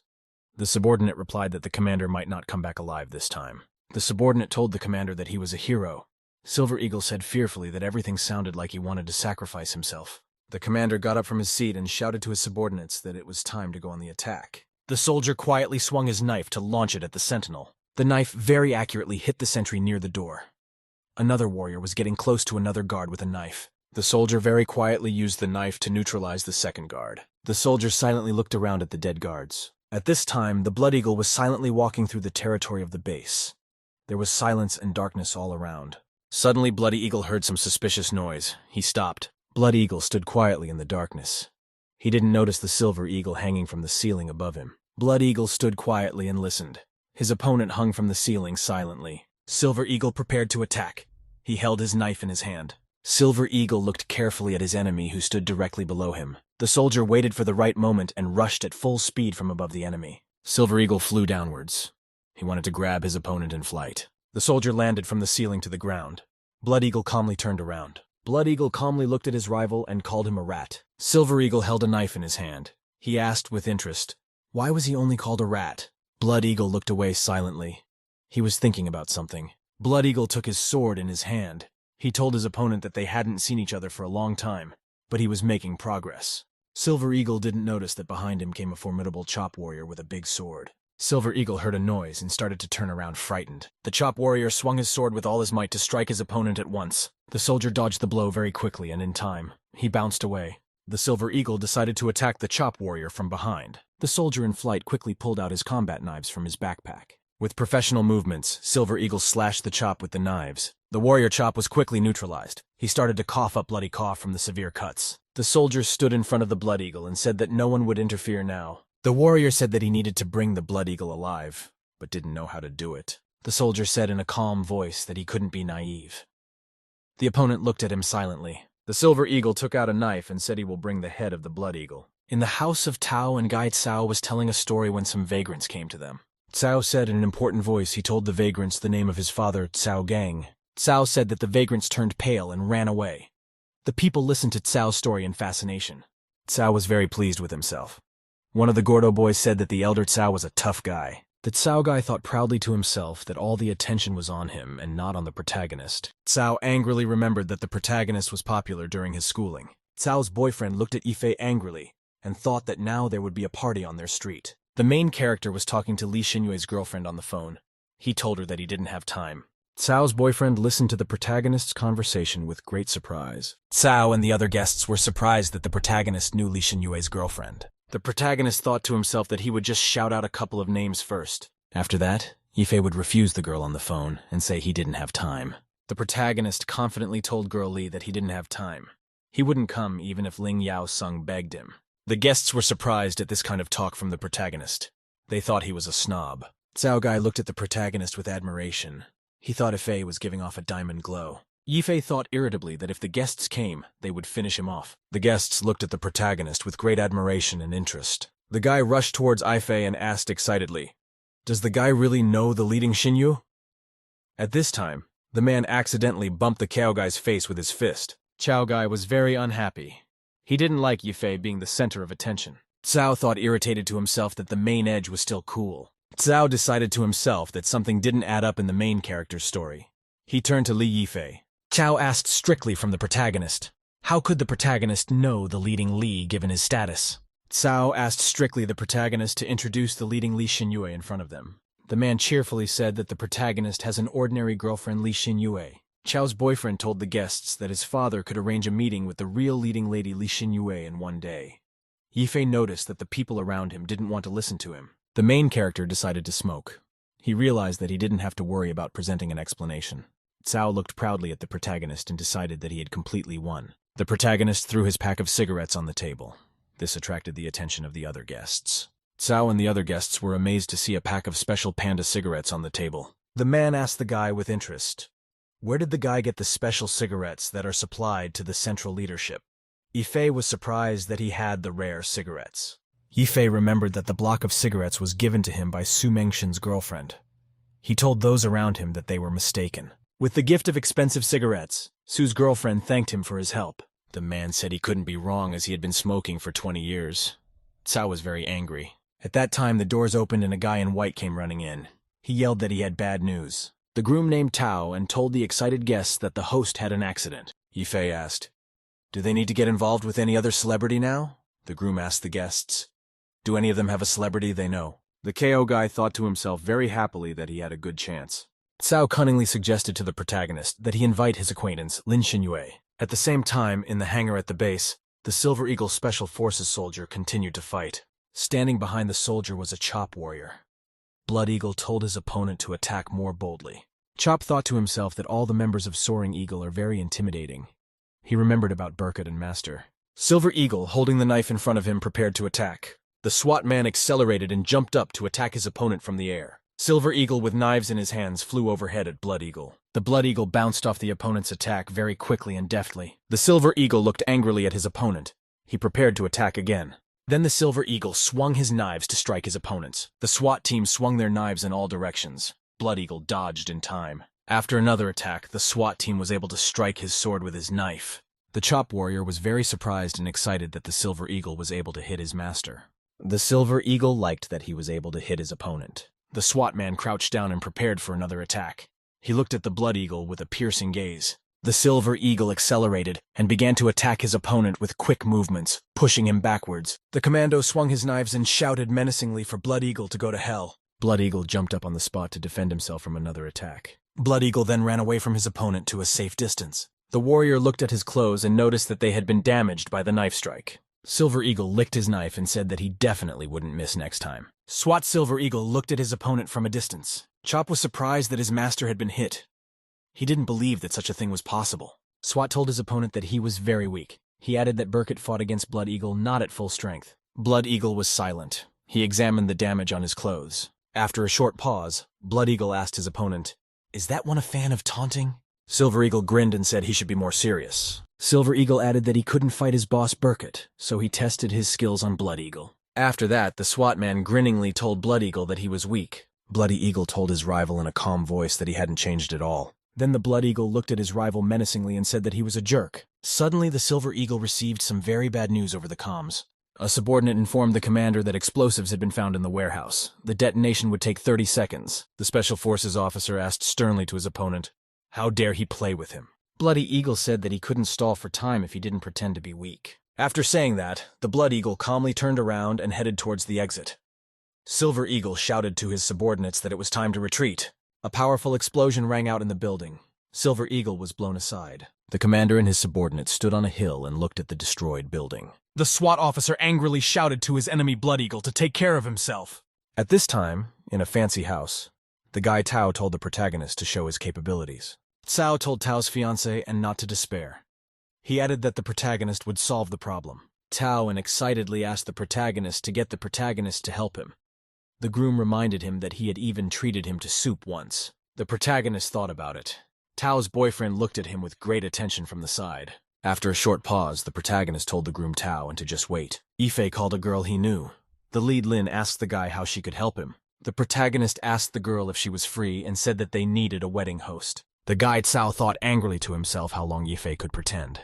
Cao was very surprised after the two girls arrived at the party. The guests arrived in gorgeous outfits and greeted all the guests. People were amazed to see Lin Xinyue and Sun Lianyao in front of them. The girls said hello to the boys. The groom Tao and was astonished to see the leading Ling along with her girlfriend. Annoyed, Tao convinced himself, looking at the girl, that it must be just a coincidence. Chao's boyfriend greeted the Lin Sung girl and introduced himself. He asked if she knew his father. The girl listened attentively and silently to the conversation from the Cao guy. The girl smiled and replied to Guy Cao that they don't know who his father is. Cao asked excitedly to the girls if they were passing by chance. At that time, the girls hugged the main character and said that they were not passing by accident. One of the girls told the protagonist that they had something to ask him too. The girl offered Ife to go inside with her, followed by Tao's fiancé, and Tao's boyfriend was crushed. At the same time, a festive ceremony was taking place in his hall, led by Ling Shui. The bridegroom Tao Yi stood next to his bride in her festive attire. Hostess Lin told the guests to welcome the bride and groom. The guests were very excited. Someone was very surprised because of Lin Xinyue and Sun Lianyao being the hosts. The guy next to the main character in the audience clapped and said that everything was really beautiful. Cao grasped his teeth with his handkerchief not to give away his emotions. At the wedding party, Cao's boyfriend was shocked by the arrival of beautiful Lin to the protagonist. The inadequate Chao was led away by his friends. He was still screaming that there must be a mistake. The protagonist silently waved goodbye to the young Cao master. At the same time, one of the girls approached the protagonist from behind. The girl said that everything was fine. Ife asked the girls, why were they looking for him? The guest said in an agitated voice that young Master Sun had come to see her. He wants the girls to keep him company tomorrow. The girlfriend asked the protagonist for help. The protagonist was amazed and excited by the request of the girls he knows. The protagonist met the warriors at the hotel after the battle with the Blood Eagle. If questioned his subordinates. Did the Blood Eagle leave because those failed? Silver Eagle was bandaging a wounded soldier. He said that he hated Blood Eagle even more even than when they were in command. Ife said judiciously that he had envisioned such an exodus. The protagonist wanted to say something important. Silver Eagle was all ears. Ife said judiciously that they wouldn't be able to find the Blood Eagle so easily now. The guy simply said that the Blood Eagle had no trouble hiding. He added that it was a shame that they couldn't capture him. A soldier said sad that the leader almost sacrificed himself. Another soldier said that they are guilty since they didn't use Plan A. Silver Eagle shouted to his subordinates that it wasn't even Plan A. The protagonist thoughtfully addressed the Silver Eagle with a question. Ife demanded that Silver Eagle tell him more about Blood Eagle. The Silver Eagle listened attentively to the protagonist's demands. The party began at young Master Sun's house. He greeted the guests. The door opened and the invited beautiful girls entered the house. Master Sun, standing with his guards, welcomed the two girls. Master Sun shouted to the servants to bring the wine. Sun greeted the incoming ladies. Some of the guests said that young Master Sun has good connections. Both girls were excited. They were silent and did not respond to the greeting. Sun told the guests that the girls Lin Xinyue and Sun Lianyao had come to see him. One of the men said that young Master Sun was very influential. The guests began to ask the Lin girl to have a drink with one of them. Guy Sun asked for the girl and told Xinyue to come closer to him. After that, Sung grabbed Xinyue's girlfriend roughly and wanted to hug her. Ling shoved the guy away and said grudgingly to stop. Sun angrily shouted to the girls, "How dare the girls behave like that?" The guests asked the guy to listen to them. Sun shouted angrily to the girls, "How dare those dare to insult him because of some bodyguard?" The men angrily asked the girls how can they leave after insulting young Master Sun. Sun called the girls mean names. At this time, the main character came up behind him. Sun started to say that he is the ruler of a city. At this time, Ife poured a drink from a glass on the guy's head. The main character sternly told the guy's son that he should be more polite in front of the lady. Master Sun was very much astonished to see the protagonist. He jumped up from his seat. Sun shouted to the waiter that the protagonist had come uninvited and asked him to deal with him. The waiter said he would do it. The waiter asked Ife for his membership card. He added that it was a high-end club. The protagonist reached into his jacket pocket to get his membership card. The protagonist held out his gold VIP card to the waiter. The waiter was very much surprised to see an ordinary guest with a VIP card. Sun and the other guests were amazed at the gold VIP card in the main character's hands. Sun said that VIP cards are only given to important politicians and powerful billionaires. Ife thought surprised that the card he received was really that important. Sun then ran up to the protagonist and snatched the card from his hands. Sun held the card up and shouted that it must be a fake. At this time, the club administrator came from behind and called out to Sun. The administrator said that he was issuing all the cards personally. He also warned that Sun should watch his language. Sun waved his hands and said he didn't mean it. He thought he was having a hard time getting into the club and couldn't get out of here. The receptionist bowed to the main character and apologized. Ife replied that it was okay. The receptionist smiled and thanked the protagonist for understanding. Ife pointed at Suna and said that kind of rabble shouldn't come in here. The administrator said he would see to it. Young Master Sun was very angry and disappointed. He glared angrily at Ife. Young Sung banged his hand on the chair in anger because of the frenzy of emotion. Angry Sun asked the protagonist how dare he provoke him. He added that he was taking the entrance test for the Burkett team. Sun then pointed his finger at the protagonist and said he was challenging him one-on-one. Zhao's manager sternly demanded that the guy leave immediately. Ife calmed down the manager. Ife grudgingly said that young Master Sun was boasting about the Soaring Eagles team. The protagonist pointed to the approaching people in the back and said Sun should see them. The Silver Eagle who approached said unhappily that someone was misusing the name of the Soaring Eagles team to cheat. After that, the SWAT officer sternly asked Sun, was he the one who was such a bastard? Young Sun was very shocked. He didn't expect to meet the leader of the Silver Eagle team here. The SWAT officer told the guests that it was Sun's boyfriend who wasn't on the invitation list. He had inexplicably gotten a spot in the qualifying test.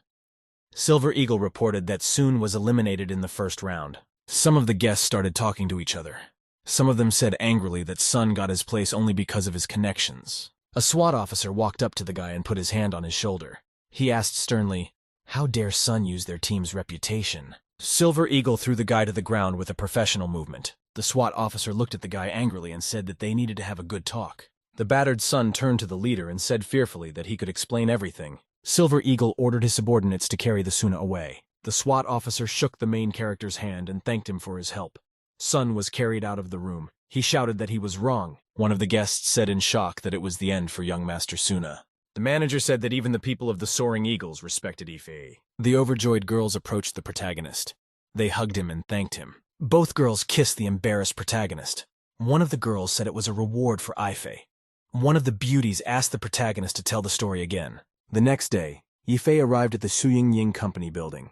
He was greeted by the receptionist at the entrance. Afterward, the protagonist saw a woman, Shu Ying, approach him.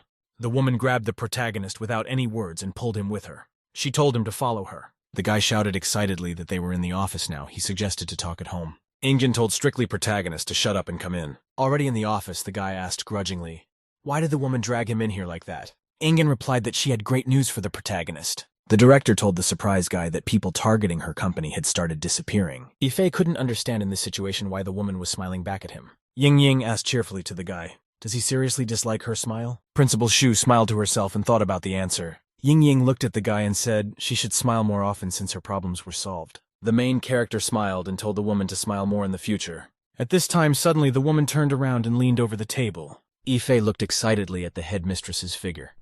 Ingen said that she wanted to reward the guy. The main character was excited and thrilled to see the woman in such a pose. Ife imagined Ingen lying on the bed in a romantic pose and calling him to her. The guy excitedly remembered the erotic video with the female principal. The protagonist decided that he was left to get naked in such a situation. The woman took the documents from the desk and said that she had prepared a transfer for Ife to the administrative department. The guy started to undress.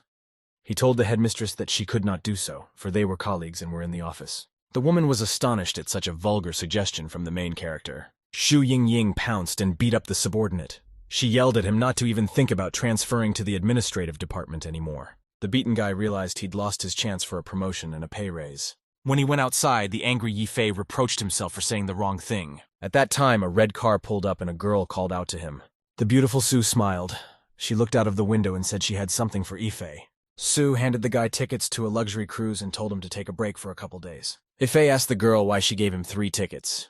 Sue decided to explain everything to the guy. Beauty Sue, in as calm a voice as possible, said that she would be competing for the main character. The boy was silent. He wondered what the girl Sue had said. Sue told the main character that if he had no questions, she would go. Ife held the tickets in his hands and looked at his girlfriend in silence. The protagonist looked at the tickets in his hands thoughtfully and attentively for a long time. Director Sun arrived at the building of Sun Tian International and was greeted by his subordinates. Sun walked unhappily down the corridor. He rudely responded to all the greetings of his subordinates. As he approached the door, the director told the employee not to be disturbed. The subordinate said that everything would be fulfilled. In the principal's office, Suna saw the Blood Eagle standing silently. The head boss sitting in the chair asked Sunya how is he doing. The guy dared to ask the guests menacingly, why haven't they gotten rid of Li Yifei yet? The boss said in an important voice that Li Yifei was a Berkut. He added that because of this mistake, they were almost killed by the Soaring Eagle team. Sun was surprised that the protagonist was a Berkut. The headman then said in a cryptic voice that the mission had failed and they were preparing to retreat. Sun shouted that his guests claimed to be very strong. Now they can't just bail. The guy added that Li Yifei was going on a vacation cruise. He reported that they could get rid of the main character there. At this time, Blood Eagle silently drew his sword and pointed it at Suna. The warrior sternly interrogated, "Will Berkut definitely be on the cruise?" Sun confirmed that it is definitely so. The boss said angrily that he had a plan that required the help of young Master Sun. Meanwhile, in Sunny Suburb, a policewoman was catching up with a criminal. Ling ran after the intruder at full speed and shouted for him to stand still. The lynx ran and began to gradually catch up with the perp in the green sweater. The policewoman angrily accused the guy of breaking into the locker room at the police station. The perp yelled in defense that he was just promoting sales of hair removal cream. The lineman swung her baton at the perpetrator with all her might and asked what the hell was going on. The suspect ran toward the locker room to try to escape. The perp thought angrily to himself that he had no choice and would have to rush inside. The bandit turned around and told the policewoman that if she was brave, she should follow him into the men's locker room. Lin was startled to see one of the assassins appear behind the criminal. The assassin, nicknamed the Bloody Fox, struck Ling with her whip. From the forceful blow, the lynx began to sway and lose consciousness. Then the exhausted policewoman collapsed unconscious on the ground. The killer, nicknamed Paired Blades, said that because of the policewoman they lost their honor. The terrified criminal looked fearfully at the women standing next to him. The bandit begged not to be killed. Paired Blades asked, "What are they going to do with this crook?" Bloody Fox said, "They will take the crook with them." The Bloody Fox walked over and put her foot on the Lin girl's head. The woman said angrily that the policewoman had brought them a lot of trouble. The main character, along with his girlfriends, arrived at the big cruise ship. Along with Yifei was also his boss, Shu Yingying. She was also preparing to set sail. Shanshan happily pointed the protagonist to the big cruise ship. Yifei couldn't understand why Shanshan's girlfriend was so excited. He couldn't believe that she hadn't been to such places before. At that time, Miss Su appeared. She greeted the protagonist. People looked at the girl with admiration. Miss Su stood in a big hat and smiled as she looked around at all the guests. Shu Yingying greeted Miss Su. The beautiful girl said she had just arrived. Su told her companions that they needed to go up to the ship. The guard told the protagonist that it was now his responsibility to keep the beauty Su safe. The protagonist overheard some of the guests marveling at the sheer size of the ship. A boy named Yi Tianlin arrived on the cruise with his girlfriend Laura. Laura told her friend that this time they should definitely buy back a bottle of wine. Yi Shingai said with confidence in his voice that this time they will definitely take the upper hand. The girlfriend told his friend not to yell. Yifei, looking at the new passengers, thought those were very strange. Yi Tian said that he is a gold-class wine taster. The girlfriend yelled for the guy to shut his mouth. The protagonist looked at his girlfriend Yingying and told her to hold his hand. Shu Yingying looked at the protagonist silently and with great disbelief. After a short pause, Ingen took the guy's hand and said they had to go. The subordinate asked the headmistress, "What is his personality this time?" Shu replied cryptically to her companion that it depends on how he shows himself. Yifei told Ingen that it was time for them to board the ship. Shanshan watched the couple from the side. The main character on the ship met a couple of travelers, Yishin and Laura. Yifei took a picture of the guy and girl as they stood at the front of the ship. Laura had her arms out to the sides and the guy was standing behind her saying something. Yichin was cheerful and smiling and took a picture next to his girlfriend. The guy happily thanked the main character for helping him take the picture. Yifei said goodbye to his new acquaintances. Laura didn't like her friend's behavior. Suddenly, the protagonist heard some suspicious noises in the distance. Yifei looked around and saw a stranger quickly disappear around the corner. The protagonist smelled something suspicious. Ingen told the protagonist that she had found the room. The subordinate told his headmistress that he was coming. There was an assassin lurking around the corner. The servants opened the door to the boy and the girl and invited them inside. The room was full of guests. Yifei said admiringly that this ship was really nice. Yifei heard a special forces man talking from behind. Silver Eagle was telling how he saved his captain. There was a girl standing next to the commando. She said, "Is his captain really that weak?" The warriors greeted the protagonist. Silver Eagle told his girlfriend that the captain had given him his position. Special forces heard the question, "Is Yifei such a fool?" Silver Eagle shouted happily that the companion had not seen his captain at that moment. Yifei called out to his friend Zheng Minjue in a formidable voice. Silver Eagle was frightened. The protagonist beat up his subordinate and said that he had lost all fear. The beaten SWAT officer wanted to introduce Yifei to the guests present. Zheng said that Captain Li Yifei was standing next to him. The girl bowed to the protagonist. The protagonist asked with interest, "How did the commando end up on this ship?" Silver Eagle said he completed his mission and just took a vacation. Yifei told Zhen that he laid eyes on the girl without using force. The SWAT officer replied to the commander that he would study in him. The conversation was interrupted by the host saying that the auction was starting. The host pumped into the microphone that on this beautiful night the auction would begin. The guy sitting next to his girlfriend Laura was very excited for the auction to begin. The main character was not happy to see a couple of young travelers again. There weren't many people in the auction room. The protagonist, together with Aichian and Laura, was on the balcony above. Yitian was very excited. He said that this place often holds such shows. Suddenly a girl called out to Yifei from outside. He turned around. The beautiful Su said that she had a box seat. She suggested that the protagonist go along with her. After a short pause, Yifei agreed to go with his girlfriend. The protagonist said goodbye to the boyfriend. Yichin waved back. Laura told her friend that only oligarchs or government members sit in the box. She added that the protagonist is not that simple at all. At this time, the bidding at the auction was going boyko. The presenter barely had time to bang his gavel. The auctioneer pointed to the big vase and told the customer that it belonged to him now. Beauty Sue told her friends to go into the VIP lounge. There they could relax and enjoy the view. The main character liked the view from the VIP box where he was. His girlfriends were next to him. At this time, the auctioneer loudly announced the next item: a bottle of vintage gold wine from the wreck of the Titanic. The vintage bottle was shown to all the bidders present. Yiqian shouted happily to his girlfriend that this was the bottle of wine.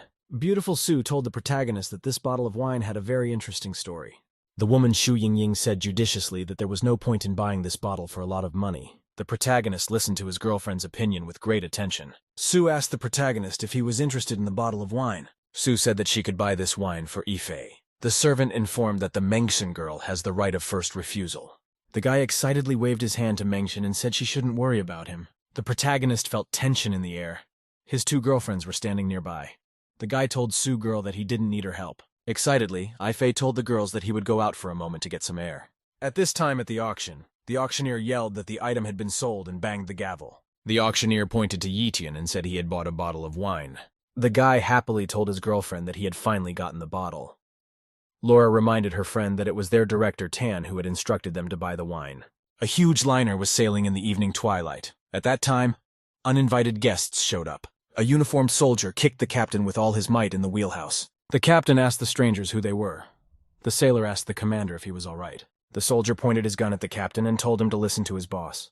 Blood Eagle stood nearby. Blood Eagle calmly told the captain that the ship was captured by them. The commander of the ship was silent. He was sweating and shaking very badly from fright. The protagonist went to the empty outer deck to smoke. Yifei stood under the evening sky and wondered what his friend Mengshin was doing. A knife-wielding assassin silently approached the protagonist from behind. The woman called Parney Blades didn't hit the protagonist in time. He dodged. The assassin jumped aside to protect herself from the protagonist's attack. The protagonist looked fearfully at the assassin who had suddenly appeared. After calming down a bit, the guy asked the stranger who she was. Paired Blades. She stood in a fighting stance and said that she had come for Ifei's life. The assassin nicknamed Paired Blades pulled out her combat throwing knives. The woman jumped up sharply to make it easier to attack the guy. The twin blades flew over the protagonist, who was standing on the deck. After that, the woman launched a whole swarm of dangerous blades towards Ifei. The protagonist looked up and realized he was an assassin very quickly oriented. Ifei activated a skill called Dragon Power Summoning to enhance his abilities. Thanks to his skill, the protagonist was able to quickly repel all the blades flying at him. The assassin landed from above on the deck. Ifei was preparing to fend off another attack. The paired blades pulled out a large number of small throwing knives. The woman rushed out of her seat to attack the protagonist at a breakneck speed. The guy managed to fend off all the sharp and dangerous blades flying at him. Ifei thought to himself that the woman against him was getting faster and more dangerous. The assassin pulled out a dangerous knife and said she was about to use a shuriken. The woman wanted to stab her opponent with the knife. The protagonist ducked just in time. The assassin launched another set of dangerous blades against the guy. Paired blades with hatred, she shouted at the protagonist to die soon. Ifei, holding a knife in his hands, told his rival that it was her secret weapon. The protagonist shouted that the assassin's knives were useless against him. He launched the blade at her. The knife flew past the woman and almost hit her. Paired Blades was very surprised. She asked the protagonist, amazed, if he could throw daggers. The protagonist didn't say anything to his rival. He hit her hard. The assassin fell on her back on the deck. The woman was lying on the ground. She couldn't fight back. Ifei was on top of her. The doors opened and out came the Yishin guy. He shouted, very happy that he was able to buy wine. The guy thought to himself that his task was over. Suddenly he saw something interesting. Aichin saw a strange woman lying on the deck in front of him. On top of her was an Ifei. The guy was very much amazed and embarrassed to see the protagonist with the woman. Ifei defiantly turned away and said loudly that he wasn't looking and couldn't see. Suddenly Idian realized that the stranger on the deck was not any of the girls who were with Ifei. He clearly remembered the main character's girlfriends he had seen on the ship. Ifeon was outraged. He called the protagonist an animal and prepared for a fight. The protagonist and the assassin were very surprised. Ifei got ready to jump aside. The guy smashed his fist into the deck of the ship. The protagonist bounced back. Ifei, standing at a great distance, asked the opponent who he is. Yidian Lin said menacingly, he will not allow the protagonist to molest another man's woman if he already has 3 girls. Ifei asked the guy strictly if he is an accomplice with the assassin. Yidian calmly replied to the main character that he can't watch him using girls. After that, Idian told the stranger that he could blow off steam with her. Ifei yelled to his rival that there was a misunderstanding. The angry guy ran full speed at the protagonist. In one of the ship's cabins, a policewoman woke up. She opened her eyes and saw a dim light. She didn't know where she was. She felt a headache. The policewoman was tied up. She looked around frightened, not realizing where she was. She saw around her an empty room with a table and chairs. She couldn't understand what this place was. There was a crook in a green sweater hanging nearby. The policewoman said she could smell the sea. She thought they had been kidnapped. Lynn noticed someone was next to her. She said hello and asked where they were. The girl was angry when she saw a thief she already knew was nearby. The crook was also displeased when he saw the line nearby. The policewoman said she got caught because of the guy next to her. The crook shouted that there was a misunderstanding. At the same time, a voice was heard from outside the door. Someone was inquiring about the people in the room. Another soldier said that the prisoners were still in a coma. Lynn, listening to the conversations outside, she realized that she had to think of something. The policewoman asked the crook if he had any idea how to get out. The crook said he didn't know anything. Then the liar turned to the guy and said she had a plan, but he had to cooperate. The policewoman leaned to the side. She put her feet in the direction of the crook. The disgruntled guy with the big nose yelled loudly that he was hurt. The crook yelled menacingly that his back hurt. Lynn yelled to the captive to try to bite her rope. Lynn grabbed the guy by the hair and pulled him up to her. She told him to bite her rope. The rogue yelled that he was in a lot of pain. The rogue yelled that he couldn't reach to bite the ropes. The Lynn heard with consternation how someone outside the door realized that the room was noisy. The soldier commanded someone to go inside and check what was going on. 2 soldiers came in. One of them asked sternly, "Why is it so noisy in here?" The soldier asked sternly, "What's going on here?" He saw the prisoners hanging silently. The door slammed shut. The soldier said they would drink now and then deal with the girl. Lynn was thinking excitedly what she should do. At the same time, on the deck of the ship, the protagonist fought against Yitan. The protagonist calmly dodged the attack his opponent was launching at him. Ife blocked the blows that the guy wanted to kick him in time. The protagonist activated his skill called Dragon Return. Ife kicked his opponent in the head with all his might. Ishin was hit very hard, but he was able to withstand it. He prepared to attack back. He swung his fist. Ife held out his palm in his direction. The protagonist used all his strength to deliver a powerful punch against Yitian. The assassin was sitting next to him. Pair Blades noticed that Yitian fell down after 3 hits. She realized that the guy was very weak. The assassin realized that the protagonist had used his skills to block her attack. She decided that he wasn't called Burkut for nothing. Ichin told the woman excitedly that he would protect her and everything would be fine. Suddenly the guy saw that the woman's clothes were torn. The holes in her clothes showed her breasts. He was very shy and embarrassed. Yitian shouted that he didn't feel well.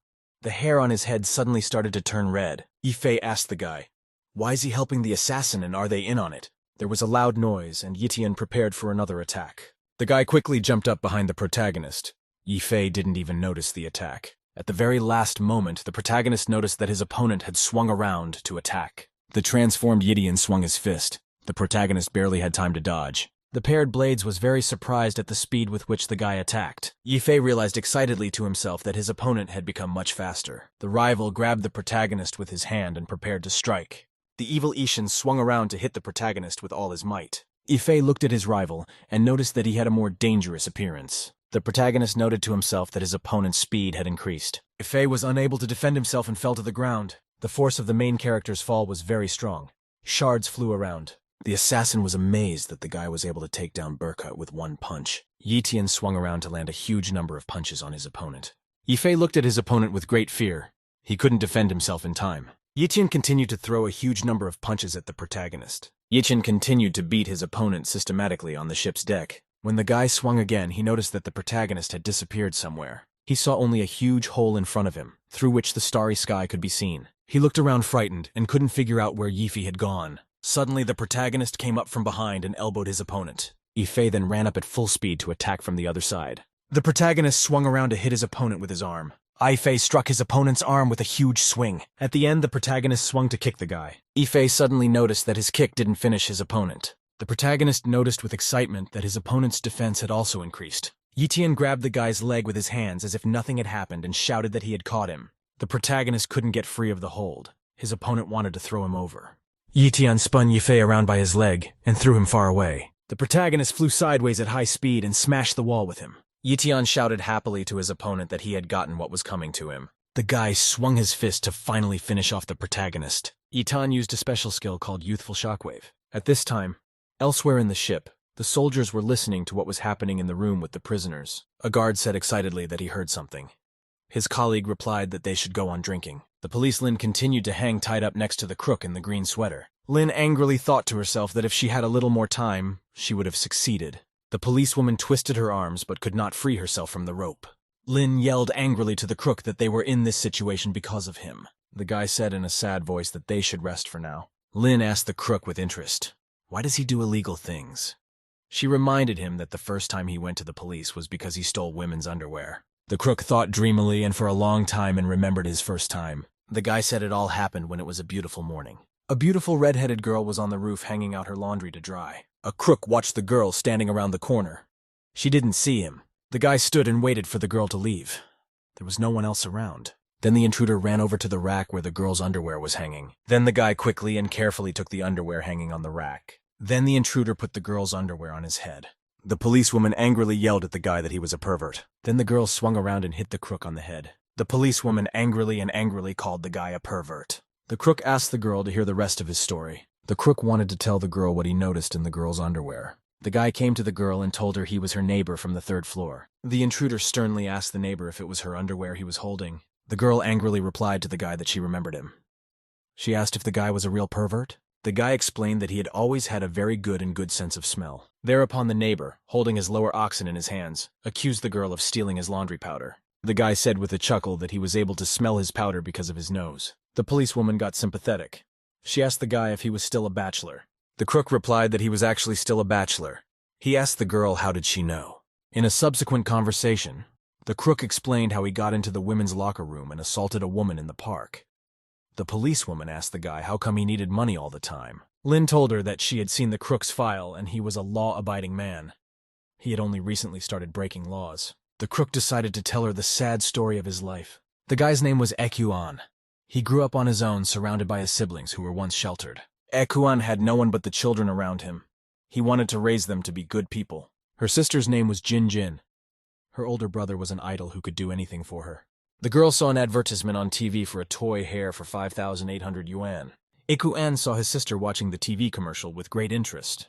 The older brother told his sister Jin that he would soon buy her such a toy. The girl happily replied to the boy that she didn't need a toy except her favorite bunny. Ekuan found the toy bunny at a dump and gave it to her sister for her birthday. The crook asked the policewoman if she thought he worked so hard for a doll. While Ekuan was working very hard, the weather suddenly turned bad. His older brother came home and noticed that his sister Jin was very sick. The doctors diagnosed the girl with an autoimmune disease. She was in the hospital. The doctor told the boy that he would need a bone marrow transplant for a large sum of money. Ekuan looked at the medical bill. He realized it was a very large sum of money. The girl lying on the bed came to her senses. She called out to her brother in a weak voice. Ekuan told her sister that everything was fine and they would go home. The girl's voice motivated him. The boy had no way out. He kept borrowing money, but few people would help him. To survive, Ekuan had to work several jobs. He had to take his little sister out of the hospital because he couldn't pay the hospital bills. Ekuan carried the girl in a wheelchair. Jin called out to her brother and touched him with her hand. The girl told her brother that she was very happy that he had done so much for her. Police Lin listened to Ekuan's story with great attention and excitement. The boy reported that when his sister had a couple of days to live, he took a crooked road. Ekuan started committing crimes and knew he would be caught for his actions. It was very hard for the guy to tell his life story. Tears came to his eyes. Lin looked at the crook and visualized his life story realistically. Ekuan told the policewoman that he wanted to make more money before his sister died. The big brother wanted to give his sister Jin a beautiful bunny. Meanwhile, on the ship, the main character continued to push Yitian around. Yifei managed to catch his opponent's fist with his hand and stopped him from hitting him. Yitan thought excitedly to himself that his rival had caught his punch. Pearblades thought surprised to himself that such a powerful punch would not have been repelled even by an elder. After that, the protagonist with all his might struck Ishin and he flew far away to the side. The woman looking at the lying guy decided that things were getting interesting. Yifei shouted menacingly that it was time to start the 3rd round. The eyes of the god of death glowed at him. The protagonist stood opposite his opponent on the ship deck. Yifei told the guy menacingly that the guy was not so simple. He added that he would show his true strength. The guy smiled happily and told the protagonist that this was his boring death speech. After that, the fighters rushed out of their seats to fight once again. Yifei and his opponent swung to finish each other off. A harsh voice came from outside and demanded that the boys stop. The girls Injin and Laura came out on deck. One of them sternly asked Yifei and Tianlin what they were doing. The guys were very surprised to see their girls standing side by side together. The assassin got worried. She realized that it was very bad if the girls knew each other. The Pearblades decided it was time for her to retreat. She immediately fled. The girls explained to the guys how they came to be like this. The frightened Tian interrogated Laura. Is Yifei a good person? Xu Yingying looked at her friend very sternly and suspiciously. Laura demanded her friend to apologize as he was reckless. Tian Gai calmed down. He no longer looked threatening. He extended his hand to the protagonist. The former rivals shook hands. Yifei said he would remember that Tian was very good. After that, the whole group went to a night bar to celebrate. Tian said with a smile on his face that he was very refreshed by the beer. Yifei asked him, "Why is his hair red?" Tian explained that it happens when he is excited. He laughed out loud. The girls watched their boyfriends from the sidelines. Ingen looked at Laura and decided that this girl was no ordinary person. Laura sensed Ingen's strong temperament. She decided that Shui was a very strong woman. The bartender was pouring drinks for the protagonist. Yifei was asking about the wine auction. Yifei suddenly looked at the bartender with great attention and interest. The bartender on the ship was Hu's brother. Yifei asked the bartender if he'd seen him anywhere. The man told him he'd been mistaken. Hu's brother happily thought that the protagonist didn't recognize him. At the same time, Yifei continued to drink with him. Suddenly the guys heard someone from outside calling out to the girl Injin. Cao and Sun ran up to the girls. They offered them a drink. Sun told the girl Injin that she was very beautiful and they hadn't seen each other for a long time. The guide Cao Bing offered to have fun with a smile to the girl Laura. The protagonist said that he didn't have enough fun during the fight. Tian said that he was angry. Meanwhile, in a dark room, a crook was telling a policewoman about his life. The guy with tears in his eyes said he wanted to fulfill his sister's last wish, but ended up here. Ling angrily shouted at the prisoner not to speak discouraging words. The policewoman sternly demanded that the boy be a man. Lin angrily asked the guy how the guy could put his hands down in such a situation. The crook replied fearfully that he was a thief, but there was no need to be very worried. The policewoman yelled to the guy that when they got out, she would help him. Lin angrily asked the guy to help her untie the rope. They shouldn't give up so easily. The crook remembered his sister telling him to live as long as possible. The guy felt empowered. He yelled out that he knew what he had to do. The rogue was able to quickly free himself from his rope. Lin asked if he could help her. Ikuan was able to free himself completely and found himself on the floor. There was a policewoman standing nearby. The policewoman looked at the guy with great excitement. The rogue was sitting on the earth. Afterward, the rogue said in a tired voice that he had been through a lot. The guy thought and said confidently that he couldn't be modest anymore. The older brother said with hope in his voice that his sister Jin Jin was waiting for him. The policewoman turned around and tapped the crook's foot with all her might. She asked him menacingly, "Why is there pulling here?" The guy said in a frightened voice that he was just trying to show off. The yin hurried him up. After that, the crook released the girl from the ropes very quickly. Lin asked the guy, how on earth did he manage to break the rope? The crook replied that he always had a file with him. Lin told the guy that there are 2 guards standing outside. They need to think about how to deal with them. The policewoman told the crook that she would really need his help. The guards near the door heard some suspicious moaning inside the room. One of the soldiers wondered what it was and decided to open the door. The soldiers went inside to see what was going on. A naked crook with loose hair shouted to the men that he loved them. The soldiers were frightened. They did not realize what they were seeing in front of them. At this time, the policewoman prepared to stun the guards with a fire extinguisher. After the powerful blow, the guards lay unconscious. Lin told the crook that he had potential. The policewoman commanded her companion where to go. The crook shouted that they were on a ship. Suddenly, someone blocked the escape route of the freed prisoners. Assassin-paired Blade stood on the deck with her colleague. Sniper Cutie, looking at the fugitives, said that the main criminals wanted to escape. Meanwhile, in the ship's bar itself inside, the fun continued. The guy Cao was having a lot of fun turning to the girl Injin and saying that they haven't seen each other for a long time. The guy reminded the girlfriend that his name is Cao Bin. He is the son of the director of Cao. The guest excitedly spun around and shouted to the Injin girl that she was still as beautiful as ever. Laura asked with great surprise to Yingying if she knew Cao. Zhu Yingying, without emotion, looking at the Cao guy, replied that she knew him. In the end, the Cao guy decided to himself that the Yingying girl was enchanted by him. He decided to invite her for a drink. The guy thought happily to himself that he was the center of attention. Suddenly, he was called from the side by the main character. Yifei smiled at the guy and said they hadn't seen each other for a long time. Cao was amazed to see the protagonist. Cao Bin was very much astonished. He didn't expect to see the main character here. The Cao boy's tongue was slurred with excitement. He asked Yifei what he was doing here. The protagonist said he had come with Yingying. Cao remembered that the protagonist had always been the favorite of the girls. He remembered an incident from 10th grade. Luck was always on Yifei's side. Cao remembered 11th grade. When the protagonist appeared in class, all eyes were on him. Suddenly, a hunch struck Cao Bin. He decided to go to Yifei. The guy excitedly asked the protagonist what his relationship with Ingen was. Yifei hugged his girlfriend and said in a confident voice that Ingen is his girlfriend. Cao Bin was completely amazed by this answer from the protagonist. The protagonist quietly told his girlfriend that this time he had the role of his boyfriend. At that time, Sun's boyfriend came up. He turned angrily to Mr. Cao. Sun sternly threatened the protagonist that people will come and deal with him. Then Sun calmly approached the girl Lore. She looked at him silently. Sun called the girl beautiful milady and wanted to ask her out. Suddenly, an angry Tian appeared behind the guy and told him to get out. Tian, standing behind him, had his hand on the young guy Sun's shoulder. Sun said to the viciously approached rival, "Does he know who he is?" Tian said threateningly that Sun would be in trouble if he dared to touch Loru's girlfriend. The protagonist was watching everything that was happening. He noticed that he had some feeling again. Sun thought irritably to himself that he would not allow himself to be underestimated. Then he swung around to hit his assailant with a hand punch. Aishin reacted in time to dodge the attack and hit Sun back. In the moment of a strong blow, Sun felt that his opponent was attacking him fast and hard. With a powerful blow, Sun's boyfriend flew back to the bar and knocked the chairs apart. Sun turned to the bartender and demanded that he help him.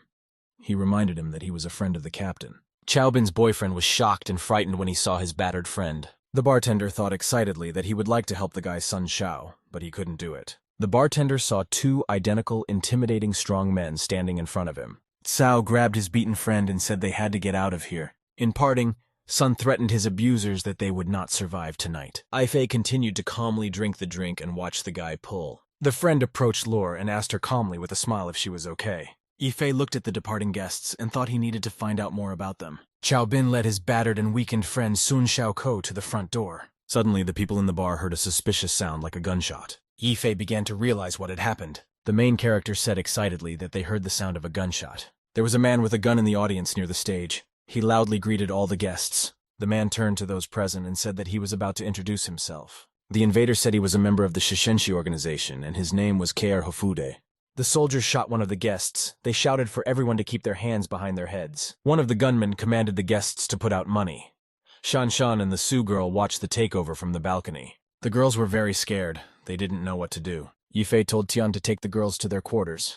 Tan asked his friend what he would do. The protagonist pondered and concentrated menacingly before answering. Yifei took his clothes and said menacingly that he would go deal with the invaders of the ship. On the other side of the ship, a police Lin was fighting off two assassins. First, Lynx decided to attack the assassin named Couple Clinics. The policewoman's blow missed the target as the woman defended herself with her weapon. The assassin bounced back to defend herself against the cop's attacks. The assassin reminded the policewoman of the last time they saw each other. Paired Blades reported that Lin had made some progress since last time. The woman shouted angrily to her rival that she would pay for all the evil she had done.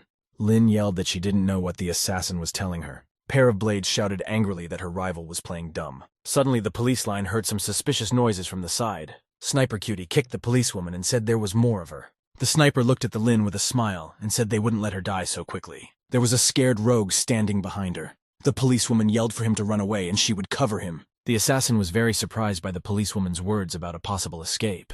The women sternly said that they would not let go of the Lin after Ta ruined their image. The policewoman fearfully asked her rivals what they were talking about. Cutie resentfully interjected, "Did the policewoman forget everything?" The sniper resentfully shouted that the policewoman made her drink her colleague's urine. After that, the image of the blood foxes fell very hard to the bottom. Lin frightenedly shouted to herself that she remembered her rivals. Sniper Cutie threateningly shouted to her rival to shut up. Sniper Cutie then took her rifle and said it was time to wash away the shame. The Cutie shouted angrily, "What must be done is to make sure that there's not a trace left of the lion and her companion." The crook was very frightened when he saw the weapon. The policewoman shouted for him to hide. The sniper opened school rifle fire and shouted for her rivals to die soon. The crook, along with the policewoman, hid fearfully behind a crate. The rifle bullets tore apart the boards of the crate. Sweetie asked angrily to the policewoman and her boyfriend, "Did they think they could just hide like that?" Lin noticed that the assassin decided to attack her opponents by jumping over the crate. The paired Blades jumped over the crates and grabbed her sword to attack the policewoman. Lin managed to dodge the first attack of the paired Blades quickly and in time. The girl ducked at the last moment before the sword nearly caught her. The assassin then launched another attack to finish off the Lin. The policewoman looked over and noticed that the paired Blades had caught her in the arm with her sword. To waste no time, the Lynx kicked off the ground and rushed to attack. Lin swung around to kick her opponent's legs and yelled at her to get away. With a powerful kick, the policewoman was able to knock the assassin down with a pair of blades. Ling saw her rival fall down and prepared to lunge at her. The policewoman Lin pounced from above on the hired unit lying on the earth. The Lin demanded of the woman that her partner immediately stop shooting. At the same time, in another part of the ship, soldiers grabbed the girl Loru. The girl could not resist on her own and screamed for help. The soldiers were very angry and rude and demanded Laura to play with them. The girl together with the kidnappers was on the second floor at the entrance to the VIP lounge. Quiet and calm footsteps of the protagonist were suddenly heard. The soldiers were surprised. They couldn't understand who had just approached them. Ife cheerfully asked the kidnappers what they were doing here, and what happened. After that, the soldiers looked at each other very slyly. They were up to something. The kidnappers said that the protagonist was right. He asked him to come closer to them. Laura's girl shouted in a frightened voice to the protagonist to leave. Suddenly, Ife hit one of the soldiers with a very strong and powerful punch. The main character looked at the rest of the kidnappers menacingly and with hatred. The soldiers were very much frightened by the look of the protagonist. Laura was also surprised. The kidnappers started shooting at the guy haphazardly with their guns. The protagonist snatched the gun from one of the slain invaders. Ife disarmed one of the soldiers with a very quick and strong kick of his foot. He opened fire on them. The guy was hitting the soldiers one by one with his pistols in a professional manner. Laura looked at the protagonist with amazement. She sensed that Ife had awakened. The protagonist kept looking for his girlfriend. He opened the door of the room. The guy saw that there was no one inside the VIP lounge. He called out frightened to Mengxin. Ife saw the dark room in front of him. It was completely empty. The guy looked around in surprise. He couldn't understand where all the people in the room had gone. The protagonist heard a noise and saw a light from outside. He realized he had found the people. Ife went out to the balcony and noticed the invaders along with the hostages from below. The ringleader shouted to his subordinates that they need to get the girls to the boss as soon as possible. The guy angrily thought to himself that for him it's all happening again. Suddenly there were shouts from behind. Soldiers were looking for the protagonist. Someone shouted that he was inside. Armed soldiers ran through the ship to get to the protagonist. The invaders ran and shouted that they had to surround Ife as soon as possible. The protagonist started bravely shooting back, killing the soldiers dead. The boy used his pistol to hit the invaders with precision. Ife had enough of a pistol to professionally kill soldiers with assault rifles. Gradually, more and more dead bodies of invaders appeared around the protagonist. Soon the protagonist found himself almost alone in a cloud of gunpowder smoke. One of the soldiers decided to throw a grenade at the protagonist. He pulled the pin. Ife calmly saw the grenade flying in his direction. The guy calmly stopped the grenade from rolling towards him with his foot. After that, the protagonist calmly tossed the grenade and it flew back. The soldiers were frightened by the grenade. They didn't have time to defend themselves. There was a huge explosion. All the soldiers near the grenade were killed and scattered. The protagonist looked around. He saw the leader with his subordinates. The leader commanded his subordinates angrily to go and check what was going on. Ife absolutely calmly staggered across the carpet, approaching the stairs. The soldiers angrily climbed up the stairs to attack Ife. The protagonist looked around. He grabbed his gun and started shooting at the soldiers. Ife turned sideways very sharply and hit one of the invaders with the gunfire. The guy professionally fired in all directions with two pistols at the same time. Suddenly the protagonist noticed the danger from above. He turned around. Ife quickly turned around and hit the soldier from above with his pistol. The shot from the protagonist hit the invader very accurately in the head. The soldier crouched down and took cover from the fire. He was outraged, not realizing who the guy in front of them was. A huge, pumped-up big guy named Big B came up with a machine gun. He yelled for the main character to give way to him. Big B said he'd take care of it and started firing his machine gun. Ife, at this time firing two guns, hit another invader. The protagonist shot back and gradually retreated to the big box. The guy jumped up and lay on the crate on his side. He kept firing. Ife hid behind the big crate to protect himself from the machine gun fire. Big B kept firing and shouted angrily to the Golden Eagle that he was a piece of junk. The protagonist remained silent. He waited and prepared to attack once again. At the same time, on the other end of the ship, a police Lin was fighting against a hired assassin with paired blades. Lin demanded that the assassin order the sniper to stop shooting the cute little sniper. Pair Blades looked at the cop angrily and told her she was finished. Suddenly, Lin heard a very dangerous noise from outside. A hired killer called the Bloody Widow appeared. She sawed through the box with a chainsaw. The Bloody Widow laughed angrily and lunged at the policewoman with the saw. The woman shouted angrily that she had come to take revenge on the policewoman. The policewoman turned to the crook and shouted excitedly for him to hurry up and leave. The crook sat there and covered his ears out of fear so he wouldn't hear the noise. The policewoman turned to the guy again. Yuan was very frightened. He didn't know what to do now. The policewoman shouted at the boy to go away. She reminded him of his little sister. Yuan sat there with his ears covered in fear, so he couldn't hear anything. Suddenly the crook jumped up and ran away with all his might. He apologized to the policewoman. Lin was distracted from the battle for a moment. She looked after Akuanu. The chainsaw-wielding assassin angrily asked Lin where she was looking. Then the Blood Widow swung her chainsaw to hit Lin. At the same time, the assassin called Pair Blades appeared behind the policewoman. Lin turned around and kicked the knife-wielding assassin. Shots rang out behind her. It was the sniper. Lin took cover behind a crate. The policewoman didn't know what to do. There were already 3 terrorists around her. At the same time, the crook was running at full speed down the deck of the ship. Yuan thought to himself fearfully that his little sister was waiting for him at home. To himself, the boy apologized to the police Lin. He wouldn't be able to handle it. Suddenly, Akuan realized that this was the same situation now as it had been once before. The crook remembered how he was once beaten up by hooligans and fell to the ground. A group of hooligans demanded that the guy give them protection money. His terrified younger siblings stood around Akuan. Jin shouted at the hooligans to stop. The crook grabbed a rock. He was angry and ready to fight off the hooligans. The leader with the bat asked the hooligan with surprise, "Does he still want to resist?" Suddenly, the crook dropped the brick from his hand. He didn't want to fight back. Then Yuan gave the hooligan the money. He was surprised that the guy was so stubborn. The hooligan angrily apologized to the policewoman that he had given the bandits the money that was supposed to be used for a toy. Yuan thought unhappily to himself that he was always running away and everyone always did so in past times. He thought he was pathetic. The policewoman glanced to the side and noticed that the assassin was heading towards her. Lin prepared to turn around to fight off the woman with the knives. The policewoman hit the paired blades over her head with a powerful elbow strike. The woman was unhappy because she missed the blow to the head. Then Lin swung with all her might to finish off the assassin. The policewoman accelerated and grabbed her baton to continue her defense. Lin, baton in hand, decided to try to hit the Blood Widow. The chainsaw-wielding assassin was able to use it to stab the police Lin in the stomach. Lynx felt she was very badly wounded. She couldn't fight anymore. The Blood Widow laughed very wickedly. She was glad that she was able to hit her rival. At this time, a pair of blades attacked the policewoman from above to finish her off. Lin turned her head to the side and noticed that she was in the crosshairs of the cutie sniper. On the other side of the ship, the main character continued to fight against the terrorists. Ife took cover behind a large crate while bullets whistled above him. Big B continued to fire indiscriminately. The soldier suggested surrounding the protagonist and swatting him. At this time, the protagonist remembered his past encounter with the Blood Eagle. The Blood Eagle told the protagonist that if he continued to behave like this, he would eventually suffer. The Blood Eagle told the protagonist that he would suffer just as he did. The words he had heard earlier had a profound effect on the protagonist. He decided to act immediately. Ife grabbed his gun and prepared to attack. He remembered the Blood Eagle. The protagonist rushed to the attack. Shots were heard all around him.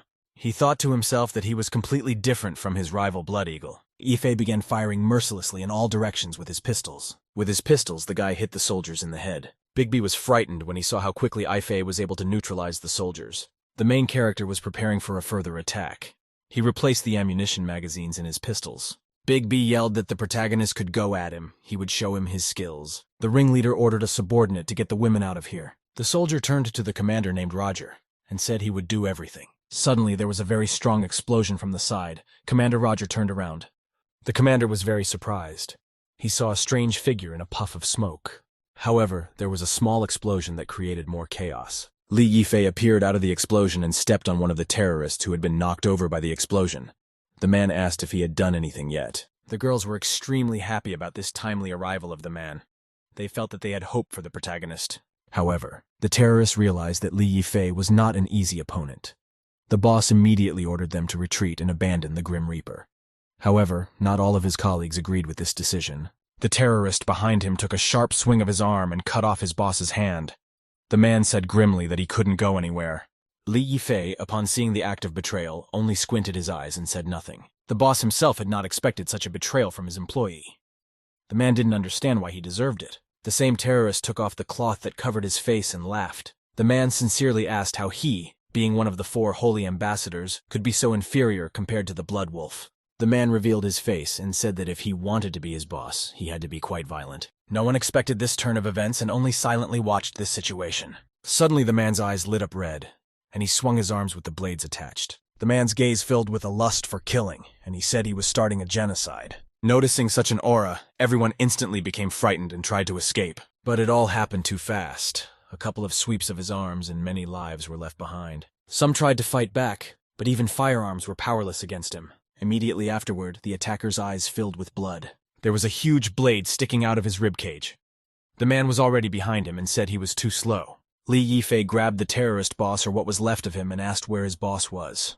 However, the man was completely unwilling to say anything. Li Yifei asked if he was being stubborn, and even if he didn't reveal his location, he would be able to find him. The boss realized that his death was near anyway, so he wasn't going to say anything to him. Zhang Ruiman threw the protagonist a phone and said that someone was calling him. Li Yifei successfully caught the phone and picked it up. Bringing the phone closer to him, the man said his name was Li Yifei and began to listen in. On the other side of the phone, a man introduced himself as Zhou Boyu, who said that he had caught the traitor who was tracking the location of the protagonist. The man rhetorically asked if Li Yifei knew who it was. Right after that, Zhou Boyu said that it was one of Miss Su's escorts who escaped as soon as Li Yifei got off the ship. Li Yifei said that considering the previous location leak incident and the assassination incident, it was most likely the Su family that something was wrong. However, Zhou Boyu interrupted the protagonist and said that he was retired. The man fixed his glasses and said to let him investigate the case. At the same time, his subordinates shot the witnesses. Upon hearing the sounds of gunfire, the protagonist's face darkened, and he only said that he understood everything. However, right after that, Shu Shanshan ran up to the main character and excitedly asked if he was all right. The man told her not to worry as he was with her. The girl literally sobbed on his chest. At the same time, Li Mengshin walked over to the company and blushed. Looking at the gloomy face of the main character, she realized that the same Li Yifei from the secret forest had returned. At the same time, the man thought about the terrorist who remained on the cruise and squinted. From one of the rooms on the cruise came a loud and boisterous laugh. A certain girl pointed the muzzle of her gun directly at Lin Qiang and happily said that she had caught her. The girl said excitedly that she could finally get her revenge and already foreshadowed the torture that would follow. However, an unknown figure appeared behind the terrorist's back. As it turned out, a certain man took a water bottle and with all his might hit the girl on the head. Noticing such an act of violence in front of a colleague, the other killers were greatly surprised and looked in the direction of the attacker. The angry girl rubbed the spot where she had been hit and shouted who dared to hit her from the back. With a grim expression on his face, the man said that she was acting so boisterous, yet saying so much nonsense. The man pointed his fingers at himself and asked how dare they yell at him since he came back to help since he is a real man. Lin Qiang instantly noticed that standing in front of her was AK Yuan, whom she had not expected to see at all. That day, the hooligans caught up with AK Yuan. The man gave them all the money he had and apologized profusely. However, to the hooligans, the few thousand yuan was just a small amount of money. A surly man with a bat slapped AK Yuan's head with his own money. The man said with a smile that he would let him go this time, but he should remember to hand over more next time. A trembling AK Yuan apologized for not being able to pay everything. However, the man forgot the most important thing. When he heard the unexpected voice that called out to him, the guy was very surprised. Next to him was his little sister. The little girl begged him to come back as soon as possible, for she no longer needed the gift. The girl said that her greatest wish is just to be with her little brother. Such sensual words from my sister made AK Yuan cry. The sister with crying eyes told AK Yuan that he was the most important person in her life. Seeing this, something in AK Yuan's mind snapped. AK Yuan ran towards Officer Lin Qiang with all his might, shouting that he was on his way. The man realized that he was once again trying to escape reality. However, the terrorist did not understand what was going on in AK Yuan's mind. With a smile on her face, she picked up the sniper gun and said that she would kill him with one shot because he was just a coward. However, the man was not confused and poured the contents in the bottle on the girl. As it turned out, the guy's strategy was extremely effective as this terrorist was hydrophobic and started running from there with a piercing scream. As soon as the guy managed to restrain one of the terrorists, he immediately ran up to the nun. The man pushed her with all his might and told her that she would not escape. Noticing such actions of the guy, the nun only clucked in indignation as she realized that he might have let Lin Qiang escape. Lin Qiang understood this too, and decided that if not now, there would be no other chance. The girl slapped her rival on the forehead with all her might. Immediately afterward, the officer dislocated the terrorist's arm and the terrorist screamed shrilly. However, the terrorist was extremely infuriated by this and started reaching for her weapon. The police officer noticed the approaching bump but did not have time to react.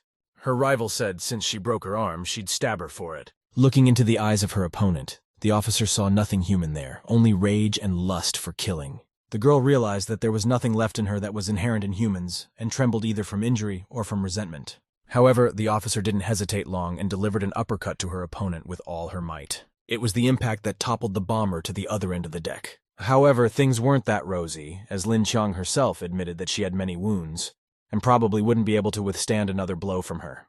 However, at the same time, at the other end, AK Yuan flew off from the blow. The girl didn't expect it to be so fast and shouted his name out of concern. It wasn't long before AK Yuan was right at the edge of the deck and cried out loudly. However, this meant that he was still alive. The nun took the chainsaw in her hands and laughed, because she realized that there was no one left to stop her. While Lin Qiang was trying to get the blade out of herself, the nun took a wide swing of the chainsaw, about to finish her off. However, something unexpectedly thwarted those plans. The woman's back was grabbed by AKUN, who surprisingly was right behind her even though just now he was at the other end. The man was breathing very heavily, and he realized he was not in the best condition. However, he still did not stop defending Officer Lin Qiang and even spoke with a trembling voice to let her go. Nevertheless, the attacker showed no sympathy for him at all. With a sharp movement of her hand, she slammed him to the ground with all her might. Lin Qiang literally started crying because she didn't expect such cruelty towards a civilian. The nun raised her foot high. The pink heel was soon on the head of the unfortunate man, who gave no sign of resistance at all. The nun took the bleeding guy by the hair and mockingly asked him what he said because she couldn't hear him. Unable to hold back her tears, the officer asked why the guy had come back at all. Because these are terrorists who feel no guilt when they kill others. And his little sister is still at home waiting for him. However, even the battered AKUN didn't regret his decision. The guy realized that he'd mustered up the courage to stop running away, and she must be proud of him. However, right after that, he cried like a little child and asked why he still couldn't save anyone. Hearing the guy, Lin Qiang couldn't hold back her tears. However, the nun was not at all moved by the words of these two. She decided that now was the time for him to die. The nun had already taken a swing at chopping off the man's head with a chainsaw and told him to go to hell. However, Lin Qiang finally pulled out the stuck blade from her chest. With a sharp movement, the girl threw the knife in the direction of the nun and shouted. The woman had absolutely not expected such an act from the seemingly unarmed Lin Qiang. What happened next, however, no one could have predicted. The same knife was on the floor with a sharp clang. The officer literally closed her eyes and pleaded for help. A mysterious man came on deck and said everything was too slow. Li Yifei turned to the Silver Eagle and asked him to take care of their safety.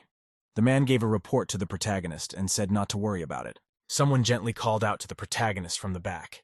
The man turned to the source of the voice. As it turns out, behind the protagonist's back was Shu Shanshan, who said with burning eyes that she knew Li Yifei would save them. Li Yifei squinted his eyes and realized that he was very lucky that she didn't see him killing those people. Suddenly, the terrorist boss woke up.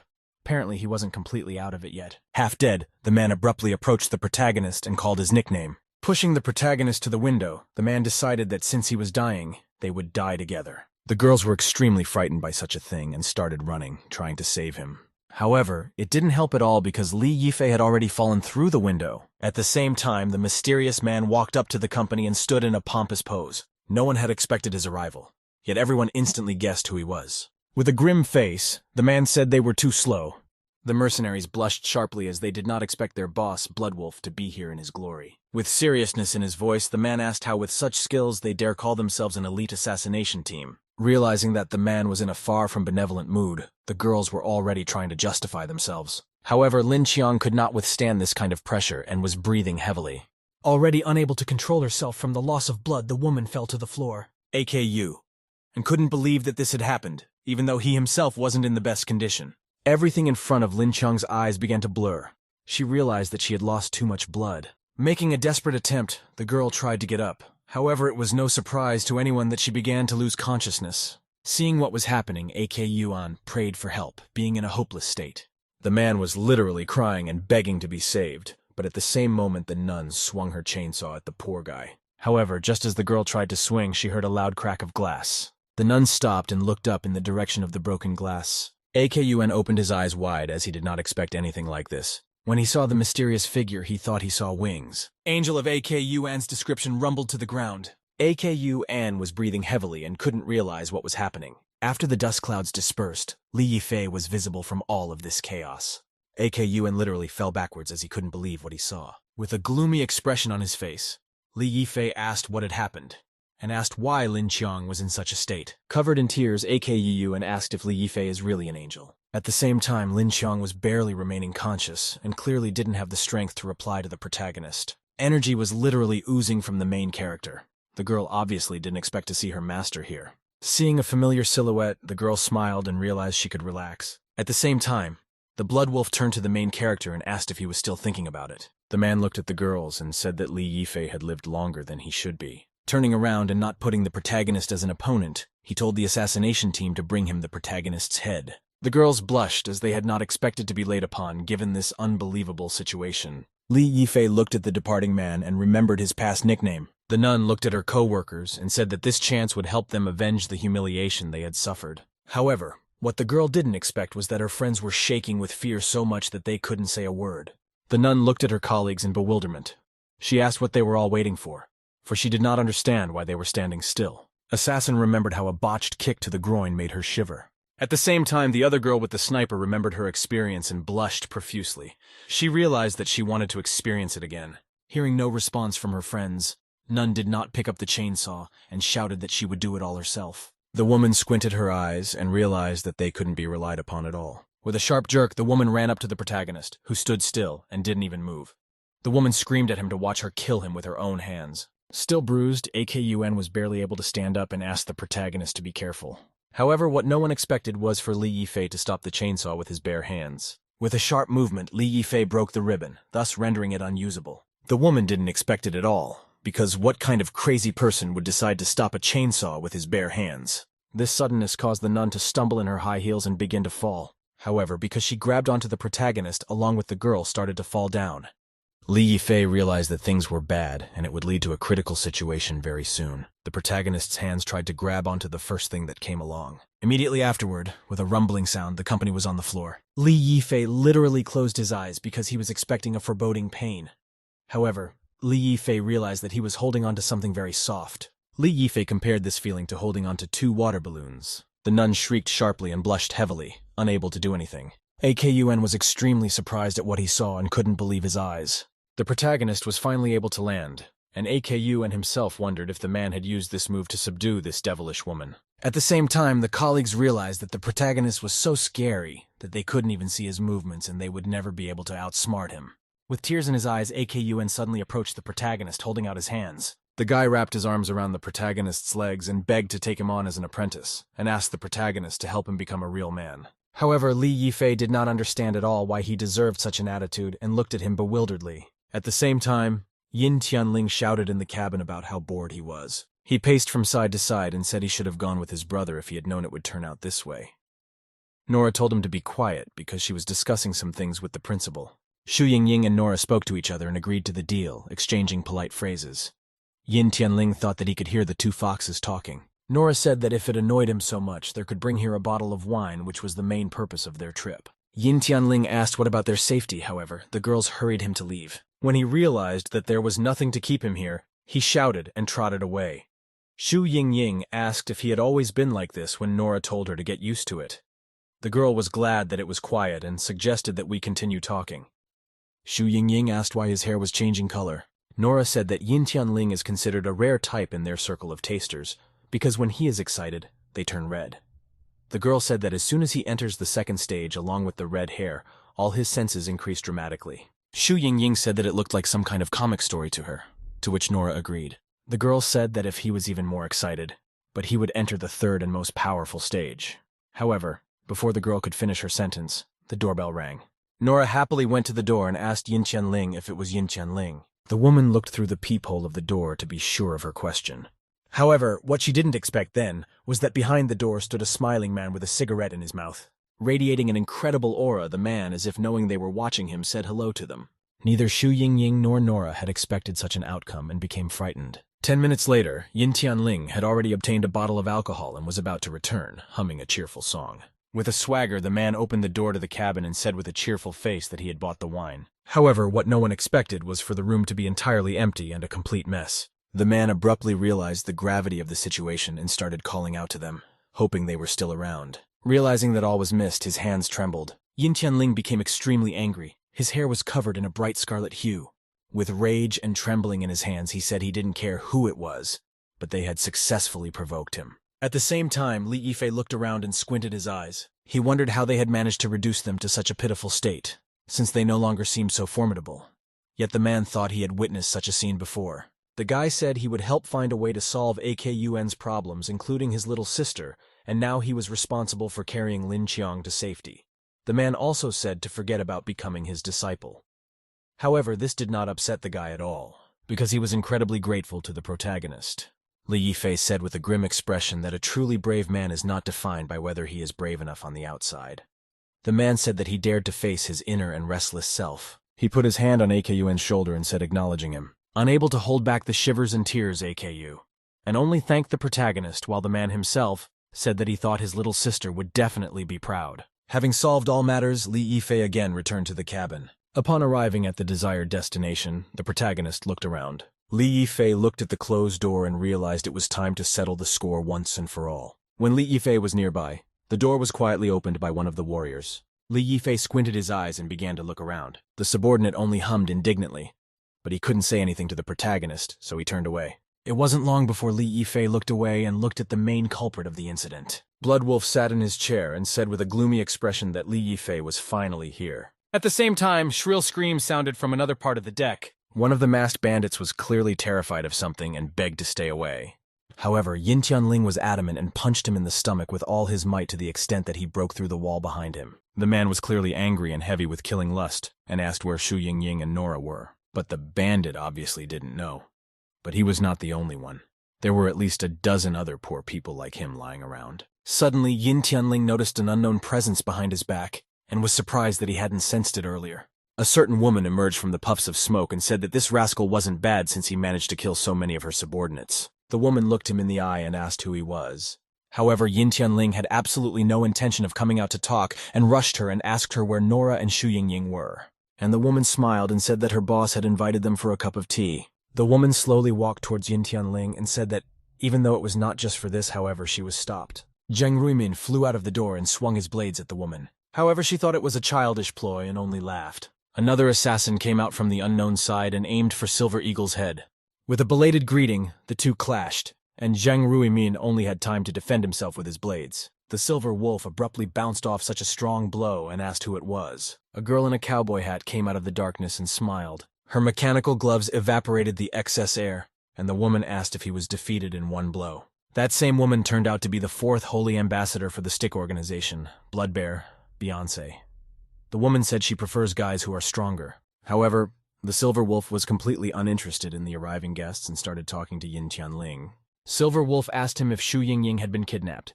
Yin Tianling said that it was indeed so, and asked who he was, adding that they had also kidnapped Nora. Zheng Ruimin said that he was a buddy of the protagonist, and he asked him to protect his sister-in-law. The man said that she was probably right since his skills are really good.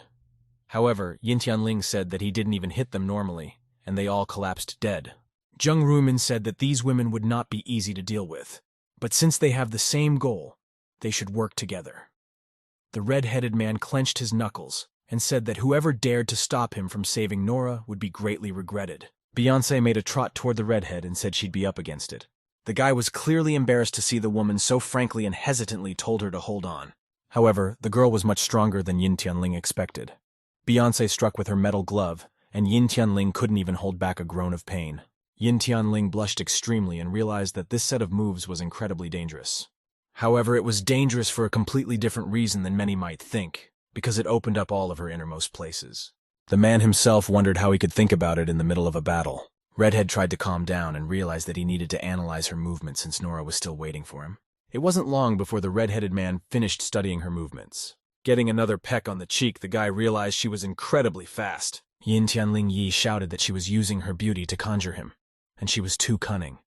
The guy realized that she was distracting him, and there was absolutely nothing he could do about it. The girl squinted and said that, after all, beauty was also considered a weapon. Beyonce took another swing and said it's not over. Reinforcing her blow with a metal glove, the woman struck Yin Tianling. The blow was so strong that the wall behind the man split open. Realizing that he couldn't endure it, Yin Tianling vomited blood. At the same time, Zheng Ruimin and the Blood Fox were fighting in another part of the cabin. They were watching the fight, and the organization's agent said that his friend had been beaten very badly, and wasn't he going to show at least some concern? The girl realized who was in front of her and called him the leader of the Soaring Eagles team. The Silver Eagle, Zheng Ruimin. Zheng Ruimin said that she was recognized by Berkut, and he is only worried about them. The man realized that the two men were from the CIA and voiced his guess. The man asked if the Stick organization had come into the hands of Zhang country. The woman was extremely surprised by Zheng Ruimin's insight. The girl squinted and said she couldn't admit it. However, the man smiled and said he didn't need her to admit it because he had crossed paths with them a few times, and with just one look, he knew who they were immediately. Zheng Ruimin said that they were pretending to be terrorists, rioted in small countries, and even kidnapped the daughter of the boss of a technology company. The man realized that their countries were having a trade war right now, and asked what they were trying to accomplish by such actions. The man suggested if they were going to kidnap one of their people again. The girl was taken aback by this apt statement. The men spread their hands and said he had heard about their country's history. Zheng Ruimin folded his hands in a stand and said that whenever their country has a disagreement with another, Then the president asks about the location of their aircraft carrier. The man said that since their country is now in a trade war with the Jiang country, where is their aircraft carrier? Immediately afterward, there was a sharp jolt. Zheng Ruiman squinted his eyes, for he was incredibly fast even for him. The man fended off the blow with his blade on his arm and lowered himself into a stance. The woman couldn't tolerate so many lucky guesses and made a swipe with her whip. She grinned as if the whole situation amused her. The woman asked how dare the pathetic Huaxia try to provoke her pious Jiang country, and whether Zheng Ruimin was really tired of life. At the same time on the other side, the blood wolf drew his sword from its sheath and asked what the main character's answer was. Li Yifei was greatly surprised by his former comrade-in-arms' actions, but he didn't even manage to finish his sentence. The blood wolf offered to grab Su Mengxin and hand him over. The man said that in that case, he could recommend to his leader so that Li Yifei could join the organization. However, Li Yifei had no idea about any organization and only looked at his former comrade-in-arms with bewilderment. Bloodwolf told the protagonist to join them, and then he would once again have the opportunity to work as before. The man said that the Jiang and Huaxia countries are engaged in an ongoing trade war, and the CIA needs a hostage to increase the stakes in the negotiations. Li Yifei asked if they wanted to take Su Mengxin hostage to threaten the deputy leader, just like they did when they captured Madame Meng. The guy said that if a decade ago they used a compact rifle to help the Li country as well as defeat the Jiang country. The man realized that back then they were much stronger than Jiang country, and back then they had nothing to fear.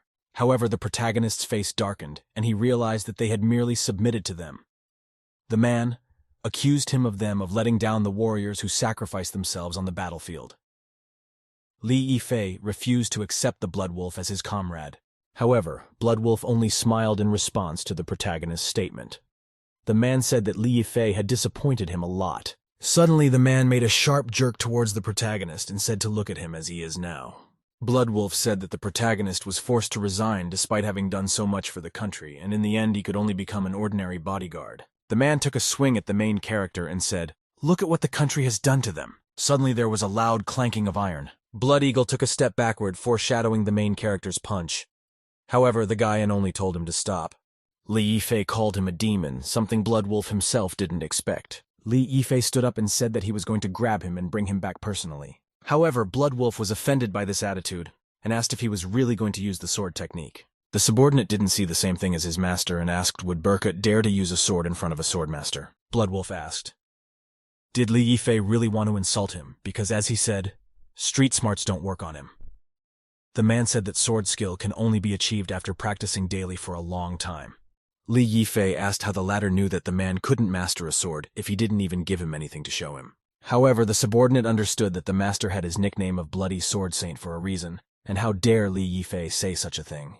Bloodwolf took a swing at the protagonist and made a sharp jerk. He said not to blame him for anything. Li Yifei opened his eyes wide and tried to anticipate the man's attack. Li Yifei took an iron stick and drove it with his back where his opponent's sword had hit extremely well. The Bloodwolf wasn't surprised at all and made another dash towards the protagonist. Suddenly, Burkut squinted his eyes and with a grim expression said to prepare to attack. The Bloodwolf did not expect such an attack at all and quickly dodged.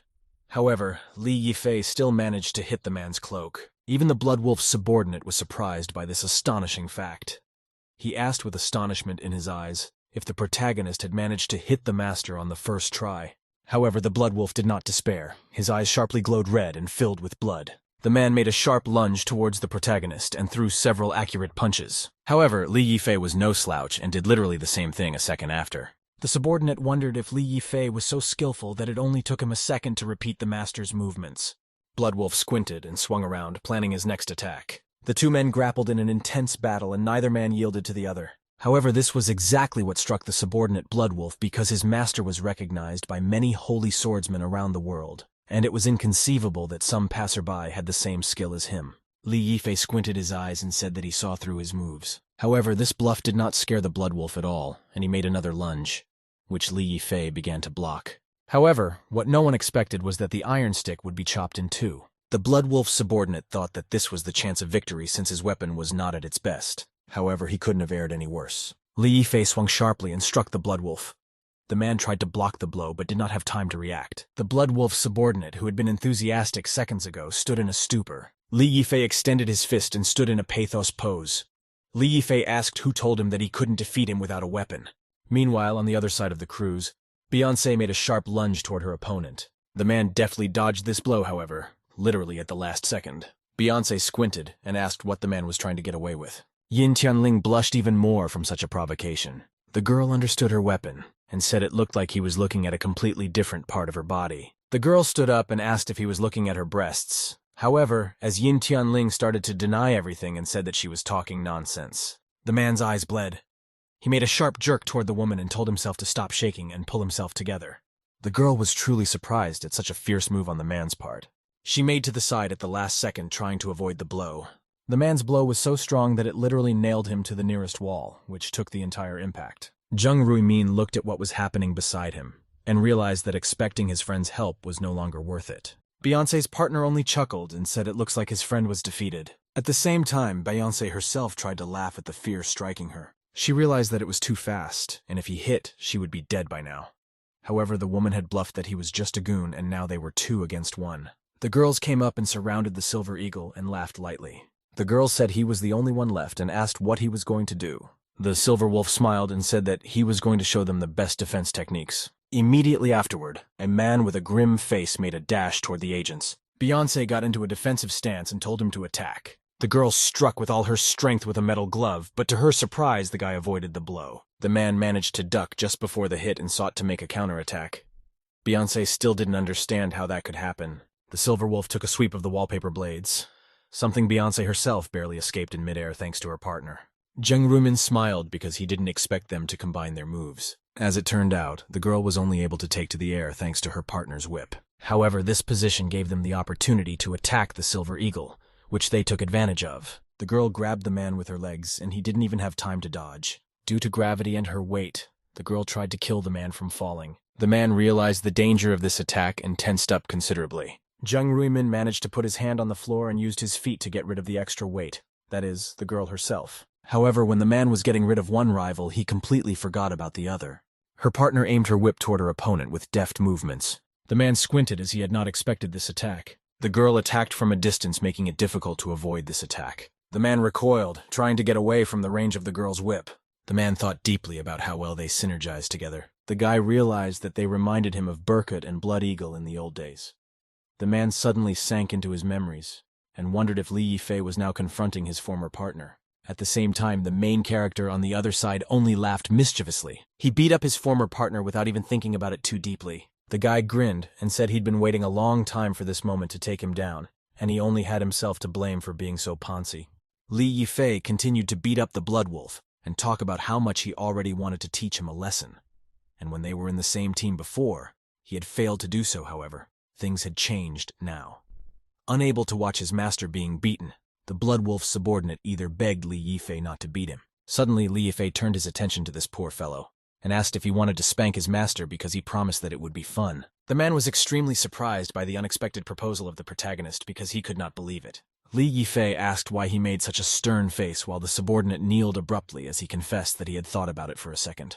Realizing that the guy wouldn't agree to do it, Li Yifei decided to tell the story of the past. He moved closer to his disciple's ear and said that his master changed his clothes when he was on missions and always sat on the target's lap and stationed his sword in them. Li Yifei said that Blood Wolf was such a charming beauty that even Li Yifei couldn't contain himself at times. The poor student blushed sharply, but denied the possibility of what was happening because he couldn't think about it. Li Yifei said that he did not believe then he should just look at it with his own eyes. Indeed, the Blood Wolf's face resembled the charming girl to a suspiciously accurate degree. The student blushed sharply and tried to justify himself, albeit unsuccessfully. The Blood Wolf bared his teeth and said that it was just part of his mission and they should stop talking about it. Li Yifei smiled as she sensed a serious attitude from her opponent. The man took the sword in his hands and said with a gloomy expression that very soon Li Yifei would die. Li Yifei noticed this pose and asked if he was really going to do this. Blood Wolf uttered the name of the technique, and he and his opponent found themselves in the white unknown space. The guy looked around and wondered if this was a parallel universe that only existed in his mind. He began to look around and said that there were only 5 sword saints in the world who could reach this level. After all, this was the highest realm of the Gray Plains. Li Yifei looked into the distance and said that with this technique, one could drag another person into one's head with the time outside practically freezing. Li Yifei was very surprised that he was able to witness this. He looked up and said that such was his realm. Suddenly, the completely white man began to turn red as if covered in blood. With bloody tears, the former partner said goodbye to his friend. There was an unknown sound that sounded like a squeal. The image of the man himself blurred sharply. Further events did not take long to unfold. Literally at the same moment there was a huge explosion, which scattered many stones around. The guy jumped back and cursed because he had just bought this shirt a while ago. Li Yifei squinted his eyes and looked up to where the blood wolf was. The man looked at the protagonist and said that since he didn't die at first strike, he deserved the title of team leader. At the same moment, the man extended his blood blade in the direction of the protagonist. The guy said he was covered in some weird red stuff. Bloodwolf said that the extreme mirror is God's realm, and the longer someone is inside, the closer they are to God. As the man's eyes became more and more red, the man said that when he was completely dyed scarlet, he would become God. However, Li Yifei had no intention of listening to his partner's speech any further. With a sharp sweep of his hand, Li Yifei toppled the fictional god in one of the columns. However, what was surprising was the fact that he broke through more than one column. Li Yifei looked at his fist and said that even though he looked really annoying when he was trying to act cool, but he really beautiful when he was being beaten. However, the Bloodwolf's attack didn't end there. Several bright red rays swept towards the protagonist. Li Yifei last moment jumped away from the point of impact, avoiding injury. The Bloodwolf looked at the protagonist and said that he was very good because he dared to lay hands on him. The man stepped forward to the protagonist and said that he would show his true power and enter God's realm as well. Bloodwolf activated the Grey Plains 100%. The man said that as if the Stick Organization or the Phantom Leader, they would all die at his hands. The man squinted his eyes and told the protagonist to watch the blood cells complete today's god. On the other side, CIA agents were still fighting the Silver Eagle. They realized that Jung Ruimin was too formidable, and even if they combined their forces, they wouldn't be able to attack him, and most likely they needed to switch to the second version. The girls nodded to each other and decided to do the same thing they had successfully pulled off with the red-headed guy. The girls began to shrink and actively pay attention to their bulging body shapes. One of them asked where the man's eyes were directed. The man squinted his eyes and said they were looking for their weakness. He said he discovered their weakness when they combined their strengths. However, the girls did not expect this outcome at all. They abruptly began faking a bad condition or a bra that was too tight. However, it was as if Silverwolf was robotically telling them to drink more warm water and ask his ally to adjust and loosen it. The girls were extremely surprised by this approach because they did not expect that he could turn out to be a legendary, insensitive straight man. Literally in the middle of the fight, the girl raised her hand and apologized for her question. The man gave permission to voice it. She bluntly asked if Jung Ruimin was still a virgin and a bachelor. The man blushed and said that she was absolutely right and he was working on it, because every time he talks to women they suddenly want to bathe. This response really pissed off the agents. Beyoncé squatted down and said she would have to use her latest tactic since she wanted to keep it and use it on the Golden Eagle. The girl asked her friend to help her. Jung Ruimin squinted his eyes and realized that since this attack was meant for Berkut, then he needed to be careful. Beyoncé made a sharp jerk towards Silver Eagle and told him to go to hell. The opponents bumped into each other and flew past. The man squinted and was about to say that her killing motion was too weak. However, the man did not even guess what the true purpose of this spectacle was. As it turned out, the man was holding a woman's panties. The man was literally lost from such a surprise. The protagonist, along with the Bloodwolf in disguise, were preparing to start the operation. Jung Ruimin couldn't believe that such a thing was in his hands and completely failed to notice the approaching blow. The girl made a sharp uppercut and hit the man. From the surprise, Silver Eagle didn't have time to dodge and only hurriedly recoiled from the blow. The man wiped his sweat and said that they had used an extremely sneaky technique. Jung Ruimin stood up and said that he would never fall for the same trick twice. Bloodfox shamefully asked, "Does the man not know why his favorite girl leaves immediately after the conversation?" Because the answer is extremely obvious. He is too cold. The guy was greatly surprised at the fact that that was exactly the problem. While the man was put into prostration, the girl successfully threw another punch. Beyoncé abruptly walked up to the Silver Eagle and punched him by the scruff of the neck. The man's eyes poured sharply with a bright light, and he said to stop fooling him. However, the woman was absolutely not going to stop doing that, and told him that he should suck it up until the very end, because he had nothing to lose anyway. Having thrown the man off balance once more, Beyoncé struck another successful blow. Immediately after that, Jung Ruimin was right at the feet of the Blood Fox. The girl knelt down and asked what had happened to their leader, Silver Eagle. The man looked up and said that the girl had said he was really weak because he couldn't handle just a few tricks. The man squinted and realized such a strong combination of powers. Kidnapping and strategy were areas they were extremely good at. Beyoncé sat on the man and told him to just give up and learn their organization to become their dog. The girl said their daddy would probably be crazy about him. Silver Eagle understood the meaning of this move because his hand ended up stuck. Li Yifei, along with the Bloodwolf, were still in that space. The man asked if it was their blood, unable to believe his eyes. Bloody was answered by consent, for it was indeed the blood of their partners. Li Yifei's eyes went wide and asked if it really happened just then. The blood wolf began to explain the situation from his mouth. The man sank into his deep memories. He remembered his last operation in which he had participated with the protagonist. Then their team successfully completed the mission and escaped the ongoing firearms battle. Blood Wolf turned to his partners and told them to bring the civilians and leave first because he would cover them. The man recalled the faces of those who had agreed to meet at the retreat point. They wished each other to take care of themselves as usual and parted ways.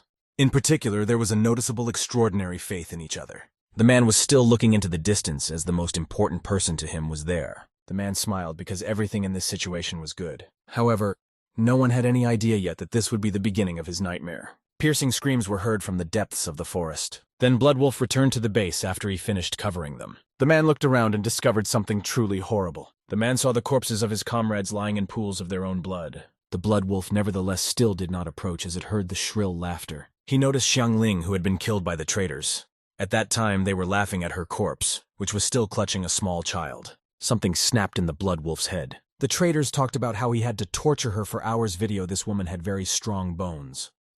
Kay said she was rumored to be Blood Eagle's girlfriend and offered to take a chance. Bloodwolf couldn't take this insult anymore and drew his sword with the words that they would die. The man realizes that even though he managed to get rid of the traitors, it was too late because they killed everyone before he returned and even put the blame on him. After interrogation, he found out that someone had organized for them to join the Battle Bear team. Because this organization was covered up by an influential family from Shangjing, he was unable to explain himself. It was because of this that he went abroad, and a few years later, Su Mengshin's location was leaked. The man explained that he was being chased by the Stick organization, and even though he managed to turn the tide and kill those who were chasing him, he had to resign because of the incident. However, the man said that none of that mattered anymore because their deaths caused his extreme mirth. The man was getting farther and farther up in the air. The Bloodwolf said that now that Li Yifei was in his head, he was a god, and he would die because all that was left outside was his soulless body. However, Li Yifei only picked his nose and wondered if someone became so talkative when they transformed into a god. Bloodwolf said that Su Mengshin would be captured without any problems once Li Yifei died since he had failed his mission. The man spread his hands and said he would kill her and everyone else personally, including Silver Eagle and his sister-in-law. The Bloodwolf said that after that he would return to the captain's quarters beating his girlfriend, Xu Yingying. Li Yifei could no longer tolerate such insults. Hearing such a huge amount of threats from the man, Li Yifei only shouted out unbelievably he would really do this. However, before Li Yifei knew it, the giant beam had hit the main character's body. However, the man was completely unable to dodge or even stop his own body. The man fell further and further into the abyss. Quite soon, Li Yifei landed at the very bottom. From the force of the impact, the floor literally split open. However, it didn't end there, as the Bloodwolf still continued to send out a sea of red rays. They all enveloped the protagonist and continued to do damage. The man was literally covered in a dome of red blood. Li Yifei kept trying to defend himself and wondered what was going on. Unable to withstand another blow, Li Yifei found himself in the air again and was falling downwards. However, what troubled the protagonist was the fact that he had arranged for Xu Yingying to stay in the guest room and wait for him to return. Still falling down, Li Yifei realized that Bloodwolf had mentioned the captain's quarters for a reason. The man formed a giant sword of scarlet blood and said goodbye to his former partner. Li Yifei still couldn't recover and only just realized what all this meant. At the same time, in reality, the subordinates of the Bloodwolf were watching the battle of wits. The two men stood in front of each other without moving a muscle. However, the subordinate noticed how the master's hair had changed.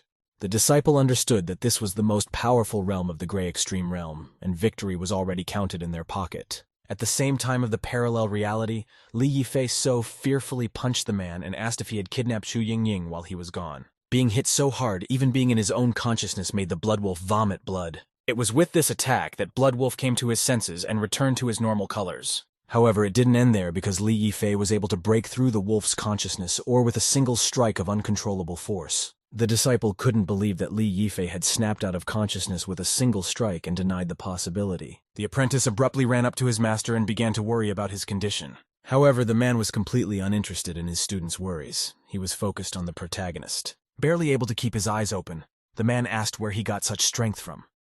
The man wondered why Li Yifei hadn't used his strength from the beginning, if she had so much, and if he was looking down on him. Li Yifei abruptly approached the man and asked if he would talk to his brother like this after a long separation. At the same time, Beyoncé was still sitting on Silver Eagle and offered him to be their dog. The woman said that it was up to him to know that they were goddesses in Jian country, and if he was willing to surrender and sell them information about the Eagle team, then she might consider dating him. Blood Fox said it would be fine even if he wanted to take them both. At the same time, Zheng Ruimin immersed himself in his memories. The man remembered asking the protagonist how he could become as strong as him.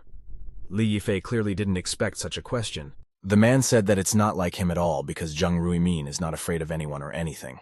Zheng Ruimin said that will be so bloody or Mad Eagle he has confidence that he will surpass them at some point, but not the protagonist. Silver Eagle said he thinks he only has one power, which is to be a little fast, and that's where the list ends. However, Li Yifei interrupted his partner's speculation and placed a hand on his shoulder. Li Yifei said that in addition to being fast, he also has a talent for toughness. The man said that he meant not only character, but also something he would realize soon. Zheng Ruimin realized that he had almost forgotten about his leader's words. The man shouted "shut up" to the girls.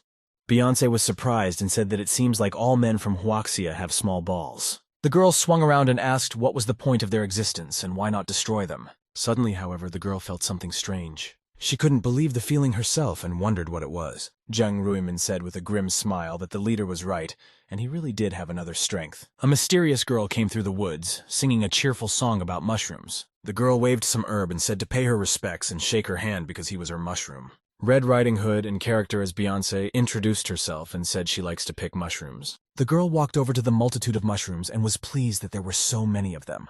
The girl approached the mushrooms and began to count them. Little Red Riding Hood suddenly turned red because of one mushroom. The girl squirmed with pleasure because he was so hard. Beyonce took a sharp leap backwards in an attempt to save herself. There was another reason Beyonce wasn't happy because her gloves suddenly broke. However, the girl had not yet realized the magnitude of the tragedy. She knelt before the Dark Angel. Beyonce surrendered to the question, did God forsake his people, and why is she now in Satan Lucifer's hell? Blood Fox was startled by the unexpected commotion and worried about her friend. Blood Fox's whip encircled Silverwolf's arm. The man said that if he wanted to stop their combined blows, he had to make a decision. The man realized that he had to get rid of her first. Immediately after that, the man pulled the whip with all his might, which the girl did not let go of, causing her to fall sharply beside him. Suddenly, a strange cow enters the scene, striking a metal gong. The cow warned of hot weather and said to be careful of fires.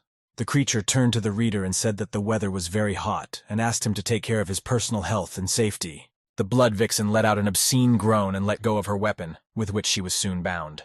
Zheng Ruimin realized that it was very strange because she fainted before he even touched her with his fingers. The man wondered what was that blush on her face. At the same time, on the other side, Bloodwolf was being supported by his disciple.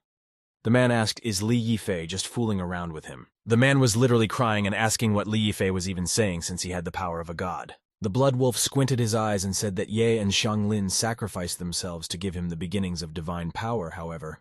How did the protagonist manage to defeat him so easily? The man was still vomiting his own blood, but he couldn't understand why Li Yifei was putting on this whole show of pretending to be a righteous man. Li Yifei was still looking at the man who was wallowing in hopelessness. The Bloodwolf said that he would never follow him again.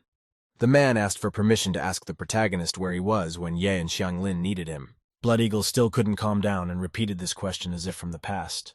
Li Yifei opened his eyes wide and called out to his former partner. These memories awakened all these feelings in the protagonist that he had buried himself. Li Yifei said that he shouldn't have put so much on his shoulders. The guy suggested going together to look for Zhou Boyu and explain the whole situation to him. However, the Bloodwolf only remained silent in response to such a suggestion from the protagonist. The man asked did Li Yifei really use this sudden burst of power to defeat Stick. Li Yifei did not expect such a counter-question and said that it was indeed so. Immediately afterward, the man jumped out of the cliff. No one expected this turn of events. Li Yifei tried to reach out his hand to catch his partner. However, it was too late. Blood Eagle said goodbye to be careful with Joseph. Li Yifei was still shouting his partner's name that he couldn't reach.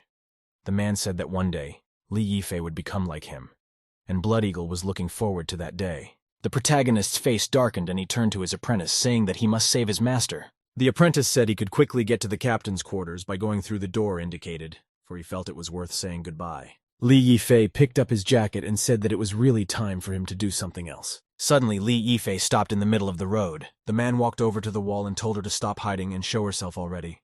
A woman in a dark suit came out of a dark alley and asked if he was the man who defeated Stick. Li Yifei instantly recognized this girl and said that he didn't have time to play hide and seek with her. Azasan said that the 3 strongest people on Earth.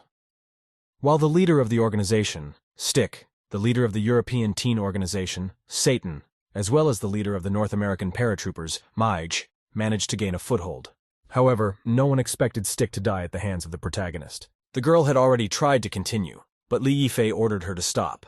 It was obvious that Li Yifei didn't expect her to stop first. Li Yifei squinted his eyes and said to get to the main point since he's in a hurry. The girl realized it was time to get down to the important stuff, and her clothes suddenly ripped. 2 blades appeared from the 2 holes on her arms. Azasin said to take the killing blow of her blades, and then Li Yifei could leave. The elder handed Azasin a pair of daggers that were relics of the dead King Haran. The man said that he had chopped the name of 5 royal heads. The elder said that she's the most outstanding in the young generation of assassins, and so he presents the pair to the blade on behalf of the king. The man said she must remember that once she pulled out the daggers she would need to make a kill, and it didn't matter who she killed, enemy or ally. The man then sent her out into the open world and told her to explore it. Li Yifei was extremely surprised by such daggers. The girl said she would let him go as soon as he took a hit from them, and she would also tell Joseph everything about him. Li Yifei squinted his eyes and said, so she wouldn't disappoint him to one of those old men. The girl was extremely surprised that Li Yifei had already met with her masters. Azasin ducked sharply and got into a stance. Immediately afterward, the girl made a strong kick with her foot on the ground. Immediately after, the girl was in the air, already planning her attack. Kill threw his dagger at the protagonist. Unexpectedly, they connected right in flight and headed for the protagonist. Observing another threat, Li Yifei took off his cloak. He wrapped a certain bat around it and took a crisp swing. Immediately afterward, one of the daggers flew back towards Azasin. She clearly wasn't expecting it since right in flight that dagger landed her clothes. Which main character stopped the other blade as if not feeling the recoil? As soon as the girl landed, Li Yifei made a sharp dash towards her. The guy deftly tripped her and made her fall. Having restrained the assassin's actions, Li Yifei disarmed her. Li Yifei clenched the dagger in his hands that was pointed at his side. Immediately afterward, the unknown girl's veil lowered down. Li Yifei stood close to the girl and told her to tell her something useful. Azasin said Joseph placed several dynamite sticks on the ship. Li Yifei clearly did not expect such information and briefly stood in a stupor. Still restrained from moving, the girl said that this was the dynamite that could blow up the entire ship. He beat, literally shaking, barely keeping himself on his feet from fear. Li Yifei came close to the girl's face and asked if his woman had been caught locked up Captain S quarters. Why did the girl agree?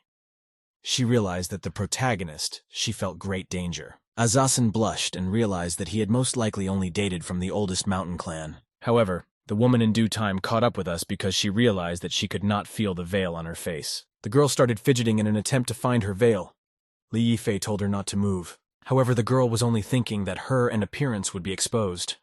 Suddenly, Li Yifei stumbled and fell right on top of the girl. What no one expected was that the main character's lips would come into contact with the killer's lips, and Li Yifei would grab her breasts. The girl blushed very much as she did not expect such an act from the protagonist. Li Yifei instantly stood up girls and apologized, saying that it was only an accident. Immediately after the girl found herself unconstrained in her actions, she lifted her veil. Turning around from the protagonist, she told him to come to the left deck, but only he would finish his mission since she knew a method to escape from here. Li Yifei didn't even immediately understand the woman's words. Azasin warned the protagonist to be careful since Joseph got his powers from his brother. However, the protagonist was alarmed by the girl's desire to help him. He directly asked her why she was doing it and if she didn't work for him. Azasin said she was just a mercenary and asked to fight once he had done his job. Immediately afterward, the girl, Future still in half-torn clothes, galloped away from the protagonist. At the same time, unprecedented things were happening on the other side. Beyoncé was lying on the floor, unable to move, and Jung Ruimin was walking towards her with a confident gait. The girl looked at his smile and wondered if he was the captain of the Soaring Eagles. The girl could not get up in any way, however she realized that it was not possible at all. She couldn't believe someone like her had lost to him. The girl barely raised her hand and said with a flushed face that she was willing to surrender, but only on one condition. Jung Ruimin smiled and asked what the condition was. The girl asked Silver Eagle to be her boyfriend. The girl knelt down and asked the powerful captain to stand in as her boyfriend. The man obviously did not expect such a request. When Jung Ruimin heard this sentence, he didn't even believe his chance that she was telling him this. The man literally cried in his soul because he is a lonely man and finally strikes back. But now he is in a little shock here as Captain Burkett and whether this wonderful day has come. However, Jung Ruimin changed and refused the offer. The blushing girl was outraged that she was turned down because of her status she could give him a position in the CIA. Jung Ruimin said that there was another reason besides her status. In fact, she said that they have a saying in China that if his chest is not flat, he cannot lead the country to tranquility. The girl was literally petrified at such an admission and asked if he meant it. Jung Ruimin confirmed the girl's suspicion and said that she was absolutely right. Jung Ruimin turned around and said pathetically that he was a lolicon man. The girl literally fell to the floor at such an admission and said that she was giving up. At the same time, something unusual was happening in the lobby of the captain's quarters. A certain man was tearing off clothes on a woman who was begging not to do it. He roughly pushed the beauty back onto the couch and told her to lie down. The guy laughed happily and said he'd finally caught her. With a caustic laugh, the man moved closer to the girl's face. Lee Shin-yue asked what he put in their drinks. He showed a small bottle and said it was their family's secret rohypnol. The man pointed back and said that even with a single drop, he and Lian Yao together would become his puppets for the night. The guy laughed even more heartily and said to blame only himself for this, and said they might not have any hope for the protagonist. The mysterious man asked if these were the main character's women. The man looked at his boss and said that this was indeed the case. Joseph, smoking a cigarette, was clearly happy about the situation. He blushed and imagined how Li Yifei would react when he took away his women's first night. However, Lian Yao said that Li Yifei had already gotten her and Li Xinyue's first night. The girl started describing about how gentle and strong he was and how they had never experienced something like this before. Hearing such compliments from the protagonist, the man fell into a stupor and could not recognize reality. At the same time, Joseph decided to smile and said not to worry about it when his friend was already killing himself with grief. Joseph pointed at Xu Yingying and said that he would teach him a lesson since he had caught his mistress. Xu Yingying, with her eyes closed, was suspended in the shape of a crucifix. Nevertheless, this did not make her beauty any less significant. Some man was blushing very hard. Not trembling hands were approaching the girl. Finally, it was his turn. The man grabbed the legs of the object of his imitation and blushed, because they were beautiful legs without leggings. Master Sun told his buddy not to act so cowardly. At the same time, Master Cao sniffed Xu Yingying's feet. The man literally smiled because it was Xu Yingying's scent. Both colleagues had different motives, but the goal was the same. Suddenly, the door to the room was broken open. The remnant of the wooden door ended up right on the face of Master Chow, who clearly didn't expect this misfortune. Mr. Sun was also extremely surprised at the visitors. Li Xinyue asked, is he really here to save them? Joseph was clearly surprised by the unexpected guest and even stopped smiling. The mystery man broke out too with a single kick. The man was Li Yifei. With a grim expression on his face, he asked which one of them dared to touch his woman. The man squinted his eyes and asked if it was him.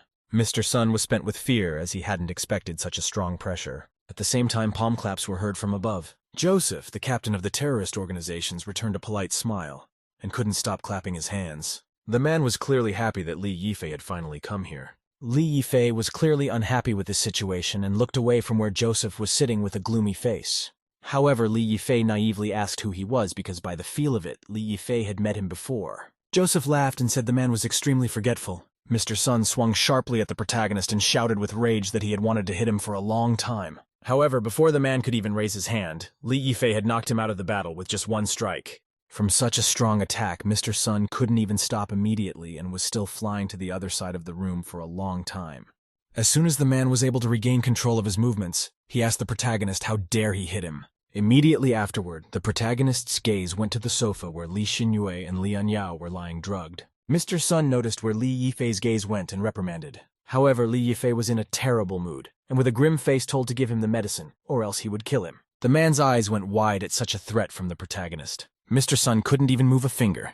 The man clearly didn't understand what was happening. Still lying on the floor, the man asked if Li Yifei thought he would give up the medicine if the man threatened to kill him. Hearing the man's reply, the protagonist's face darkened even more. Li Yifei picked up the unknown weapon and told him not to blame him for being violent, because it would be quite unpleasant. However, the man was clearly not going to give up, and began to threaten the protagonist that if he dared to harm him, the 4 largest warships of the Sun family would kill his family. Of course, the man changed his face and laughed sharply. Li Yifei most likely applied the tickle, and the man begged not to be touched, and happily handed over the medicine. It turns out that in the hand of the protagonist was not an unknown weapon, but an ordinary fork. The man said that nothing would have happened if he had handed over the medicine earlier. Li Yifei walked over to the 2 girls lying down and told them to get up. However, the picture Li Yifei saw made him blush very deeply. The girls pressed against each other and opened their mouths wide as if expecting something. In his hand, the protagonist still had the medicine, but the man hesitated because this feeling was very strange. It wasn't long before Li Yifei put some medicine in the girls' mouths. They dutifully swallowed it. The girls felt even worse, however. Li Yifei, watching their actions, said that the medicine should soon help. At the same time, both girls clung to the protagonist, and the guy only thanked fate that Xu Yingying was sleeping now, because otherwise he would not be able to explain what was happening. However, what Li Yifei didn't expect was a sudden and so a blow from the back. The man hit so hard that the couch and the floor split apart. Li Yifei, along with the girls, managed to dodge the blow at the last moment. The man with half a dead man's face asked if Li Yifei would recognize him right now. The protagonist's face darkened as he began to dig into his memories. However, Li Yifei still didn't understand who it was. The man was clearly angered by this. Joseph said that his brother Stick was the strongest man in the world. And even though he doesn't know how Li Yifei killed him, it doesn't matter. The man said that with the help of science, he took his DNA into his body, and now he has all the power. Li Yifei asked if this was the reason he was working for Jiang Country. Joseph counter-questioned why not work for them for power. Li Yifei gently wrapped his arms around the girls and tried to put them in a comfortable place. Li Yifei told them to rest because he would be back soon. The girls, being still not in the best condition, started kissing the protagonist and wishing him good luck. At this turn of events, Li Yifei only opened his eyes wide. The man clearly didn't expect that they would perform such an abomination in this state. Li Yifei soon stood up and turned to Joseph. However, before Li Yifei could finish his sentence, a flurry of punches fell upon him. It didn't stop there as Joseph went behind the protagonist's back. A powerful blow struck the protagonist with such force that it created a slight flash of light at the point of impact. Joseph stood in a pompous pose with an incredibly large hand, apparently augmented thanks to his brother's DNA. The man asked if Li Yifei had seen it because that was Stick's power, and he should remember it for life. Huge puffs of smoke remained after the impact. An indistinct silhouette was visible amidst the mess. When the clubs were finally down, Li Yifei saw his opponent. With a grim face, Li Yifei finally remembered that this was exactly what Stick's strength was. However, once more swung at the protagonist, saying that it was too late for him to realize it. However, for the protagonist, this strike was as slow as possible. A flurry of blows pounced on the protagonist. The man clearly had no pity for him. Joseph's manic face screamed to feel his extreme power. At some point, the protagonist got fed up and only took blows, so he threw his own. The blow was so hard it dislocated Joseph's jaw. However, Li Yifei didn't stop there. The man punched Joseph in the ribcage, and this blow was far from the weakest. Joseph spat out a clot of blood and opened his eyes wide in pain. However, the man was quick to catch on as he could expect nothing less from Burkut. The man said to fully release his brother's strength in order for Li Yifei to feel it. At the same time, his hand grew to an incredible scale that exceeded his own body. The man squinted his eyes and said that even if he didn't survive after this, he didn't care anymore. Without even thinking of any strategy, Joseph took another swing at the protagonist. Li Yifei abruptly took the cloak that was still wrapped around the iron stick. The protagonist swung and took clear aim. After making such a move, Li Yifei threw the iron bar right at the base of Joseph's hand. The man clearly hadn't expected such a strong attack. She pushed him to the other end of the cabin. Suddenly, however, the man opened his eyes wide. As it seemed, that was not all. Li Yifei had only just begun his battle. It wasn't long before Shu Yingying opened her eyes after a long sleep. The girl was still in a suspended state, yet she couldn't help but marvel at what was happening around her. Li Yifei struck Joseph's ribcage again, deftly dodging the giant's attacks. After another blow, Joseph vomited blood. The man could not believe what was happening. At the same time, Li Yifei only gloomily looked at his caller who couldn't do anything to him. And Shu Yingying was extremely surprised to see the main character here and blushed. It wasn't long before the rope restraining the girl loosened. Li Yifei took her in his arms and carried her like a princess. Li Yifei turned to Shu Yingying with a soft smile and said that she was here. The woman was extremely insulated and with blushing asked if the guy was here to rescue her. The man said naturally, after all, protecting the boss is his direct responsibility. However, the girl was extremely dissatisfied with this. We asked if Li Yifei wanted to let her go first. However, this was not easy for the protagonist, whose body did not obey at all, or rather he could not control his desires. Noticing this, Shu Yingying hit the protagonist on the head, and the latter, rubbing the place of the blow, apologized to the girl. Suddenly, Yin Qianling, who was calling for his sister-in-law, came running into the cabin. The guy said that Yin Qianling had arrived.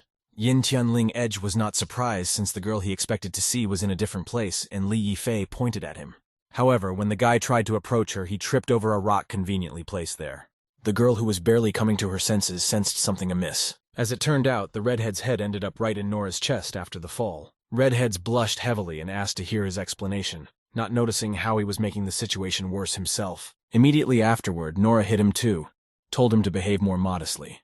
The guy approached the protagonist as for the company of battered women. However, an unexpected shout sounded. Li Yifei looked in the direction of the source of the voice. Joseph, being unable to move and with blood in his mouth, asked the protagonist what this power was. The man was still chained to the wall with the iron bar, but that didn't stop him from questioning the protagonist. Li Yifei asked him if he wanted to know if he could teach him. Joseph was extremely surprised at such enthusiasm from the protagonist, and excitedly asked if Li Yifei would tell him the secret of his success. Li Yifei said with a smile on her face that he would indeed tell. Such a shocking decision of the main character was surprised absolutely all looked at us, man. Li Yifei realized that that fight against Stick was indeed the most dangerous moment of his life, and he was his nemesis. Li Yifei remembered how they had come to a stalemate, and he was ambushed. The guy was desperate at the time, but remembered that he had been watching Chinese news every day for a long time. The man remembered how he constantly read Chinese newspapers 10 kilograms a day. The protagonist remembered how day after day, year after year, he practiced. The man was completely immersed in his memories as his power came and went. It wasn't long before Li Yifei broke through and Stick's death was written in history. The man remembered how, from that moment on, no one else came to him.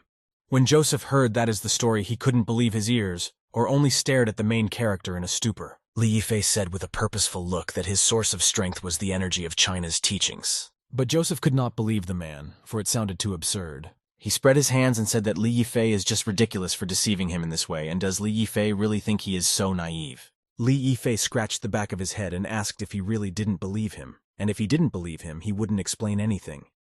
Joseph said that was nothing since he had to give him a better excuse. Li Yifei could say that he was the son of an alien, bitten by a spider, possessed by cosmic rays or something like that. However, Joseph said that it didn't matter anymore anyway because the ship was filled with bombs, and Derek went to put them in the lifeboats. Hearing such a revelation, Li Yifei was greatly surprised and scared at the same time. Said he wanted everyone else to die with him. Suddenly, however, an unknown man came out of the wall. Joseph was extremely surprised at this appearance. The man asked what the man was doing by the lifeboat since he looked too suspicious. It turns out that it was Zheng Ruimin who broke through the wall and asked the so far personal Joseph, "Does he really seek death?" Joseph wasn't startled by the familiar face and spent back. The man did not believe what was happening because it was impossible that he could defeat the spirit of the CIA agents. Said he was not Li Yifei, and he didn't have his weakness. But he still didn't believe it because it was the two holy messengers and the CIA. The man did not believe that mighty America could lose. Silver's face grew grim, and he said they had a very old saying in their family. The man said it states that imperialism is a paper tiger and Joseph lost. It wasn't long before all the injured people gathered in one hall. Shu Shanshan was extremely happy to see the protagonist, and supported Lin Qiang. Zheng Ruimin said that he had transferred in the hostages from the ship to the lifeboats. The protagonist realized that they should retreat then. However, Joseph wasn't done yet, and said that Li Yifei didn't win because the Holy War knows his whereabouts. The protagonist's face became even gloomier, and he sank into his thoughts. Joseph shouted that one day he and his family would die in her arms, and the saint would definitely avenge the man. Li Yifei said with a grim face that then he would just end it with her. Li Yifei squinted his eyes and said that he wouldn't let her go this time. Shu Shanshan helped all the people escape thanks to the lifeboats. It wasn't long before the boats were headed for their assigned destination. While people were trying to take care of themselves from a friend, the crews suddenly exploded. Silverwolf fired the gun signal that alerted the helicopters. Zheng Ruimin reported to the protagonist that the helicopter would arrive in 30 minutes, for which Li Yifei thanked him. However, Li Yifei realized that he still had one more problem left. Along with the protagonist, there were also two women sitting in the boat, Lin Qiang and Azasin. Lin Qiang abruptly stood up from her seat and pointed at the main character. The girl said that Azasin was one of the terrorists and asked why she was here. The woman was clearly unhappy with the fact that she was leisurely sitting in the lifeboat. Suddenly the woman thought that Li Yifei might have been together with them. He bargained and suspected it. Li Yifei asked him to listen. Li Yifei raised his hand and swore that he could be killed by the waves if he truly betrayed them. However, suddenly Lin Qiang pointed at something behind the protagonist with fear in her eyes. As it turned out, there was a huge tsunami that was burrowing to extinguish all the lifeboats. People got worried for their lives and started shouting that Li Yifei was to blame because he had jinxed them. One day later, the main character's company found itself on an isolated island. Its shore was completely covered with chips from boats that had crashed after the tsunami. Lin Qiang groaned and woke up abruptly. The girl barely opened her eyes, trying to unravel the whole situation. As it turned out, the girl's dive was traveling green crab. The girl was very much surprised and blushed from such news. Suddenly, a dagger flew into the green crab. Lin Qiang was very surprised by this turn of events. Next to her stood Azasin, who was swinging her daggers and looking into the distance. However, Lin Qiang was extremely displeased. She shouted about what Azasin was doing if not almost killed her. To be killed, however, she didn't understand if she couldn't be grateful. Lin Qiang lifted up the sand and asked what kind of gratitude was in question. The woman asked her how she could be grateful when she was trying to kill her. Suddenly, Ofichera's consciousness blurred and the girl sank to her knees from dizziness. Azasin was still playing with the daggers in front of her and asked if it was afraid that the woman would kill them. Lin Qiang had already submitted to object, however. Someone stopped their conversation. As it turned out, Shu Shanshan along with Shu Yingying woke up. The girls didn't understand what had happened and where they were now. Azasin explained that they were on an isolated island and it had taken her and the protagonist a long time to get them all out of the sea. Shu Yingying was extremely surprised at the fact that Azasin had voluntarily saved them. Shu Shanshan, on the other hand, began to look for the protagonist and looked around. Suddenly, a loud scream sounded in the middle of the forest thicket. The girls were startled by the approaching silhouette. In front of the girls was a huge giant, who with his shadow was already able to make everyone shudder. Lin Qiang remembered how, according to legends, there might be savages in uncivilized lands, and did cannibals come to them. However, just then, Li Yifei came out of the bushes covered in branches and asked what was wrong. Shu Shanshan abruptly ran up to the protagonist who was holding a torch. The man was extremely surprised by this action and said that his sister-in-law had frightened him. She immediately then Li Yifei was slapped by Lin Qiang, who indignantly asked what Li Yifei had done. Shu Shanshan once again hid behind her sister's back, while the other girls lagged watching the conflict. It wasn't long before the company calmed down and Li Yifei began to give details. Li Yifei said that they were trapped on an island that was quite far from where the ship had sunk, and it was estimated that the rescue team would be on their way in a few days. Li Yifei said they should prepare in advance. Li Yifei said that he was not cruel enough to leave them here. However, it will be very difficult for them to survive the night if they have no shelter. The girls immediately began to praise the main character because they believed that he would not leave them. Suddenly, the protagonist was approached by a murderess and attracted her attention. The girl was still twirling her dagger in her fingers, but this time she did so more violently. After that, the girl finally grabbed him and reminded him of the upcoming battle. Li Yifei raised his hand and said that she refused to fight. The girl asked a counter-question, is Li Yifei really afraid? Man and said the situation was not suitable for an overnight stay to begin with. After Li Yifei continued that they actually had torn clothes and asked if it was really okay that they would do that. The girls instantly realized the situation and covered their valuables, blushing. Azasin ran in the other direction and said that they would fight next time, to which Li Yifei only remained silent. The man turned to the policewoman to adjust his clothes. However, Lin Qiang clearly did not approve of such a move and instead gagged the protagonist. It wasn't long before Li Yifei embarked on the future. Li Yifei easily would. The man realized that they would be sleeping outside if he didn't start moving faster. Li Yifei was already able to craft a small house, however. It was still very slow there. Li Yifei wondered who he could call for help. Suddenly, Shu Shanshan in revealing clothes approached the protagonist and asked if he was busy. Li Yifei pulled away from the construction and asked what was wrong. The girls all as one said they were willing to help. All of them were in the newest swimsuits, which they had probably made from their past costumes. As everyone knows, being a member of the Soaring Eagles, they have been through many trials. The man remembered practicing aiming. The man realized that they all had an extremely strong ability and mentality. At the same time, he, Berkut, possessed the strongest mentality that no one else could overwhelm. However, Li Yifei blushed as he felt that his iron will had been challenged. The man turned away as he realized that no one could resist such a thing. That way, when Li Yifei turned around, it turned out to be far from the best choice. The man saw Shu Yingying and began to admire her form. Berkut wondered how could Lu Xianhui remain so calm in this situation. Suddenly, Li Yifei opened his eyes and remembered that a man could marry multiple concubines. The man realized that this situation suspiciously reminded him of a harem where he, surrounded by beauties, could enjoy this happiness. However, Li Yifei reached out and realized that these were only his dreams anyway, and it was already a problem for him to have one fake girl that he couldn't even hold his hand, and he didn't even need to think about the others. However, unexpectedly, Li Yifei collided with Shu Shanshan due to a sloppy movement. The girl, still in her dream, pushed the protagonist away from herself with her hand because she thought it was too crowded.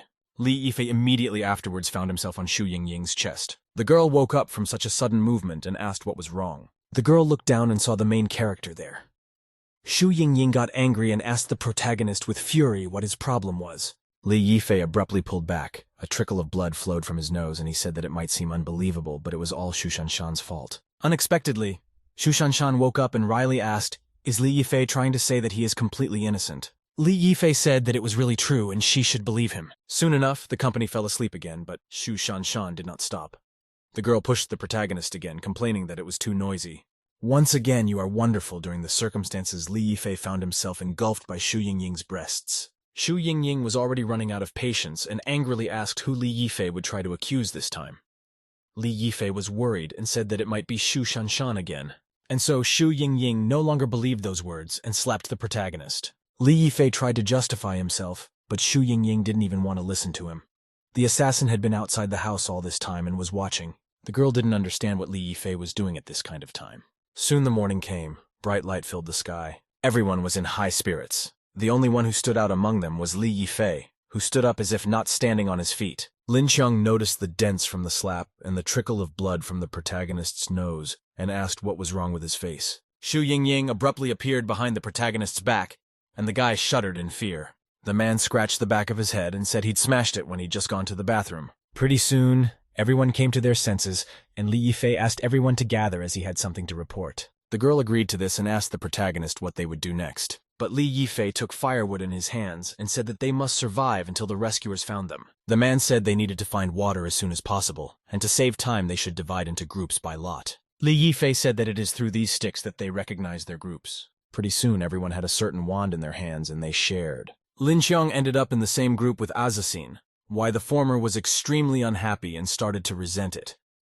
Azasin in turn asked why she should obey her instructions since she didn't want to be in a group with an idiot. Lin Qiang was offended by the expression in her direction, and said that since she allowed such expressions, they should fight to find out how good she was. Reacted to such a suggestion and let the dagger slip towards the girl. With such a sharp move, the girl disarmed her opponent, which Lin Qiang clearly did not expect. The girl immediately called Azasin crazy and asked if she couldn't fight fair and square and use concealed weapons. Azasin fell for this provocation and said that she was not afraid at all. Lin Qiang said that she had asked for this challenge herself, and she would not let her leave this island. Azasin only grinned and said that facts speak louder than words. Both girls made an abrupt exit towards each other, shrugging each other off for a quick trip to hell. Suddenly, Li Yifei stuck his head into the conversation and stopped both girls was not with his hands. The main character was clearly pissed off by this altercation and angrily asked if they were done or if they were fighting. Li Yifei said that they are in a critical situation, and this is not the time to fool around. The man turned to the officer and asked if she didn't want to meet with the foreman, and if so, she should stop making trouble.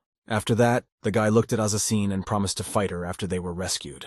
Li Yifei squinted his eyes and said that they should set aside their prejudices now. It wasn't long before the group continued to explore Unknown Island. Even though the girls had paid lip service to reconciliation, Lin Qiang was clearly displeased with the fact that Li Yifei dared to leave her in a group with this thief. Lin Qiang resented that if it wasn't for her master, she would have shown her strength long ago. However, the third only giggled as she realized that the officer's real master was Li Yifei. Lin Qiang grabbed her head and was perplexed as to how she could ask them to look for food and water since the girls couldn't even stay in this place. Suddenly, the girl noticed there was someone making a noise behind the bushes. The officer instantly recalled meeting the protagonist on the island, and instantly mistook him for the silhouette of the unknown. The girl was furious and threw a rock at the stranger, shouting that she would not allow herself to be tricked again. However, who actually had the girl throwing the stone was a ferocious bear, who became even more furious after throwing the stone. The girls clearly didn't expect this and went into a stupor. Lin Qiang instantly grabbed the girl onto her shoulders and started to make her feet. At the same time, she noticed that Azasin was in no hurry at all to get out of there and told her to do it after all. Azasin calmly approached the bear and asked, "Is Li Yifei so free to prank them, but not free enough to search for food water?" At the same time, the girl sharply punched the bear in an important place. Lin Qiang asked, "Is Azasin blind since this is a real bear?" Azasin clearly didn't expect this and was greatly surprised. Azasin realized that she had made a very serious mistake and covered herself in sweat. The bear swung at the girl and made his strike. The girl jumped back sharply from the bear's blow, aiming for a counterattack. She knew that whatever it was, she had to stay. With a sharp movement of her hand, she threw her dagger at the bear. Feeling his life threatened, he defended himself with his paw. However, what no one expected was the fact that this blow would do absolutely nothing. When she saw that they had brought absolutely no result, Azasin became gloomy and started running. Lin Qiang sharply began to tease her partner because she had a very good pose. At the same time, the protagonist's company was exploring another part of the forest. Xu Yingying was somewhat distant towards the protagonist, and Xu Shanshan asked if he had offended her in any way. Li Yifei hesitated and said that it is impossible because Xu Yingying and he are in a very close relationship. Xu Shanshan switched and said that she had never seen a girl slap a guy because of the hug. The girl pulled out a scientist costume out of nowhere and said that she knew it, so she knew they weren't a real couple, which Li Yifei was really freaked out about. He shut up and said that Shi Island had too many mosquitoes and Xu Yingying was just helping him kill them. A guy walks up to a girl and says something she says is totally untrue, and they're very close. Xu Shanshan said not to look down on her sixth sense, and there was most likely a problem between them. The woman squinted and asked what kind of problems we were talking about. Xu Yingying said that they are still trapped on this island and searching for food, and they just don't have time to chat about it. Xu Shanshan grabbed the main character's hands and said that she was too fierce and no one would love her for being like that. However, Xu Yingying said not to worry about her sister since she and the main character are doing well, and she doesn't care about what others think. Li Yifei stroked Shu Shanshan's head and said that they were still in danger. They needed to find a water source as soon as possible. Suddenly, the man heard a shout from Xu Yingying's side. He hastened sharply toward the woman and noticed that she was far from in the best of health. The man stepped on the snake and it hissed loudly before it died. He took Xu Yingying in his arms and only thought of a way to save her. Shu Shanshan also ran up to the company and asked what had happened to her. Li Yifei grabbed the girl's ankle and said that he had no choice. The guy moved his lips closer to the bite site and began sucking blood from the wound. He realized that this was the only way he could keep Xu Yingying alive. At the same time, the woman only groaned at what was happening. The protagonist was soon done with this process and asked if she had been bitten anywhere else. However, the girl turned away, trying not to answer that question. Li Yifei said to stop fooling around because it's her life we're talking about. The girl opened up and showed the spot just below her chest where the bite marks were visible. He was taken aback by this location and became very nervous. Shu Shanshan blushed and closed her eyes out of embarrassment. He didn't know what to do, or if he would have to suck the poison out of there. Li Yifei recalled the quote, that life is about choices, and it would not be an exaggeration to say that this story is made up of countless choices. Someone says that if he had a choice, he would not have built an Alibaba and been an ordinary teacher. At the same time, another said that if he had the choice, he would not have created Huawei and lived his normal life with his family. Li Yifei blushed and realized that if he had a choice, he would never agree to stop with her fake boyfriend. He realized that if it weren't for that, an embarrassing incident like this wouldn't have happened. He realized that he must not hesitate, for it was a viper, and deadly. Suddenly, a certain idea struck the man. Li Yifei wondered how he hadn't thought of it right away. The guy closed his eyes and hoped that Xu Yingying wouldn't call him a pervert if he did. However, the girl blushed and pushed the protagonist away. Shu Shanshan said with a wry smile that they had been in a relationship for quite some time. But Li Yifei didn't dare to stay by her side, and if they weren't what they pretended to be.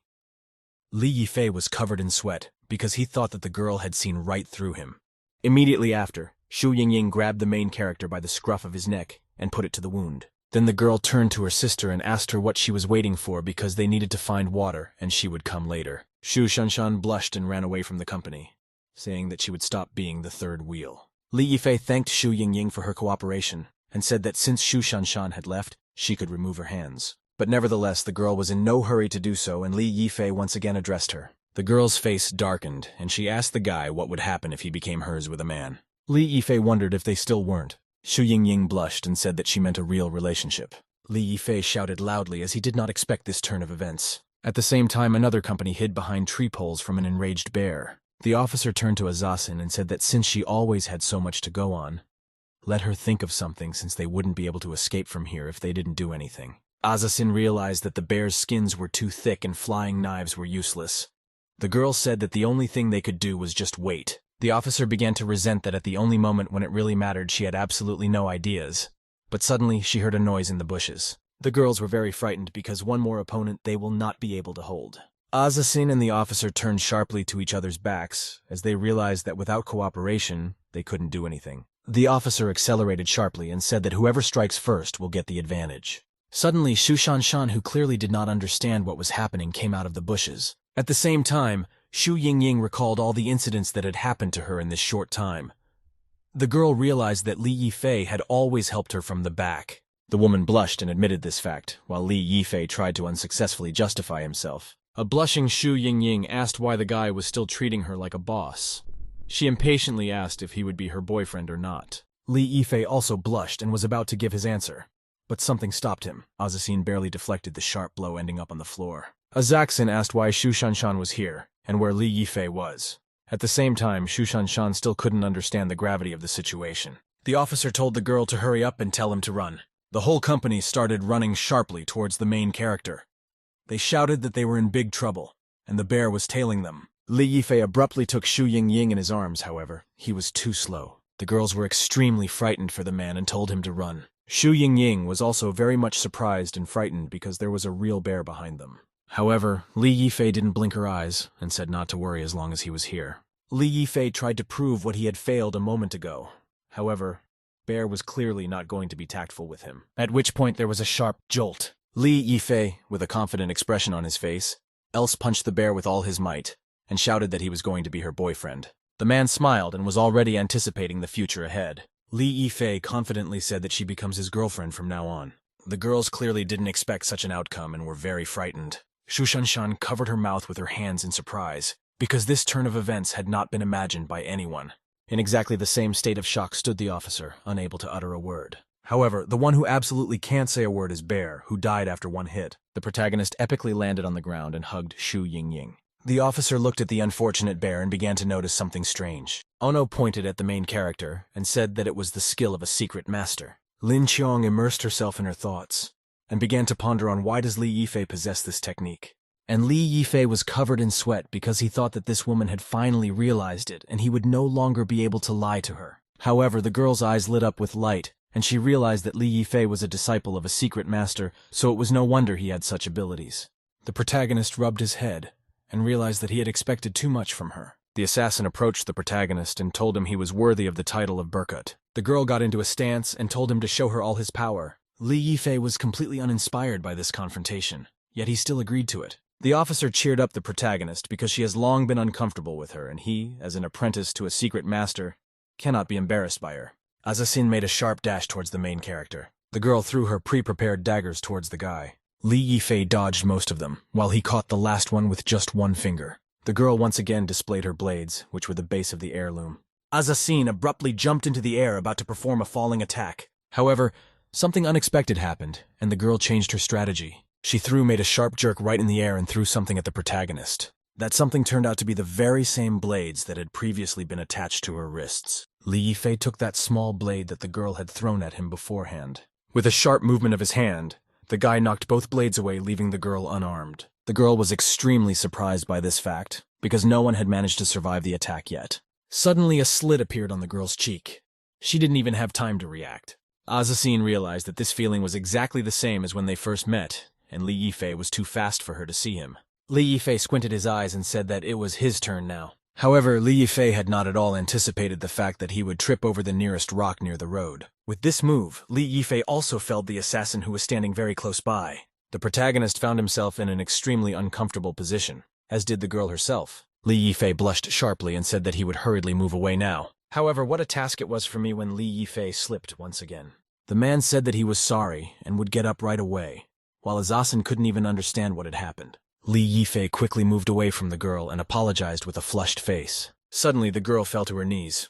No one understood her actions. Azasin bowed her head to the protagonist and asked to stand as his disciple. With a grim face, the girl said that she wanted to learn the art of flying knives from him and asked him to teach her. Li Yifei scratched his cheek and gave her a promise to teach it, but asked her to stand up.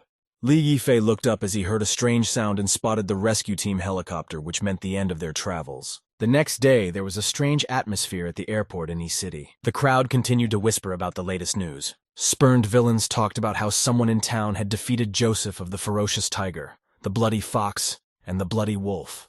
And it is this man who is returning to the city today. Many believed that he would be the first S-rank royal soldier in the city. The Strangler told the rule breaker that they would be happy to meet him today. The hurried footsteps of an unknown man were heard. The Strangler squinted his eyes and said that the man was approaching. AKUN exhaled and walked out of the airport. Right now, he was no longer just AKUN, but was a number 15 and a Royal S-rank soldier, a Hellnose. The man squinted his eyes in a commanding voice and asked who they were. Everyone near the airport trembled from the immeasurably strong aura. Someone had heard that he was the royal soldier who had obtained his rank the fastest. Suddenly, a crowd of people began to gather around AKUN. The man sniffed with his nose and thought deeply. Someone in the crowd shouted out that when his nose goes down he becomes more serious, and rumor has it that it was in that state that he defeated them. However, in his heart the man did not understand what they wanted from him, because Li Yifei together with Shu Yingying gave his sister free treatment, so he needs to take her to the hospital as soon as possible. At the same time, others only marveled at such a terrifying impulse and aura. Not long after, Li Yifei came out from behind the airport. With a calm gait, Li Yifei walked towards his destination. He had purposely given him a free treatment opportunity, but it was because of this that he must do something for the protagonist. Suddenly, someone called Shu Yingying's phone. As it turned out, it was the manager.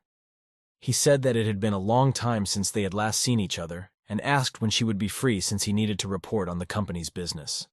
It was decided to go there right away. It wasn't long before Li Yifei, along with Shu Yingying, arrived at the resort hotel. Shu Yingying asked the protagonist to wait by the car, to which he agreed. Quite soon, Shu Yingying was sitting in the office together with his sister. The manager handed Xu Yingying a report on the current situation of the company. Xu Shanshan warned her sister that she would retire to the ladies' room. Pretty soon the girl found herself near a mirror and washing her face. Right before leaving, Xu Shanshan heard a strange conversation. Some man was talking about Xu Yingying being trapped and asked when they would start acting. The other side of the bell said to wait until 12 because the man was going to drug her. Xu Shanshan hid behind the door and thought about it. She realized that she needed to report this immediately. Xu Shanshan instantly called the protagonist and asked him to go upstairs since Xu Yingying was in danger. Xu Shanshan ran over to Xu Yingying as soon as possible. She quickly snatched up a glass of champagne and told the manager not to drug her. However, it was already too late since Xu Yingying had already fallen under the influence of the medicine. She slammed the table loudly and asked what it all meant. At exactly the same moment, the drugs began to take effect, and Xu Shanshan tried to support her sister. Suddenly, Mr. Sun walked into the office. The man laughed and looked around. The man said it had been quite some time since they had last seen each other. The man had no doubt that they were definitely not expecting him. Xu Yingying said that her Xu Shanshan is a dear friend, and he must stop immediately, or he will have to be held accountable. However, Mr. Song was adamant. He asked if she was trying to frighten him because Su Mengxin was really strong, but she had only met her a few times, and what could she do to them? The man ordered his bodyguard to tie up the two ladies.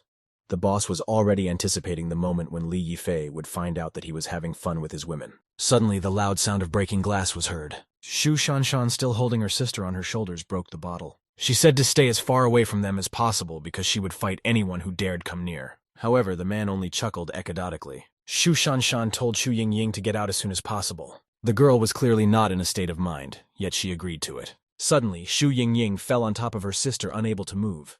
The girl turned very red and moaned in pain. Xu Shanshan realized that her sister's drug had started to take effect. At the same time, the men surrounded the girls, and the boss asked when it wasn't going to go. The girl said not to be so arrogant as her take is coming here very soon and he will be doomed. However, the man said he was just trash and he arranged to have him, obstructed, be downstairs. However, Xu Shanshan said that her take is the most powerful person in the world, and a trash like him doesn't deserve to shine his shoes. The man didn't listen to the girl's threats at all, and said that he wanted to test the main character's reaction when he loses with his woman. Suddenly, however, there was a loud crunching sound. Belatedly, Wax cried out in pain as Xu Shanshan hit his most prized spot. The man began rolling around on the floor in pain. Shuddering in pain, he said he would rape her first. The man swung at Xu Shanshan, shrieked in pain. Because of the force of the blow, the girl found herself near the wall. The man hit her so hard that she began to bleed, and a stream of blood began to flow even on the surface of the wall. The boss pressed his sore spot, and even though he was clearly in pain, he laughed. Suddenly, however, the window to the room where the whole company was located was broken. Mr. Sun did not expect such an outcome and turned his head, trying to see his attacker. However, before he could do so, Li Yifei made a sharp blow to his head, which threw him to the other end of the room. Such a strong blow made the boss vomit blood before he even regained consciousness. Xu Shanshan, who was still leaning against the wall trying not to faint, was glad that her son-in-law had finally come. Li Yifei said that the girl did a very good job, and then he would handle the rest by himself. While on the floor, the man, I believe someone hit him and started screaming who did it. However, when he saw he glorified hero, he could only open his eyes wide. The man didn't expect Li Yifei to sneak in here because he had asked the guards to block his way. The buddy put his hand on the boss's shoulder and asked if this was the guy. The man said she looked so-so. Li Yifei squinted his eyes and asked how such worthless people could block his path. Seeing the man, Li Yifei asked who he was. He introduced himself as Fang Yu, a friend of young Master Sun.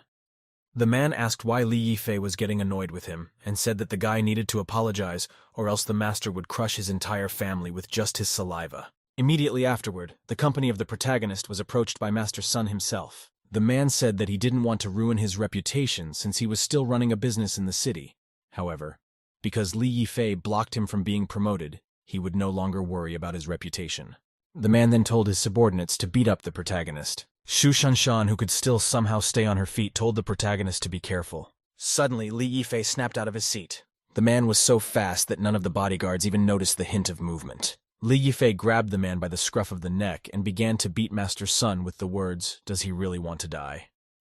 At the same time, the subordinates were very much surprised by the speed of the protagonist. Once again gave another slap to the man if the expressive face reflected on what was happening. In the middle of the beating, Li Yifei turned to Xu Shanshan and said that this was just the beginning of his revenge. Xu Shanshan was peripherally pleased with the protagonist's actions, or blushed, showering the protagonist with compliments. Li Yifei read the back of her head, and still holding the man said that she was too kind to him.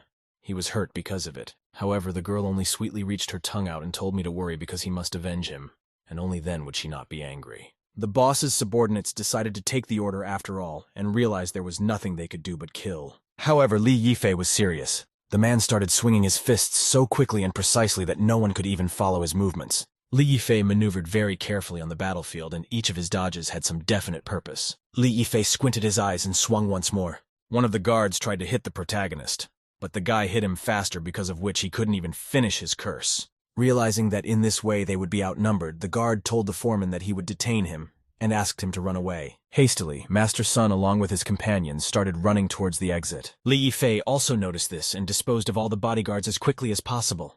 Master Sun no longer looked at what was happening on the battlefield and ran at his own pace. Suddenly, Li Yifei grabbed the poor man's hair. The man told the protagonist to let him go because he would kill him if he dared to touch him. Li Yifei was completely unwilling to listen to his threats and slammed him against the wall. Li Yifei squinted and said that he would teach him a little lesson, broke a little, and he hopes that after this day he will not dare to touch his women again. The man kept his word and broke the bone in two. As the man rolled on the floor in incredible pain, Li Yifei decided to move on. The protagonist's face darkened, and he told the master's buddy to send him home and deliver a message to his family that if such a thing happened again, Master Sun would die. It wasn't long before Li Yifei and the others were at the Song family's residence. A man asked what happened to Ziqiao. She wondered if he had been beaten up for molesting other people's women. The man turned to his son and asked how he was raising his children. In front of the old man stood wealthy people. Among them was young Master Sun's father. Mr. Sun's mother said that it was true that she had spoiled her son, but however would take responsibility for it, because after all, beating up a stranger is a real shame for the family. Qiao Yingbo said, Ziqiao, you are his dear friend, man, just did not see him bleeding. Generally did not say that there is such a possibility that she will be disabled for the rest of her life. The elder said to get up as soon as possible, because the Song family would not be easily intimidated by another. However, the man said that he had called them today to remind them of the rules of parenting, and said that the fate of the younger generation still depended on them. The man squinted his eyes and said that since Li Yifei was so strong, then he should invite a third respected one. The unknown man, after a long gait, stopped abruptly. Literally on flat ground, the man started laughing. Equinox quickly came to his senses and asked about the whereabouts of the main character he was planning to meet with. The next day, there was a great atmosphere. Lots of people were going about their business. The street was generally full of life. The protagonist was among them. He realized that Song Ziqiao had always been looking for trouble, and now he was hurting Xu Yingying. The man squinted his eyes as he realized that he couldn't forgive the Sun family's insolence. Suddenly, someone called out to the main character. Li Yifei looked towards the source of the sound. At the wheel sat a charming beauty, an acquaintance of the protagonist. She asked if the protagonist wanted to see her. Li Yifei got into the car and asked if she had heard of the Sun family. The girl thought deeply after hearing that name. The girl remembered that Song Ziqiao and his family belonged to this family. The woman remembered that they were just a small family, and asked the man if something had happened. With a grim face, Li Yifei replied that he dared to offend Xu Yingying, and he wanted to check his family's past. The girl said that they were really just a small family from the province, and asked if the guy needed her help. At the same time, she wondered if Li Yifei would react like this if she got into trouble. The girl was already trying to say something important. However, Li Yifei stopped her. The guy said someone was following him. Suddenly, he put his hand on the car window. Some psychopath with a nasty smile laughed and introduced himself as the third respected of the Sun family, and asked he was the protagonist. Li Yifei didn't mention how this is possible since the car is moving on the road. The man said that it was indeed true, and his name was exactly Li Yifei. Immediately afterward, however, the man stabbed at the gas pedal to smash the man away from himself. After the car accelerated its pace, Look was no longer able to catch up with it. From such a sudden movement, the elderly man's fingernails literally fell out. However, what's even more surprising is that the elder wasn't screaming in pain. A was just incredibly annoyed with the protagonist. The man sped up even more and told Li Yifei not to even think about him escaping. The elder promised himself that he would chop the protagonist into pieces as soon as he caught him. It wasn't long before Li Yifei and company found themselves in the countryside. The elder took his last step and decided to catch his breath. Li Yifei got out of the car while the man, still having severe shortness of breath, asked why he wasn't running further. Li Yifei squinted her eyes as she didn't understand what the man was talking about. The guy said that he didn't want to run at all. The elder asked why then, otherwise Li Yifei pressed the gas pedals. Li Yifei said that he just wanted to change the venue because otherwise he would hurt the innocent bystanders. The elder said that he would avenge young Master Sun by cutting the main character to pieces. Right after that, the man took a swing at the protagonist. The blow was so fast that even the guy wasn't surprised by the speed. However, the barrage of attacks did not end there. Li Yifei dodges another uppercut on the bottom. This one, however, was exactly what the elder had expected the lad to start with. Immediately after that, he began to deliver numerous blows with his feet, constantly forcing the protagonist to move from one side to the other. It didn't end there, however. Li Yifei valiantly dodged all the punches. Suddenly, the man swung at the protagonist from an unusual angle. The guy can barely duck at the last moment. Li Yifei clapped his hands and recognized the old man's strength. The man said that the one really moved faster than his machine using only his legs, and his attacks could break mountains and rocks, and that was why Li Yifei couldn't defeat him. Such sincere praise, the elder was completely unhappy because his opponent was still alive. He shouted out, "Why doesn't Li Yifei stay if he knows he can't win?" It was the same woman who was watching the play.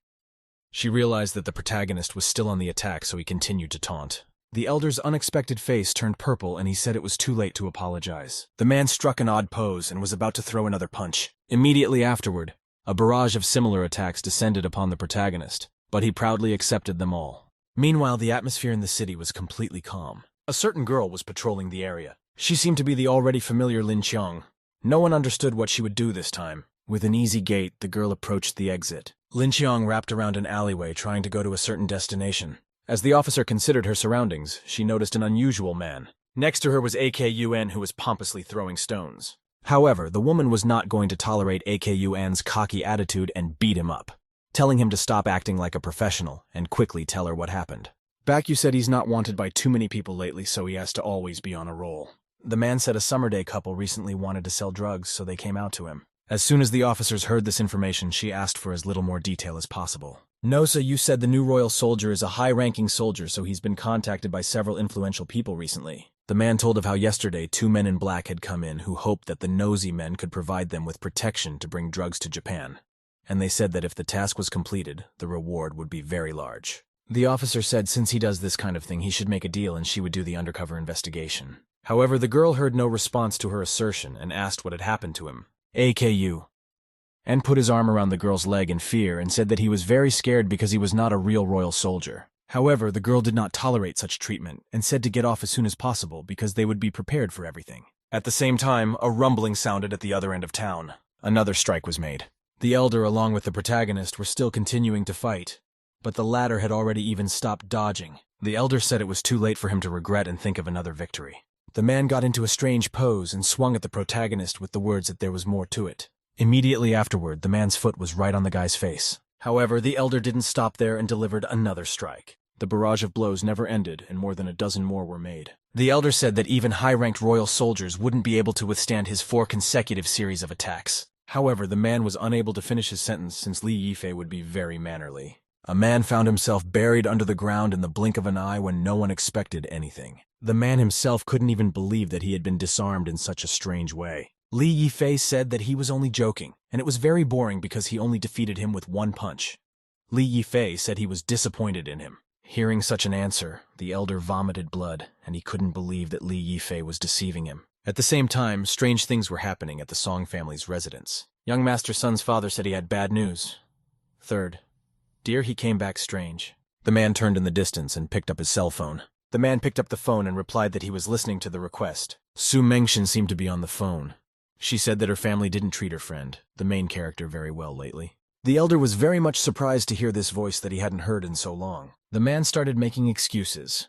Something must have been just some misunderstanding, and asked for permission to explain everything. However, the woman said that she had known about everything a long time ago, and he would not be able to prevent them.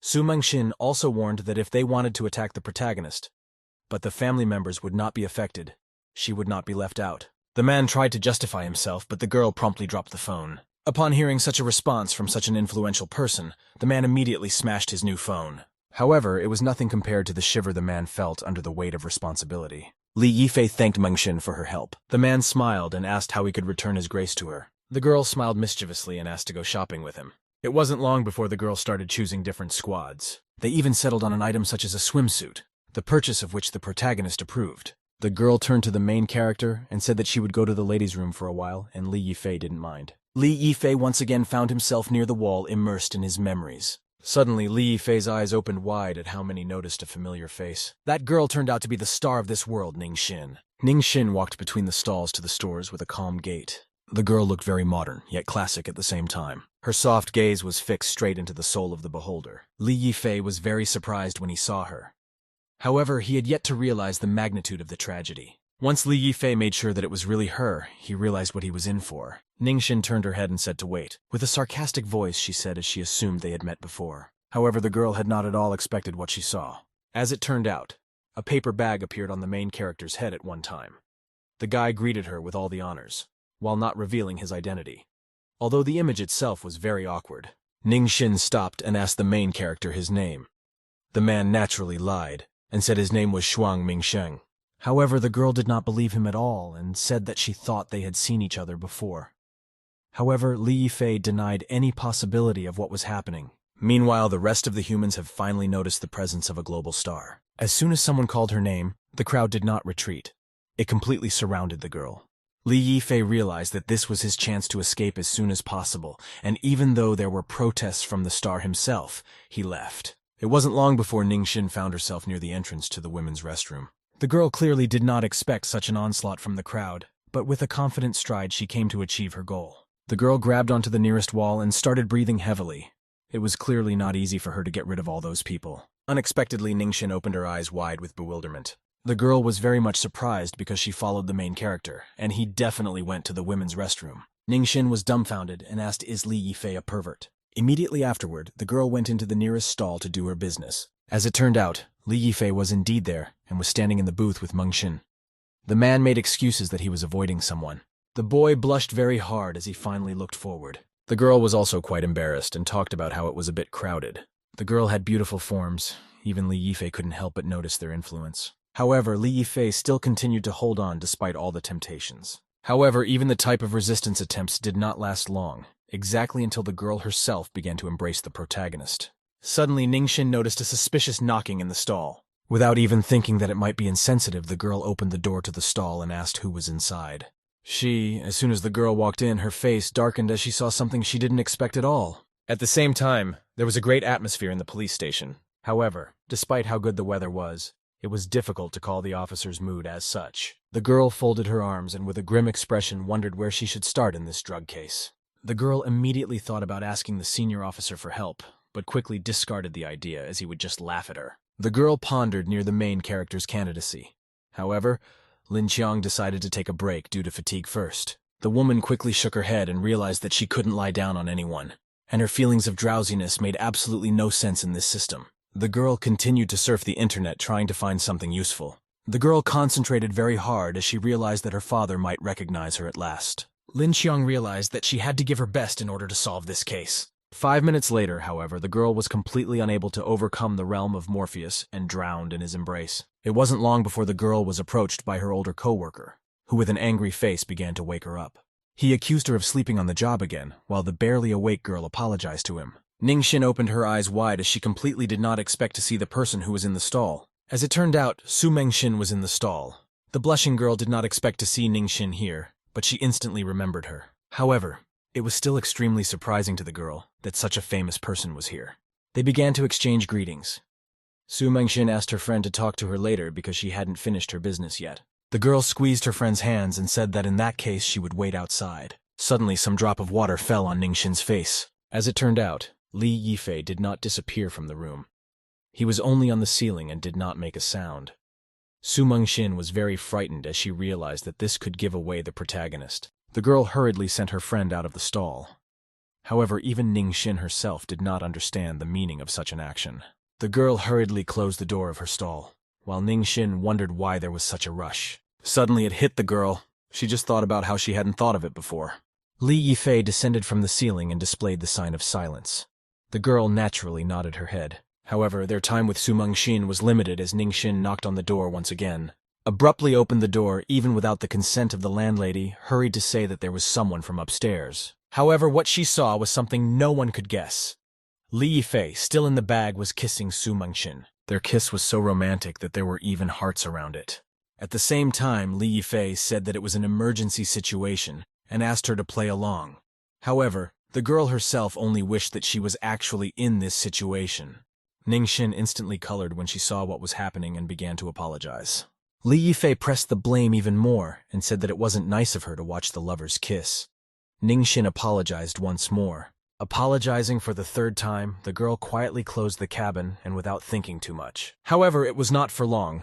The girl instantly realized what was going on and decided not to let go of the chance. Right after that, she instantly opened the stall door with a question of where Li Yifei had gone. At the same time, the protagonist along with Su Mengxin were already outside the bathroom. Su Mengxin asked if Li Yifei knew Ningxin while the guy said it was a very long story. The man said he met her when he was on assignment and accidentally insulted her. From that point on, they began a series of revenge attacks on each other, over petty things. Okay, and I realized that in the end they were both unhappy. However, Su Mengxin asked if the woman still did not recognize him, and if that was the case, why were they running away? As soon as the girl said that, Ningxin herself blocked their way. Li Yifei realized that it was all because she had invincible intuition. Ningxin said that she had a premonition that he would go that way. The girl is clearly not accustomed to such chases, but still caught up with the protagonist. Ningxin shouted out why the guy was avoiding her. The man tried to justify himself and started waving his arms for more visualization. Ningxin pointed at the protagonist and said that she would listen to his explanation. Suddenly, Li Yifei stopped his speech and said that someone was approaching. Ningxin looked in the same direction as the man and asked who it was. The quiet and even footsteps of several men could be heard in the distance. One of them was holding a cigarette and approaching the company in a pathetic manner. Immediately afterward, the man smiled and said hello.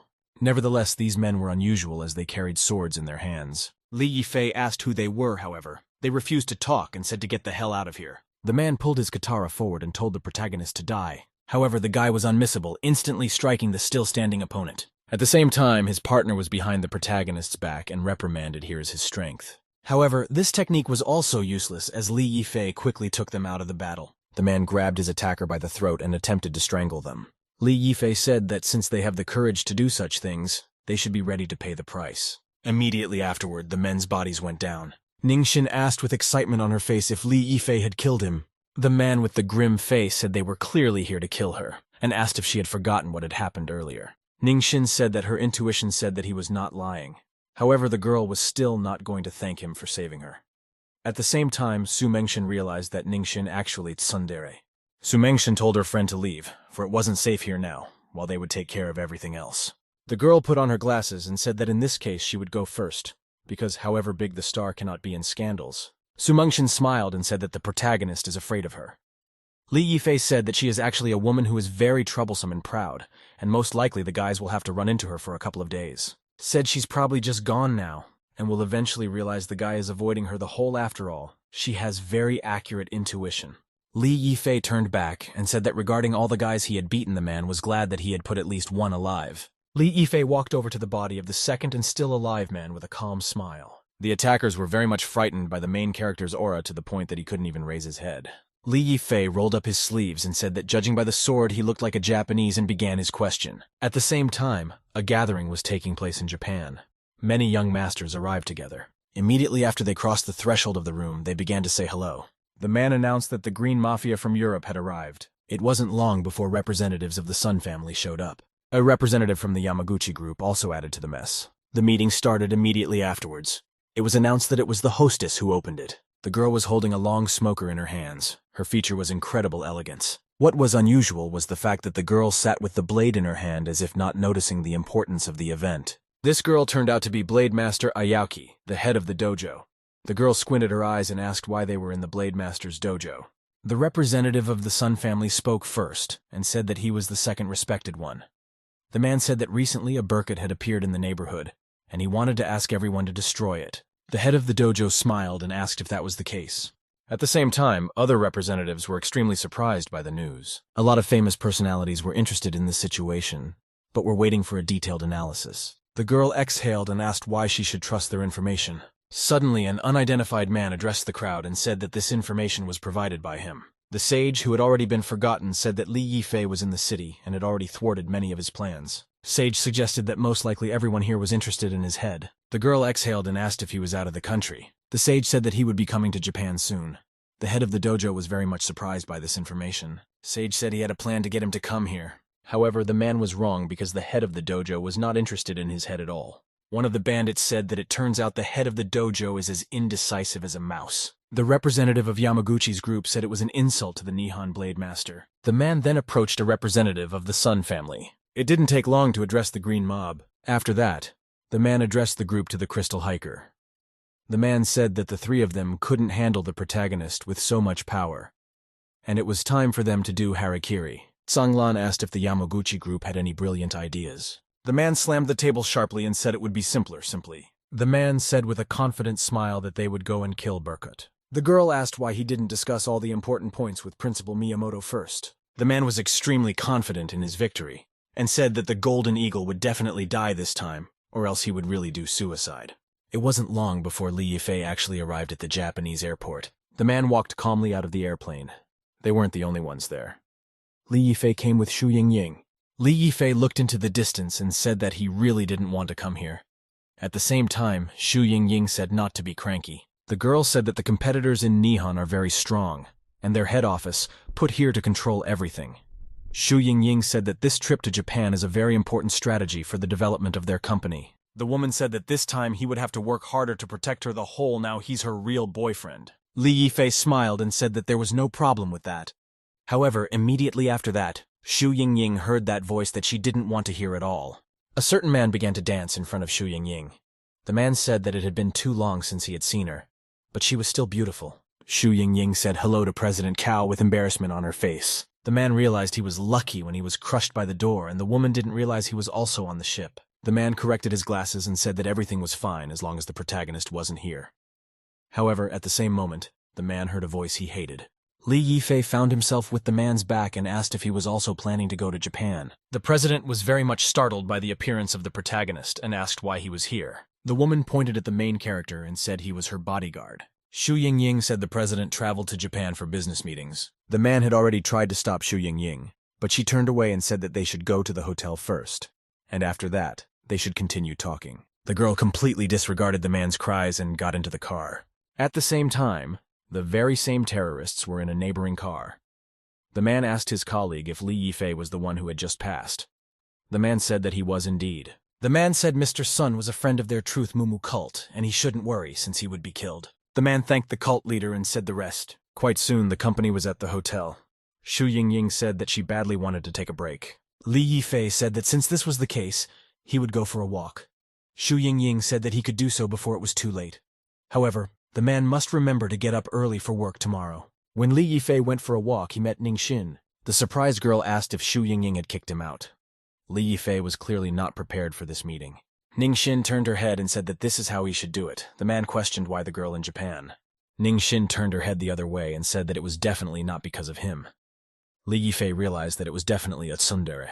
At the same time, the woman mentioned a certain concert, said she had commercial activities in Japan, and asked how the protagonist had been doing for the past few years. The man said it's not so bad now because even though he resigned, everything is fine now. Ningxin blushed and said don't understand about her wrong after all. She is just asking, not worrying about him. It wasn't long before the elevator arrived at the desired floor and the distinctive sound of opening was heard. Li Yifei stepped out of the elevator and looked around. The man noticed something amiss and decided to get closer and recognize the situation. Li Yifei decided to hurry up and approach the suspicious place. Even though Ningxin was indignant, she followed the protagonist. It wasn't long before our company found itself near a group of assassins. Komodo Kararyu's blade and the one-eyed Yokohama Jiro were there. The one-eyed man said to use that very method, and his subordinate agreed with him. It wasn't long before the company was at the door to the protagonist's room. Li Yifei pinned the girl against the wall and told her not to move. Ningxin blushed very red and asked what the guy was doing. The girl imperceptibly blushed even more, fantasizing about what would happen next. The girl took her gaze away from the main character's body and looked him in the eyes. At the same time, the guy showed her a gesture of silence. Li Yifei told her to shut up because Xu Yingying was sleeping. At the same time, Xu Yingying slept next to him and had dreams about another girl being next to him. Suddenly, a katana came straight through the door. Li Mengxin and Li Yifei were very surprised by the sudden attack. The man easily kicked the door open, and the protagonist's gaze was revealed before him. The protagonist's body tensed and his gaze was fixed on his opponent. The one-eyed man was very surprised that Li Yifei possessed a strong qigong technique. However, the man only provoked the protagonist to show him more techniques. At the same time, another assassin came out of the window and uttered his technique. The man pointed his sword at the protagonist and told him to die. That same blade immediately headed towards the protagonist, his wish for his quickest death. However, suddenly, as if out of nowhere, 2 daggers appeared and stopped the katana. They dug right into the iron beam and shattered it. The man clearly did not expect such a turn of events, but did not stop attacking. After that, Assassin came down to the room. The girl was still covered in her vulva and gazed at the protagonist. The man was extremely indignant at the intruder and asked who she was. She's the kind of girl who didn't plan on answering him and only made a quick dash in the direction of the protagonist. Right after that, the girl missed the main character, who was fighting with his bare hands against a sword. The man defended himself with his hands and told Ningxin to leave and hide. The girl ran towards the exit and wished the protagonist to be more careful. After no more of the contestants were held back by one issue or another, the men decided to finally start the fight. The man pulled out his katana and said that no matter what, Li Yifei was good at dodging, so he was worthy of being called a Golden Eagle. The man introduced himself as Yokohama Jiro and said that he would remember all of this. A barrage of attacks rushed at the protagonist, and he barely had time to dodge. The man's eyes reddened, and he complimented his opponent's skills. Suddenly, however, an unknown man appeared on the man's right. As it turned out, this unknown person was Li Yifei, who was moving at an insane speed. The man realized that the pressure Li Yifei was emitting was exactly the same when facing the Blade Master. Li Yifei stretched out his hand, preparing to make another strike. His other hand was already at the ready and wanted to strike the man. With his lunge, Li Yifei smashed the katana into 2 and made the one-eyed man himself cough up blood. Li Yifei stuck the man's head into the floor, and the latter realized that the protagonist was impossible to resist. The man, still and reaching for blood, said he accepts his defeat. At the same time, Li Yifei thanked for the compliment and only noticed something wrong. On the floor lay another mercenary. The woman said she really wasn't here to be his bodyguard. She began pestering the protagonist again with a request to teach her the art of the feeding dagger. Li Yifei told her to stop playing the fool. However, Assassin herself asked, does Li Yifei know how to teleport, and asked what kind of woman she was. The woman said that this type of blade with a red hilt belongs to the Yamaguchi group. Ningxin asked, wondering if they had chased her from China to Japan.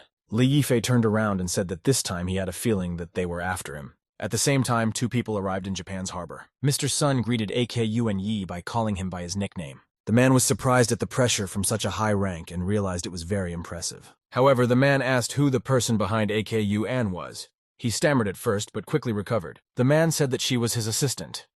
Naturally, under the guise of this assistant, Lin Qiang was hiding with Lin Qiang. The man said there is absolutely no problem with that if it is for his convenience. At the same time, several other men also approached the company. Sage and Bloodwolf were among them. Lin Qiang and AKU and instantly realized that they were in trouble. The gentleman said that they were the very helpers he had invited for the delivery. The man mentioned that the nosy one is a royal soldier of S rank. The man was very surprised at this assessment of his abilities. Sage pointed at the man and told Blood Eagle to check their skills, for he could not allow any ballast on the ship. Lin Qiang realized that Blood Eagle had already seen them on the ship. She thought deeply about what they should do in this case. The man pulled a blade from its sheath and headed towards the man.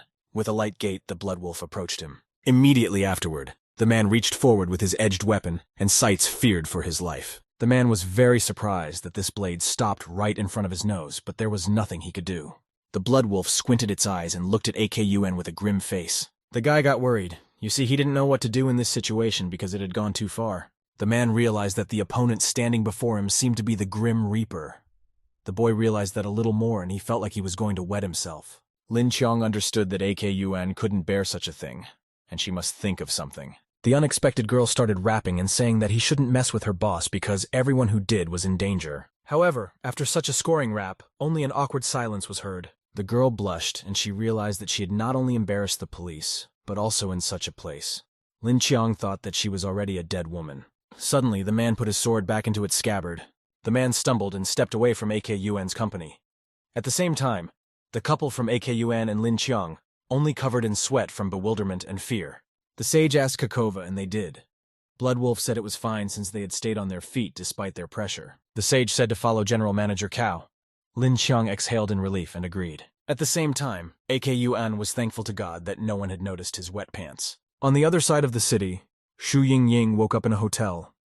A woman with a grim face said that the protagonist had better tell what was going on here and why she woke up. Saw 2 other women around her. Xu Yingying said that she can still accept Sophia since she knows that she is his student. Li Yifei tried to justify himself, but the girl was not at all interested in the main character's excuses. Xu Yingying said that if she was not mistaken, the big star next to him was Ningxin. She pointed her finger at the main character's chest and said that he was not a manhua but a celebrity bodyguard. and since he was her boyfriend, he couldn't flirt anymore. Xu Yingying hummed and suddenly looked in the other direction. What no one expected was Ningxin grabbing the protagonist by the scruff of the neck. Lowering down, Ningxin asked Xu Yingying's name. The girl said that she had known the protagonist much longer than her. Xu Yingying was even more angry when she learned this information. Immediately afterward, the whole company was thrown out of the room, with Azasin being there through no one else's fault at all. Li Yifei shook off the dust from his jacket and asked Ningxin not to follow him. Li Yifei beckoned his female disciple and told her to follow. However, Ningxin clearly wasn't going to stop there. With a grim expression on her face, she said her victims never escape her. It wasn't long before the company was near the hotel. After looking around, the guys realized they were in a branch of the Yamaguchi group. When the company finally arrived at their destination, Azasin asked why Li Yifei had called her along. Li Yifei said that Yamaguchi's group had been kind to him lately, and he had to pay them a branch visit after going through all the trouble. At the same time, Azasin was dragging a miserable and beaten gang member behind her.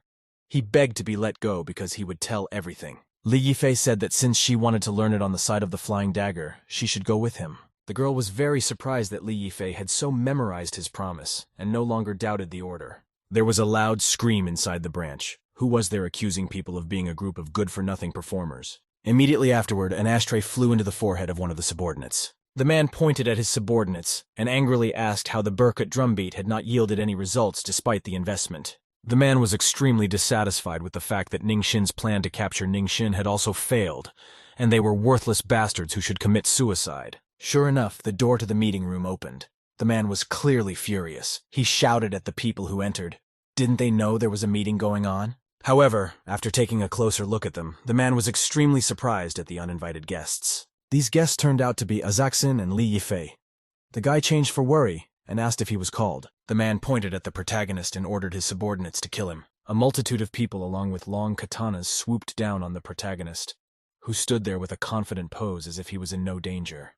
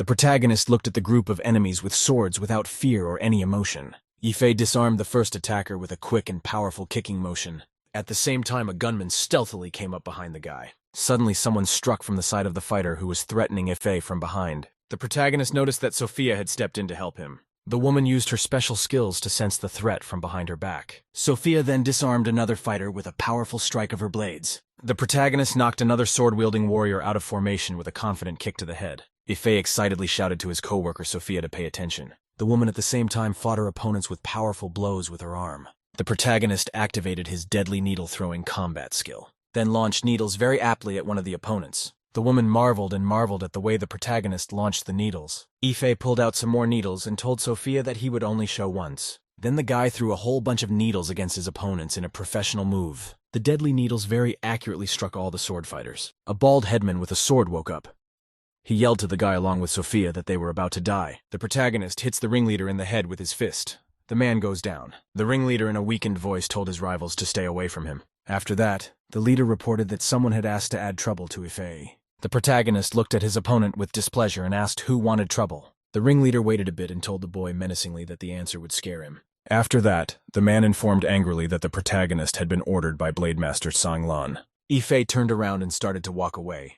He thanked the leader for the information. After the departure of his very dangerous rival, the man relaxed. The ringleader thought and decided to himself that the current times are very amazing young people. The man realized that the whole fight was happening during the live broadcast. He realized his reputation was over. A guy and his coworker came to Japanese Alley. He asked Sophia if she'd seen everything. The woman picked up the needle and asked, "Does the guy mean the flying needle technique?" The protagonist looked sternly at his companion and said exactly what he meant. Ife told the strictly female that after she mastered the technique, she would be able to use flying daggers. Such a feature is unique to one of the members of the Soaring Eagle Squad. Sophia confidently told her companion that she wanted to learn the technique. The protagonist agreed. The guy started telling everything for Sophia that he needed to teach her. Suddenly, Sophia saw someone coming towards them from the side. She shouted fearfully. A strange woman in a red outfit and carrying an umbrella appeared. She praised Sophia for her intuition. The stranger bowed and folded her umbrella and apologized for the disturbance. The woman calmly introduced herself and said that she was a Tsanglan Blade Master. The guy replied to the woman that he had heard of her big name. He asked what she wanted from him. Tsanglan said she needed advice from the protagonist. She had already heard that he had defeated the Blood Eagle. Sophia looked at the approaching female Blade Master with excitement. Sophia lunged at the stranger, deciding that she finally had a strong and worthy opponent in front of her. Tsanglan prepared to grab her sword. She said cheerfully. The assassin in front of her was full of strength and weakness. The clan master had no trouble using her sword to completely disarm Sophia. The defeated assassin lay back and thought excitedly that her rival was very fast. Sando approached her lying rival and said that no one would disturb them now. The clan leader put her sword in its scabbard and approached the protagonist. After a short pause, the Sando turned to the Golden Eagle in a calm voice. Sang Yelp in a very welcoming voice addressed the protagonist. The woman told the boy with a smile that no one would disturb them now. Ife remained warily silent. The protagonist replied seriously to the interlocutor that he didn't have time to talk right now. Suddenly, the woman snatched up her swords and swung it very quickly next to the protagonist. After that, Tsanglan calmly put her sword back into its scabbard as if nothing had happened. Ife was surprised that he didn't have time to notice the blow that had passed. He thought that such a thing was impossible. The guy got really excited. The head of the blade told the Golden Eagle that he was really strong. She wanted to get his head, but she couldn't. The boy listened warily to his interlocutor. He was ready for all sorts of surprises. Tsanglan informed Ife that she could feel the fluctuations in the strength of his body, even with her eyes closed. The woman licked her lips and said slyly that she liked men like that. The protagonist listened silently and without any emotion to the Sang Yelp standing beside him. Suddenly, the guy noticed a stick lying on the earth next to him. The protagonist picked up a stick with confidence and wanted to show off a few moves. Ife told his opponent menacingly that he would use the Ranmu blade style against her. He had learned it when he was young. At the end, the guy said judiciously that his rival wouldn't die since he doesn't kill women. The head of the blade laughed and told Ife he was very cocky, but managed to surprise her. Sando drew her sword. She stood in front of the protagonist and shone brightly. After that, the rival raised her sword above her head and said proudly that she appreciated Ife's warning. The head of the blades got into a fighting stance and prepared to attack the protagonist. The guy defended himself only with a stick. The protagonist tensely noted to himself that his opponent was very fast. Sang Yelp prepared to bounce away. She leaned over to shove off with her hand.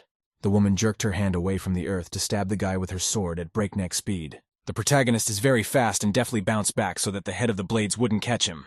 Ife thought to himself that his opponent was attacking him exactly as he expected. The protagonist jumped and flew over the woman to avoid falling on her sword. Nsando said very threateningly in reply to the Golden Eagle that he had been deceived. The woman ducked and tried to strike her opponent with her huge sword with a swing. The protagonist felt that the Tsang Yelp was able to hurt him after her strike. Ife was hurt. He felt himself bleeding from the blow. At the same time nearby, a girl cop was walking past a crowd of people. Lin menacingly asked a passerby in Japanese, "What is he looking at?" People would turn around and stare at Lin Chong because of her revealing outfit. The cop girl grudgingly remembered how hard the investigation had been on her. Lin came to Uncle Fukushima and asked him for help. Fukushima asked Lin what she was doing. Fukushima asked the girl why she catches drug dealers in Japan and not in China. The girl cop replied that the traffickers would not dare to sell drugs in Huaxia City. Lin reported that she wanted to impersonate the buyer and arrest the drug traffickers at the meeting place. The man replied to the girl that he would help her find a Japanese dealer. Fukushima also added that the girl cop should wear his daughter's clothes. Lin was walking in a revealing outfit on the street and thought unhappily, why does Fukushima's daughter have such revealing clothes? The girl cop wondered to herself how the sellers were able to get the drugs into Japan. Lin came to the address she had gotten from Uncle Fukushima. It was the Tokyo Club in the Ginza district. The head dealer told the girl displeased that she was dressed like a pheasant. The boss asked his subordinate if he had searched the guest. After that, the boss told the girl rudely to piss off and called her a babe. The ringleader's underlings laughed out loud at their leader's words. The cop girl was completely calm with no emotion and stared at the drug dealer. One of the bandits told the girl cheerfully to get lost and called her babe. The guest suddenly threw the perpetrator to the floor with all her might. The girl angrily asked the bandit who he dared to call a baby girl. The ringleader shouted angrily to all his subordinates that they were fools. The bandits surrounded the girl from all sides. The cop girl didn't show any emotion. The ringleader commanded his underlings to surround the guest on all sides. The leader stood up from his chair and told the girl that she kept an unperturbed face and dared to injure his men. The ringleader said more gently and with a smile that there was a very interesting woman in front of him. Lin irritably had no way of knowing what was wrong with the guy in front of her. The girl stood calm and steady in front of the drug kingpin. The ringleader told the annoyed girl standing in front of him that they needed to deal with the traitor now. Then the leader pulled out a gun and threatened someone accusing him of being undercover. The Lin was very frightened.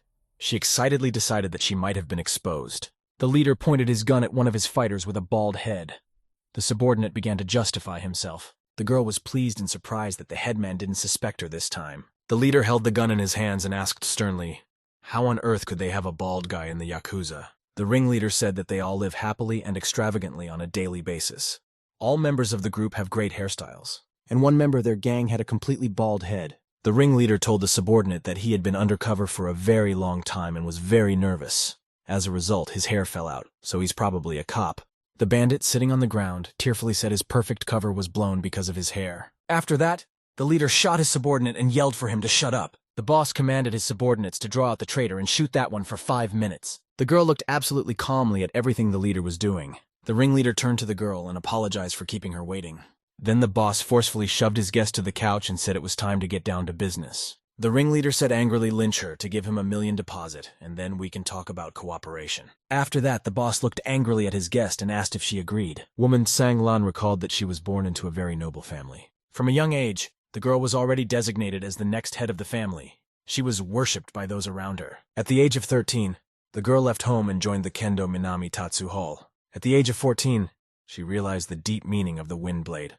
Girl entered the Holy Sword Kingdom at the age of 18. She then founded her martial arts school and began recruiting students. Due to frequent exercise, the girl had red spots on her body. She could not have close relationships. After that, Sang-lan was stripped of all emotions and desires to obtain the peak martial arts. The woman finally got a chance to challenge the legend that is Burkett. Sang-lan stood and calmly watched the explosion that erupted in front of her. The warrior took her sword to strike the protagonist with it and activated the spell. After activating the magic, the woman kicked off the ground and flew upwards. The doe flew upwards towards the protagonist. Her flight was like that of a dragon. The woman was very formidable and angry. She held the sword in front of her. Sang-lan was astonished to see the protagonist using Shaolin techniques. Ife was descending from the heavens at high speed. Behind his stick was a huge pillar of fire. The protagonist menacingly shouted that he was using a skill called Ranmu Blade. The woman was amazed and frightened. She never realized what the guy had said to her. The protagonist's spell was able to break the defenses around Sang-lan. The woman's sword shattered into pieces. Ife thought to himself that Sakura was broken. The Blade Master was hit very hard by the destruction of her ball. Sang-lan fell to the ground exhausted after the battle. Ife stood beside and held a burning stick. The protagonist told the serious woman that she was indeed a master of the blade. Ife explained that he was very surprised when he couldn't react to the attack. He added that the woman's sword was very fast. Sophia excitedly realized that the guy was using the Ranmu blade to burn the atmosphere and weaken the attack. The woman was very much stunned and shocked at her loss in the fight. Sang-lan realized that she had completely lost. She decided to turn to the protagonist. The woman told the guy that she enjoyed being a rival to Ifeu. The guy folded his arms in a fighting gesture and said that good opponents rarely appeared. Afterward, the main character told the woman with a smile to extend her hand to him. The Lord of Blades told the protagonist that he was a very soft man. She took Ifei's hand. Suddenly, the woman was very surprised after taking the protagonist's hand. Sangdo glanced over and noticed that she didn't have any red spots after touching the stranger. The guy at this time carefully examined his co-worker Sophia and said she was fine. Sang-lan turned to Yifei-san in a soft and calm voice. The protagonist turned to the woman with great attention and looked her over. Sando, still sitting on the ground, told the guy romantically that he had defeated her, and she was now his wife. The protagonist was very much taken aback by this offer from his former rival. The woman explained that she had made a vow to become a wife to a man after touching whom she would have no red spots. Not to test his fate any further, the protagonist fled the scene in a flash. The woman was very surprised to see the main character disappear so quickly. The next day, the protagonist arrived at his boss's house. Ingen was unhappy with someone. Shu walked side by side with her companion along the corridor in the building, the girl said grudgingly as the workers from the Aoki group looked down on them. The boss asked sternly to her subordinate, where was he last night, and was he at a nightclub? The protagonist excitedly replied Ingen that he didn't go to any clubs. The boss told the guy strictly that he needs to behave well these days, as there are very important negotiations going on. Zhu looked at the protagonist, importantly told him not to flirt with anyone. The guy opened the door to the apartment with a bang. He told his boss not to worry. The protagonist wanted to tell his supervisor, what's his nickname? The shocked lad noticed a doe fall to her knees in front of him in the room and call him husband. Ingen turned to her subordinate very sternly. Ife didn't know what to say. Having come to his senses, the protagonist decided to excitedly explain everything to his boss. The guy was telling the girl that she had slept last night and he was off somewhere. Shui listened to her interlocutor with disbelief. Eve stared at the Lord of Blades with barely contained emotion. Tsang Lam, sitting on the floor, asked the guy, would he really leave her so soon? The woman modestly said that Ife spent a lot of energy on her last night and now she's denying it. Ingen grabbed the guy's neck with her hand. Ife realized that he needed to explain everything immediately now. The protagonist told the boss that there was no need to get emotional and she should listen to him. The woman forced herself to calm down and said in a calm voice to her subordinate to speak. At the same time, someone opened the door and burst into the room. The guy started his explanation to his boss about what happened. The Coplin girl, standing immodestly in her outfit, shouted angrily that she should marry Yifei. The protagonist was astonished. He couldn't understand what was going on and why it all fell on him at once. The Shu Yingying woman was very angry. She didn't want to hear any excuses. Sang yelp with a smile, she thought to herself that things are getting interesting. Ife felt bad and he didn't know where to go. Lin asked, wondering why there were so many people in the room. In the afternoon, the main character was standing outside a red car. Chu told him to stay near the car. She would come back later and then he would explain everything to her. Ife told a disgruntled policewoman that she got him into trouble after proposing marriage. He reminded her that he had a girlfriend. Lin replied grudgingly to the guy that she didn't realize there would be a lot of people around him. The girl very importantly told the guy that she was able to find information about drugs. The protagonist asked the policewoman, did she really come to Japan just for that? Lin demanded that the guy marry her, as her father was willing to give a dowry of $1,000,000. The girl explained that she had already made a deal with the drug dealer, that she would give him $1,000,000 for the goods. Yifei and Lin would pretend to get married and get the money. After that, the girl cop would be able to catch the drug dealer red-handed. The guy asked grudgingly to his girlfriend, is that really the reason she came running and screaming about the wedding? Ife realized that he would have to explain all of this to Ingen later. At this time, his familiar Sang Yelp walked up to the guy and dropped to her knees in front of him. The woman said with a smile dutifully to the protagonist that she had brought him a bento. The boy asked grudgingly to the Blade Lord, so why did she come here? Sanglan said with a smile that she prepared this bento with love for her husband. The woman asked the startled boy, doesn't he like bento? Ife said back excitedly to the woman Song Yelan that all of this was not true. The girl cop took the guy's shoulder and asked cheerfully, did he really want to go back to his old self? Ife heard some sort of unpleasant and indignant feminine scream from the side. The protagonist saw his boss Shungin being prevented from entering the building by security guards near the entrance. Shu told the guard that she had an appointment with Director Miyamoto inside. The man replied that the guest had an outdated ID card. Ingen said that if she didn't go in, there would be unimaginable casualties. The guard said that Director Miyamoto had instructed that strangers were not to be allowed in. The guard asked with a smile, for the woman to get out of here as soon as possible. Shu Yingying was very angry and displeased. She glared angrily at the guards. The protagonist came up and asked what was going on here. The supervisor replied that someone had put her up and she couldn't get in. Negotiations could fail. There was a lot of people stomping around outside. Someone asked what other problems there might be. One of the many security guards asked the guests how they could make trouble in front of the Aoki group office. The number of guards increased dramatically. They looked condescendingly at the guests. One of the guards told the guy and the girl to leave, or they wouldn't be so nice anymore. The protagonist looked at the guards with anger and told them to get out of the way. The Indian girl glared angrily at the guards near the entrance of the building. A woman's footsteps sounded. The Lord of Blades came up and asked, what's wrong? A group of guards were very much taken aback when a woman approached them. One of the people, looking at the Sang-do, wanted to fearfully call out her name. There was a raucous party going on inside the Aoki group building with various participants. The man proposed a toast to good cooperation. He clinked glasses with the guy. The man's name was Horo Miyamoto. He was the director of the Aoki group. Standing next to him was the Tsao guy.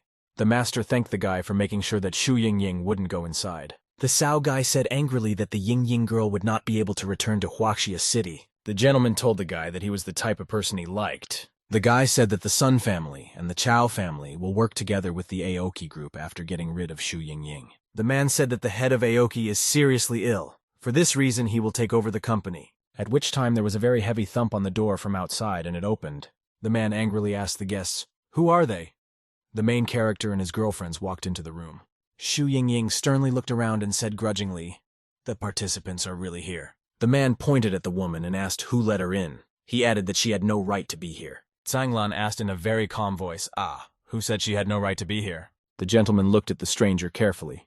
He began to recognize her bit by bit. Chao asked fearfully to the woman if she was a Zhanglan Blade Master. The girl Injun asked the president of Sao very sternly, "What is the meaning of everything that is happening?" The Sao guy explained fearfully that he had decided that outsiders should not interfere in the affairs of the Aoki group. The man shouted angrily to the lad that he was very much in the wrong here. The woman calmly told everyone present that she was not an outsider. The Blade Lord said proudly and modestly her name is Reiko Aoki. Chaobin's boyfriend was very much surprised and amazed when he heard such words from a woman. The main character and his girlfriend were also surprised.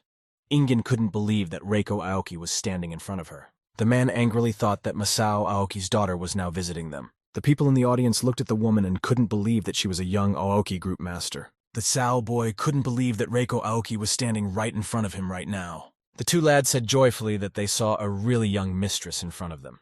They were pleased that she was back. The woman said cheerfully that she had been home for a very long time, and so she decided to come back to see what was going on. Zhang Lan said that she saw Xu standing at the door. The woman then added that the Aoki group should not treat their guests like that. The engine girl looked importantly to the side and confirmed the Blade Lord's words. The Miyamoto man was very much taken aback by the woman's words. He didn't know what to say. The gentleman told the guest that she could not break tradition. He reminded her that the successor must be a man. The Kondo smiled softly and said that she was indeed a woman. The Blade Lord then walked up behind the protagonist and grabbed him with her hand. The woman said she came back to get married. She added that the main character would be her husband. Ingen was very much taken aback and surprised at such words. The Cao guy and the man next to him were really freaked out by what they heard. Ife. Looking at the woman next to him, he realized that he was being pursued by the daughter of a big company. Meanwhile, on the other side, an elegant female director desires him. The guy imagined himself in a romantic pose surrounded by his girlfriends. Cao admiringly realized that the main character impressive. The Cao guy realized to himself very crushingly that he had lost once again. Zhangdo asked the man if she could now succeed the group. Miyamoto replied that it would be up to the chairman to decide. The woman said they would go and talk right away. The man got very angry. He pounded his fist on the table angrily. Mr. Miyamoto and the Cao boy realized that their cunning plan had come to an end. The protagonist, accompanied by his companions, were walking down a large corridor of the building.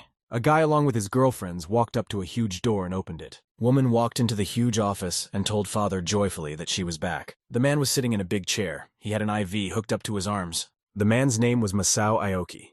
He was the chairman of the Aoki group and was suffering from a severe illness. The father greeted his daughter. The woman looked worriedly at her sick father. She approached him. The man joyfully and excitedly called his daughter Reiko by name. Suddenly the man coughed and blood came out of his mouth. It was obvious that he was sick. The protagonist, along with his girlfriend Ingen, looked at the man with excitement. Zhanglan's daughter smiled happily and told father that he was the same. The father told his daughter angrily that she had run away from home and abandoned her family. He asked how she had the nerve to come back. The woman said in a hurt voice that she wanted to come back and her father wasn't happy. The protagonist thought grudgingly to himself that he was caught up in yet another family drama. The father tearfully told his daughter she could stay as long as she wanted. He'd let her do whatever she wanted. The protagonist felt increasingly uncomfortable. He didn't want to watch another family drama. The man jumped up from his chair, hugged his daughter, and told her not to leave again. Ife was surprised at his father's very quick change of mood. Zhanglan told her father that she was getting married and the main character would be her husband. The man was very surprised. Very quickly, the father ran up to the protagonist and grabbed the man's arm hard. The father looked sternly at the lad and asked, "Is he really going to marry his daughter?" Zhanglan told father not to scare her husband. She added that he should give her an Aoki band as a dowry. The protagonist was very surprised at his girlfriend's straightforwardness. Suddenly, the man told his daughter very calmly that he was in complete agreement. Guy asked the woman, "What is this situation?" Zhanglan replied that it is called the legendary daughter complex. A man accompanied by a Sao boy entered the room. They were amazed that the chairman was on his feet. The man asked Mr. Aoki in surprise, "Is he healthy already?" The father replied that his daughter had returned and he was almost well.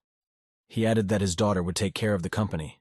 Father very cheerfully and with a smile told his daughter that she was very sensible. Sang Lan pointed to Ingyan and said that she would cooperate with her since she was her husband's friend. The man excitedly and loudly shouted to the chairman to wait. The chairman asked strictly to Miyamoto if the latter had any other suggestions. Miyamoto's man ended up bowing obediently to his superior.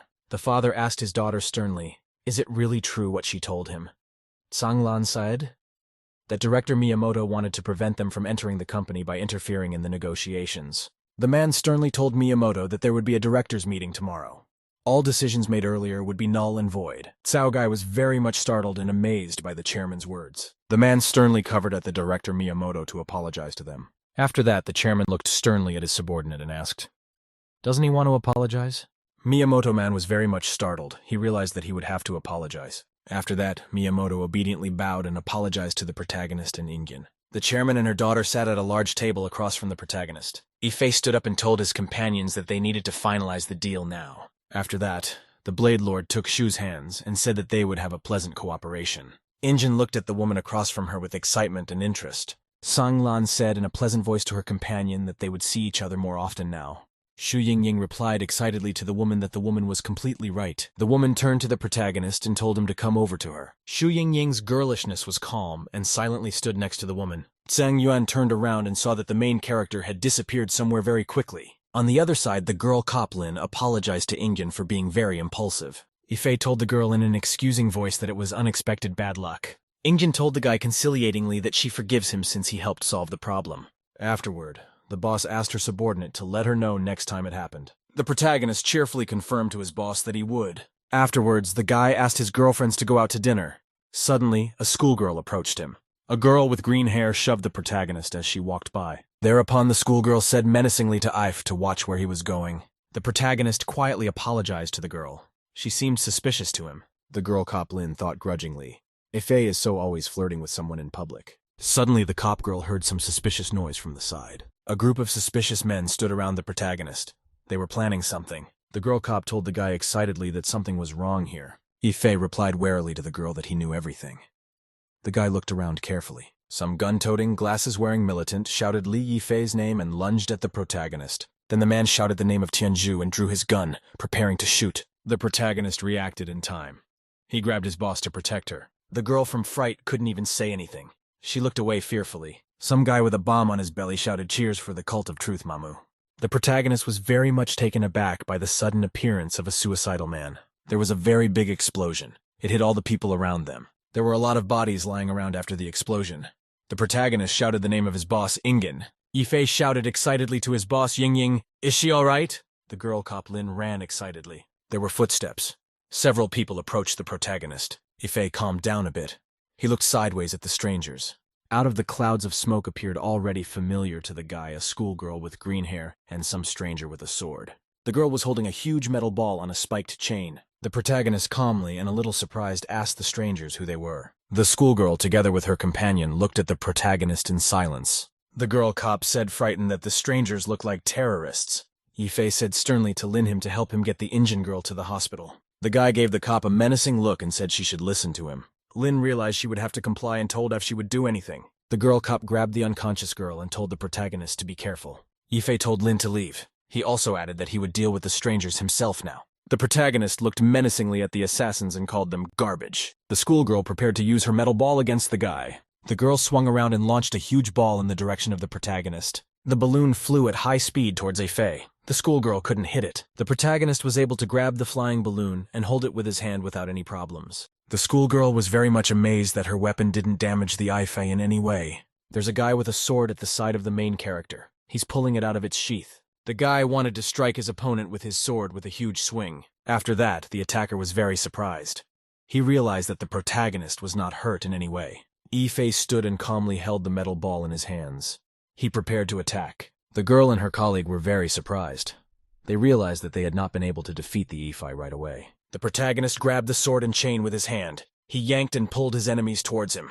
Ife decided to use his fighting skills and make his enemies kill each other. With an apt and dexterous move, the protagonist used his sword to stab the girl. The girl started coughing up blood and dying from the strong sword blow. The gunman was startled to realize that he had killed his partner with his own weapon. The attacker realized he was now alone. He pulled the sword from the schoolgirl's body. The fighter ended up lunging at the protagonist with the sword and yelling at him to go to hell. The protagonist blocked the attack completely calmly and elbowed the attacker with all his might. Yifei wrenched the sword out of his opponent's hands with a powerful and swift move. The protagonist looked intently at his attacker, who was standing next to him. Yifei swung around and struck his opponent with a powerful punch. The protagonist saw his opponent fall to the ground after a blow. After that, Yifei became alert. He heard some suspicious noises from the side. The weather turned bad and it started to rain. There was a group of men coming from the side. The weather was getting worse. The rain turned to thunderstorms and the clouds made everything dark. The militants came up with huge swords. They prepared to attack. Burkett ended up completely surrounded on all sides by sword-wielding militants. One of the men called the main character a man from China and said he was going to die. Armed men came at the protagonist at full speed. The fighters ran menacingly and shouted that they were about to kill the protagonist. Yifei held his sword in his hand and prepared to fight off his attackers. The boss lit a cigar and said grudgingly that the Chinese monkeys had gone against him. Afterward, the man sternly asked his son if the Yamaguchi group had sent the boys. The boy replied to his father that the boys had already left the headquarters. After that, the guy reported that 70 members of the Yamaguchi elite led by 2 cadres had surrounded the protagonist. The son was telling his father about their cadre and the members of the group. Yifei at this time swung his sword against his opponents. The guy informed the boss that all of their fighters were elite. Yifei at this time struck one of the fighters with his sword. The son was telling his father about the capabilities of their fighters. The Berkut, meanwhile, prepared to attack further. And Fei slaughtered another opponent. And the guy was telling the boss that any one of their fighters could stand up to 100 enemies. The protagonist struck another opponent with his sword. The son told his father that the Chinese would collapse with a single blow, just as they had done once before. At this time, Yifei was chopping confidently with his sword around the enemy left and right. The protagonist swung his sword at another opponent. At this time, the guy was telling the boss that once upon a time, the Japanese killed the Chinese without any resistance. Yifei continued to destroy the opponents. The man said the main character is a sick bastard from East Asia. At this time, the main character smiled evilly to himself. He was almost done fighting. The man cheerfully said that the Loki group would belong to him after the death of the protagonist. The father commanded his son to cut back on his drug business. The kid bowed and said he would. The man glanced out the window and asked with interest, "Had Yifei been killed yet?" The guy replied that the protagonist was left without any help. After which my son cheerfully announced that they had thought of something just in case. The guy told the boss that he sent a strongest S-rank soldier named Hanajiro. At the same time, this sent fighter was already dead. Yifei was pulling Hanajiro's corpse in the rain. At that time, the son told father that the protagonist would die a tragic death. The protagonist smiled happily. At this time, the son promised his father that the Yifei was finished. At that time, the injured girl Xu Yingying was brought to the hospital after the explosion. The paramedics very quickly wheeled Ingina away on a medical gurney down the hallway. The girl cop yelled excitedly to the nurses to bring the girl in. Injin lay absolutely without any consciousness on the bed with her eyes closed. The cop girl shouted very excitedly for Miss Xu to hold on. Injin was wheeled in the door of the operating room. Ling, very excited, stayed outside. The cop girl was still very much in shock. She couldn't come to her senses. At which time someone in the rain came from outside the building at the hospital. The female assassin turned to her commanding officer standing next to her. Outside the hospital, Blood Eagle stood pensively with his sword. It felt like a great danger was looming on this rainy night. Blood Eagle stood near the entrance to the hospital. He was thinking intently about something of his own. Blood Eagle thought about what he should best do now. The fighter remembered that his boss had ordered him to go after the protagonist's girlfriend. After that, the guy heard someone coming up behind him. It was his subordinate. The female assassin had blonde hair and wore an oxygen mask over her face. A woman with a rifle in her hands asked the Blood Eagle if Burkut's family was in this hospital. The commander confirmed it to her. The assassin said angrily that the protagonist's family should feel the same pain she did. In the hospital's operating room at that time was Xu Yingying. Lin asked the doctor what would happen to Miss Xu. The medic replied that the patient was still in critical condition. The girl cop took the girl's weakened hand and told her to hold on. The girl cop lingered at the hospital until late at night. She was deciding what to do next. The girl went out into the corridor and decided to get some refreshment. She bought a can of drink from the vending machine. The cop Lin girl opened the can and started drinking. There was silence in the hallway. Lin realized that Ingen was still in critical condition. She decided to stay the night. Suddenly, the cop girl heard something suspicious. She decided to go back. At the last moment, Lin ducked to dodge the bullets. The rifle was fired by an assassin. The woman jerked the bolt in her rifle and walked forward towards the policewoman. The assassin looked at her lying rival with hatred. Woman, holding the rifle in her hand, said menacingly to the line that the one was her prey. The cop girl stared at her dangerous rival and couldn't figure out who it was. Lin ran up to the wall and grabbed the drink machine in her hands. She yelled to the woman that she didn't care who she was. The girl cop holding the drink dispenser in her hands ran up against her rival. The assassin ended up firing her rifle at her rival. Lin noticed fearfully that the shot had blown a huge hole in the automaton. The woman smacked her rival over the head with the butt of a rifle. The force of the butt of the rifle blew the policewoman very far to the side. Lin was very much displeased. She realized that she wouldn't be able to defeat the assassin easily. At this time of the quiet night hospital inside the Chagall Blood Eagle, the boy quietly opened the door to the ward where the Indian woman lay. Blood Eagle walked into the ward and saw that Shu was still lying unconscious with her eyes closed. The guy stood by the bed with the girl for a long time. It was like he was thinking about something. In the company building, father and son drank champagne and celebrated their victory. The man said that he felt success. He added that one man cannot stand up to an organization. He also recalled the foolish Chinese. The son raised a toast and told his father that he was a capable man. The man then said that the Chinese would be the losers. He added that someday they would invade them and take their lands. A subordinate broke in and said there was bad news. The man sternly reminded Guy about etiquette. The subordinate said fearfully that the protagonist had killed everyone in his path. The man was very frightened. The guy grabbed his subordinate by his clothes and asked fearfully, "How could this have happened?" A subordinate said that the main character killed everyone with his own sword. Ife cut his way through the streets and left a pile of corpses. All the elite fighters were killed. At the end, the frightened guy reported that the main character was on the first floor. The man looked out the window fearfully. The protagonist glared angrily at the father along with his son. He prepared to finish them off. The man and the guy couldn't believe what they were seeing and that this was possible. The boss came to his senses and demanded that his subordinate find someone to protect them. The man saw excitedly that their protectors were still here. The woman asked sternly, "Who dared to provoke their director Miyamoto?" A woman came out of the room and told the boss along with her son that they were very, very lucky. The guy's mood improved. He said cheerfully that it was very good that the guards were still here. For his defense, the director hired Brother Hu and a female Hong Yi. The guard said confidently that they would deal with the enemies of the man and his son. Man, holding a cigar in his hand, said cheerfully that he was fully revived. The guy shouted happily and lovingly that Miss Hu was very pretty. The woman shyly said that she wasn't here expecting to see a suitor. Then the guard and her colleague got ready to go. Miss Hu said confidently to the man that they had to go and settle something with the Chinaman. Suddenly there was a very powerful explosion and the door flew out with the fighters. The woman turned very angrily to the stranger standing in the doorway. The woman didn't see who was standing in front of her. She told her rival that he would regret messing with them. Hu brother tensed his muscles and prepared to fight a potential enemy. The man shouted angrily and menacingly that he was a bomber named Hu. The woman said her name was Ghost Hun and shouted that they were from the Anti-Eagle Association. The guards were suddenly very surprised to see an Ife in front of them. The woman and man were amazed that their opponent was Burkut. The protagonist, in a tired but formidable voice, told his opponents to scram. Hu's battered brother said to himself that he was glad he was alive and his head was strong enough.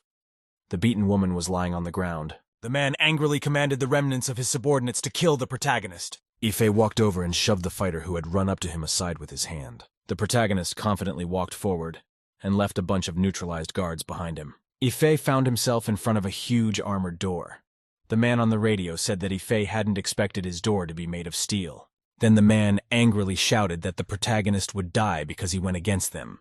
He also promised that he had already sent people to kill director Xu Yingying. The protagonist listened to his enemy with absolutely no emotion. He continued to advance. Suddenly something distracted the man greatly. He looked away. The son said excitedly to his father that the helicopter on the roof was ready and they could retreat. The father shouted angrily to the boy that there was nothing to be afraid of, as if I wouldn't be able to break down that door. The main character kept walking. The boss yelled to the guy to quickly find and send someone to the hospital to kill the woman, Ife! At this time, the main Goroi had already almost completely approached the boss within striking distance. A man scared at the last moment yelled out that he wanted to kill someone else. The boss wanted to shout that he wanted to kill the entire Ife family. But the guy at that time banged his head with all his might. Burkut's blow was so powerful that the unconscious man flew aside. The hapless company director flew far off to the side into the wall. A man broke the wall with his back after the flight and was left lying unconscious. The protagonist looked at the man's breathless body and realized that he had already been neutralized. On the backside of town at the hospital, Blood Eagle prepared to finish off the girl. Injin lay completely helpless. The guy reached out to her. Suddenly, the Blood Eagle was startled to hear several needles flying at him from the side. The guy couldn't figure out who it was that could have attacked him at such a time in such a place. Blood Eagle put out his sword just in time to defend himself from the flying needles. The guy looked up and saw Sophia standing on a tree branch. She had needles in her hands. The fighter asked with surprise at the woman, "Where did she learn the hovering needle technique?" Sophia pulled out huge knives. She shouted that she would deal with everyone who came with the Blood Eagle. The woman shouted angrily and threateningly that all of the Eagle Fighter's accomplices would die. The woman swung another round of needles at her opponent. The Blood Eagle very quickly used his sword to whip up all the flying needles at him, after which the woman went on the attack. She decided to use combat knives. Blood Eagle used his sword to ward off the blow from Sophia flying at him. The fighter angrily asked her opponent, who had taught her the hovering needle technique. Sophia turned around to swing at her opponent once again. The woman kicked the Bloody Eagle with her foot. The guy defended himself. Sophia was surprised that her opponent was able to block her without taking her sword out of its sheath. Blood Eagle then looked at his opponent angrily and hatefully. The woman then launched her knife at her rival. Blood Eagle absolutely calmly reached out with his hand to pull his sword from its sheath. With a mighty blow, the boy shattered the blade flying at him with his sword. The woman was surprised that her opponent was able to break the knife called the Tsara Killer so easily with a single blow. Sophia realized that she had gotten a very strong opponent. She watched as the guy swung his sword in all directions. The woman thought surprised, did Ifei always fight such opponents? Sophia realized that Blood Eagle was able to break the Kingslayer's blade with a single blow. The woman recalled the main character telling her about the Blood Eagle's skill level. Ifei hesitated and informed the woman that the Blood Eagle was attacking, dealing a small amount of damage. Sophia asked Berkut, "Can she defeat the Blood Eagle?" If answered the woman that he didn't think so. Sophia fought a dangerous opponent and realized that he was much stronger than her. The woman saw that her opponent's blows were like ocean waves. She knew that the guy hadn't activated all his skills yet. Sophia dodged another attack. She realized she couldn't block any more blows. Bloody Eagle hit the woman with a swing and she flew out the window from the hospital. At the last moment, the woman managed to grab onto a tree branch after the flight. Sophia pulled herself up and jumped back through the window into the hospital. The woman noticed that Blood Eagle had disappeared and took Xu Yingying with him. On the other side of the city, the protagonist continued to finish off his enemies. The frightened boy sat beside the huge hole in the wall. He covered his mouth to keep from screaming. The guy frightenedly thought to himself that his enemy Chinese is a real demon. Yifeng entered the premises. He said menacingly to the guy named Li Nihongjin that times have changed. Ifei said instructively to the startled rival that he who humiliates others will be humiliated himself. The guy was sitting on the floor shaking with fear. He couldn't say anything. The main character said that because of people like this guy, this whole world is very polluted. Ifei reached out his hand to the terrified kid and said he was about to rid the world of a cancerous tumor. Suddenly, the protagonist heard someone from outside calling his name loudly. Ifei felt the scream like it was starting to press down on his head. A little coming to his senses, Burkett sensed that perhaps the girl Injin was in danger, at which time the protagonist heard some loud noise and a bang in the side. A red car drove into the building. A girl got out and yelled at the main character. The guest was very excited. She shouted that they had to hurry. The girl with tears in her eyes asked the protagonist to get into the car as soon as possible. She was holding a golf club in her hands. The protagonist hopped into the car and asked the girl on the go, "What was that just now?" Ifei asked her girlfriend, "Did she stop by the Yamaguchi fortress to save him?" The girl drove the car and was silent. She was thinking how to explain everything to the guy. The girlfriend explained that she didn't save the main character. She just happened to be here. After a short pause, the girl asked the If how had he lived here for the past few years. The guy said that he didn't have anything special. He thanked the girl for her help, as he himself would not have been able to get to the hospital quickly. The girlfriend again said she happened to be driving by, at which time the car hit a rock. The protagonist was sharply thrown aside by the girl behind the wheel. He arbitrarily grabbed her breasts. The girlfriend yelled menacingly for Ifei to take his hands off. The guy responded fearfully and said it wasn't his fault. Outside the hospital, the cop lean girl continued to fight against the assassin. The girl cop was protecting herself from gunfire by using a metal cap. The woman angrily asked, "Does the lynx using the cap think she's Captain America?" The girl cop once again took cover to protect herself from flying bullets. The girl standing near the tree, frightened, realized to herself that the cover would not last long. She could not win in close combat. Then the lynx launched the lid against her rival with a swing and shouted that it was Captain America's shield. The assassin began firing her gun at the flying shield. The woman was surprised to notice that her rival had disappeared somewhere. At this time, a girl cop suddenly appeared to attack the assassin from above. Eventually, the Lin fell to the ground. A woman jumped on top of her. The protagonist drove up and couldn't realize who it was in front of him. Yifei got out of the car, took a closer look, and noticed that Ling Qiang was lying on the earth. The protagonist looked at the stranger unhappily and asked who she was. The woman shouted to the guy that she will take revenge for everything that happened to her family. She added that they are taking Xu Yingying away. The main character was startled and frightened. He realized his girlfriend had been kidnapped. The assassin shouted to the guy that he wanted to say hello to Xianze. Then she abruptly disappeared. The protagonist thought. The unexpected appearance of a new assassin alerted him. Ife realized that the Holy War organization was behind the kidnapping. Supreme Boss asked his subordinate, why is he planning everything?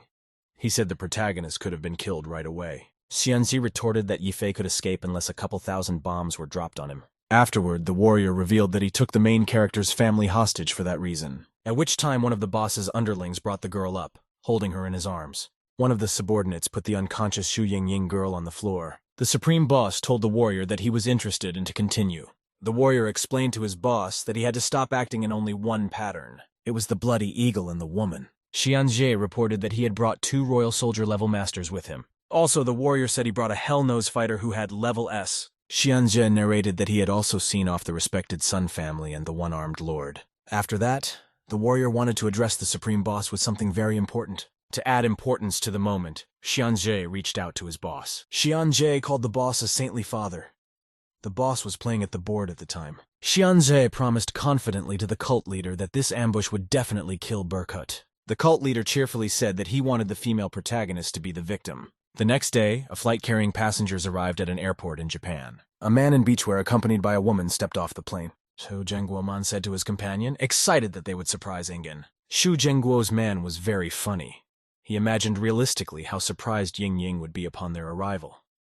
The wife told her husband that Shu didn't know that they had won a trip to Japan. Shu told the woman that Japan was an S&M country, and they could continue their youth. Someone from the outside came up to the guests and said they hadn't changed at all. The man who approached was named Lin Zhenhai. He was the father of the woman, Lin Qiang, and a former police commissioner of the city. The man asked the woman why she was here. The woman greeted her father and said they hadn't seen each other for a long time. Shu yelled to the interlocutor that he had followed them and called him a pervert. Lin replied angrily that he wouldn't have thought to follow the man. After that, Lin glanced to the side and very rudely called Shuya an animal. The woman looked fearfully at the Lin. The man walked up to the guest Mei and said that she was as pretty as before. Lin asked a woman, "Is it hard to live with a gorilla?" while pointing to Shuya. Shu yelled at the man to leave quickly.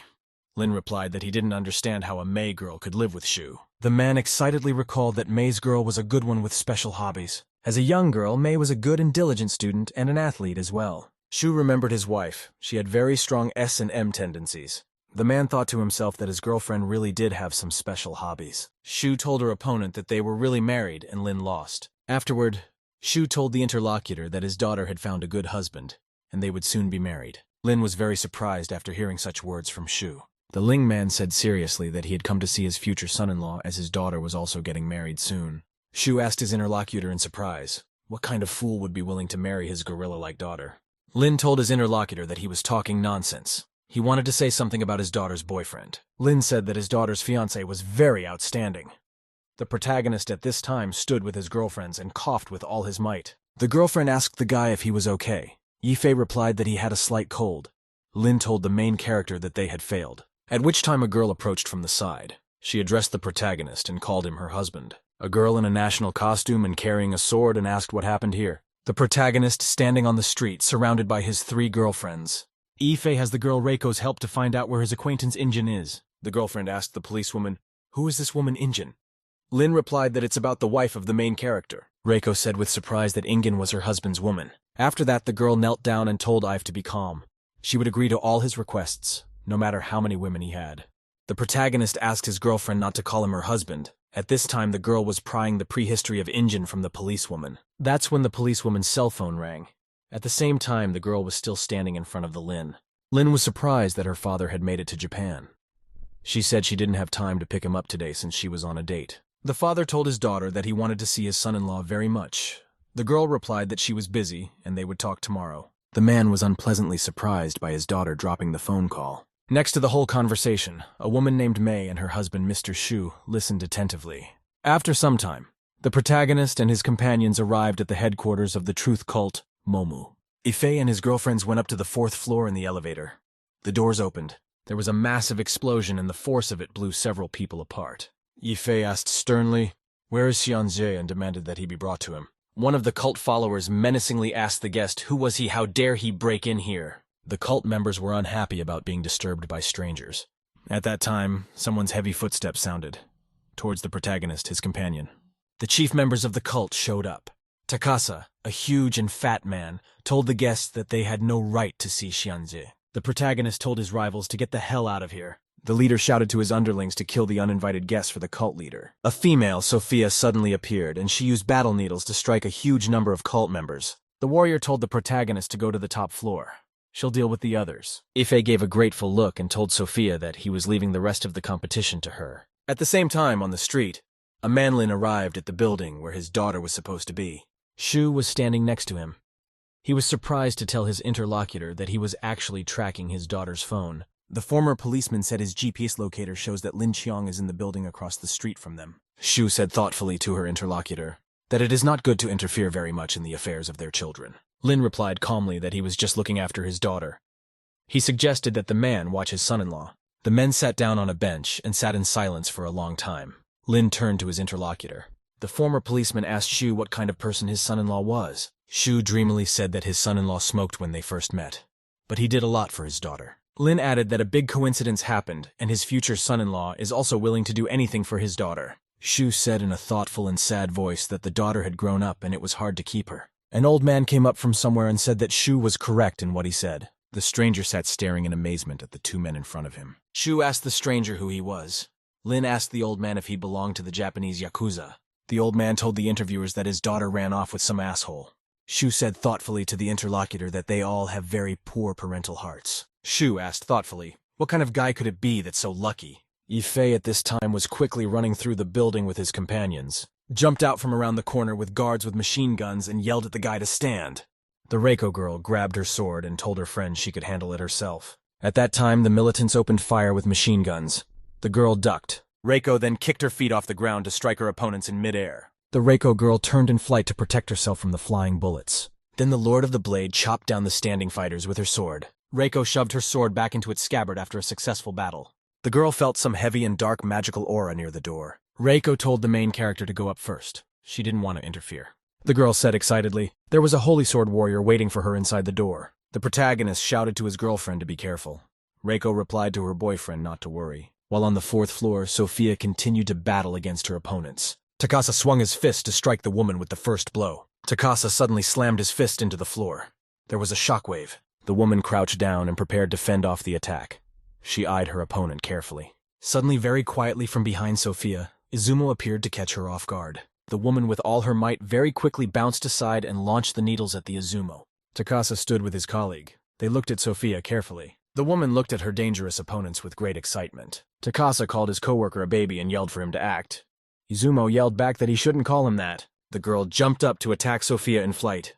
The woman prepared to fight back. Izumo launched a vast array of knives and blades in flight against his opponent. Sophia ducked with a professional movement and fended off the knives flying at her. Sophia jumped up from her seat after that and jumped up to strike the Izumo. The woman took out her sharp needles to stab her opponent with. Izumo excitedly noticed the danger threatening her and prepared to defend herself. That's when the flying needles hit something. They didn't make it to Izumo. Takasa shielded a coworker from needles with his body.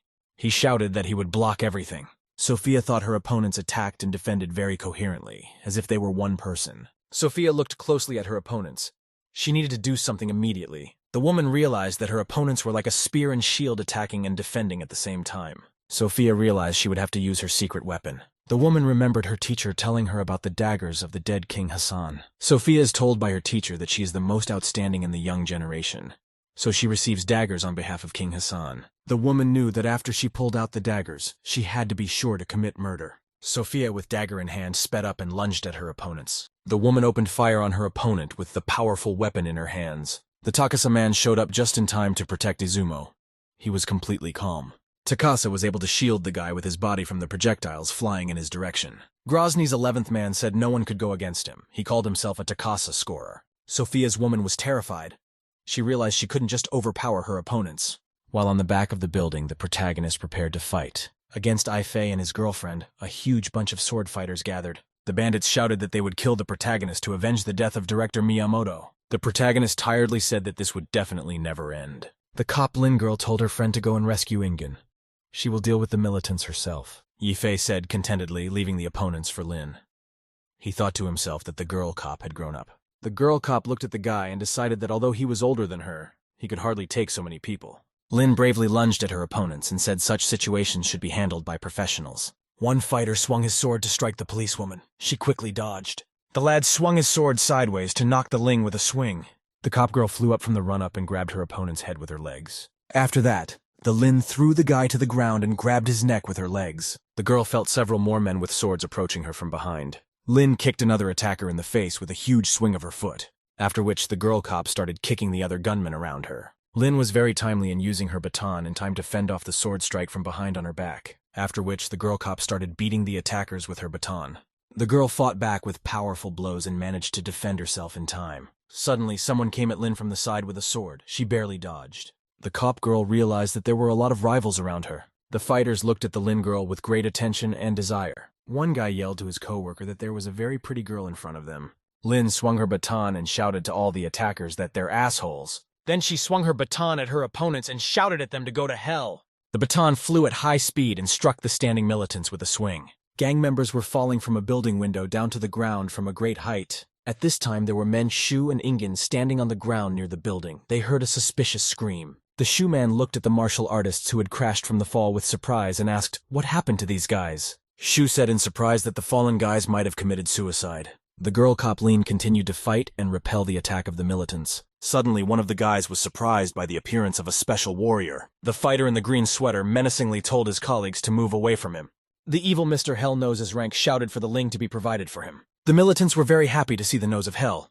They started shouting that they were now saved. The girl cop was standing in front of a rogue she already knew.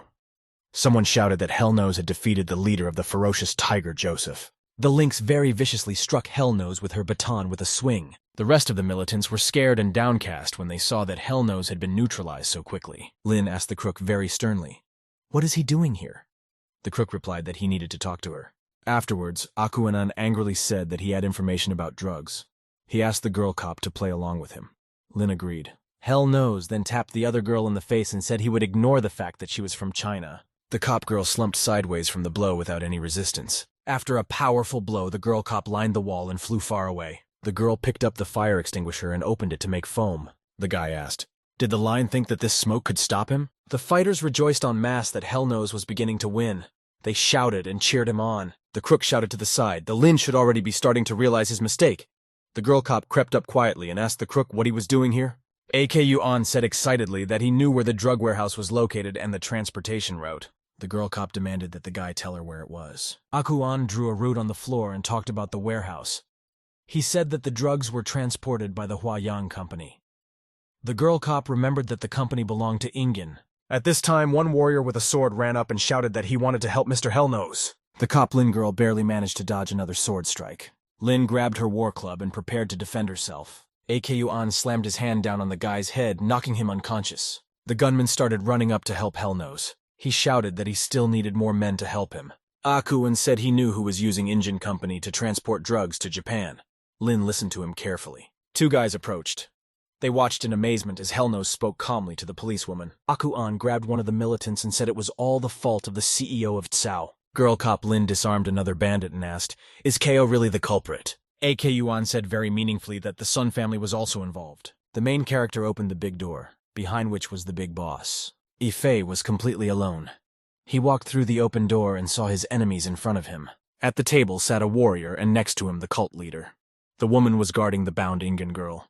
The protagonist menacingly demanded of the warrior that he return his woman. Xianjie continued to play at the board. He asked with interest, "What woman did Yifei ask?" The warrior said Burkut has many women. He's not easy to catch. That's why the trap was set. Xianxi explained that they had to split up the main character's entire team. Yifei ended up losing his battlefield support in the form of girlfriends. Because of the separation, the protagonist broke up unaided. Xianjie looked at the protagonist and said menacingly, "He was left completely alone." The protagonist looked menacingly at his opponent and wanted to ask him something. Yifei decided to waste no time. He accelerated and ran towards the cult leader. The protagonist decided to attack from the get-go. At this time, the supreme boss and Xianjie calmly continued to play. The cult leader defended his subordinate in time. He grabbed Yifei's arm with his hand. The protagonist was scared and surprised that he couldn't do anything about it. The head boss laughed and told Burkut not to worry too much. The cult leader instructively said to be silent when Yifei was watching the game on the board. After that, the main boss threw the protagonist far away into the wall. The supreme leader shouted menacingly and calmly for Burkut to scram. The man stood up and said that he was the indestructible leader of the Truth Mamu cult. The leader said he is the first man in Japan and an indestructible son of God. The ringleader angrily said that the cult leader of Japan's name is Gensho Akira. On the fourth floor, Sophia tried to hit Takasu and his sidekick Izumo. All the shots that hit the huge guard flew off of him. The man's body was so powerful and resilient that nothing could defeat him. After another projectile flew off, Takasa shouted to Sophia that her weapon couldn't penetrate his defenses. Sophia couldn't attack anymore. She looked worriedly at her opponent. Takasa demanded of his opponent that she admit defeat. The woman looked at her opponent very calmly and pointed her finger somewhere to the side. Takasa suspected something and got worried. He turned his head to the side. A startled and shocked Takasa saw that one of the projectiles had hit the Izumo standing next to him. Sophia was greatly affected by Takasa's reaction to her coworker's death. The man shrieked hysterically that his little star was hurt. Takasa wrapped his arms around the guy hard and yelled for him not to die. Afterward, the man yelled to the guy to give him CPR. Izumo responded to Takase to stay away. Izumo shouted to Sophia to help him free himself, after which the man wrapped his colleague in an embrace. The man could not get free. Takasa looked at his dead coworker and couldn't figure out what was wrong with him. Izumo lay on the ground unmoving. It was obvious that she had died after the hug. Takasa tearfully screamed that he had no more starfish and didn't want to live. Then the formidable opponent smashed the window with a burst of speed and rushed downstairs. Sophia watched in amazement as her enemy decided to self-destruct. Sophia only heard the huge noise of the Takasa falling to the ground. The main character continued to fight with the cult leader at this time. The main boss threw Ifei aside with a strong blow. The guy realized to himself that his opponent only had great strength and nothing special. Concentrating, Ifei made the decision to start attacking first. The protagonist couldn't hit the cult leader. He pulled back from the blow. After that, the guy wanted to hit the main boss again. He calmly dodged. The protagonist activated his fighting skills to enhance his power. Ifei tried to kick his opponent's leg. He still calmly pulled back from the blow. The protagonist got worried. He realized he couldn't just crush the cult leader. Ifei stood on the ground and prepared to try to accelerate once more to attack. The head boss stood perfectly still. Ife's attacks didn't affect him. Xianjie was still sitting at the game board. He told the Golden Eagle that there was no way he could hit the target. Xianxi held a game pebble in his hand and said that the protagonist was finished. The warrior placed the pebble on the game board and said confidently that Burkett would not escape the ambush this time. The cult leader said that he was in Tibet for training. One day he saw his god. He added that he himself had become an all-powerful god and would not miss a single attack. The main boss smiled evilly and turned to the Golden Eagle before attacking. The cult leader accelerated and shouted to the Golden Eagle to meet his death. The protagonist looked fearfully at his opponent and prepared to defend himself. The head boss was beating his opponent with quick punches. Ifei closed in to defend himself. Burkett realized that his opponent's attacks weren't very fast, but he didn't keep up. He decided that he had a reaction problem. The protagonist concentrated. He decided to try again to repel his opponent's attack. Suddenly, the protagonist missed a very hard blow to the head. He didn't have time to defend himself. Burkett was surprised. He realized he could neither attack nor further defend himself. Ifei turned around and noticed that Xianjie was attacking him from behind. The guy thought to himself that he didn't have time to do anything. Xianjie reached behind the protagonist and knocked him in the back with all his might. The warrior asked Burkett if he could feel his reaction slowing down. Xianjie explained that he was using the sacred skill of the cult leader. Then the warrior menacingly said that the trap was created especially for Burkett. He added that the protagonist and his comrades will die here today. Ifei looked angrily at his opponent and asked, "Does he really think there are enough weapons against him?" Xianjie glared menacingly at his opponent and said that he had underestimated him. The warrior asked the protagonist, what made him think he was only using trash against him? At this time, a very dangerous warrior approached the female Sophia from behind. Xianzi said that there are several types of traps. One of them could be a single trap. Xianzi also added that there were serial traps. At this time, Lin and AKUN noticed a dangerous opponent with a sword approaching them. Sophia walked over to the window and looked down at the Takasa that had fallen to the ground. The woman told herself that her mission accomplished. At this time, a dangerous opponent stood behind her. The fighter swung around to strike Sophia with all his might with his fist. Then the woman repulsed the attack in time and prepared to strike back. Sophia knocked her opponent to the ground with a swinging kick. Sophia's blow had no effect on the man. He remained on his feet. Then the warrior decided to launch his attack on the woman. He swung his arm. The fighter made a few professional arm movements to knock Sophia to the ground. Woman very professionally jumped up to defend herself. After another blow, Sophia fell to the floor. Her opponent came up behind her. The man accelerated and swung his arm around to strike Sophia sideways once more. At this time, suddenly, the warrior was firmly grabbed by someone from the side with a hand. The fighter couldn't fight any further. He was firmly gripped by a hand at his side. The man Shu formidably and sternly asked the warrior, where does he attack? At this time, the Copling girl was sitting next to her familiar crook. AKUN shouted fearfully to the policewoman for Ta to be more careful. The guy shoved the girl aside with his hands in a very quick motion. There was the sound of gunfire. Bullets flew from somewhere in the distance. The bullet struck the infernal nose. The cop girl fearfully called out her familiar by name. Some warrior came up from the side and said cheerfully that he was very much surprised. The warrior said judiciously that the aide was indeed a traitor. The warrior looked menacingly at the police lynch and said he would kill them both. The man who approached was the second respected man in the Sun family. He was armed with swords. There was a huge sword sticking out of AKUN's body. The cop girl asked fearfully if he was okay. The warrior launched his swords and said that he was using a special wielding skill. The girl cop prepared to defend herself. She shouted to the warrior that he would not be helped by his swordsmanship. At this time, shots rang out and bullets repelled all the swords flying towards the girl. The warrior looked away with interest and asked who was shooting at them. Aboard the helicopter behind a large rifle sat the father of a police lineman. Lin looked away from the scope and shouted to the warrior to leave his daughter alone. On the other side, the protagonist tried fighting against the main boss. Ife is finding it increasingly difficult to fend off the attacks. He's realized it's completely wrong. The protagonist thought to himself fearfully that something had affected his reaction. The guy tried to stop his opponent's punch with his hand. The head boss's punch missed the protagonist's hand. He couldn't catch it. Here he felt that he was beginning to realize what was going on and why he couldn't fight at full strength. Ife looked around and decided that there must be something in the room that was helping his opponent. The woman watched the protagonist anxiously. She couldn't understand what he was looking at. The boy glanced at the incense smoker standing next to him. He thought it might be the object. The protagonist abruptly shoved off and ran towards the smoker. Ife managed to block the head boss's kick and planted the smoker with his foot. And then the guy kicked the smoker far to the side with all his might. Xianze told the protagonist that he wanted to introduce his coworker to him. Standing next to the warrior and the engine girl was a woman with a mask guarding her. The woman's name was Royal Detonator. She had an S rank.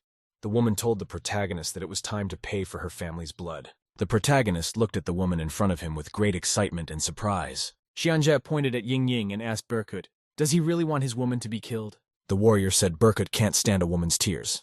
He asked what about his woman's tears. The protagonist silently looked at Shua Ying Ying and wondered what he should do. Berkut then looked angrily at his opponents and prepared to respond. The main character said he wouldn't kill himself and the woman could shoot. Xianze was surprised. The head boss said surprised that Berkut turned out to be really heartless. Xianze formidably commanded the Royal Detonator to kill Ying Ying. The woman boldly put the weapon to Shu's head and prepared to shoot. Suddenly, the Royal Detonator turned her rifle to the side and shot at Xianze. The chief boss was surprised. He looked at the woman, but she did not express any emotion. The gunshot damaged the mask on Xianze's face. The protagonist realized he had a chance. Xianze extended his hand towards the woman with the weapon and wanted to say something. The protagonist abruptly dashed out of his seat to attack the main boss. The cult leader stood still and prepared to fend off another attack. The main boss immediately swung around to knock the main character who ran up. The cult leader looked surprised and noticed that Berkut was able to repel his blow. Ife excitedly thought that after destroying the smoker, the effects of the poison had disappeared. The guy started to run at speed towards the direction of the Xianze warriors. The protagonist prepared to strike his opponent with his arm. Yifei looked closer and noticed that underneath Xianze's ruined mask was a girl's face. The protagonist was surprised to realize that he had seen this girl somewhere before. The guy hit his rival with all his might. Her leg bounced off to the side. Warrioress lands a jab to distance herself from Ifej after a received punch. The woman angrily addressed her charge to the Royal Detonator. The woman very angrily called the Royal Triggerman a traitor. The protagonist tensely thought to himself, where could he have heard the voice of the woman in front of him? Ife realized that he saw a Celestial from the Holy War organization in front of him. Berkut asked the Celestial woman why she kept causing him problems. The woman smiled upon hearing the protagonist's question. She prepared to answer. The Celestial said Li Yifei interfered with her plans, but she didn't lose. Afterwards, the Celestial asked her subordinate why she betrayed her. After all, she was supposed to hate the protagonist. The Royal Detonator stood aside and held the bound engine. The Detonator reported that she hated Ifei just because he couldn't save her father. The woman recalled the explosion that took place 6 years ago in Colombia. The Celestial realized that the explosion could have been set off by the Royal Detonator. The protagonist commanded the Detonator to leave with Injin. The Celestial said, "There are those in her organization who are good for nothing." The woman then turned to the Golden Eagle and said it was time to reveal the final trick of her plan. The Celestial shouted that she would see how the protagonist would handle 2 S-rank soldiers. On the other side of the building, on the 4th floor, a male Shu stood opposite his opponent. Shu glared angrily at the huge fighter who stood beside him. The fighter said that Shu Zhengguo is a young man, and the sniff of Huaxia people is good. He threatened that he would let Shu's daughter die in front of him. Shu cheerfully asked his opponent, "Who is he?" The fighter shouted back that "Stop talking." Shu threw off his shirt and shouted that he was simply joking. Shu told his opponent that he smelled his foul odor, and it was time to take revenge for it.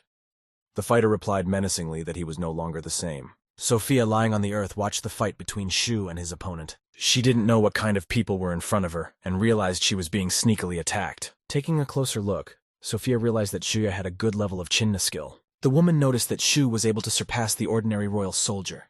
The fighter shouted angrily to his opponent that he would only use his hand. The fighter and his opponent got into a fighting stance and prepared to fight. The rivals began to fight vigorously. Shu immediately rushed to the attack. The man tried to knock the fighter down with a powerful leg kick. He defended himself with his arm. The fighter then swung his only arm to strike his opponent in the head. Shu had time to duck. After that, Shu swung around to immediately strike the fighter with a single blow. The warrior quickly dodged in time and swung his arm at his opponent. Shu looked down and noticed that the man had decided to attack him from below. The fighter swung around and kicked his opponent in the arm with all his might. Shu asked the fighter if the fighter had said he would only use one hand against him. The fighter called his opponent a bastard and shouted that enough talking. And then the warrior tensed his muscles so that his clothes flew apart. The fighter menacingly shouted to his opponent to try and fight him off now. After that, the warrior accelerated and swung around to strike Shuya. At the last moment, the male Shu realized that his opponent had attacked very quickly. On the back of the building, the protagonist was preparing to fight against the Sky Woman. The woman with the weapon along with the engine girl stood nearby and waited for instructions from the protagonist. Ife reminded the royal detonator and Ingen's girlfriend to leave first. The celestial woman shouted menacingly to the protagonist to stand. Ife told his rival that she would not pass. Ife asked his rival, why is she targeting him and those close to him? The woman angrily and irritably asked the guy, is he really mocking her? The celestial said that the protagonist was interfering with her plans and ruining her organization's plans. Berkut recalled all his special operations in which he had participated. The celestial shouted at her rival for undermining her faith. Ife said excitedly to the woman, he didn't mean it then. The celestial screamed that she would not let the protagonist go this time. Insects appeared around her. The woman pointed the bees in Berkut's direction and yelled for him to try this. Ife looked fearfully at the insects flying at him. He wondered what it could be. The boy decided fearfully to himself that he was being attacked with poisoned bees. The protagonist speeds up to get away from a bee swarm flying at him. After that, the guy stopped and decided to try to fight off the flying bees. The protagonist swung around and tried to take down Bee Swarm with an arm punch. Ife was surprised and worried. He looked at his hand carefully. The guy realized his palm was poisoned. He can't block the needles of poisoned bees. He realized his opponent wanted to block his abilities. The protagonist glanced over and noticed the woman speeding up and starting to approach. The celestial rushed in surrounded by the bee swarm. Ife realized that he wouldn't be able to block such a blow. On the backside of the building, a girl cop Lin was preparing to fight her opponent. The girl was standing near the broken window of a building on a high floor. A helicopter was hovering in the air nearby. The girl shouted very excitedly when she saw her father in the helicopter. The man asked Lin Chung's daughter, does she really have a date at this place? The man told the pilot to fly closer. The pilot replied that it was no problem for him. Lin looked closer and saw a fighter on the floor. He asked where the garbage was coming from. The man then jumped out of the helicopter into the building and asked the fighter, did that man disrupt his daughter's date?